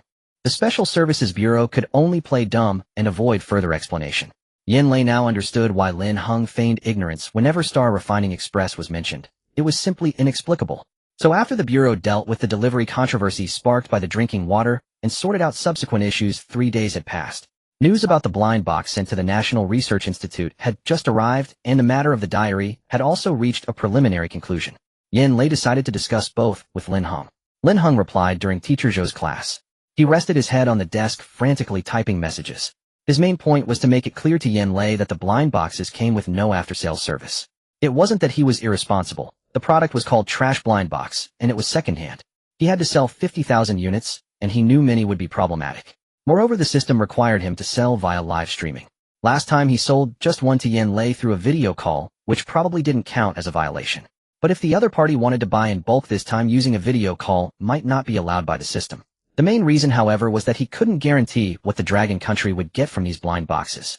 He still wanted Yin Lei to confirm with the Special Services Bureau whether buying 50,000 units was truly necessary. He was also curious about what had been found that prompted the Dragon Country to make such a large purchase. Yin Lei hadn't gone into detail, mainly because he didn't know how to describe it. The blind box sent to the National Research Institute contained only 3 seeds. Botanists identified them as belonging to an extinct ancient plant species. Tests showed decent viability, and there was confidence they could be cultivated. While this might not seem monumental for someone who had spent a lifetime studying ancient plants, obtaining these seeds was the beginning of a miracle. Lin Heng was merely curious. Since Yin Lei didn't elaborate, he didn't press further. He quickly replied that he had 50,000 blind boxes ready for sale, which must be sold via live streaming. Aside from not guaranteeing the contents and offering no after-sales service, there were no other requirements. Yin Lei told Lin Heng to focus on his class while he arranged the transaction details. The simplest approach would be for Lin Heng to start a random live stream, and the Special Services Bureau would send people to order all 50,000 units. But Yin Lei thought differently. After a brief discussion with Director Li, they decided to have Lin Heng host a proper live stream. This could pave the way for Lin Heng's future. If he ever needed to sell via live streaming again, the channel would already be set up. The Dragon Country's leadership also had their own considerations. Given the blind box's significant uncertainty, they planned to use this opportunity to rebrand Lin Heng's online store. A small groundwork was laid. At least within certain circles, people would know that Lin Heng's store had national backing. Soon the scientific research community got the news first. Have you heard about the new Star Refining online store? It's said to have official backing, selling products arranged by the Dragon Country. Keep an eye on it. Thus, the Special Services Division quickly orchestrated a livestream campaign for Lin Heng. The upper echelons of Dragon Nation released news across several major research institutes urging people to order mystery boxes and test their luck, bringing along their students or family members. The only requirement was that every buyer must report what they obtained, and private circulation was prohibited. Any unwanted items were to be surrendered for centralized allocation. Moreover, if a mystery box costing 50 yuan contained something unnecessary, Dragon Nation would reimburse the cost. What truly stirred excitement, however, was the recent rumor that someone had unearthed an extinct ancient plant seed from a mystery box. What researcher didn't harbor a wish? The rumor gradually morphed into the notion that Dragon Nation had prepared a batch of wish-granting mystery boxes for its scientific staff. After 2 days of ferment, the story circled back to Yin Lei, transforming into a tale that Dragon Nation intended to use the mystery boxes to test the Special Services Division's Black Tech Express Delivery technology. What was this? Were the keywords Special Services Division and Express Delivery now inseparable? People had already begun to discreetly inquire about delivery fees. Lin Heng had been watching live streams for several days, needing to learn the tricks of selling products via live broadcast. After all, the Special Services Division had told him he didn't need to show his face. He could use a cartoon avatar. His requirements were minimal, just a few polished sales pitches to keep the live stream from being too dry. Now a bigger problem arose. The apples sold on his online store had triggered another return-only request. This time the system issued a formal prompt tip: if a sold item has an unresolved after-sales dispute within 7 days, 1 day of life balance will be deducted. What? Others demanded money for after-sales, but this system demanded life. Wasn't that too vague? What exactly constituted unresolved? Lin Heng, somewhat frustrated, opened the webpage and saw the same ID that had filed a return-only request last time, but attached to a different order number. The image used for the return request was still the same rotten apple picture. Clearly the apple in the image wasn't purchased from him. Lin Heng had already applied for site customer service intervention. Since the item wasn't sold by him, he shouldn't have to pay compensation. He wasn't afraid of losing money, but he dreaded the system imposing some absurd penalty. However, he had overestimated the site's efficiency and underestimated the buyer's audacity. The other party, fully aware that the after-sales image didn't come from apples bought from Lin Heng, brazenly argued back and forth, insisting on a refund. Lin Heng grew impatient. He had no time to waste on this scoundrel. The person was utterly unreasonable and refused to speak logically. In the after-sales chat window, the other party had escalated from demanding a refund to demanding triple compensation. Perhaps Lin Heng should consider that his online store would gradually expand. He couldn't simply abandon it and set up a stall every day. With virtually no pre-sale inquiries, after-sales required a professional to handle them. Lin Heng, fuming, closed the chat window, rejected the return request, once more exchanged an apple from the system, recorded a short video to prove that the bluish-red rotten apple in the image wasn't his product. Immediately hire an after-sales customer service representative. Lin Heng's brief recruitment ad consisting of a single sentence was posted on the store's homepage, hiring after-sales professionals only. Within a minute, Yan Lei's phone call arrived. This was within Lin Heng's expectations. Any move he made would surely be monitored by the Special Services Division. However, he hadn't anticipated that they would offer even more convenience. Yan Lei directly provided him with a password to the vacant room next to his apartment, which could be used as an office for the online store. Lin Heng originally lived in a Dragon Nation-provided apartment with 2 units per floor separated by a large elevator lobby. Using the adjacent room would indeed be quite convenient. Even if not as an office, it could serve as a small warehouse. Initially, Lin Heng had only planned to hire an online after-sales representative. Now, with an office space, he could consider more possibilities. Moreover, he could leverage the Special Services Division to vet the safety of applicants. Lin Heng's mental abacus clicked rapidly. He gladly took over the adjacent apartment, and after calculating its actual area, directly asked Yan Lei if he could recommend any customer service staff. If possible, he'd prefer to only be responsible for supplying products and leave everything else to others. Lin Heng unabashedly exploited Dragon Nation's resources, his abacus beads practically flying out. Yan Lei did have recommendations. He hadn't known how to broach the subject, but Lin Heng's direct inquiry saved him the trouble. In fact, not only were there recommendations for after-sales staff and office space, but even Lin Heng's future development had been suggested. However, the latter was still in Dragon Nation's plans, with the upper echelons intending to proceed gradually. They couldn't force the child to learn something, but had to be guided slowly. Especially after the Sci-Fi Month event, the Special Services Division had frequently sent Lin Heng things like science fiction writing contest and interstellar mecha messages on his phone. Additionally, they had saturated the environment around Lin Heng's residence with massive amounts of sci-fi advertisements, movies, and videos. Even the university Lin Heng attended had arranged 2 months of various competitions and activities for the Sci-Fi Month event. Of course, the results proved decent, as at least a stellar guardian had appeared, though it was just a model. The subsequent helmet also fell into the realm of black technology. Up to this point, Duan Ming, the chief engineer of the Military Science Academy, who had proposed the plan, was quite satisfied. It seemed that the information Lin Heng received was indeed important. However, Yan Lei and Zhou Yi both clearly noticed that Lin Heng didn't like sci-fi content. When he encountered sci-fi movies or novels, he showed no excitement. Although he was curious about mecha models, it was a normal curiosity. He found them cool, but their presence or absence didn't affect his life.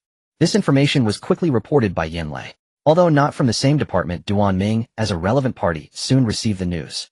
Surprisingly, Duan called off the targeted sci-fi information push for Lin Heng, and even ordered the removal of sci-fi elements near Lin Heng's residence. Zhang Li somewhat understood Duan Ming's thinking. Having taught countless students over his lifetime, Duan knew best that interest is the best teacher. Lin Heng wasn't particularly interested in high-tech. They could guide him slowly, but cramming, forcing him to immerse in that environment, could easily backfire. Perhaps a different approach was needed. Soon the team stationed near Lin Heng from the Special Services Division received a new task: investigate Lin Heng's hobbies to facilitate tailored teaching. This investigation startled Duan Ming. The Special Operations Bureau was always swift in its actions. By the time Lin Heng returned home after class, he noticed that all the advertisements along the way had been replaced with a motley array of everyday content. The billboards under the streetlights now showcased beautiful women flaunting their figures instead of the rigid machinery. Unfortunately, Lin Heng had little time to admire the scenery. His small online store had received 3 more refund-only applications from the same buyer ID, all for Apple orders. What had Apple's done to deserve this? Lin Heng was almost amused by the sheer absurdity. This ID only ever purchased 5 apples at a time, placing 7 or 8 orders in his store, each one followed by a refund request after delivery confirmation. It was clearly a professional troublemaker. Fortunately, Lin Heng didn't have to wait long this time before receiving a notification from the website's customer service. The buyer was suspected of submitting false images to maliciously request refunds after purchasing apples. According to the website, this ID had placed dozens of orders across different stores requesting refund only for each, successfully swindling several boxes of apples. The official platform had now stepped in, banned the ID, and sent a notice to the merchants. The message implied that the platform had done all it could. Any remaining disputes with the buyer would have to be resolved on their own. resolve it themselves. Lin Heng was seething with frustration. Why couldn't the scammer target something else? Was there a particular obsession with apples? Could they even eat that many apples? Throughout his journey home, Lin Heng scoured the internet on his phone for solutions. His search keywords included, but were not limited to, how to exploit refund-only mechanism for zero-cost shopping, how to defraud goods in online shopping, how to exploit return loopholes, common online shopping scams, common after-sales phrases, does using the courier system to receive an extra package count as fraud? Lin Heng didn't find anything wrong with his searches. He simply needed to understand the tricks of online shopping to prevent such refund-only situations. Especially for fresh produce, there were many hidden risks. He was engrossed in his research, but the person tasked with checking Lin Heng's recent browsing history was left speechless. This young man assigned to Yan Lei's team had initially been pleased with the easy job, only to discover that Lin Heng's searches over the past 3 days were bizarre. Captain Yin, did you see what I sent you? Lin Heng might be under a lot of pressure. What should I do? Report it up the chain. The young man's voice trembled slightly. This was quite intense. It wasn't that he wanted to cover for Lin Heng, but their team had been shadowing him and knew his situation, while fearing a sudden descent into darkness. Just 2 days ago, everything seemed fine. Yan Lei was busy when he received his subordinate's report and glanced at the information, startled. What's all this? Zero-cost shopping, what counts as fraud? Scanning briefly, Yan Lei suddenly recalled Lin Heng's after-sales issue. He frowned and asked his team member, what else has Lin Heng been looking at recently? Also various live stream sellers, mostly young women. Before he could continue, Yan Lei interrupted him. Report it normally. I have a rough idea of what's going on. Also check if his online store has any after-sales disputes and report that too. Yan Lei had guessed the gist of it, and Duan Ming, who received the related information, also smiled. Duan Lao had obtained this report because he had just suggested to the Dragon Kingdom's higher-ups to find content Lin Heng would enjoy, hosting lectures, organizing events, enriching his campus life. As for high-tech matters, they could proceed slowly. Unexpectedly, just after the discussion, he received a summary of Lin Heng's recent internet activity. Is this young man under so much pressure? Duan Ming chuckled, pointing at the line about zero-cost shopping. His student leaned in for a look and immediately understood. He's being bullied in online sales, isn't he? We often run into lunatics when selling on Xianyu's secondhand market. Probably. Duan Lao nodded, pointing to the information about Lin Heng's store. How about this? Let them add a criminal psychology lecture at Binching Normal University. The young comrade must not stray down the wrong path. Despite saying this, Duan Lao's laughter echoed far and wide. The next morning, Lin Heng saw a notice about a new campus activity in his class group. Their counselor, who had vanished after the last tech park internship, was reportedly gone for good. Now the college's academic affairs office sent messages directly to their class group. Fortunately, the content wasn't strange this time. He skimmed through it. It was about an academic month event with several experts giving lectures at their school each week. A lecture on nuclear power research and development was tentatively scheduled for this Saturday.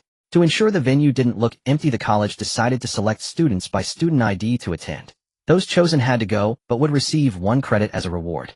The class group erupted. Not only was the content unrelated to their major, but under normal circumstances, even if they needed students to fill seats, it shouldn't be them. Moreover, the caliber of the lecturer was not someone Binching Normal University could typically invite. Binching Normal University was located in a university district near a 985 university. If anyone were to be chosen, it wouldn't be their school. After all, the lecturer was a name written in textbooks. Even if one couldn't understand the content, just seeing them would be a privilege. Just a glimpse would be enough for most students to brag about for half a lifetime. Far from a shortage of attendees, the auditorium would likely be packed with students from other schools. Yet the college was now using a lottery system with credit incentives to force students to fill the empty seats. It was an absurd joke. Was this some new form of humble brag? The group chat was buzzing all morning. Students from other colleges and schools began inquiring. Soon a new business of scalping lecture tickets emerged. Lin Heng had no interest in joining the group discussion. He briefly glanced at the lecture's content before turning his attention back to his system. A new mission had appeared. Mission: gift from the undead crowdfunding version. Proceed with caution. This mission can be abandoned. Transaction method: unrestricted. Recommended target: leader level entity. Ensure your safety before deciding on a transaction target. Suggested price: prioritize survival. Minimum transaction quantity: 1 enough. How many do you want? Mission reward: 5,000 energy points exchangeable for 50 days of life. Additional reward pending. Lin Heng read the mission several times. He now felt the system's mental state was unstable. Especially the random product page the system had opened earlier. After the first batch of items expired, the page had been stuck, displaying restocking, and hadn't refreshed anything new. Now, besides the junk blind boxes, the mission had spawned an absurdly discouraging task. Lin Heng was already considering the feasibility of rejecting the mission. Where on earth was a normal person supposed to find a leader-level entity to trade with? The afternoon classes were lulling everyone into drowsiness. No matter how vividly Teacher Zhou lectured, he couldn't pull the students back from the arms of Morpheus. Many could no longer resist nodding off, their heads drooping until they crashed onto their desks, never to rise again. Soon the only sound in the classroom was the teacher's voice. Gift from the undead. The name alone carried a hint of madness. Lin Heng rested his chin on his hand, leaning by the window, his expression stern as he stared toward the podium. In truth, he was browsing through the list of completed tasks in the system. The first 2 tasks had relatively normal names. Later on the system began to let loose, but at most it was just snarky, not outrageous. Yet this current task's name had already surpassed the scope of Lin Heng's comprehension. It wasn't that he had never read novels. Things like the undead calamity, the apocalypse, the revival of anomalies. He hadn't read any of them. Ahem, he simply had no leisure time. He was busy earning his medical expenses and keeping up with his studies. But at least he knew that undead wasn't a word a normal person would use. Moreover, this item was labeled as a crowdfunding edition. Who was crowdfunding? The undead. What did the system need the undead to pool resources to support him? It sounded like nothing safe. In truth, Lin Heng wasn't a coward, but this title made his heart pound with unease. What if this product was a Pandora's box filled with plague and disaster? If he sold it, and it turned someone into a madman who came back to kill him, that would be a loss outweighing any gain. Lin Heng wasn't afraid of death, he just didn't want to die from a trap the system had dug for him. He tapped his fingers on the desk, the sunlight streaming through the window, brushing past his fingertips, casting long shadows. Teacher Zhou's class was as packed as ever, and around him were a flock of chattering young girls from the Foreign Languages Institute who had come to audit the lecture. Lin Heng averted his gaze from Zhou Ye's stare huddling over his desk as he pretended to copy lecture notes. He strongly suspected the system was trying to prank him, or even worse, to find a new host. Just moments ago, the system had popped up with another prompt. It is recommended that the host attempt the task. This was the first time Lin Heng had encountered such a situation. The system had repeatedly warned him to stay safe within the task, yet now it urged him to try it. Last time the system had only advised him to prioritize physical enhancement in the task description. After 2 rounds of physical enhancement, Lin Heng now had to hold back his strength in everything he did, fearing he might damage public property and have to pay compensation. That last system prompt had indeed been well-intentioned. Perhaps this task might also yield unexpected gains. Before making a decision, Lin Heng specifically looked up the definition of leader in the dictionary. He certainly couldn't go before the leader of the Dragon Nation. He recalled that the previous Wasteland manual was also labeled as a leader's edition. Maybe the system's idea of a leader differed from his understanding. According to the Dragon Nation's definition, anyone in a leadership role within a group could be called a leader, though the term was archaic and no one addressed their boss as leader anymore. But he could try approaching the head of the Special Services Bureau. If that failed, he could ask the military commander from last time. These should qualify as leaders.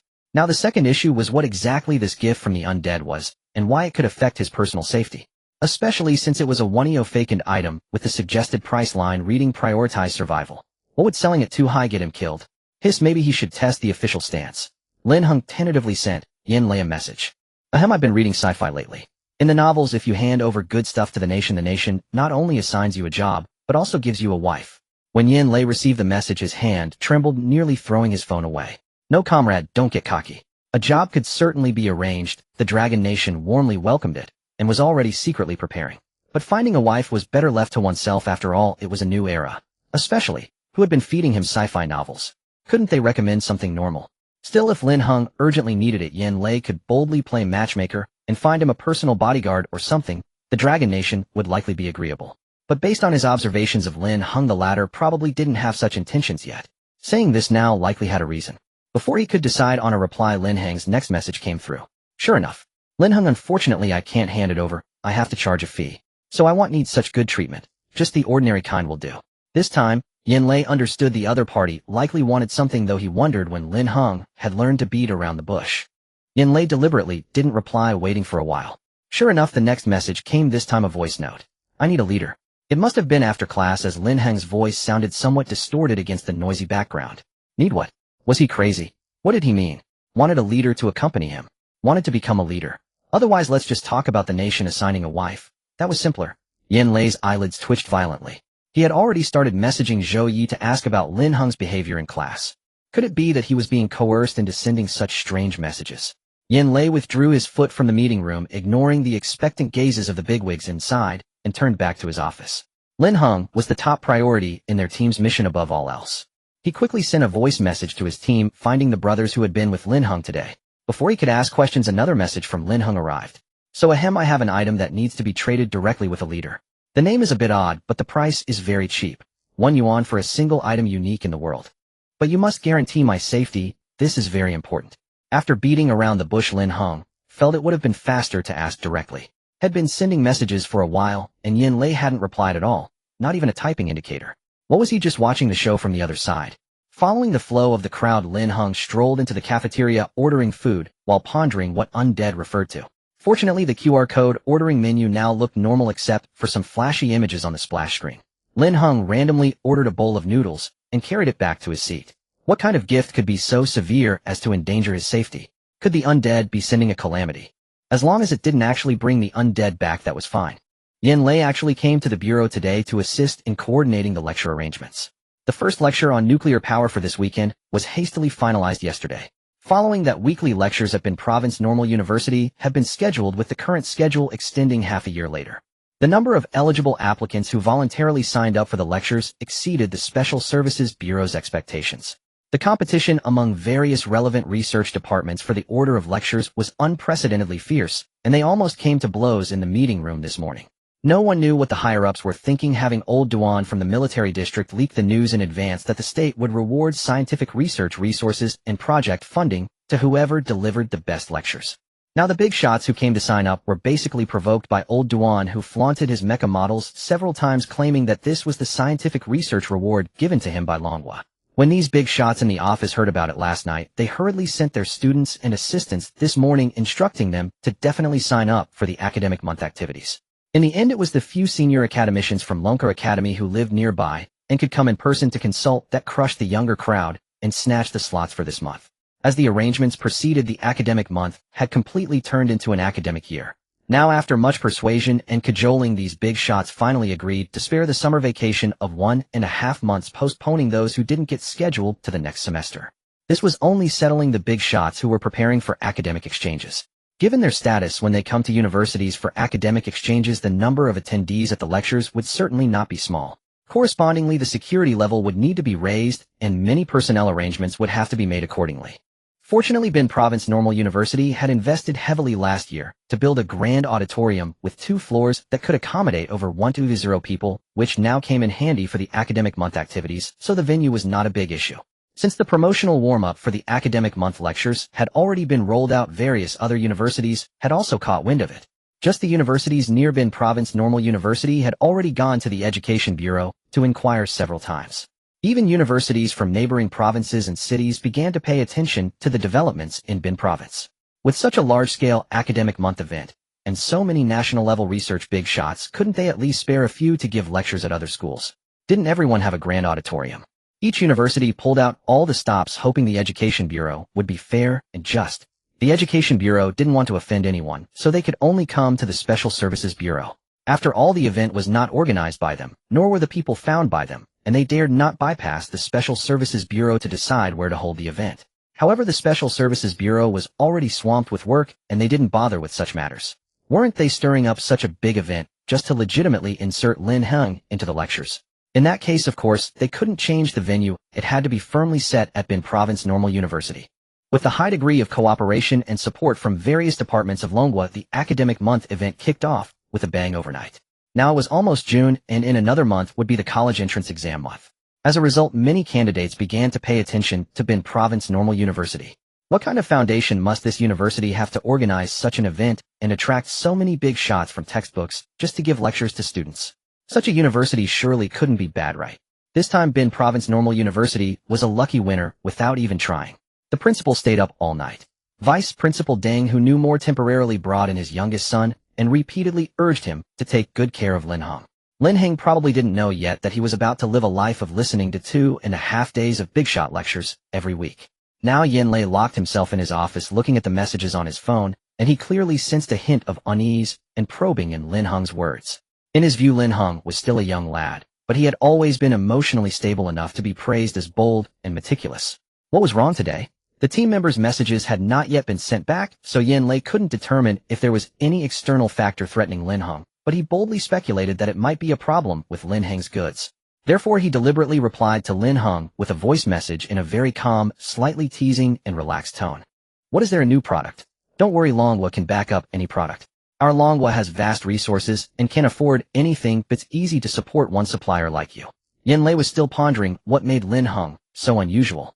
Leaving aside what the product was, just the fact that it was a product costing 1 yuan each meant no financial pressure and money wouldn't cause disputes. Furthermore, Lin Heng was only a supplier selling goods. Once the items reached Longhua, how they were used was actually the country's responsibility. Even if the product Lin Heng sold could destroy the world, it depended on how Longhua ultimately used it, not on targeting the provider when problems arose. The biggest danger was merely the consequences of improper use. Such a situation should not have any impact on Lin Heng. Based on previous observations, Lin Heng should still trust Longhua quite a bit. He shouldn't be worried about such things. Lin Heng stood in the shadow of the corridor, silently listening to the voice message from Yanlei, and slowly relaxed. This is the feeling of having the country as your backing, very stable. He decisively replied to the message, further explaining the general situation.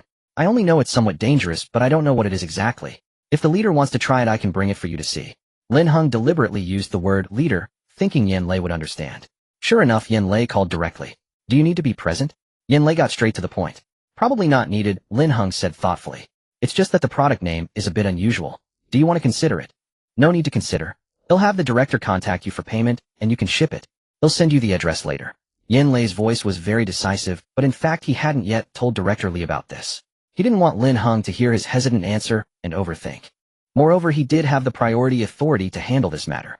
Sure enough, Director Li fully supported his action and immediately contacted Lin Heng to pay the money. Upon hearing that Lin Heng thought the product was dangerous, he simply contacted the Military District Research Institute to have them clear out a warehouse and let Lin Heng ship the goods there.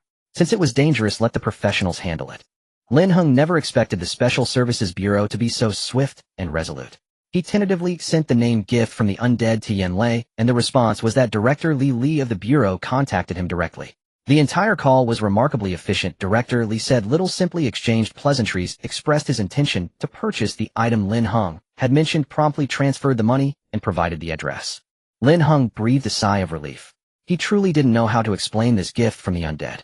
The Bureau Director's attitude reassured him greatly. Lin Heng didn't even bother to take out the item for sale, as he usually would. He directly selected ship in the system. The system promptly displayed a task completed notification, but this time, it was slightly different. Task: gift from the undead, due to its special nature requires time for settlement. Please wait patiently. Great, now I know it's special. Could you stop mentioning it? Lin Heng grumbled as he dismissed the system, collapsing onto the sofa in relaxation. Next, besides waiting for developments, he had the Trash Blind Box live stream. However, the stream was scheduled for a few days later, so Lin Heng wasn't in a hurry. He just suddenly felt at ease and found something to do, slowly browsing live streaming sales to learn. The warehouse he had set up cost 3,000 energy points, but the undead task would reward 5,000, covering the deficit. So he still felt no urgency. As dusk fell and city lights began to glow, the view from his apartment balcony was beautiful. Lin Heng leaned by the window rare for him and began to think about the slightly more distant future, for instance summer vacation. He had previously avoided planning beyond a week, fearing he wouldn't live that long. Now he finally had the mood. He exchanged an apple from the system and was about to eat it when urgent knocking came from outside. Lin Heng quickly opened the door to find Yin Lei standing with others, his face dark with anger. Before the other could speak, Lin Heng's heart sank. Could the undead have sent some strange gift? Noticing Lin Heng's reaction, Yin Lei wiped his face and said, "It's not your fault, but we might need to take you to the military district." Yin Lei's expression was gloomy because he had no choice but to bring Lin Heng along. Just before coming, he had been scolded by the military district for the Special Services Bureau stealing Lin Heng's property. The events that had just occurred in the military district were utterly beyond belief. That afternoon, after Li had purchased the item from Lin Heng, the Academy of Military Sciences found the newly appeared product in their warehouse within 2 minutes. Gift from the undead. The address left by the military district was a 300 square meter empty warehouse. Duan Ming personally oversaw the matter. His assistant went to the warehouse to inspect it and searched twice before finding a small silver-white box in a corner. The metal box had no handles or openings. The assistant, wearing protective gear, carefully carried the box back to the lab, maintaining a steady and cautious pace throughout. Once placed on the experimental table, the metal box sprang open by itself. Inside the black interior lay a transparent crystal with a square base and a pointed top containing deep blue traces. It was impossible to tell at a glance whether it was a high-tech creation or a natural gemstone. Duan Ming had been warned that this item might be dangerous, so he wore protective gear when entering the lab. Although he had some guesses before coming, now that he saw the object, he was at a loss as to how to proceed. Following normal procedure, after a brief observation, he would photograph and record it, then analyze its composition. The young assistant carefully felt around inside the box for any other items, being very cautious not to touch the crystal itself. However, the movements inevitably caused vibrations. The deep blue part inside the crystal gradually began to flicker and grow brighter, casting a blue glow around. But the light was strange that seemed to hover in a certain spot in the air without spreading outward. Clearly a small cluster of light gathered above the crystal at an angle. Teacher, it's glowing. The assistant didn't finish his words before Duan Ming pushed him aside to get a closer look. Teacher, be careful, we don't know if it's dangerous. The assistant instinctively turned to look around, but found only himself and his teacher in the lab. Only then did he recall that the lab had been cleared for secrecy. Turning back, the young assistant saw Professor Duan already reaching out to touch the crystal, and he felt his soul leave his body. Teacher. The assistant's voice quivered, but his action was interrupted by Duan's next move. Quiet. Duan's voice was low and steady. With some unknown manipulation, the cluster of light in midair suddenly became clear. Just a projector, nothing to fear. Professor Duan took a deep breath, stepped back 2 paces, admired the light and shadow in the air, and discreetly wiped the sweat from his palms. Is this even possible? It's not really high-tech. The assistant stared dumbfounded as the old professor walked around the experimental table, observing the light cluster from all angles. No, this kind of air projection technology was indeed high-tech. Soon the light cluster in midair seemed to be infused with vitality stretched out by an unknown force, and gradually spread flat in the air. Duan quickly called the assistant to help push back the cabinets blocking the light and clear the space. The scene in midair gradually became recognizable, a clear and vivid space that looked like a classroom with a large blackboard. The assistant was still trying to identify it when Professor Duan exclaimed in surprise, "Old Rin." Duan's voice carried panic and trembling, but he had already lunged forward a few steps. The assistant quickly steadied Professor Duan, looking blankly at the unfolding scene in midair. In the lower right corner was a small piece of clothing. What? Was that Professor Rin? Professor Rin Li, who had died unexpectedly in an accident last month. Teacher, is this real time? The assistant's mind was also foggy. Or is it a recording left by Professor Rin? Probably a recording. Professor Duan wiped the corners of his eyes, his voice slightly hoarse. If he hadn't known this item came from Lin Heng, he would have suspected someone was playing a prank on him. They knew his relationship with Old Rin, knew he suspected the cause of Rin's death. Just before his death, Old Rin had published a new scientific achievement and accepted a national research task. If it could be further developed, Dragon Country would break through technological barriers and stand proudly in the world. In recent years, Dragon Country had indeed lost many leading researchers in various fields due to accidental disasters, along with many opportunities. Just as he was about to find a place to sit and have the assistant record the image, Professor Duan suddenly heard a familiar voice from midair. "Duan, you idiot, this is a real-time call." The figure from the edge of the frame gradually came into view. It was Professor Rin, who had died in a car accident just last month. "You, where are you?" Duan slammed his hand on the experimental table, nearly losing his balance. "I'm no longer a person. I'm short on time. Listen to me, find the person who brought this thing here. Until they come, I won't tell you anything." Ren Li's voice was still gentle and steady, merely instructing his old friend to find the person quickly. Then he sat behind the lectern and waited quietly. "I'm afraid that won't be possible, Old Ren. The person you want to find has a very high security clearance. I don't even know who they are." Duan's hands were trembling with excitement, but he still remembered not to easily expose Lin Heng. I figured as much. Do your best, just do your best." Ren Li sighed deeply, then looked down toward Duan's direction, weighing his words. "We, not just me, but several other souls. We obtained this opportunity in the name of giving a gift. I cannot know who he is, but if I want to say more, the person must be present, at least nearby. When I passed away, it was too sudden. I still have some research conjectures and materials that I didn't get to explain. Time is limited. Go find the person quickly." Duan listened, momentarily confused. Hadn't the Special Services Bureau said they bought the item? How could they not even have the right to use it? Could it be that they tricked Lin Heng because he was young? No, they had to pay. In the late May campus, the atmosphere carried a hint of summer. Qi Jingxian grabbed a takeout bag from the table and dashed up to the dormitory building, his cheerful footsteps echoing through the corridor. After waiting half an hour, he could finally sink his teeth into some meat. He and his lab mates had planned a hot pot gathering in the dorm. That day, a few grown men crammed into a twin room with a small pot set up, ordering over a dozen boxes of meat in a remarkably unpretentious fashion. Meat only, no greens. But after placing the order, the delivery driver said there was a traffic jam and would be half an hour late. Now the famished group was nearly ready to gnaw on the pot itself. As Qi Jingxian pushed open the door, the two inside were already poised with chopsticks, crouched by the pot, their eyes fixed on him with a hungry gleam. Too hungry to wait another second. As the beef slices hit the pot, the spicy broth roiled, sending up waves of heat, and the aroma gradually wafted through the air. The person beside Qi Jingxian sniffled, swallowing saliva, while mixing the sauce in his bowl, and quietly asking Qi Jingxian about his plans. You've been delayed a year for graduation, you can't just coast along. Why not just? Before he could finish, Qi Jingxian stuffed a slice of beef into his bowl. Let's eat. Tomorrow's troubles can wait until tomorrow. Qi Jingxian didn't want to discuss it. His original plan was to work hard with his advisor this year, but last month his advisor had an accident, and no one could take over the research.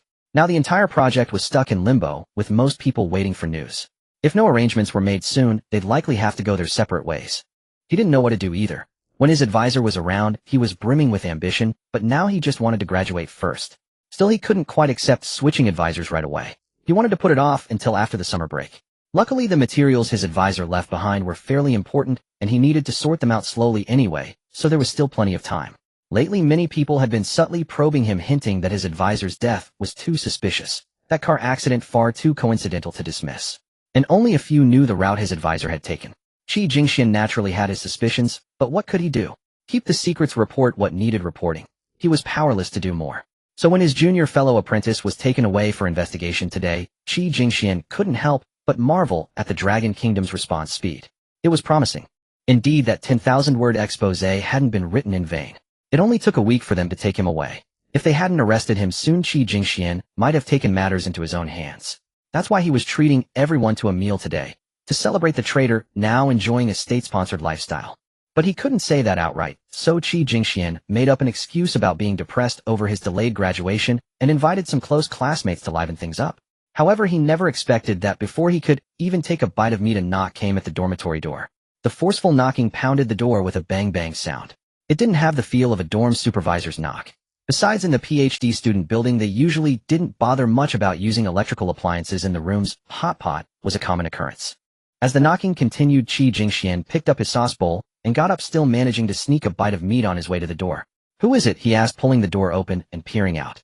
3 soldiers stood outside, and his hand froze on the handle, momentarily wondering if it was too late to shut the door. He stared blankly at the soldiers, then looked past their shoulders to see the dorm's supervisor, who looked like he wanted to shrink away, and the equally bewildered school officials. Are you here for a bite? Qi Jingxian asked, bowl in hand, mechanically pointing at the bubbling pot inside. Eating hot pot and singing songs only to have soldiers come knocking to take you away. That was an explosive situation at National Defense University. Today's gossip at the College of Computer Science at the Dragon National Defense University of Science and Technology. Senior Qi Jingxian was taken away for education after forcibly inviting soldiers to hot pot, warning all students to cherish their lives and stay away. Qi Jingxian was shoved into a car and driven all the way to the military airport, still clutching his bowl. The entire vehicle was filled with the strong aroma of beef tallow hot pot mixed with the scent of sesame sauce from his bowl, and the occasional growl of his stomach echoed through the car. The officer escorting him could barely keep a straight face, and before pushing him onto the plane, he took the bowl from his hands and stuffed 2 bread rolls into them. They were just responsible for getting him to the destination. There was no need to let him go hungry. Qi Jingxian's stomach had been playing a symphony the whole way. Back in the dorm, the soldiers had actually asked if he wanted to finish his meal before leaving. But Qi Jingxian was too nervous, so he rushed off with them in a panic. He was worried there might be new developments in the report against his junior. He couldn't do much else, but he was duty-bound to keep the traitor down and stop him from turning things around. He admitted that when he investigated his junior, he used some technical means he shouldn't have. It was an emergency, and he was somewhat desperate. After all, if he hadn't acted, that guy would have gone abroad. Ahem, but he could guarantee everything was solid evidence. He had even dug up that the junior's new wife's ancestors had taken a concubine in Sakura country 3 generations back, let alone a coded message sent to an unknown account about the professor's travel route. Throughout the flight, he was mulling over how to argue with the Dragon Kingdom authorities to prove his advisor was set up and ensure severe punishment. He didn't even notice the other students around his age chatting on the plane. Lost in thought the whole way, he couldn't remember when he finished the bread or who handed him the water bottle. By the time Qi Jingxian snapped out of it, it was already the dead of night. Earlier that same evening, Yin Lei drove Lin Heng to the military district. As the car entered the area, passing through layers of checkpoints and guards, Lin Heng still had the leisure to munch on an apple and look around. He didn't feel particularly tense about this visit. Although the system had prepped him extensively about how important and dangerous the gift of the dead was, Lin Heng didn't feel much when it came down to it. As long as it wasn't life-threatening, he could negotiate anything else. With that attitude, he naturally couldn't get worked up. He even vaguely sensed that this trip likely meant the military district needed something from him. Compared to his calm demeanor, Yin Lei, who was driving, wore a grim expression. Lin Heng guessed the military district had been less than polite to him, but he didn't expect that Yan Lei had received orders to detain Lin Heng. The military district and the Special Services Bureau had differing views and were locked in a serious debate at the higher levels, but Yan Lei had no choice but to bring Lin Heng in for now. Because Professor Ren Li's side was like a power supply running low with signals cutting in and out. When they could connect, the other party just urged them to bring the person who produced the crystal nearby quickly. Duan Ming didn't know what was causing this for now, so he had to wait until Lin Heng arrived. Under the calm night, the military compound lay silent as several vehicles slowly entered the inner grounds, the tires grinding against the training field with an unusually distinct sound. People disembarked one after another, were led upstairs, and filled out forms to report in. Among these vehicles was the one that had brought Lin Heng. Zhang Li stood by the window gazing downward, catching sight of Lin Heng just as he stepped out of the car. Yan Lei leaned against the vehicle speaking with him. Soon someone escorted Lin Heng into the building, leaving Yan Lei outside. 3 hours earlier, it was Zhang Li who had personally requested Lin Heng from the Special Service Bureau and proposed to higher-ups that Lin Heng be temporarily kept in the military district. The situation was indeed extraordinary. Old Duan scurried along, leading him to the laboratory building. He had witnessed firsthand that the gift of the dead obtained from Lin Heng could actually achieve communication with the deceased. However, the other party declared that without Lin Heng nearby, normal conversation was impossible. Though ignorant of the underlying principles, Zhang Li understood the gravity of the matter and acted swiftly. Moreover, this time the contact turned out to be the leader of the Dragon Nation's high-end weapon chip research, the nation's microelectronics technology expert, Professor Ren Li. The chips developed under Professor Ren's leadership had broken the Dragon Nation's predicament of being dependent on others for key weapon components and shattered the Eagle Nation's chip hegemony blockade against them. His importance to the Dragon Nation was self-evident, and his tragic fate had dealt a severe blow to the nation. Even more so, in today's communication, the other party insisted on hastening the completion and advancement of their research work. Had Zhang Li not known that Professor Ren had met with an accident just last month, he would have believed the person he saw was truly alive. This made Zhang Li take the matter even more seriously, confining the number of informed individuals to a small circle. Though he still harbored some skepticism, Duan Ming and Ren Li had known each other since childhood and were familiar with each other's habits. When old Duan had come to Zhang Li to discuss this matter earlier, his expression was extremely agitated. He insisted with certainty that the other party was the real Ren Li, not some AI face-swapping trick or a prank. In Zhang Li's view, this matter required preparation on both fronts. One possibility was that the other party was telling the truth, that he was indeed the deceased Professor Ren Li himself here to complete unfinished business. Another possibility was that someone through this gift of the dead was trying to obtain information about Lin Heng. However, Zhang Li considered that the item itself had been purchased from Lin Heng by the Special Service Bureau and delivered directly to the Military Academy's warehouse by the Specialized Star Refining Express. It was highly unlikely to be exploited, so the first possibility seemed more plausible. At this thought, his palms tingled. They were about to communicate with the dead. But regardless of the scenario, he believed it best to keep Lin Heng in the military district, at least where security was much higher. Yet to his surprise, not only did the Special Service Bureau object, but even old Professor Duan Ming voiced opposition. That kid doesn't like the military either. What if his products are tied to his emotions? If you lock him up in a place he hates day after day, aren't you just asking for trouble? Old Duan glared at Zhang Li, pointing at the crystal inside the interrogation room, his face full of impatience. Look, he can give you a gift now. If you lock him in the military district, he might just give you a wrath of the dead. What will you do then? No, listen, I'm not trying to lock him up. I could arrange for him to learn shooting right. The kid mentioned he wanted to try it last time. Zhang Li raised his hand, motioning downward to calm the old professor, who was getting worked up like an old child. He had forgotten that Lin Heng had indeed wanted to shoot last time, but he had told him to just think about it. That said, I still suggest you give him the freedom to choose. Besides, I've just built up momentum for the academic month. If you keep him here, all my efforts will be wasted. Old Duan's words still implied that Lin Heng should make his own choice. Old Duan, in the past decade, the Dragon Nation has lost more than a handful of top scientists to various accidents, and you know how many of those were man-made. Now that this matter has escalated, if the other party really is Professor Ren, keeping Lin Heng in the military district is the best option, if only for his safety. Old Duan fell silent for a moment, no longer insisting, but his face still showed hesitation. Zhang Li let out a deep sigh, thought for a moment, and said, "All right, I'll look into other ways." In the end, the solution Zhang Li came up with was to hide in plain sight. The simplest way to conceal a person is to bury them among the crowd. Tonight, the military district was destined to be restless. Vehicles kept coming and going in the vast compound, and occasionally a student or two of similar age to Lin Heng would step out. These were computer science students from neighboring provinces, all recruited by Zhang Li.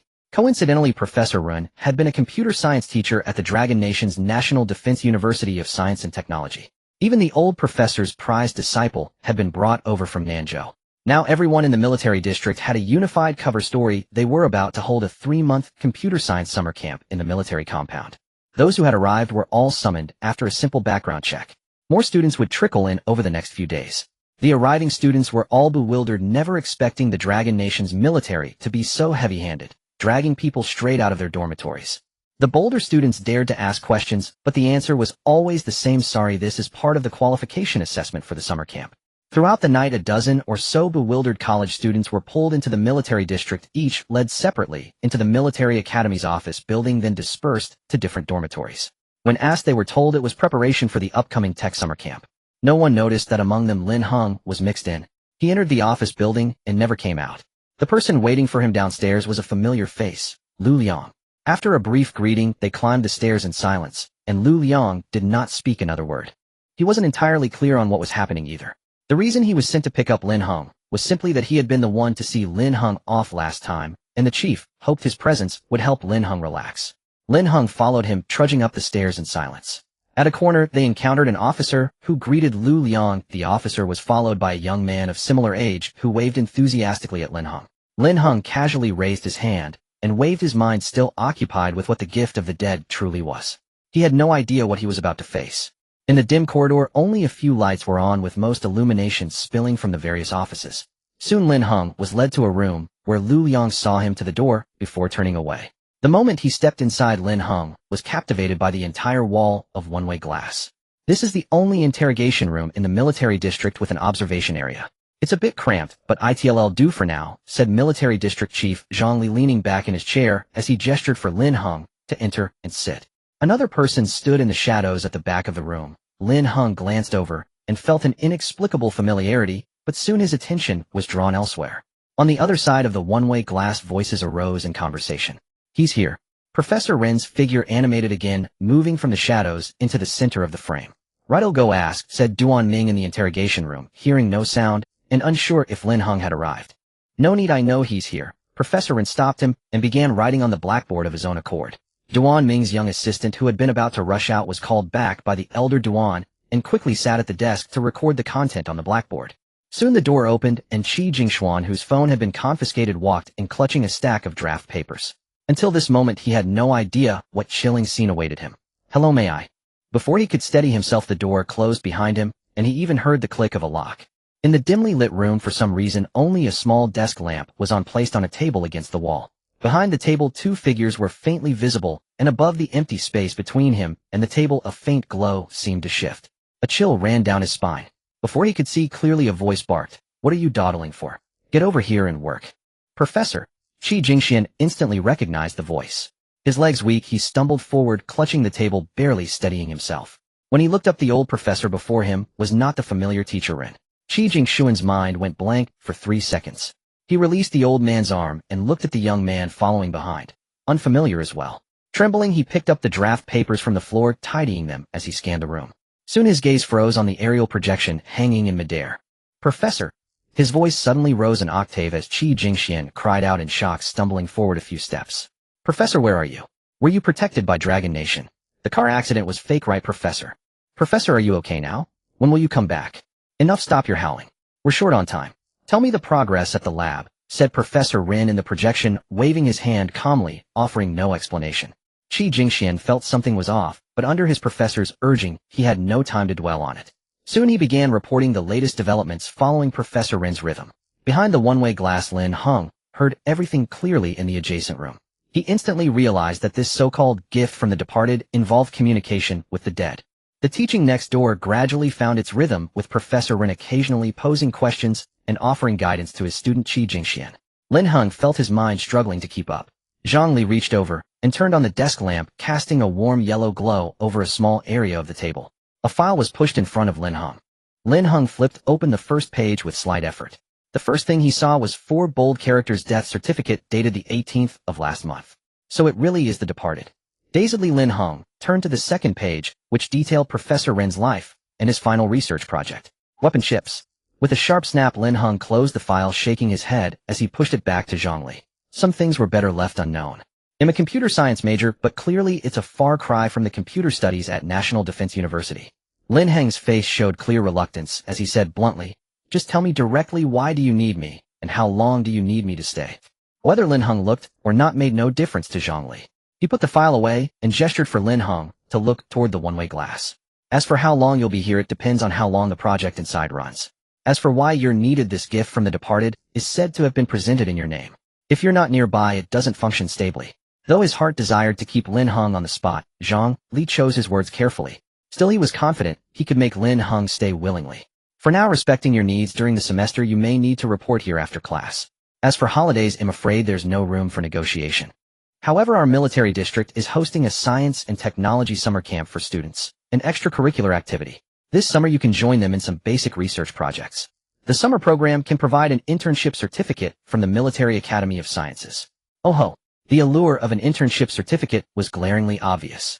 Though he was only a sophomore, it sounded decent, but he wondered if he could live stream sales within the military district, and what about his online shop? Lin Heng opened his mouth to ask, but as if fearing an outright refusal, Zhang Li interrupted him abruptly. "Well, if you like, I can also have a drill instructor take you to the shooting range." "Ahem, of course, we fully respect your choice." Clearly recalling the sight of soldiers testing firearms, Lin Heng's eyes lit up slightly. He nodded, indicating he would consider it, and briefly mentioned he might want to work on his physical fitness. Especially after his physique had improved, he was always afraid of losing control of his strength, and he hadn't yet tested his specific physical condition. The military district was surely more professional in terms of physical training, right? Zhang Li said that could be arranged. It wasn't a big deal. Lin Heng having requests was only a good thing. "For the next few nights you'll stay here. They'll have someone set up a bed for you in this room shortly. In a few days, once the dormitory downstairs is ready, you can move in." In truth, the effective range of the gift from the departed was still unclear.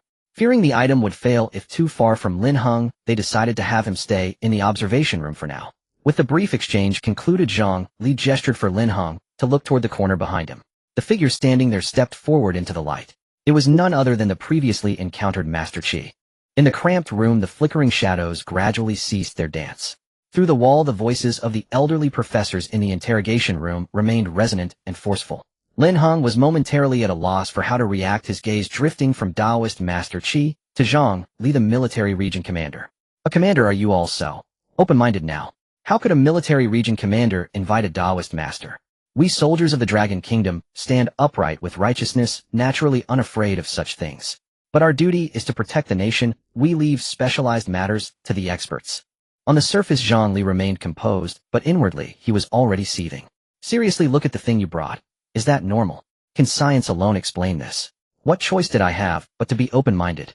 Besides, it was sheer coincidence that Taoist Master Qi stayed to observe. It wasn't as if we deliberately arranged a Taoist to accompany Lin Heng."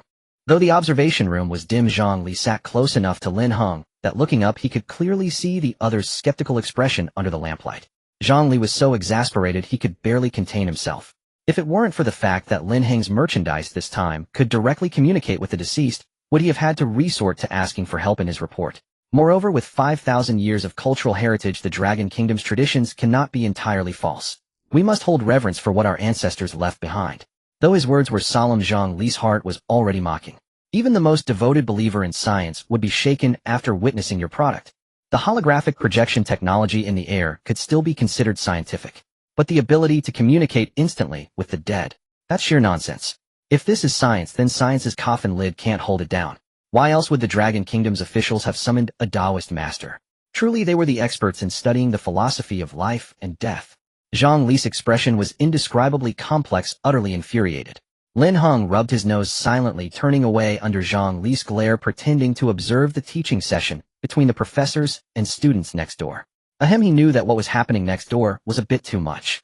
This wasn't just black technology, it was black. The item Lin Heng had sold this time, a gift from the departed with its direct holographic projection in midair, had already surpassed the global standard in related fields. Most current holographic technologies were still in the conceptual stage, and even those that could be demonstrated were limited to small-scale projections in specific spatial contexts. Like the one next door, a palm-sized crystal that could project anywhere with clarity so sharp it was indistinguishable from reality to the naked eye, surpassing current technology by at least 20 or 30 years. Not to mention its communication function. The ability to summon the deceased for a chat, even if currently limited to contacting specific individuals, was beyond the scope of human capability. If it could connect with anyone, it would surely cause chaos if word got out. At its peak, you could consider it breaking through dimensional barriers. It wouldn't be wrong to claim it was a height science could achieve.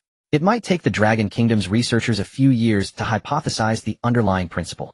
But time was of the essence. They couldn't afford to wait years.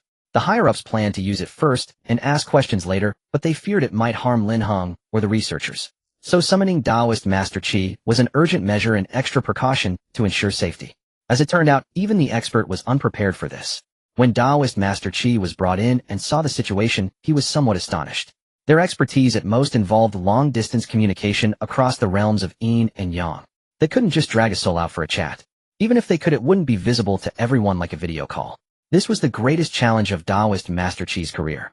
However, he could basically confirm that the magnetic field in both rooms was clean, with no wandering spirits. To be honest, not only were there no spirits, but even the normal yin-leaning magnetic fields had been neutralized by the imposing aura of these soldiers. What was happening next door was nothing more than a pure simple video call. Zhongli reached out and turned off the lamp, plunging the room back into dimness. He pointed to the cabinet behind Taoist Master Qi and said to Lin Heng, "There are 2 beds behind that. You'll have to rough it here for the night. We'll discuss the specifics tomorrow. Taoist Master Qi will stay with you tonight. If you have nothing to do, you can listen to what's happening next door and see if anything interests you." As he spoke, Zhongli handed Lin Heng a notebook, genuinely hoping he would pay attention to the details. After all, placing Lin Heng in the observation room next door was meant for him to witness the proceedings. Privately, Duan Ming hoped the young man would develop some interest and learn a thing or two, even if it was just to get familiar with the terms. Lin Heng hesitated as he took the notebook and found a pen on the desk. Before he could figure out how to refuse, Zhongli patted him on the shoulder and left. It wasn't that he wasn't studious. As a sophomore, he really might not understand what was being discussed next door. Moreover, judging from the documents he had just seen, Professor Rin next door was now lecturing on the research project he had been leading before his death. The confidentiality level of that content was high. If he casually learned it would cause trouble later. His phone had been confiscated. Lin Heng used the pen to draw a circle on the paper, idly scribbling. Now he understood why the system kept warning him to be careful. If Lin Heng were in a place obsessed with the afterlife, possessing technology that could directly communicate with the dead, it would be hard to avoid people with ulterior motives. Even in the current Dragon Kingdom, someone with a fixation would go mad upon hearing about this product's function. If they forced him to cooperate in research with his current abilities, he would be powerless to save himself. Fortunately, the Dragon Kingdom held reverence for the dead and valued future development more. Fortunately, he still had greater uses. In his view, as long as he was alive, he was safe, so he accepted the current situation well. It seemed the system's advice to price cautiously and prioritize survival was because this item was akin to a biological information lock functioning only when Lin Heng was nearby. If he had chosen the wrong trading partner, it would be like throwing a meat bun to a dog, giving away both the product and the boss. Forget it, head, try to learn first. Maybe he could understand a sentence or two. He had to stay here all night anyway. Damn system and its damn product. Lin Heng silently cursed, then exchanged a few apples from the system, eating them, while earnestly listening to the professor's conversation next door. Soon Taoist Master Qi sat down beside him, picked up an apple, and took a bite. When Lin Heng looked over, he offered a friendly smile. Of course, the video calls next door were not entirely smooth. Lin Heng, who was struggling to take notes in the observation room by the dim light filtering through from the adjacent room, soon noticed this. Since he arrived, the projected images had been stable, but Professor Rin was not always able to maintain a clear state of mind. When it came to professional questions, Professor Rin responded swiftly and logically, sometimes scolding his students, sometimes engaging in heated discussions with Professor Duan. However, when the conversation touched on other aspects such as family or friends, Professor Rin took a long time to react. At first, Duan Ming thought it was a signal issue. They had just finished a phase of discussion, and Duan Ming casually brought up their student days only to find Rin silent for a long time. Duan Ming looked up and saw a blank, dazed expression on his face, as if he had forgotten something. Old Ren. Tired. The other party remained silent, frowning and shaking his head. Duan Ming tentatively asked about some amusing incidents from Ren Li's teaching days. Professor Rin responded this time, but only spoke briefly about the course content. Duan Ming seemed to realize something and silently pounded the table. Qi Jingshuan, who had been immersed in organizing materials, also caught on and asked in a trembling voice, "Teacher, do you still remember the mistress?" "Of course." "Who?" Ren's movements froze again, a hint of confusion creeping onto his brow. Qi Jingxian buried his face in his hands, wiping it, and said nothing more. He was afraid he would cry. He lowered his head, readied, fiddling with the edge of the rough paper in his hands, and said in a low voice, "No one, teacher. Let's continue. There's still one point I don't quite understand." Near dawn, Duan Ming's fatigue was visible. His assistant helped him rest, leaving Qi Jingxian to continue organizing the materials scattered across the table. As per the higher-ups arrangement, Qi Jingxian was to take over the project previously led by Ren Li alongside several other senior professors. He was not the student who had been with the teacher the longest, but he was the most solid in his studies, so he naturally shouldered the responsibility. Lin Heng lay on the table having taken quite a few notes. Though he couldn't understand much, his attitude was very earnest. In a daze, he heard a murmuring voice from next door. Teacher, junior brother. Yu Ha-young has been taken away, sentenced to life imprisonment, I hear. I guess I've avenged you, though I wish I could have done it myself. Teacher, do you remember when he got married half a year ago? You went to the wedding. He married that girl said to be of Sakura country ancestry. That must have been generations ago. And she lived well in Dragon Country. Utterly despicable. Teacher, next time you choose students, make sure they have a firm Tao heart. Teacher, you promised to guide my younger brother through to his PhD. He's only a freshman, but he studies well better than me. He got a national scholarship when he entered. Teacher, is there anything you want to say to your family? He'll open a video call for you. Qi Jingshuan's voice began to choke. He didn't know what else to do. Look at you, so pathetic. Better not. I am afraid I've already forgotten my family. Come on, let's finish this design. Professor Ren's voice remained deep and powerful, yet tinged with melancholy. Lin Heng in a daze propped himself up and instinctively grabbed his pen. It took him a long moment to realize what he had heard. Professor Ren's obsession, it seemed, was now only with his unfinished research project. The sun finally rose. In the morning, Qi Jingxian had to rush back to school to handle procedures, then pack up Professor Ren's materials and bring them back to Bin Province to continue the project at the Military Science Academy. As for future plans, he would likely be researching here for the next few years. His call with the teacher had been immensely fruitful. The research on the new generation weapon ship should be expedited. He would ensure that those who had schemed to harm the teacher and stifle Dragon Country's development would see their plans thwarted. Next door had fallen silent. The person in the projection had left the screen, leaving only a blackboard filled with derivation formulas. Lin Heng had hardly slept all night and was somewhat dazed. In contrast, Master Qi, who had also stayed up all night, was brimming with energy. Was this the power of the supernatural? Lin Heng looked at Master Qi with envy, then followed him to the military district cafeteria, his head spinning. During breakfast, his phone was finally returned to him. Lin Heng, with dark circles under his eyes, handled online store orders, yawning from exhaustion. He didn't even realize that the person sitting across from him had changed from Master Qi to Yin Lei. Why are you so sleepy? Did the military district treat you well? Yin Lei asked while drinking soy milk. Huh. Why are you having breakfast too? Lin Heng felt his reactions were half a beat slower. If I don't eat breakfast, what should I eat? Yin Lei looked at his dazed state, shook his head, and got straight to the point. I came directly without breakfast. They'll take you back to school for a lecture later. Your department drew your name. Lin Heng took a few seconds to process this, then lowered his head and numbly scrolled through his phone. He indeed found the notification tagging him in the class group chat. He had indeed been drawn. The entire department selected 5 people, 2 from his class, the other being the class monitor. Lucky me, he murmured to himself, nodding. 1 credit in the bag. Before he could be pleased, the person across from him continued, but he'll have to bring you back in the evening. They plan to have sessions every night. So you'll be shuttling between both places for a while. Staying up like this every day would be the death of him, wouldn't it? Lin Heng stared blankly at his tray, too tired to think of a refusal. The word slipped out. Well then, I'll need a lot more coffee. Shouldn't it affect your sleep? Yin Lei asked tentatively. Lin Heng nodded. Of course he could sleep whenever he wanted. But the thought of such a formidable expert lecturing across from him, a senior professor in his own field. This might be the only chance in his life to hear him lecture up close. In any case, no matter how little he understood, he couldn't bear to sleep through it. I just want to listen a bit more, see if there's anything I can grasp, Lin Heng said a little sheepishly, finishing the porridge in his bowl. Listening. Why don't you ask Professor Duan if they recorded it? Yin Lei's suggestion was something Lin Heng hadn't even considered. He hadn't noticed whether there were cameras last night. It seemed he could ask about it tonight. If there was a recording, he could try to apply to watch it when he had time. But the thought of a full day of lectures ahead made his head throb. This was no longer something a cup of coffee could solve. The Dragon Kingdom, adept at making the most of everything, could hardly conceal the large-scale, experimental site mobilization. So it simply announced to the outside world that influential materials left by Professor Run had been discovered in the XX region, possessing immense academic value, and experts from various related fields had been summoned for intensive discussion. Using this excuse, the Dragon Kingdom also gathered a group of people scattered across 2 or 3 assembly points nationwide, laying smoke screens to confuse the opposition. Now they were waiting to lure the snakes out of their holes, using this opportunity to capture all the traitors in one fell swoop.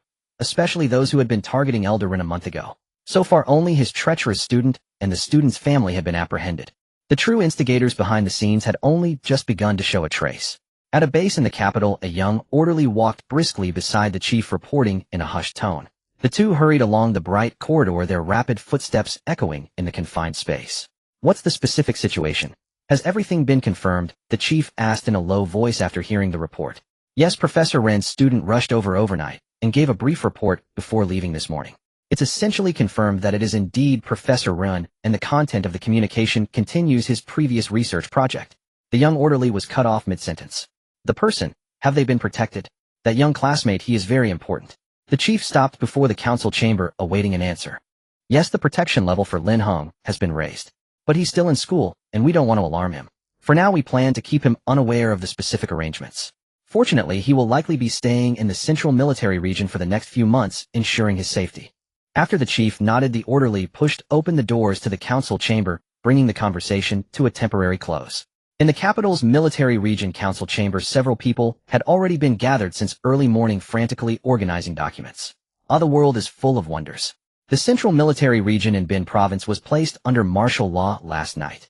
A gray-haired elderly man leaned back on the sofa, organizing his thoughts. The news received in the dead of night was utterly bewildering. He had barely slept all night. Who wouldn't have their heart race when receiving a report at midnight saying we have obtained black technology and made contact with the departed souls? They had rushed to the military region overnight to assist in compiling and organizing the information. No one dared to ask where the black technology came from.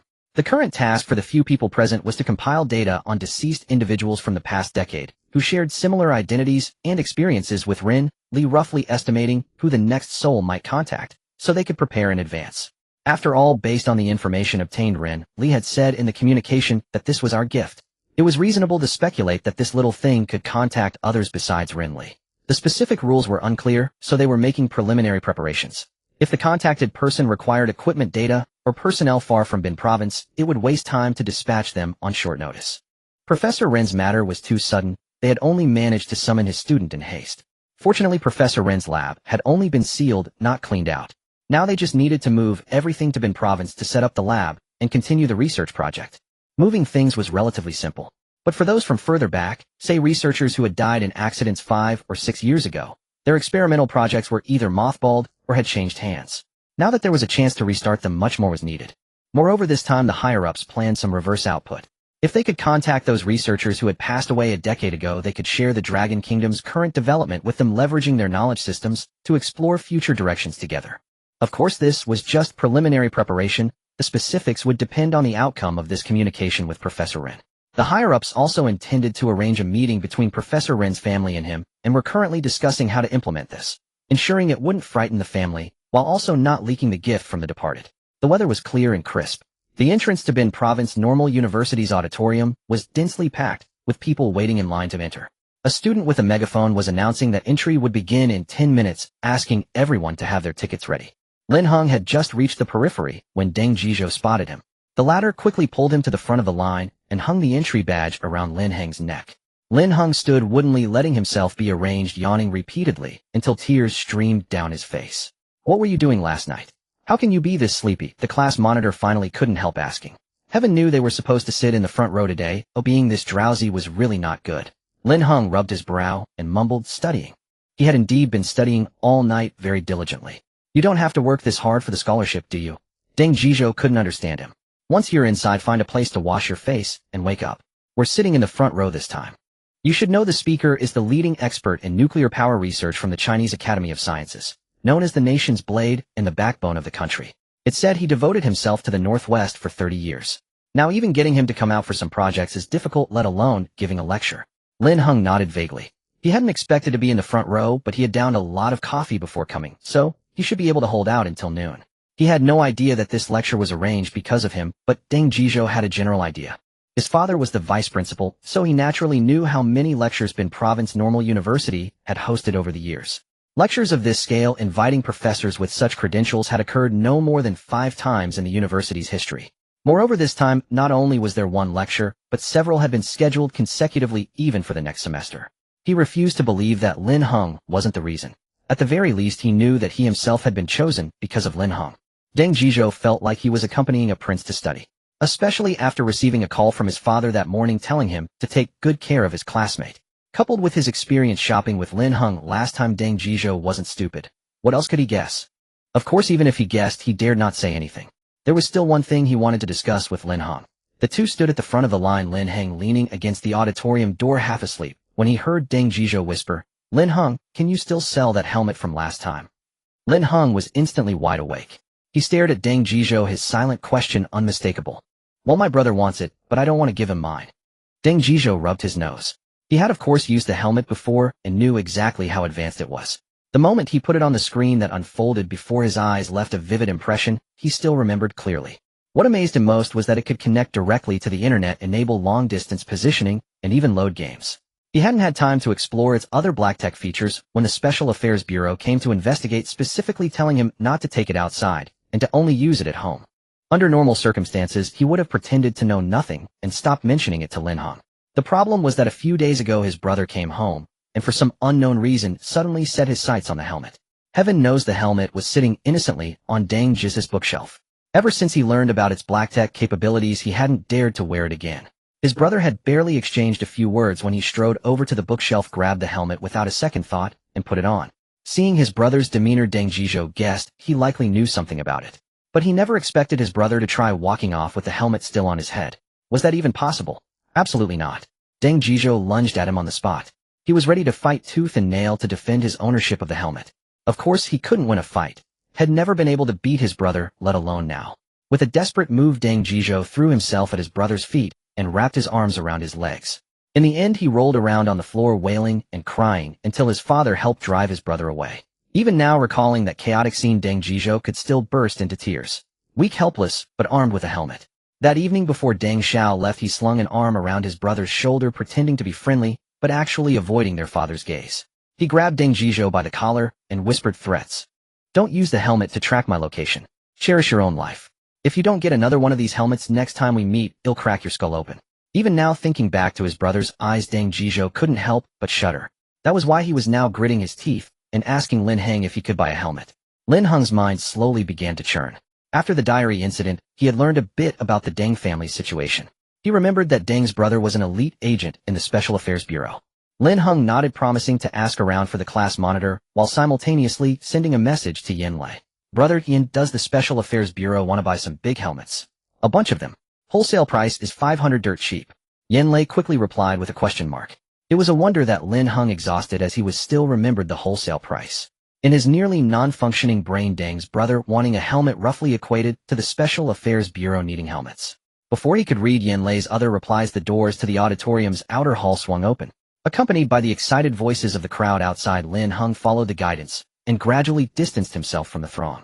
The process involved entering by face recognition, storing phones and electronic devices, going through security, and receiving paper and pens. Eventually, Lin Heng was led to the very center of the first row in the grand auditorium. Each seat had a name tag on its backrest. Lin Heng craned his neck to look around. Only Deng Zhizhou was on his right. He didn't recognize the names on the other seats. Sitting in the very first row of the grand auditorium, Lin Heng only then realized the significance of this lecture. It was his first time attending a lecture with such tight security, clearly not the kind meant for college students. Now slightly more alert, Lin Heng noticed that the attendees filing in were mostly middle-aged or young professionals, all dressed in suits and formal attire. People gradually took seats to his left, a group of suited men surrounding him on three sides, making Lin Heng's sportswear stand out starkly. Soon Deng Zhizhou sat down beside him and whispered, "I just ran into my dad outside. We chatted for a bit. Damn, the people here for the lecture aren't from our college, or even our school. Isn't this a lecture hosted by our school?" Lin Heng looked around. The auditorium was about a third full, with many still entering through the door. Very few looked like students. Well, that was the original plan, but starting last night people kept coming to the school. Eventually the school couldn't withstand the pressure and agreed to let more people attend. You know, the big name invited for this lecture carries so much weight, and honestly, it doesn't really align with most of our school's majors. Nearby universities are green with envy and haven't stopped talking about it. Let me tell you, this lecture has now turned into a true industry academic exchange. The originally planned 1.5-day lecture has been extended to 3 days. The computer science lectures scheduled for later have been pushed to next weekend. Once everyone's here, you'll see, there probably won't be a single student behind us. But at least our school managed to secure the second floor of the auditorium. All 600 seats up there belong to us. As he listened, Lin Heng lowered himself, using the table in front of the first row as cover, and exchanged a bucket of drinking water from his system. He had drunk too much coffee and was feeling a bit thirsty. Conveniently, there were cups on the table in the first row of the meeting room. He poured himself a glass under cover. Hearing the sound of water, Deng Jizhou quickly handed over his own cup, not forgetting to ask, "Where did you get that water? Did security allow it?" "No, you didn't bring any water when you came in. Coffee was under the table. Maybe the venue prepared it." Lin Heng capped the bucket and shoved it under the table, quickly changing the subject. "Are we the only 2 students on the first floor?" "Not quite. There are about 20 of us in total, all in the first 3 rows scattered around. After all, this lecture is officially hosted by the school, so they had to grab a few seats in the front rows." Deng Jizhou didn't say it outright, but Lin Heng's spot in the very center was clearly arranged specially. He himself was just riding on Lin Heng's coattails, serving as moral support. As they chatted, a group suddenly entered from the right door, distributing decorative flowers and name tags on the first row's tables. A man in a white shirt headed straight for the center, placing a fruit basket near Lin Heng along with many snacks and water. He gave Lin Heng a slight smile as he looked up. Lin Heng recognized him immediately. He was from Yan Lei's team. The man even said to him, "Eat up and relax." Before he could react, the man had already turned and left. Lin Heng glanced at the fruit basket in front of him. A few of the apples were clearly from his system. "This treatment is way too good. Then you should eat more." There were only 3 fruit baskets in the front rows of the entire auditorium, and none of the others were as lavish as the one in front of Lin Heng. Deng Jizhou was at a loss for words. This wasn't about learning. This was pure mascot treatment. Today, the distinguished figure invited to give a lecture at Bin Province Normal University was Dai Guangjia, whom Duan Ming had managed to secure. Although he had discussed with Zhang Li about tailoring the lecture content to Lin Heng's interests, Dai still smuggled in his own agenda, arranging this lecture on nuclear power as the opening session. After all, controlled nuclear fusion was too enticing. If it could truly inspire Lin Heng to produce related products, it would be immensely worthwhile. Normally, a lecture aimed at college students like Lin Heng would not warrant the involvement of a senior scientist of Dai Guangjia's caliber, but Dai wanted to deliver something impactful. Thus, he specially contacted Dai Guangjia and showed him a small mecha he had, emphasizing the energy power unit on its back. A scientist of Deus level immediately understood the implication and packed his things to come meet Duan Ming.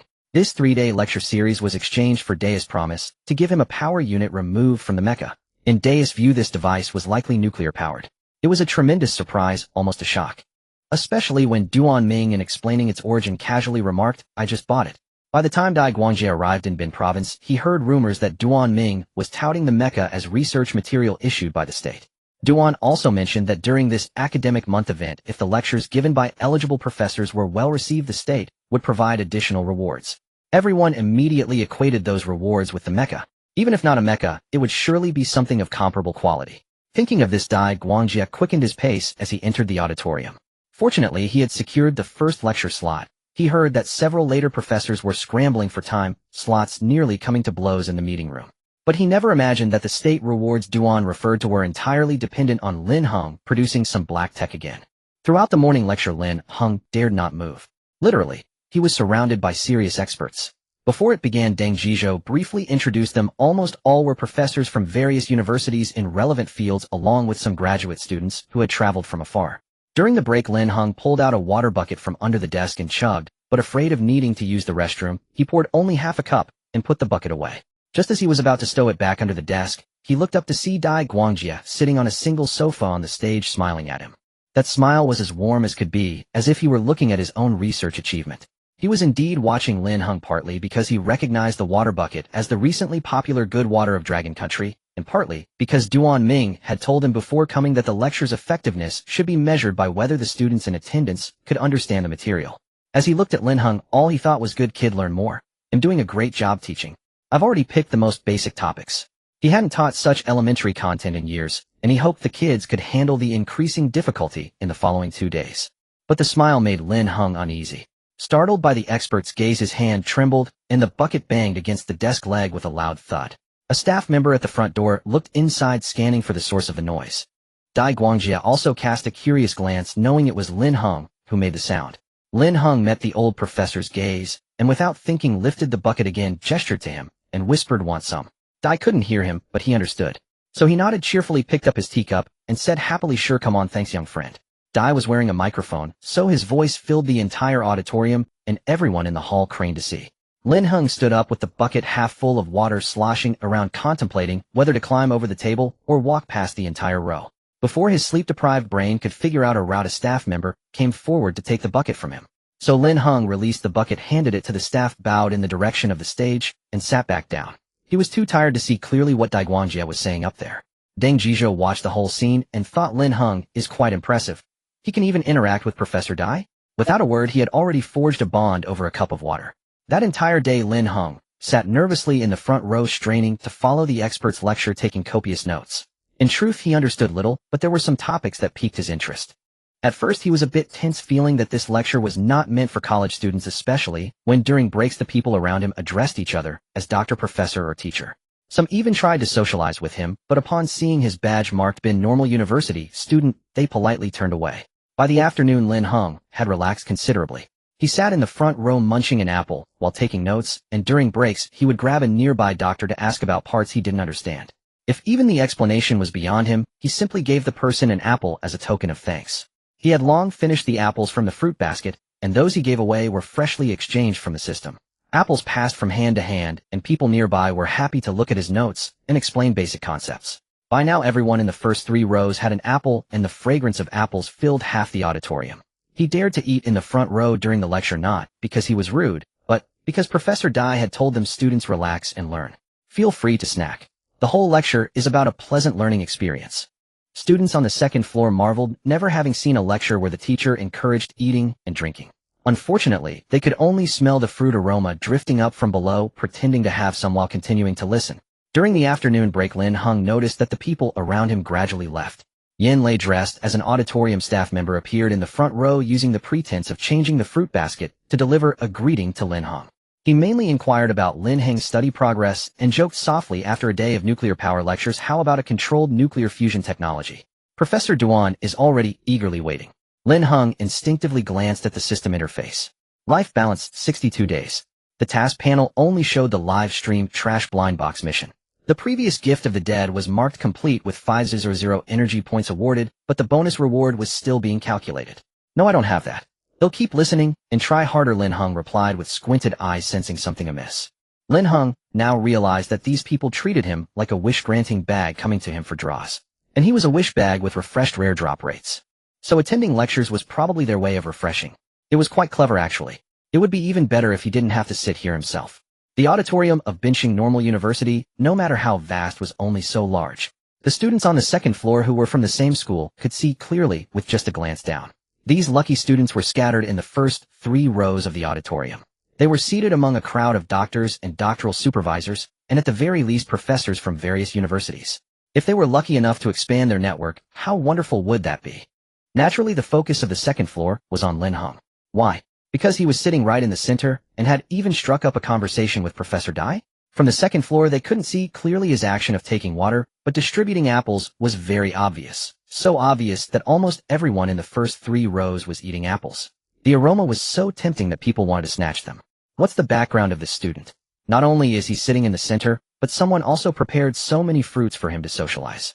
Look, he's been chatting with the staff member who set up the fruit basket for quite a while. A boy with slightly yellowish hair nudged his classmate, and using a notebook as cover pointed toward Lin Heng downstairs while whispering, "I don't know what his background is, I just know I want an apple." The classmate beside him frowned, staring downward with a look as if he had a grudge. Sitting on the second floor, they got no such treatment. Alas, I want one too. I didn't expect the treatment down there to be so good. A girl from the back row also leaned in and said, "That guy, the one next to him, seems to be the class monitor of the computer science department at the normal school. When our class submitted materials, I saw him at the dean's office." Computer science? No, we from physics didn't even get into the first 3 rows. The yellow-haired boy gritted his molars, mumbling something, but was interrupted by the girl behind him. "Come on, I heard this time it's all based on luck. A few people were randomly selected to be placed in the front, but it seems the inspection isn't too strict. There are still 2 days of lectures. Do you think we can pay him to switch seats?" "That's a good idea. I'm going to ask too. I'm going to find out his name right now." "Hey, why are you cutting in line?" Lin Heng was unaware that someone was plotting to take his seat. He was leaning on the table, whispering to Yan Lei, "It's useless to make wishes on me. If I had the ability to choose goods, I would definitely trade for a bunch of life-extending elixirs, and then I wouldn't have to work to survive." Under Deng Jizhi's increasingly puzzled gaze, Lin Heng gradually fell silent. That was exactly what he was thinking. If given the chance, how wonderful it would be to get something that could extend his life once and for all. Now he was working every day selling goods, earning quite a bit of money, but living a short life. Of course, just being alive was already good enough. The idea of a permanent solution was just a fantasy. Lin Heng was not stupid. If this system had chosen him, it probably wouldn't easily give up its hold on him. Perhaps the system also had its own rules and system. The total energy points he currently had couldn't even be exchanged for 100 days of life. Lin Heng was also troubled by another task of selling garbage. He still needed to ask Yin Lei about the scheduled time for this garbage-selling livestream. Given the current situation, if the originally planned livestream was to go smoothly, he would probably need to discuss it with the military. After all, Lin Heng had to go to the military district every night recently to cooperate with work. However, Lin Heng had an idea. Taking advantage of Deng Zhizhou being called outside, he grabbed Yin Lei, who was about to leave, and asked, "Since you can organize a targeted livestream, can you also arrange a host for selling goods?" "This is doable. The host is easy to arrange as long as you're okay with it." Yin Lei nodded slightly. These were trivial matters. This actually made it easier to arrange. If Lin Heng insisted on streaming himself, that would be a hassle. He'll also gather the after-sales support you asked for last time. Just use your online store's live stream room.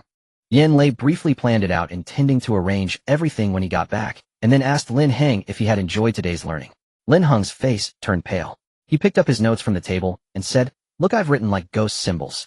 I understood less than a tenth of the content, and most of it was like a heavenly script. Apparently this was even tailored for us college students. The basics on the first day. How am I supposed to be happy? If there were a professor related to computer science, I might be able to find where happiness lies." Lin Heng's tone carried a hint of lifelessness. When he came today, he was so sleepy it was painful. After enduring until noon, he had passed the peak of drowsiness, and now all that was left was a headache. He could understand the genuine fervor of the professional doctors, teachers, and scholars around him, but he truly couldn't keep up with the pace.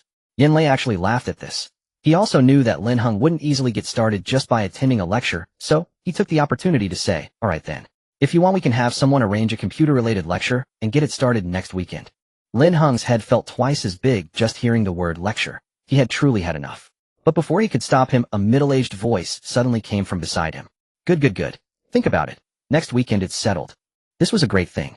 More professional academic exchange lectures would bring more attention to Binching Normal University, which was already a focus of attention from all sides. The school's reputation would soar directly. The newcomer patted Lin Heng's shoulder with a hearty smile and a warm expression, introducing himself. "I am Deng Hengjuan, the vice principal of Binching Normal University." He actually knew the general situation. The subsequent lecture arrangements had already been scheduled until the next semester. But he had just arrived and overheard Lin Heng's conversation, so he instinctively responded quickly and agreed. "My son is your classmate. He always mentions you. Keep it up, young classmate. If anything comes up, just go to Zhizhou. He's the class monitor, so he'll definitely take good care of you." Father Deng sold out his own son in just 2 sentences. He was the one who had called Deng Zhizhou out just now with the purpose of asking how Lin Heng was doing today. Deng Zhizhou had just returned to his seat and stood beside Lin Heng looking helpless. For a normal sophomore from a non-major background to sit through such a professional lecture and stay seated was already a sign of respect. Expecting them to understand it, wasn't that asking too much? Lin Heng also shook his head repeatedly. He didn't even have time to consider the vice principal's face and blurted out, No. I'm not that eager to study. Next week is too rushed. I still have to. Participating in such activities consecutively would be too draining." Lin Heng only regretted that he had been too slow to refuse. He didn't believe any college student would fall in love. Upon hearing this, Vice Principal Deng quickly grabbed Lin Heng and patted his shoulder, saying, classmate, relax. Attending lectures is also part of practical activities. It comes with credits." Previously, because of his eldest son Deng Xiao, Vice Principal Deng had some knowledge of Lin Heng's special circumstances. Adding some practical credits for Lin Heng was a trivial matter. Frankly speaking, given Lin Heng's current situation, as long as he could get through his student years honestly, without murder, arson, or treason, it was estimated that the Long Nation would have no problem sending him all the way to graduate school. As soon as Lin Heng heard practical credits, the words of refusal got stuck in his throat. This was great. If he could attend a few more lectures, he wouldn't even need to wait until his senior year to get full practical credits. How reliable was that? Just as he was daydreaming about such wonderful things, Lin Heng suddenly saw someone rushing toward him from the entrance. The newcomer with slightly yellow hair and clad in a hoodie rushed toward Lin Heng, but was deftly redirected by Yin Lei before he could even stop, steered away to the opposite side far from Lin Heng. Lin Heng noticed Yin Lei's gradually solemn expression as the latter scanned the newcomer with a mildly aggressive gaze. Before he could inquire, the rushing figure spoke first. "Hello, I'm a sophomore in the physics department. Could I get your contact info? I'm sitting on the 2nd floor, and there are parts of today's lecture I didn't quite grasp. Could I borrow your notes after it ends?" The newcomer also seemed nervous, perhaps because the man beside him was gripping his shoulder a bit too tightly, causing a hint of endurance in his expression. Yet when speaking to Lin Heng, there was an undeniable excitement. Lin Heng was taken aback, but didn't refuse. He casually wrote down his contact info and said with a hint of hesitation, "I suppose so, but the thing is I'm a computer science major, and even I can barely decipher my own notes." In his view, a physics student seeking out a computer science major to discuss notes on a nuclear power lecture was truly a case of the blind leading the blind. Of course, perhaps the other was a top student, and he alone was the novice. To his surprise, the student upon receiving the contact info was so ecstatic that even Yin Lei could barely restrain him. He repeatedly thanked Lin Heng, bouncing away, but not before asking for a few apples from the fruit basket on the table, claiming he would pay for them once he retrieved his phone after the lecture. Lin Heng didn't take the money. After all, the apples were provided by the organizers, and he didn't mind giving away 2 or 3. As the figure disappeared toward the auditorium entrance, Lin Heng's sharp eyes caught someone following him. Before leaving, that person exchanged a glance with Yin Lei, likely to check on the situation. He still had the leisure to enjoy the drama, unaware that the other was eyeing his seat. Given Lin Heng's current state of mind, however, he would probably just laugh it off if he knew. His headache was too severe to dwell on such matters, and he had to go to the military district tonight, where his phone would likely have no signal. Even if that student had any ulterior motives, he wouldn't be reachable in the evening. Yin Lei didn't linger either. His real purpose for visiting Lin Heng today was regarding the latter's warehouse. "We've checked out the factory you bought. Didn't go inside, just looked around the perimeter." Lin Heng wasn't surprised when Yin Lei suddenly brought up the factory. After all, it had been a few days, and he hadn't deliberately hidden it from anyone. In fact, he had only dared to view the dilapidated factory with the seller because the Special Services Bureau's car had been trailing him that day. He had expected the Bureau to notice the extra warehouse inside the factory much sooner. Lin Heng didn't think the system's attached warehouse could escape the notice of the Dragon Kingdom Special Services. Sure enough, Yin Lei's next question was, "That inner wall, is it a commodity?" This stumped Lin Heng. Theoretically, a warehouse could indeed be considered a commodity, but setting up a warehouse required energy points, and the most basic part alone cost over 3,000 energy points. He really couldn't bear to spend that much, and even if he did, his current energy points weren't sufficient. Not possible for now. The cost is too high. If he could one day exchange Dragon Kingdom currency for life points directly within the system, he could simply convert it into money and sell it to the Dragon Kingdom. The moment his expression showed hesitation, Yin Lei understood immediately. "All right, let me know when it's convenient. I'll take my leave now." Yin Lei turned and left without another word. The second half of the lecture was about to begin, and Lin Heng, unable to focus, returned to his seat. At this moment, Lin Heng was sitting in a car heading toward the military district. After today's lecture, he had gone back to his apartment to change clothes, with Special Services personnel waiting for him downstairs. He hurriedly changed, even bringing a neck pillow, before following the escort to the underground parking lot. The escort explained that future pickups and drop-offs for the military district would always be from the underground parking.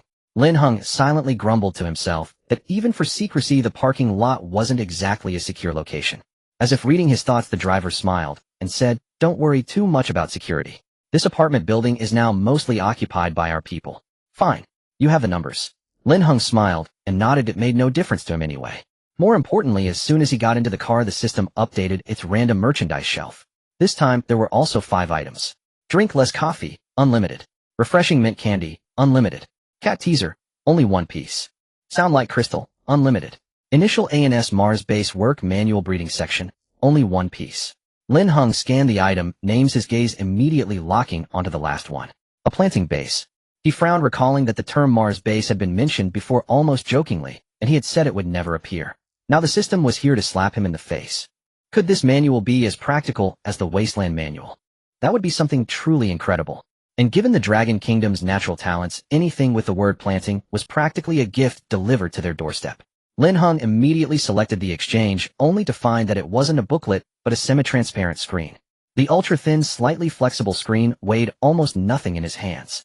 Lin Heng tried bending it slightly, and found it could be gently rolled. When not activated, he could vaguely see his palm through the screen. He didn't know what to call this object. Screen was the only word that came to mind. In the bottom right corner was an activation icon. Upon touching it, the entire screen gradually turned opaque, no longer transparent, and emitted a faint glow. In the dim car, the brightness was perfect for reading. Lin Heng turned the screen over. The back was not illuminated but appeared as a dark gray panel. The text on the manual was in a script Lin Heng didn't recognize. He tried a few simple operations, but found no instructions. However, he could scroll through the pages like an ebook. As the pages turned, Lin Heng keenly noticed the characters subtly trembling, dissolving, and then reappearing as Dragon Kingdom script he could read. This was astonishing. Lin Heng stared for a while. Could it be auto-translating? He flipped through a few more pages in surprise, and indeed it was gradually translating, with even some illustrations adapting to the Dragon Kingdom text. Before the translation was complete, Lin Heng used his phone to record a few pages of the unknown script and sent them to Yanlei. It's supposedly a maintenance manual for a planting base. Not sure what it's for, but the base is on Mars. On the other end, Yanlei, upon opening the message, barely registered the content before his eyes caught the word Mars, and he immediately replied, "Want it? How much?" "Just 1 yuan for this single item. After you study it, tell me what's inside. I want to hear the fun gossip." Lin Heng toyed with it in his hands for a while, yet the driver only glanced at him at the very beginning and paid no further attention. Silently marveling at the man's composure, Lin Heng accepted the 1 yuan sent by Yanlei, delivered the item through the system, and after a moment's thought added a reminder, "Don't forget to tell me what happens next." He was genuinely curious about what could be grown on Mars. Soon the system notified him that 50 energy points had arrived, the reward for the first sale of a random item. Delightful. Lin Heng decisively sent images of the remaining 4 items to Yanlei, practically forcing a sale, and effortlessly earned 200 energy points. The cat teaser was also a single item.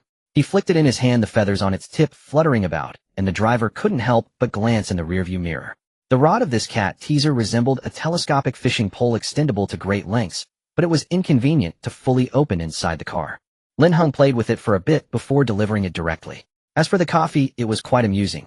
An ordinary can coffee, but the brand was called Drink Less. Could it be that the system had conjured this coffee because he was so drowsy?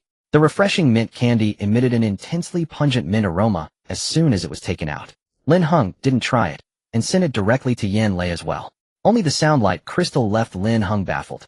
It was a dull, rough crystal with a round top and a square bottom resembling the previous gift from the undead crystal. Lin Heng had a vague suspicion but didn't dwell on it, deciding to let the professionals in Dragon Country study it.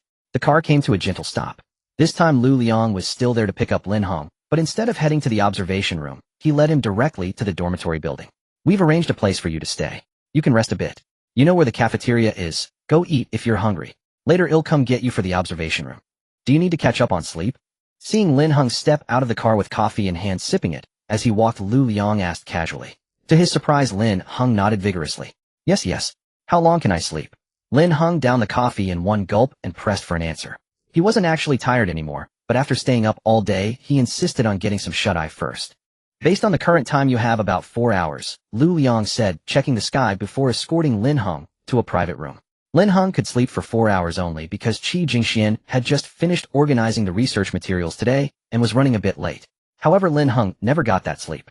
On a certain app, a doctoral student posted a thread sharing the bizarre events of the day. "Guys, who gets it? My advisor suddenly told me to go to a live stream and buy stuff, insisting I max out the limit. Apparently each person can only buy 10 items. My advisor was frantic. I thought it was something great, but when I checked the live stream, the title was Trash Blind Box. My advisor made me buy trash. Guys, I'm crying, but my advisor gave me the money." Attached was a screenshot of the live stream. The image showed a close-up of a damaged packaging box with the background matching the store name Star Refinery Shop. A sign in front read Trash Blind Box, no guarantee of consistent outer packaging. Limit of 10 per person. There was also a large banner proclaiming, "Do you have a dream? Come and fulfill it by drawing a trash blind box." It looked like one of those half-hearted live streams that made you want to scroll away instantly. Ridiculous. Who would pin their dreams on drawing trash? Soon someone commented below the post, "Read it. I've seen this live stream," and scrolled past quickly. "Opie, are you sure you weren't scammed? Is that really your advisor?" The author quickly replied, "It was my advisor telling me face," ending with 2 crying emojis.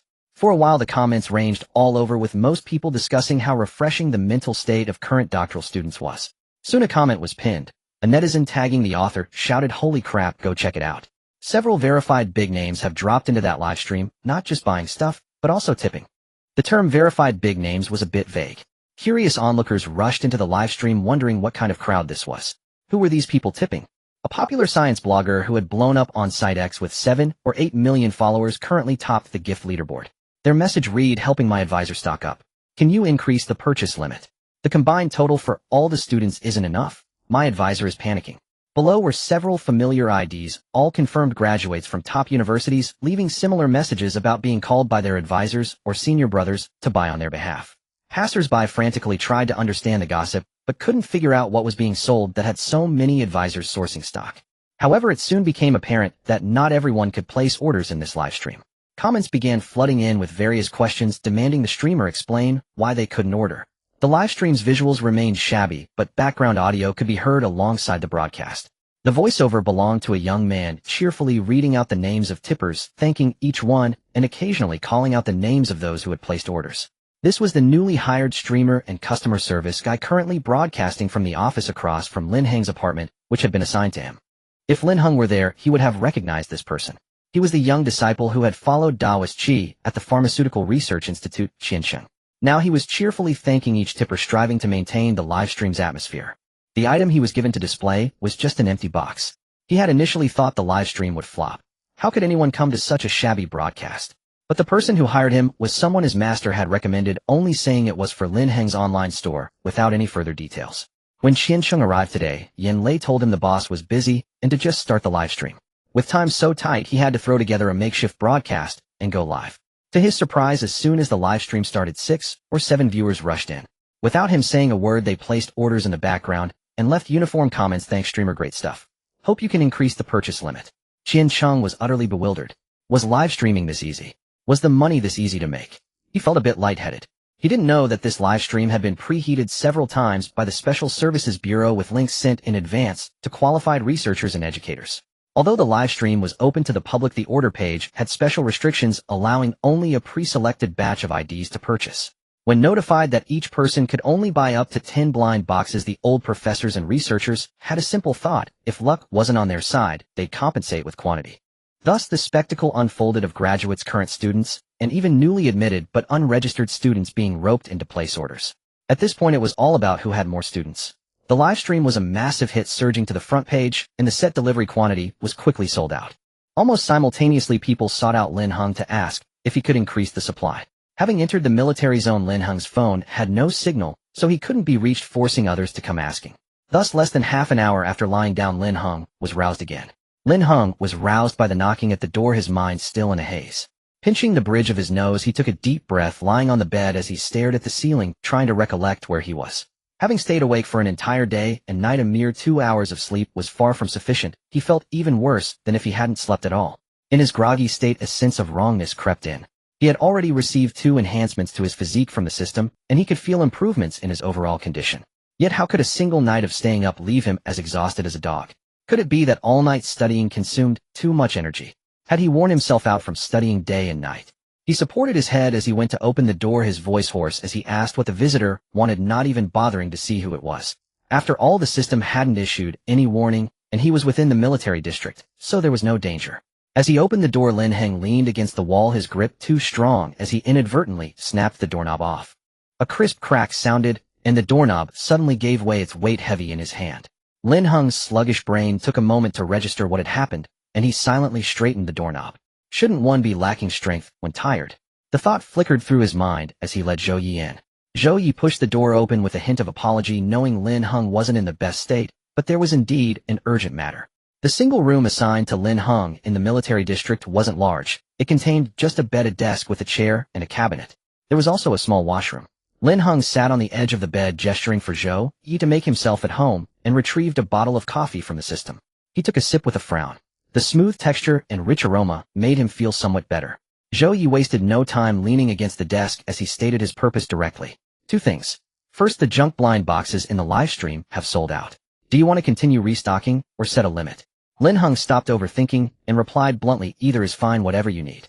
He quickly checked the system and saw that the task for the junk blind boxes was complete. Flipping to the exchange page, he noticed the icon for the junk blind box was now lit and available for redemption. The cost is 10 yuan each. Sell them as you see fit. He'll handle the shipping tomorrow, Lin Heng said, rolling his shoulders and urging Zhou Yi with his eyes to move on to the next topic. Alright, I found a customer service person for you. I've sent you the contact info. You should see it tomorrow.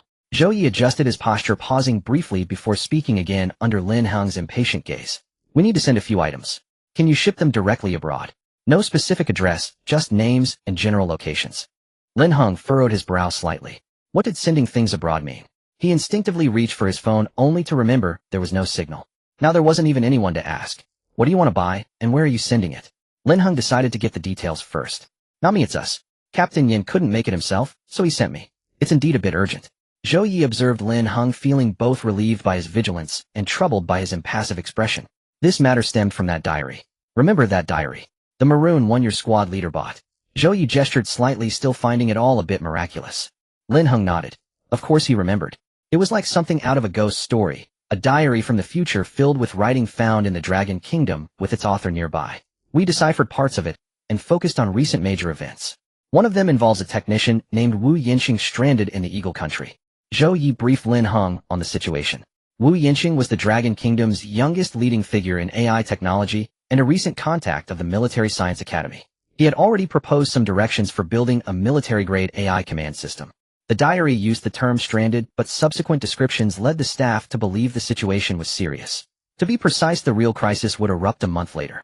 For now, he was still in the Eagle Country as a legitimate scholar on an academic exchange. Today was likely Wu Yinxing's 6th day in the Eagle Country. He had been invited for an academic exchange by the LH International Organization along with over 20 countries' academic researchers from various fields. According to the deciphered parts of the diary, Wu Yinxing's latest research ideas were discovered by the Eagle Country during his stay abroad. They used an excuse to detain him for 5.5 years before announcing his death from illness. Aside from diplomatic efforts, the Dragon Kingdom had launched multiple rescue missions over those years, all of which failed due to the remote and heavily guarded location of his confinement. The relevant parts in the future Deng Xiao's diary recorded the most successful of several rescue operations he had participated in. Now that the Dragon Kingdom had advanced knowledge of the potential turn of events despite lingering doubts about the diary's contents, they were determined to bring Wu Yinxing back first. Last night our people arrived in the Eagle Country and contacted the academic conference organizers. Our original plan was to bring him back under the pretext of a family member's serious illness, but by then Wu Yinxing was already under house arrest by the Eagle Country. Our team managed to extract him. Now 2 members, including the team leader, are in hiding with Wu Yinxing, while the others are creating diversions to shake off pursuers. But 3 hours ago they lost contact. As Zhou Yi spoke, his expression finally grew anxious, his words coming faster. They're trapped near the west coast. Our radar ship happened to be passing through international waters covering the scanning range, so we know their exact location. Noticing Lin Heng's thoughtful look, Zhou Yi grinned. Our radar ship is quite lively and likes to wander. Lin Heng rubbed his nose, thinking, sure, call it wandering if you like. Only a fool would believe that. Anyway, this time we want to use your Star Refining Express to send them something. You left a message on that apple last time. Can you manage something like that this time? Zhou Yi quickly pushed the topic, probing Lin Heng. Can your express recall items if no one receives them? Lin Heng handed him 2 apples and watched as Zhou Yi scribbled some cryptic single words on them. I can't be sure. I've never tried sending something that's never claimed, Lin Heng said, taking the apples back after Zhou Yi was done. He hesitated. I can send them, but I can't guarantee the result. Last time when I sent you that inscribed apple, I didn't fill in an address either, just the name and general location. Zhou Yi's eyes lit up at this. It was good news. How about we give it a try? He mused. Before I came, I transferred some funds to your account. It should be enough. Besides the apples, send them a helmet too. That should let you contact them. As for other things, the Military Science Academy had conducted experiments using a pair of helmets to communicate seamlessly between the eastern and western borders of the Dragon Kingdom, yet they had never intercepted any specific signal pattern or figured out the communication principle. The helmets had been around for less than a week, and the Dragon Kingdom's response had been remarkably swift. Lin Heng had no objections. He selected the items as Zhou Yi requested, filled in the details, and sent the email. In the distant coastal city of Eagle Country, a world-renowned hub of technology, a peculiar bustle stirred. Wan Fan concealed himself with Wu Yinxing in an abandoned harbor near the city. The damp wind carried the acrid scent of rust, churning the stomach. Under the dim moonlight, even at this close distance, their faces were obscured. Thankfully, Eagle Country was vast and sparsely populated. Their hiding spot drew no visitors. The last team member had been dispatched to find a contact. A small boat was supposed to meet them here tonight, but for unknown reasons it was late. Before coming, they had already prepared for the worst, devising 3 escape plans.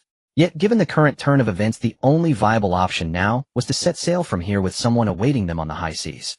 Had the city not been so far from the Dragon Country embassy, they would never have chosen such a risky plan. Wan Fan crouched on the damp ground, his back against a rusted container, maintaining vigilance. Wu Yinxing huddled in the wind-sheltered corner, behind him, gasping for air to steady his pounding heart. He felt he had expended a lifetime's worth of exertion in a single night. Wu Yinxing himself didn't know why he had trusted Wan Fan and his team so readily when they met that afternoon. He hadn't intended to come to Eagle Country for the academic conference. It was his mentor from his study abroad days who had fervently urged him to attend. His mentor had been exceptionally kind to him back then. Out of gratitude, Wu Yinxing decided to relax before the new project kicked off and to see his mentor. Only upon arriving in Eagle Country did he learn that the conference was fully enclosed. No electronic devices, not even luggage, were allowed inside, just a few changes of clothes. Crucially, his mentor never showed up. Wu Yinxing immediately turned hostile and prepared to leave, but LH International's organizers pleaded with him to stay. Many renowned international experts were present, surely not all assembled just to deceive him. Having come this far, Wu Yinqing let his guard down and began participating earnestly. The first couple of days were normal, but from the third day things grew strange. He considered himself a mere novice among these giants, unlikely to draw much attention. Yet starting on the third day, different people kept approaching him, and at the cocktail party someone tried to ply him with alcohol. After a few such incidents, Wu Yinqing was certain he was being targeted. Still, he didn't know why. Not until the day when Wan Fan, disguised as a waiter, slipped into his room and told him Eagle Country intended to detain him. Initially, Wu Yinqing didn't believe it, but within 5 minutes, he watched 5 or 6 people enter his room from different places and assemble behind Wan Fan. This was no ordinary behavior. Who uses windows to enter? And this was the 7th floor. The entire hotel had been booked by LH International for the conference. Now Wan Fan claimed Eagle Country planned to use the conference's sealed-off nature to delay and keep him there. Wu Yinqing doubted it at first, but he felt it was dangerous to stay. Trusting his instincts, he confirmed that Wan Fan was indeed sent by Dragon Country's authorities and decisively followed his gut. Thus he now found himself hiding with Wan Fan at the dock. If you told me this would be such a workout, I'd have thought twice, Wu Yinqing whispered, still breathing heavily. I didn't expect you to be so out of shape despite your youth, Wan Fan said with a deadpan expression. Wu Yinqing couldn't tell if he was being mocked. When they left the hotel, they had disguised Wu Yinqing as part of the logistics, stashing him in a trash cart and boldly rolling him out to a car. But less than 20 minutes into the drive, Eagle Country's police began pursuing them. Clearly, they had discovered Wu Yinqing's abrupt departure.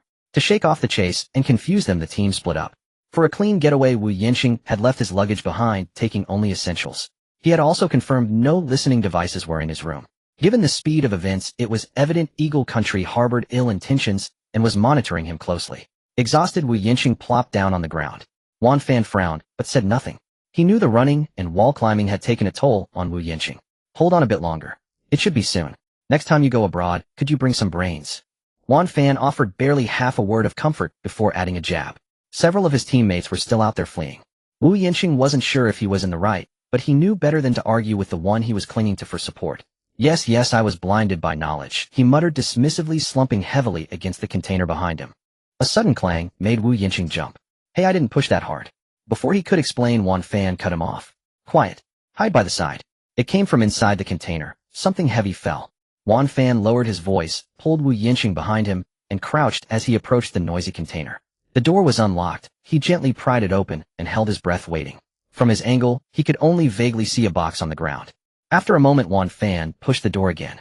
The pitch-black container was empty save for a lone box on the floor. As he watched cautiously, another box materialized out of thin air and crashed to the ground. The second heavy thud echoed. Clang. Wu Yinqing flinched at the sound and watched Wan Fan about to step inside. Panicked, he lunged forward to grab his arm. It's fine. No one's inside, just 2 boxes, Wan Fan said, stopping him before he could act, but he didn't mention what he had just witnessed. Too bizarre. His phone was dead, only a lighter remained for light. He stepped fully into the container and flicked on the lighter. In the faint glow, he made out 2 boxes, one large and one small. Star Refining Express International Edition was printed in deep blue on the boxes with a line of smaller text, limited time delivery. Sign and open. Wan Fan was momentarily stunned when he saw the characters of the Dragon Kingdom. He even spent a few seconds pondering whether a traitor had emerged in his squad and whether the 2 crates before him were a trap. Yet upon glimpsing the recipient information printed on the other side of the crates, he grew somewhat perplexed. The larger crate was addressed to Wan Fan, the smaller one to Wu Yinqing. Their decision to come to the dock had been made on the spur of the moment. Even his teammates could not have known in advance which of the 3 contingency plans they would employ. Wan Fan gently tilted the larger crate, making out the sender's name, Zhou Yi. He knew the name. Letting out a long breath, Wan Fan decided to open it first and see for himself.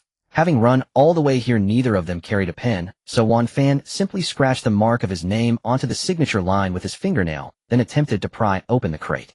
It seemed there was nothing out of the ordinary. When Wan Fan saw what lay inside the crate, the corner of his mouth twitched. In the large crate, a helmet sat upside down, stuffed with all sorts of snacks.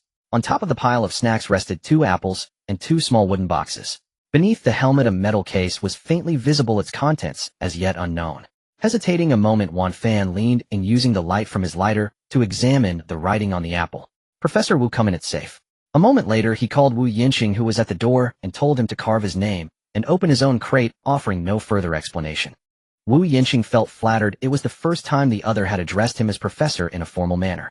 Throughout the journey, he had sensed that every time Wan Fan looked at him, there was an air of disappointment. He couldn't explain it. After all, when they first met, he had already been locked inside a hotel. When Wu Yinqing entered, Wan Fan was eating an apple. The fragrance permeated the entire container, forcing Wu Yinqing to swallow hard. He hadn't eaten dinner, and now smelling the aroma, he was indeed hungry. Seeing his expression, Wan Fan tossed him the other apple. "Don't mind the writing on it, just open your crate and see what's inside." Of course he didn't mind as long as there was something to eat. Pointing to the smaller crate, Wu Yinqing moved closer, munching on the apple. He signed and opened the crate, and by the light of Wan Fan's lighter, the two of them saw what was inside. A small bucket of water, a few pieces of candy, a metal case, and a large piece of cloth. "What are these?" Wu Yinqing picked up the bucket and asked Wan Fan, emboldened. Wan Fan placed the apple core on the ground, took out the two small wooden boxes from the crate, removed the porcelain bottles inside, read the instructions, then set the boxes and the instruction cards aside in a corner of the crate, pocketing the porcelain bottles. He then pulled out the helmet and emptied the snacks back into the crate. Amid the rustling sounds, he said calmly, "It's aid supplies sent by our Dragon Kingdom ancestors." He decided that from this day forth, Shou Yi would be his sworn brother. Sent from where? How did they send it? Have you prepared so thoroughly? Do the others scattered elsewhere also have provisions? Wu Yinqing contemplated the surroundings, looking utterly bewildered. Do you have such means, even in the Eagle Kingdom? Is all this for me? The snacks are casual, no brand, eat or throw away as you please. Wan Fan handed Wu Yinqing a few packets of snacks without answering his questions. He picked up the metal case from under the snacks, opened it calmly, gazed calmly at the mecha inside, and calmly. No, he couldn't stay calm, not at all. He knew that his superiors had said they would find a way to support him, but he never expected the supplies to arrive right at his fingertips. Wan Fan yanked the mecha out of the case, watching as it flipped over and floated in midair. Before coming here, he had indeed handled one of these mechas, and he still vaguely remembered how to use it.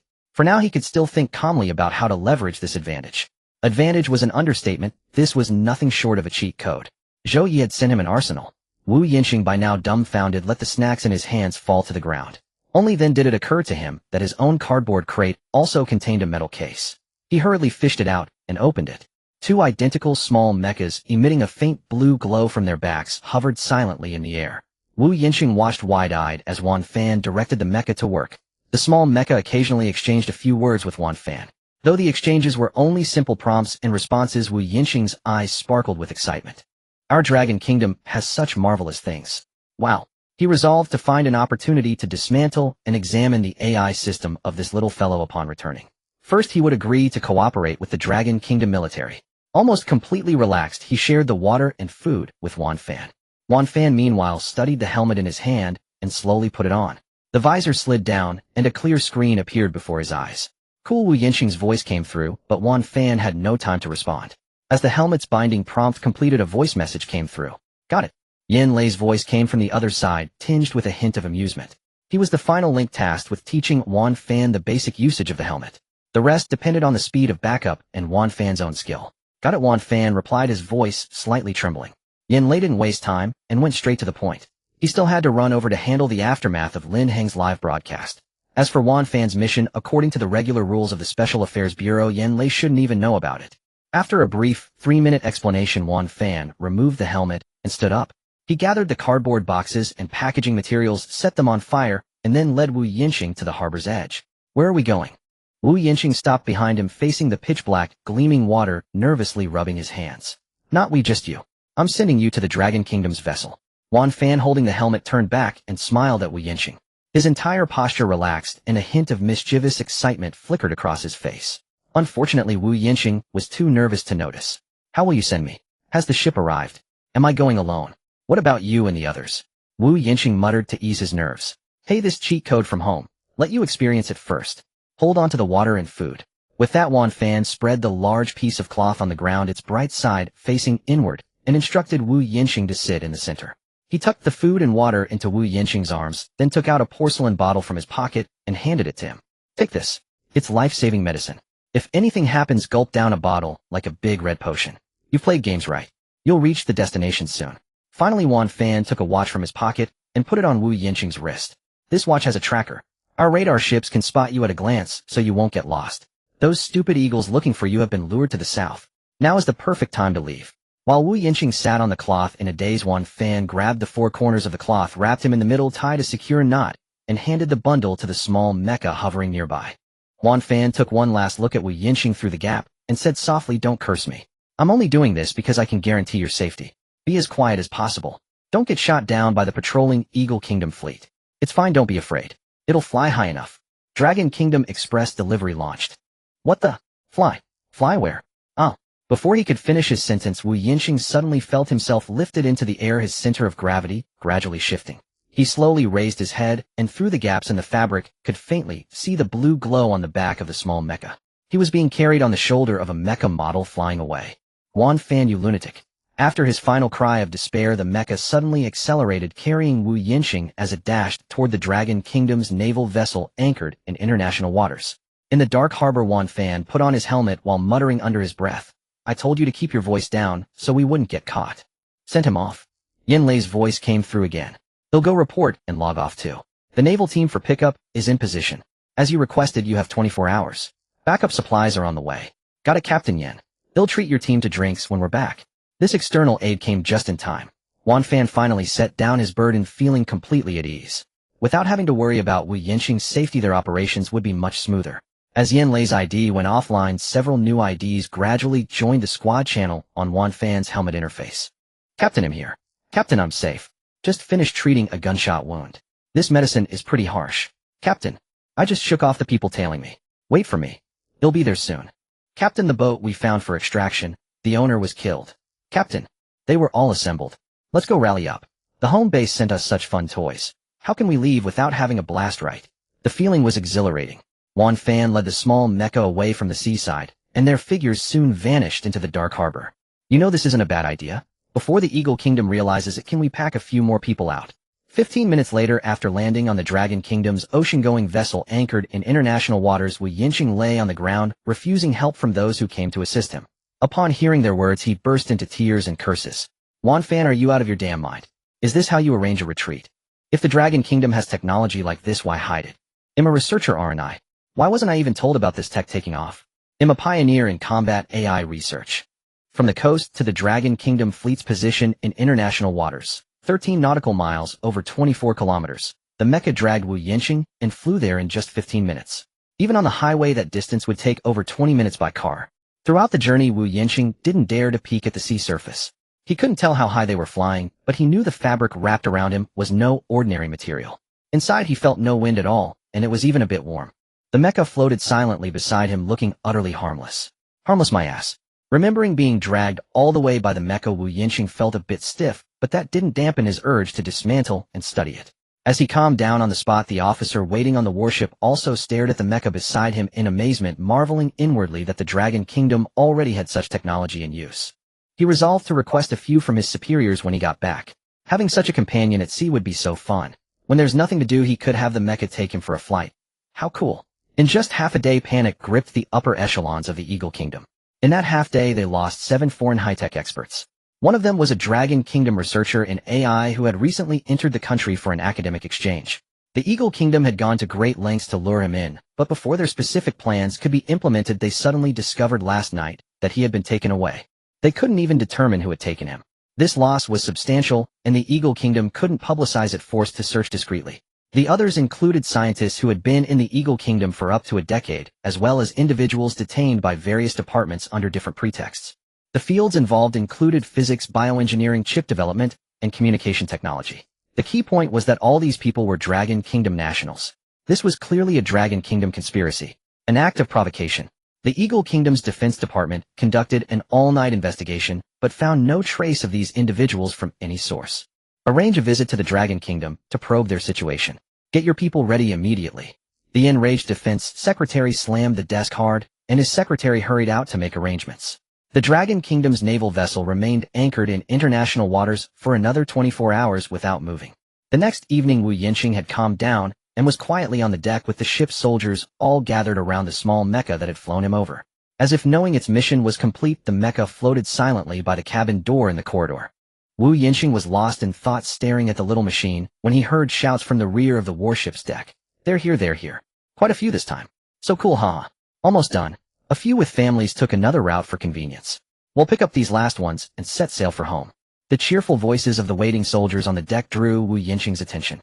He turned to see several more unlucky souls wrapped in large fabric being carried over by small mechas and descending for landing. Unlucky soul number 1 had already landed, pretending to be calm as he crawled out of the fabric, though he was still trembling all over. The first 2 to land were shaky, and one couldn't even stand up until a soldier hoisted him up and helped him back to the cabin. Soon Wu Yinqing spotted familiar faces, members of Wan Fan's squad, all arriving in the same style. These individuals showed no discomfort upon landing and quickly began gathering up the fabric on the ground. Wu Yinqing then realized that the large pieces of fabric were actually enlarged cloaks. He suddenly felt that by comparison his treatment had been quite good. At least when he arrived they had prepared food and water for him. After comforting himself for a while, Wan Fan came over with a grin and patted him on the shoulder. "So, fun, right? Let's go back home." Too drained to argue about the definition of fun, Wu Yinqing only wanted to ask one thing: this mecha, what kind of black tech is it? Wan Fan of course had no idea where it came from. To ensure timely support for this batch of external supplies, Zhou Yi had been shadowing Lin Heng all day since the previous evening. During the day he accompanied Lin Heng to lectures in the school auditorium and escorted him back to the military district at night. He even got Zhang Li to make an exception and let him into the observation room. Of course he had signed no shortage of various agreement documents. Only after receiving notification from the Special Services Bureau that everyone in the Eagle Kingdom had been successfully extracted did Zhou Yi finally leave with peace of mind. Lin Heng's attempt to catch up on sleep that night ultimately failed, and he ended up passing out in the observation room. When he woke up he felt he should really work on his fitness. How had he lost the ability to even pull an all-nighter? Lin Heng roused from his slumber at the break of dawn, his hair in disarray, first downed a bottle of coffee. He resolved to grant himself reprieve and rest well today, for attempting to comprehend the lectures of these esteemed masters without any foundation was nothing short of self-inflicted torment. He had even harbored the delusion of learning something. A good night's sleep was far more sensible. Otherwise, persisting in this torment, he feared he would drown in the ocean of knowledge. Popping a mint candy, Lin Heng leaned against the passenger window. Only after the car had driven beyond the military district did he begin scrolling through his phone. Since last night he had been dispatching several parcels for Zhou Yi, said to have arrived promptly with excellent results, though the specifics were not disclosed. Lin Heng chose not to pry, knowing less ensured safety. This morning Zhou Yi was also returning to school, offering to drop Lin Heng off. Upon opening his phone, Lin Heng saw notifications from his online store. Orders from last night's livestream had piled up in the back end. He swiftly processed shipments while browsing messages, and within minutes confirmations of receipt began trickling in. On the matter of instant delivery upon system dispatch and potential exposure, Lin Heng had long ceased to struggle. After all, the Special Affairs Bureau had borne the pressure. Now Qian Sheng had taken over the store's after-sales work. Lin Heng briefed him on his requirements, simply to address any issues promptly. When salary was mentioned, the other party lingered on the topic, revealing that his wages were already covered by the Special Affairs Bureau, sparing Lin Heng the expense.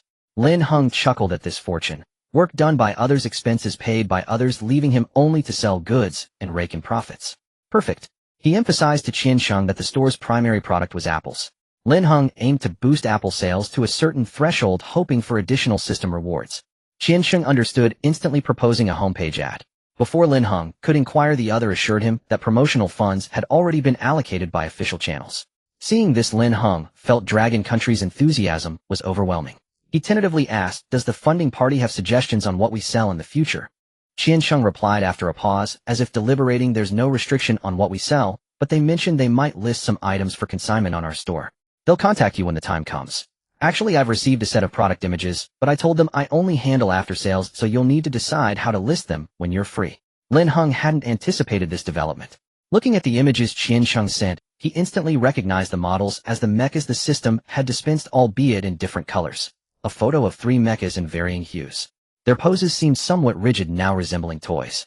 Lin Heng forwarded the photos to Yin Lei, casually inquiring about any sale restrictions. He surmised that the mechas in the photos were likely high-imitation models. True to his guess, Yin Lei quickly replied, giving him free rein to sell them as an official perk to boost his store's reputation. The quantity was limited, a few hundred in the first batch. A viral video of a joint military exercise still trended online, showcasing sleek special forces interacting with mechas, sparking widespread curiosity.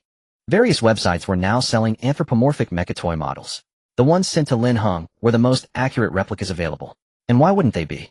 The Military Science Academy had dismantled a few small mechas for research, thoroughly studied each component, and then handcrafted a batch of high-imitation lookalikes. Within a day of acquiring the mechas, these technical experts had already succeeded in handcrafting replicas, amassing a small stockpile, and even developing advanced transformable versions. Though lacking power systems, weaponry, or AI integration, they boasted smooth movements and impeccable details, with Dragon Country extracting and emulating many ingenious mechanical designs. The batch allocated to Lin Heng consisted of the first imitations, visually appealing but internally flawed, most unable to move. It had been less than 8 days since Lin Heng completed his mecha mission, yet Dragon Country had already mastered the fundamentals. Quite impressive. Still, Lin Heng was curious why Dragon Country had suddenly decided to sell these high-imitation mechas. Wouldn't it be better to keep them under wraps? Before he could ask, Yin Lei sent a video from an Englishman on a foreign social platform, showing a foreigner pointing and exclaiming in astonishment. Zooming in, Lin Heng discerned a figure darting through the darkness, nimbly evading obstacles before rolling and disappearing alongside a man. It was the mecha model. Though the video obscured details, the trajectory of light and shadow revealed the little machine's lively movements. Following the video, Yin Lei messaged last night's operation stirred up some commotion to divert attention, and it's now brewing online. Seize the chaos to muddy the waters and blur truth from fiction. We've arranged a production line for low-tech toy mechas to quickly earn foreign exchange for Dragon Country. Start selling from your store first. Over the next few days, we'll stoke the hype, then these toys can be exported. The last batch of wire-wrapped imitation ornaments was quite lucrative. This referred to Dragon Country's swift recall of imitation alloy ornaments, which drew international attention, especially from Eagle Country. They had spread rumors on Dragon Country's websites offering high prices for similar ornaments, only to be fobbed off with a batch of high-imitation wire-wrapped ornaments. The synthetic gems stripped from Lin Heng's ornaments were then sold at inflated prices to these foreign buyers. Not only had they failed to uncover Dragon Country's motives for the grand recall, but they had also shelled out a fortune. Lin Heng found it amusing, having successfully treated Eagle Country as a cash cow before Dragon Country planned to harvest them again. With Dragon Country's real combat footage of mecha collaboration and Eagle Country's own recent operation, releasing these toy models now would force Eagle Country to grit their teeth and procure some for scrutiny, even if skeptical. With proper promotion, selling a batch wouldn't be difficult. Speculating on Dragon Country's progress with mecha research, Lin Heng listed the small mechas at 99 yuan each, asking Qian Sheng to help promote them for wider visibility. He couldn't help but smile as he arranged things. Though Qian Sheng claimed to handle only after-sales, he agreed to every task Lin Heng assigned. For now, this would do. Though Lin Heng didn't pay his salary, Qian Sheng deserved a generous bonus for answering to boss. Lin Heng also sent him some system-produced apples and drinking water as work perks. Having arranged these matters, Lin Heng finally had time to open the system. The task for this garbage blind box was likely nearing completion, while the gift of the undead had yet to deliver any extra rewards, leaving him curious about what it might yield. Noticing the Physique Enhancement 2 message in the system corner, Lin Heng recalled the door handle he had broken in the military dormitory. He had also forgotten to mention it to Lu Liang. He felt a bit embarrassed about damaging public property on his first day. Rubbing his face, he calculated the energy points he had on hand. He now had 8250 energy points and a life balance of exactly 60 days. Once the blind box task was fully completed, he would gain another 500 energy points, extending his life by over 80 days. Lin Heng began pondering the feasibility of spending 300 energy points to exchange for a warehouse for Longhua. It stung a little, but it was acceptable. Lin Heng decided not to bring it up proactively, but if Longhua asked again, he wouldn't refuse.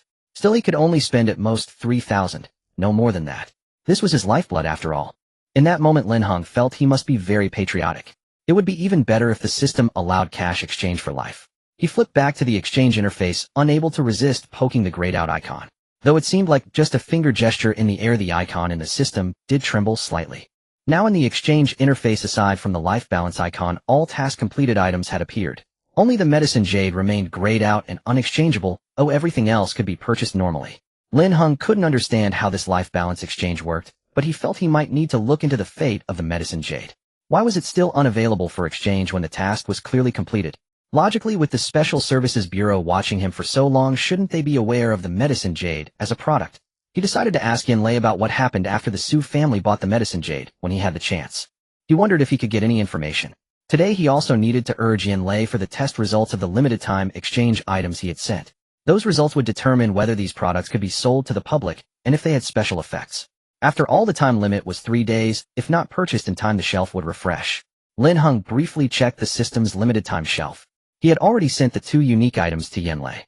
The remaining coffee and mint candies probably had nothing special, but he wasn't sure if Longhua had a need for the acoustic optic crystal. Lin Heng browsed the system and found no other changes, so he casually closed it, waiting for the next system task refresh. The scenery along the road grew familiar. He was nearing the apartment. The car would drop him off first, then he would head to school himself.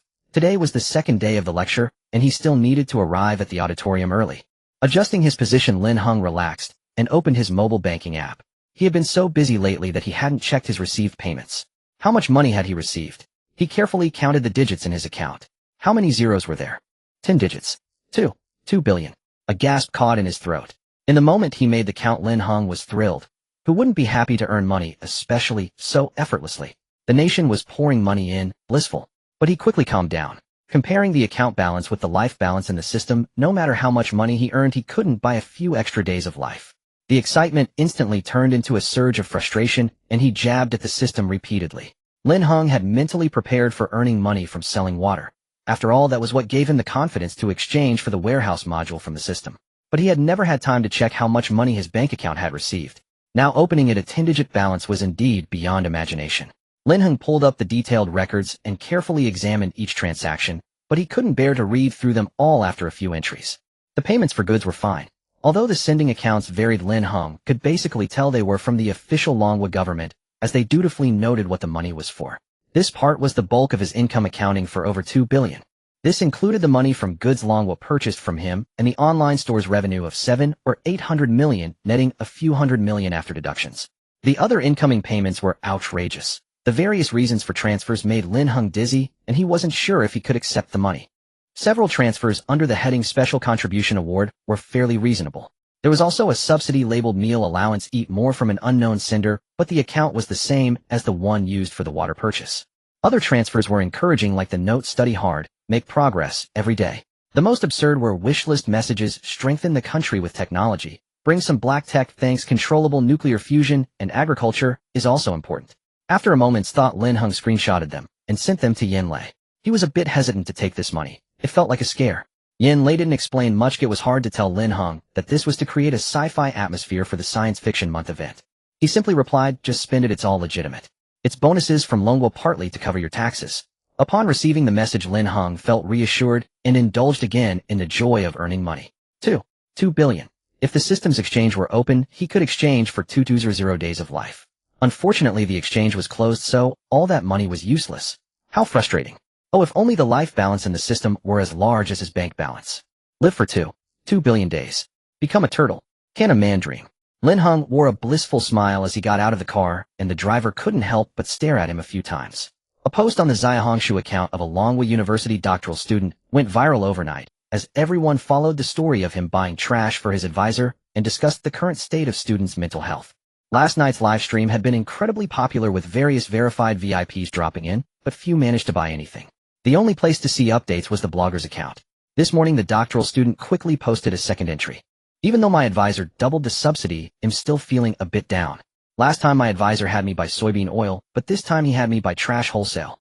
Folks, the delivery for this trash is really fast. Ordered yesterday, arrived today. My advisor told me to pick up his package too. These 20 boxes of all sizes are so ugly. Now I'm off to deliver the trash to my advisor. How delightful. Attached was a picture of Xinglian Express boxes containing trash, blind boxes, all misshapen, and of varying sizes piled on a small cart. Before the onlookers could make out the details, the doctoral student posted a third Xiaohongshu entry. Shock. This damn so-called trash blind box actually yields rare materials. Heavens. I'm indeed more useless than a blind box. The doctoral student who posted online was named Dong Tiantian. When she decided to pursue a PhD, she stubbornly and fiercely chose to study materials science. Back when she applied, she was filled with high spirits and ambition.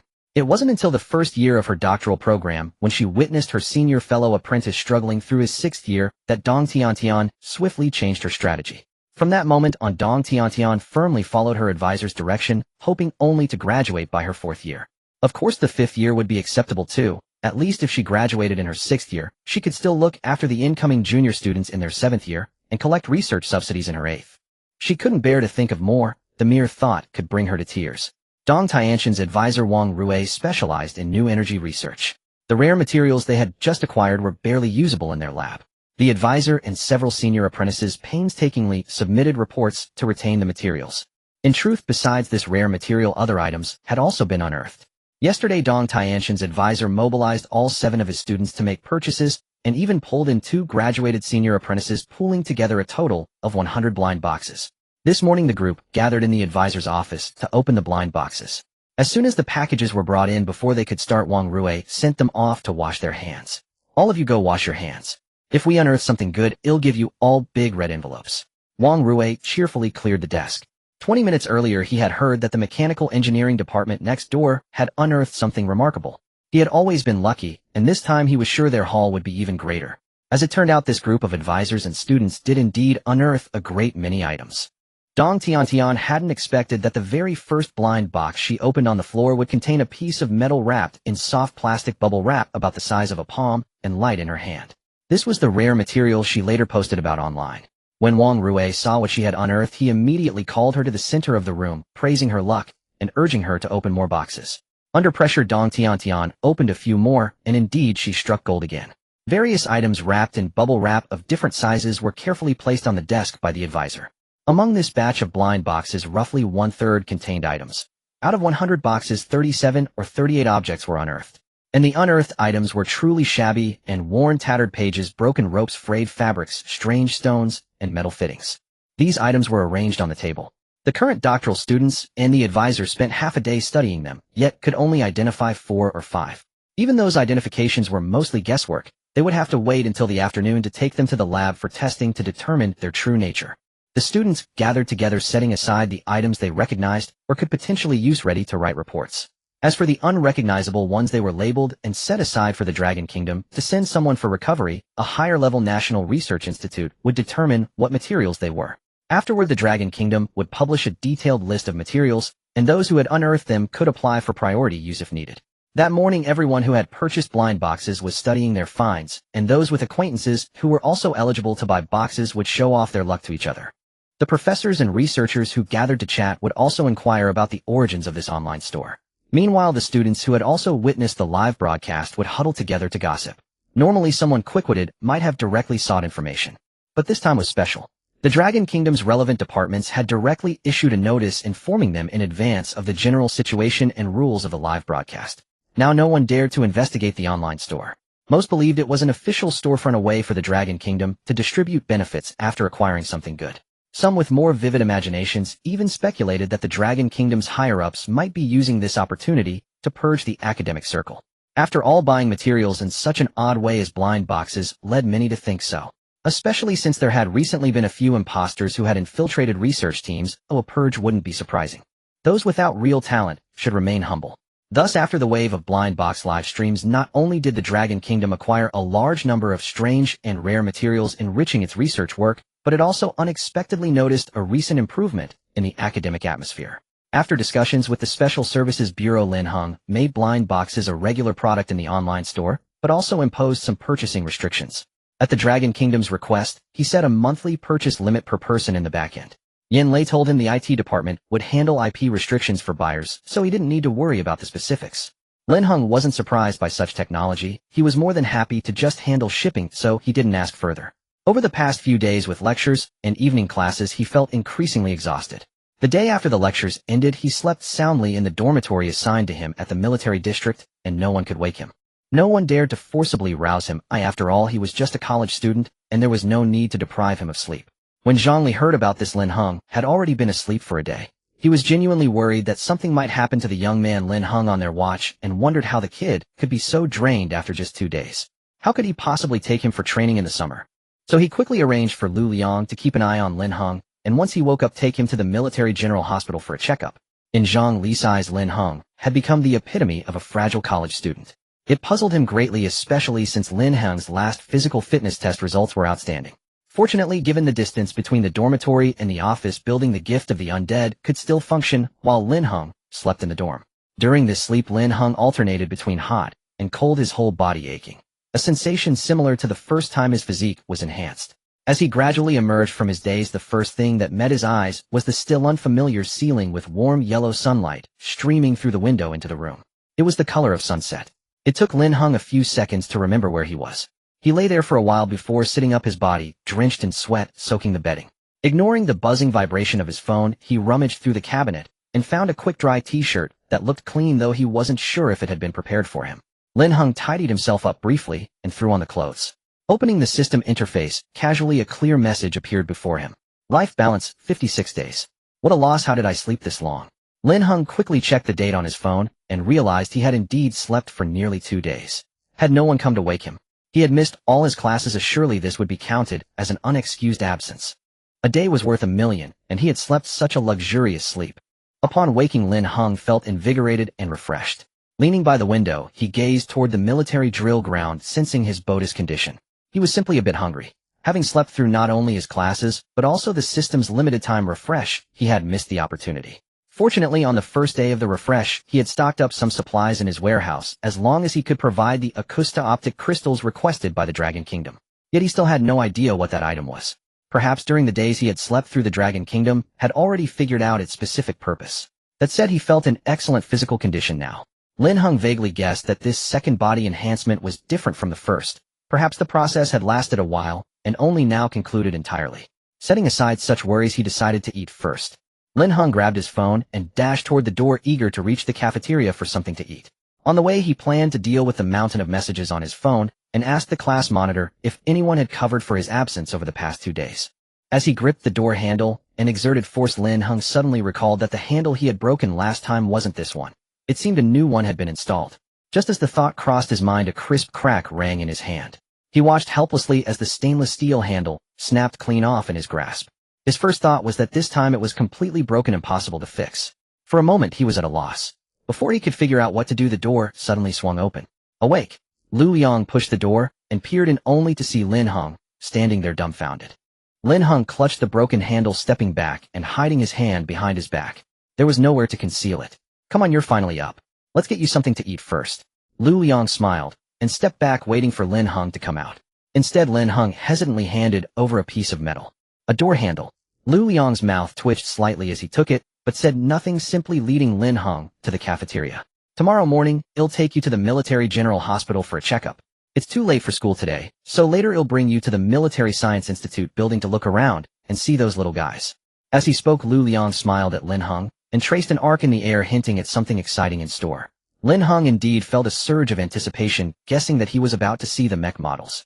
He was genuinely curious about how far the Dragon Kingdom had progressed with their research. He had barely had a chance to enjoy the small mech assigned to him before being whisked off to the military district.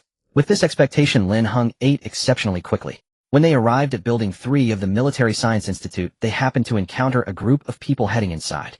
Too far away to hear what they were saying, Lin Heng could only tell that the man in a suit at the center appeared extremely anxious.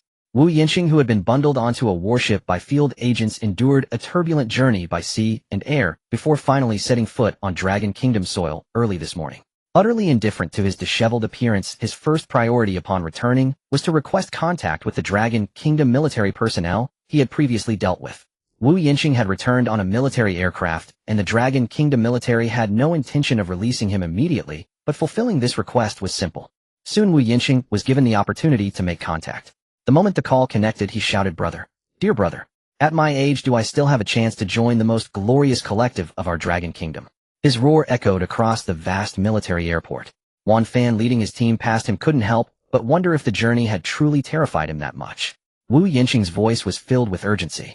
"We've worked together before. You know, that weapon AI model from last year. Please consider me." The person on the other end was clearly stunned for a good half-minute before stumbling out a reply. "Well, we do have a talent introduction program." "Great, tell me the requirements, I'll work hard. I have 3 PhDs, 2 patents, and several research projects. My future focus is AI assistance, and I'm very interested in command AI and weapon AI. Mister Wu, please calm down." Wu Yinxing was 36, exceptionally young for a researcher eligible for accelerated promotion. But within the Dragon Kingdom military's talent introduction program, he fell within the ideal age range. The person from the Military Science Institute who had contacted Wu Yinxing hadn't expected such a dramatic shift in attitude after his trip abroad. Flattered, he quickly reported upward. It was their first time receiving such an enthusiastic call. Wu Yinxing returned in the morning, completed a series of procedures, and by afternoon was taken to the Bin Province Military District, where Lin Heng happened to see him at the Military Science Institute's lab building. Wan Fan and his team accompanied him. They weren't there to study the mechs, they had been called to return them. After returning the mechs, they needed to assist with data recording and provide feedback on their collaborative experience with the mech models. As soon as they entered the military district, the crates containing the mechs were taken away. Wan Fan felt quite disheartened, though at least the helmets were left with them. But word had it that they would soon receive a formal set of mech models. At the thought, Wan Fan's steps lightened considerably. Not far away, Lin Heng had no idea that the group before him were the recipients of the system package he had sent to Eagle Kingdom late that night. At that moment, he had little attention to spare for strangers. Just then the system popped up with a notification gift from the departed bonus reward settled successfully. Instead of immediately checking what he had received, he first asked Lu Liang how is that gift going. Lu Liang had been handling Lin Heng's arrangements since his arrival at the military district, and Lin Heng assumed he was aware of his purpose. As soon as the words left his mouth, Lin Heng realized he didn't know if Lu Liang was actually in the know. For a moment he was tense. We finished sorting out the lab yesterday, and it should be officially operational today. Lu Liang had never actually seen the thing, but that didn't stop him from knowing the general progress. He had personally arranged many details. Lin Heng nodded, slightly guessing that the gift from the departed had produced some tangible effect, prompting the system to settle this bonus. With a hint of anticipation, he opened the system interface. Mission bonus rewards settled successfully. Mini private spaceship has been granted. May the host enjoy peace of mind. Lin Heng's hand froze. He could hardly feel cheerful about this.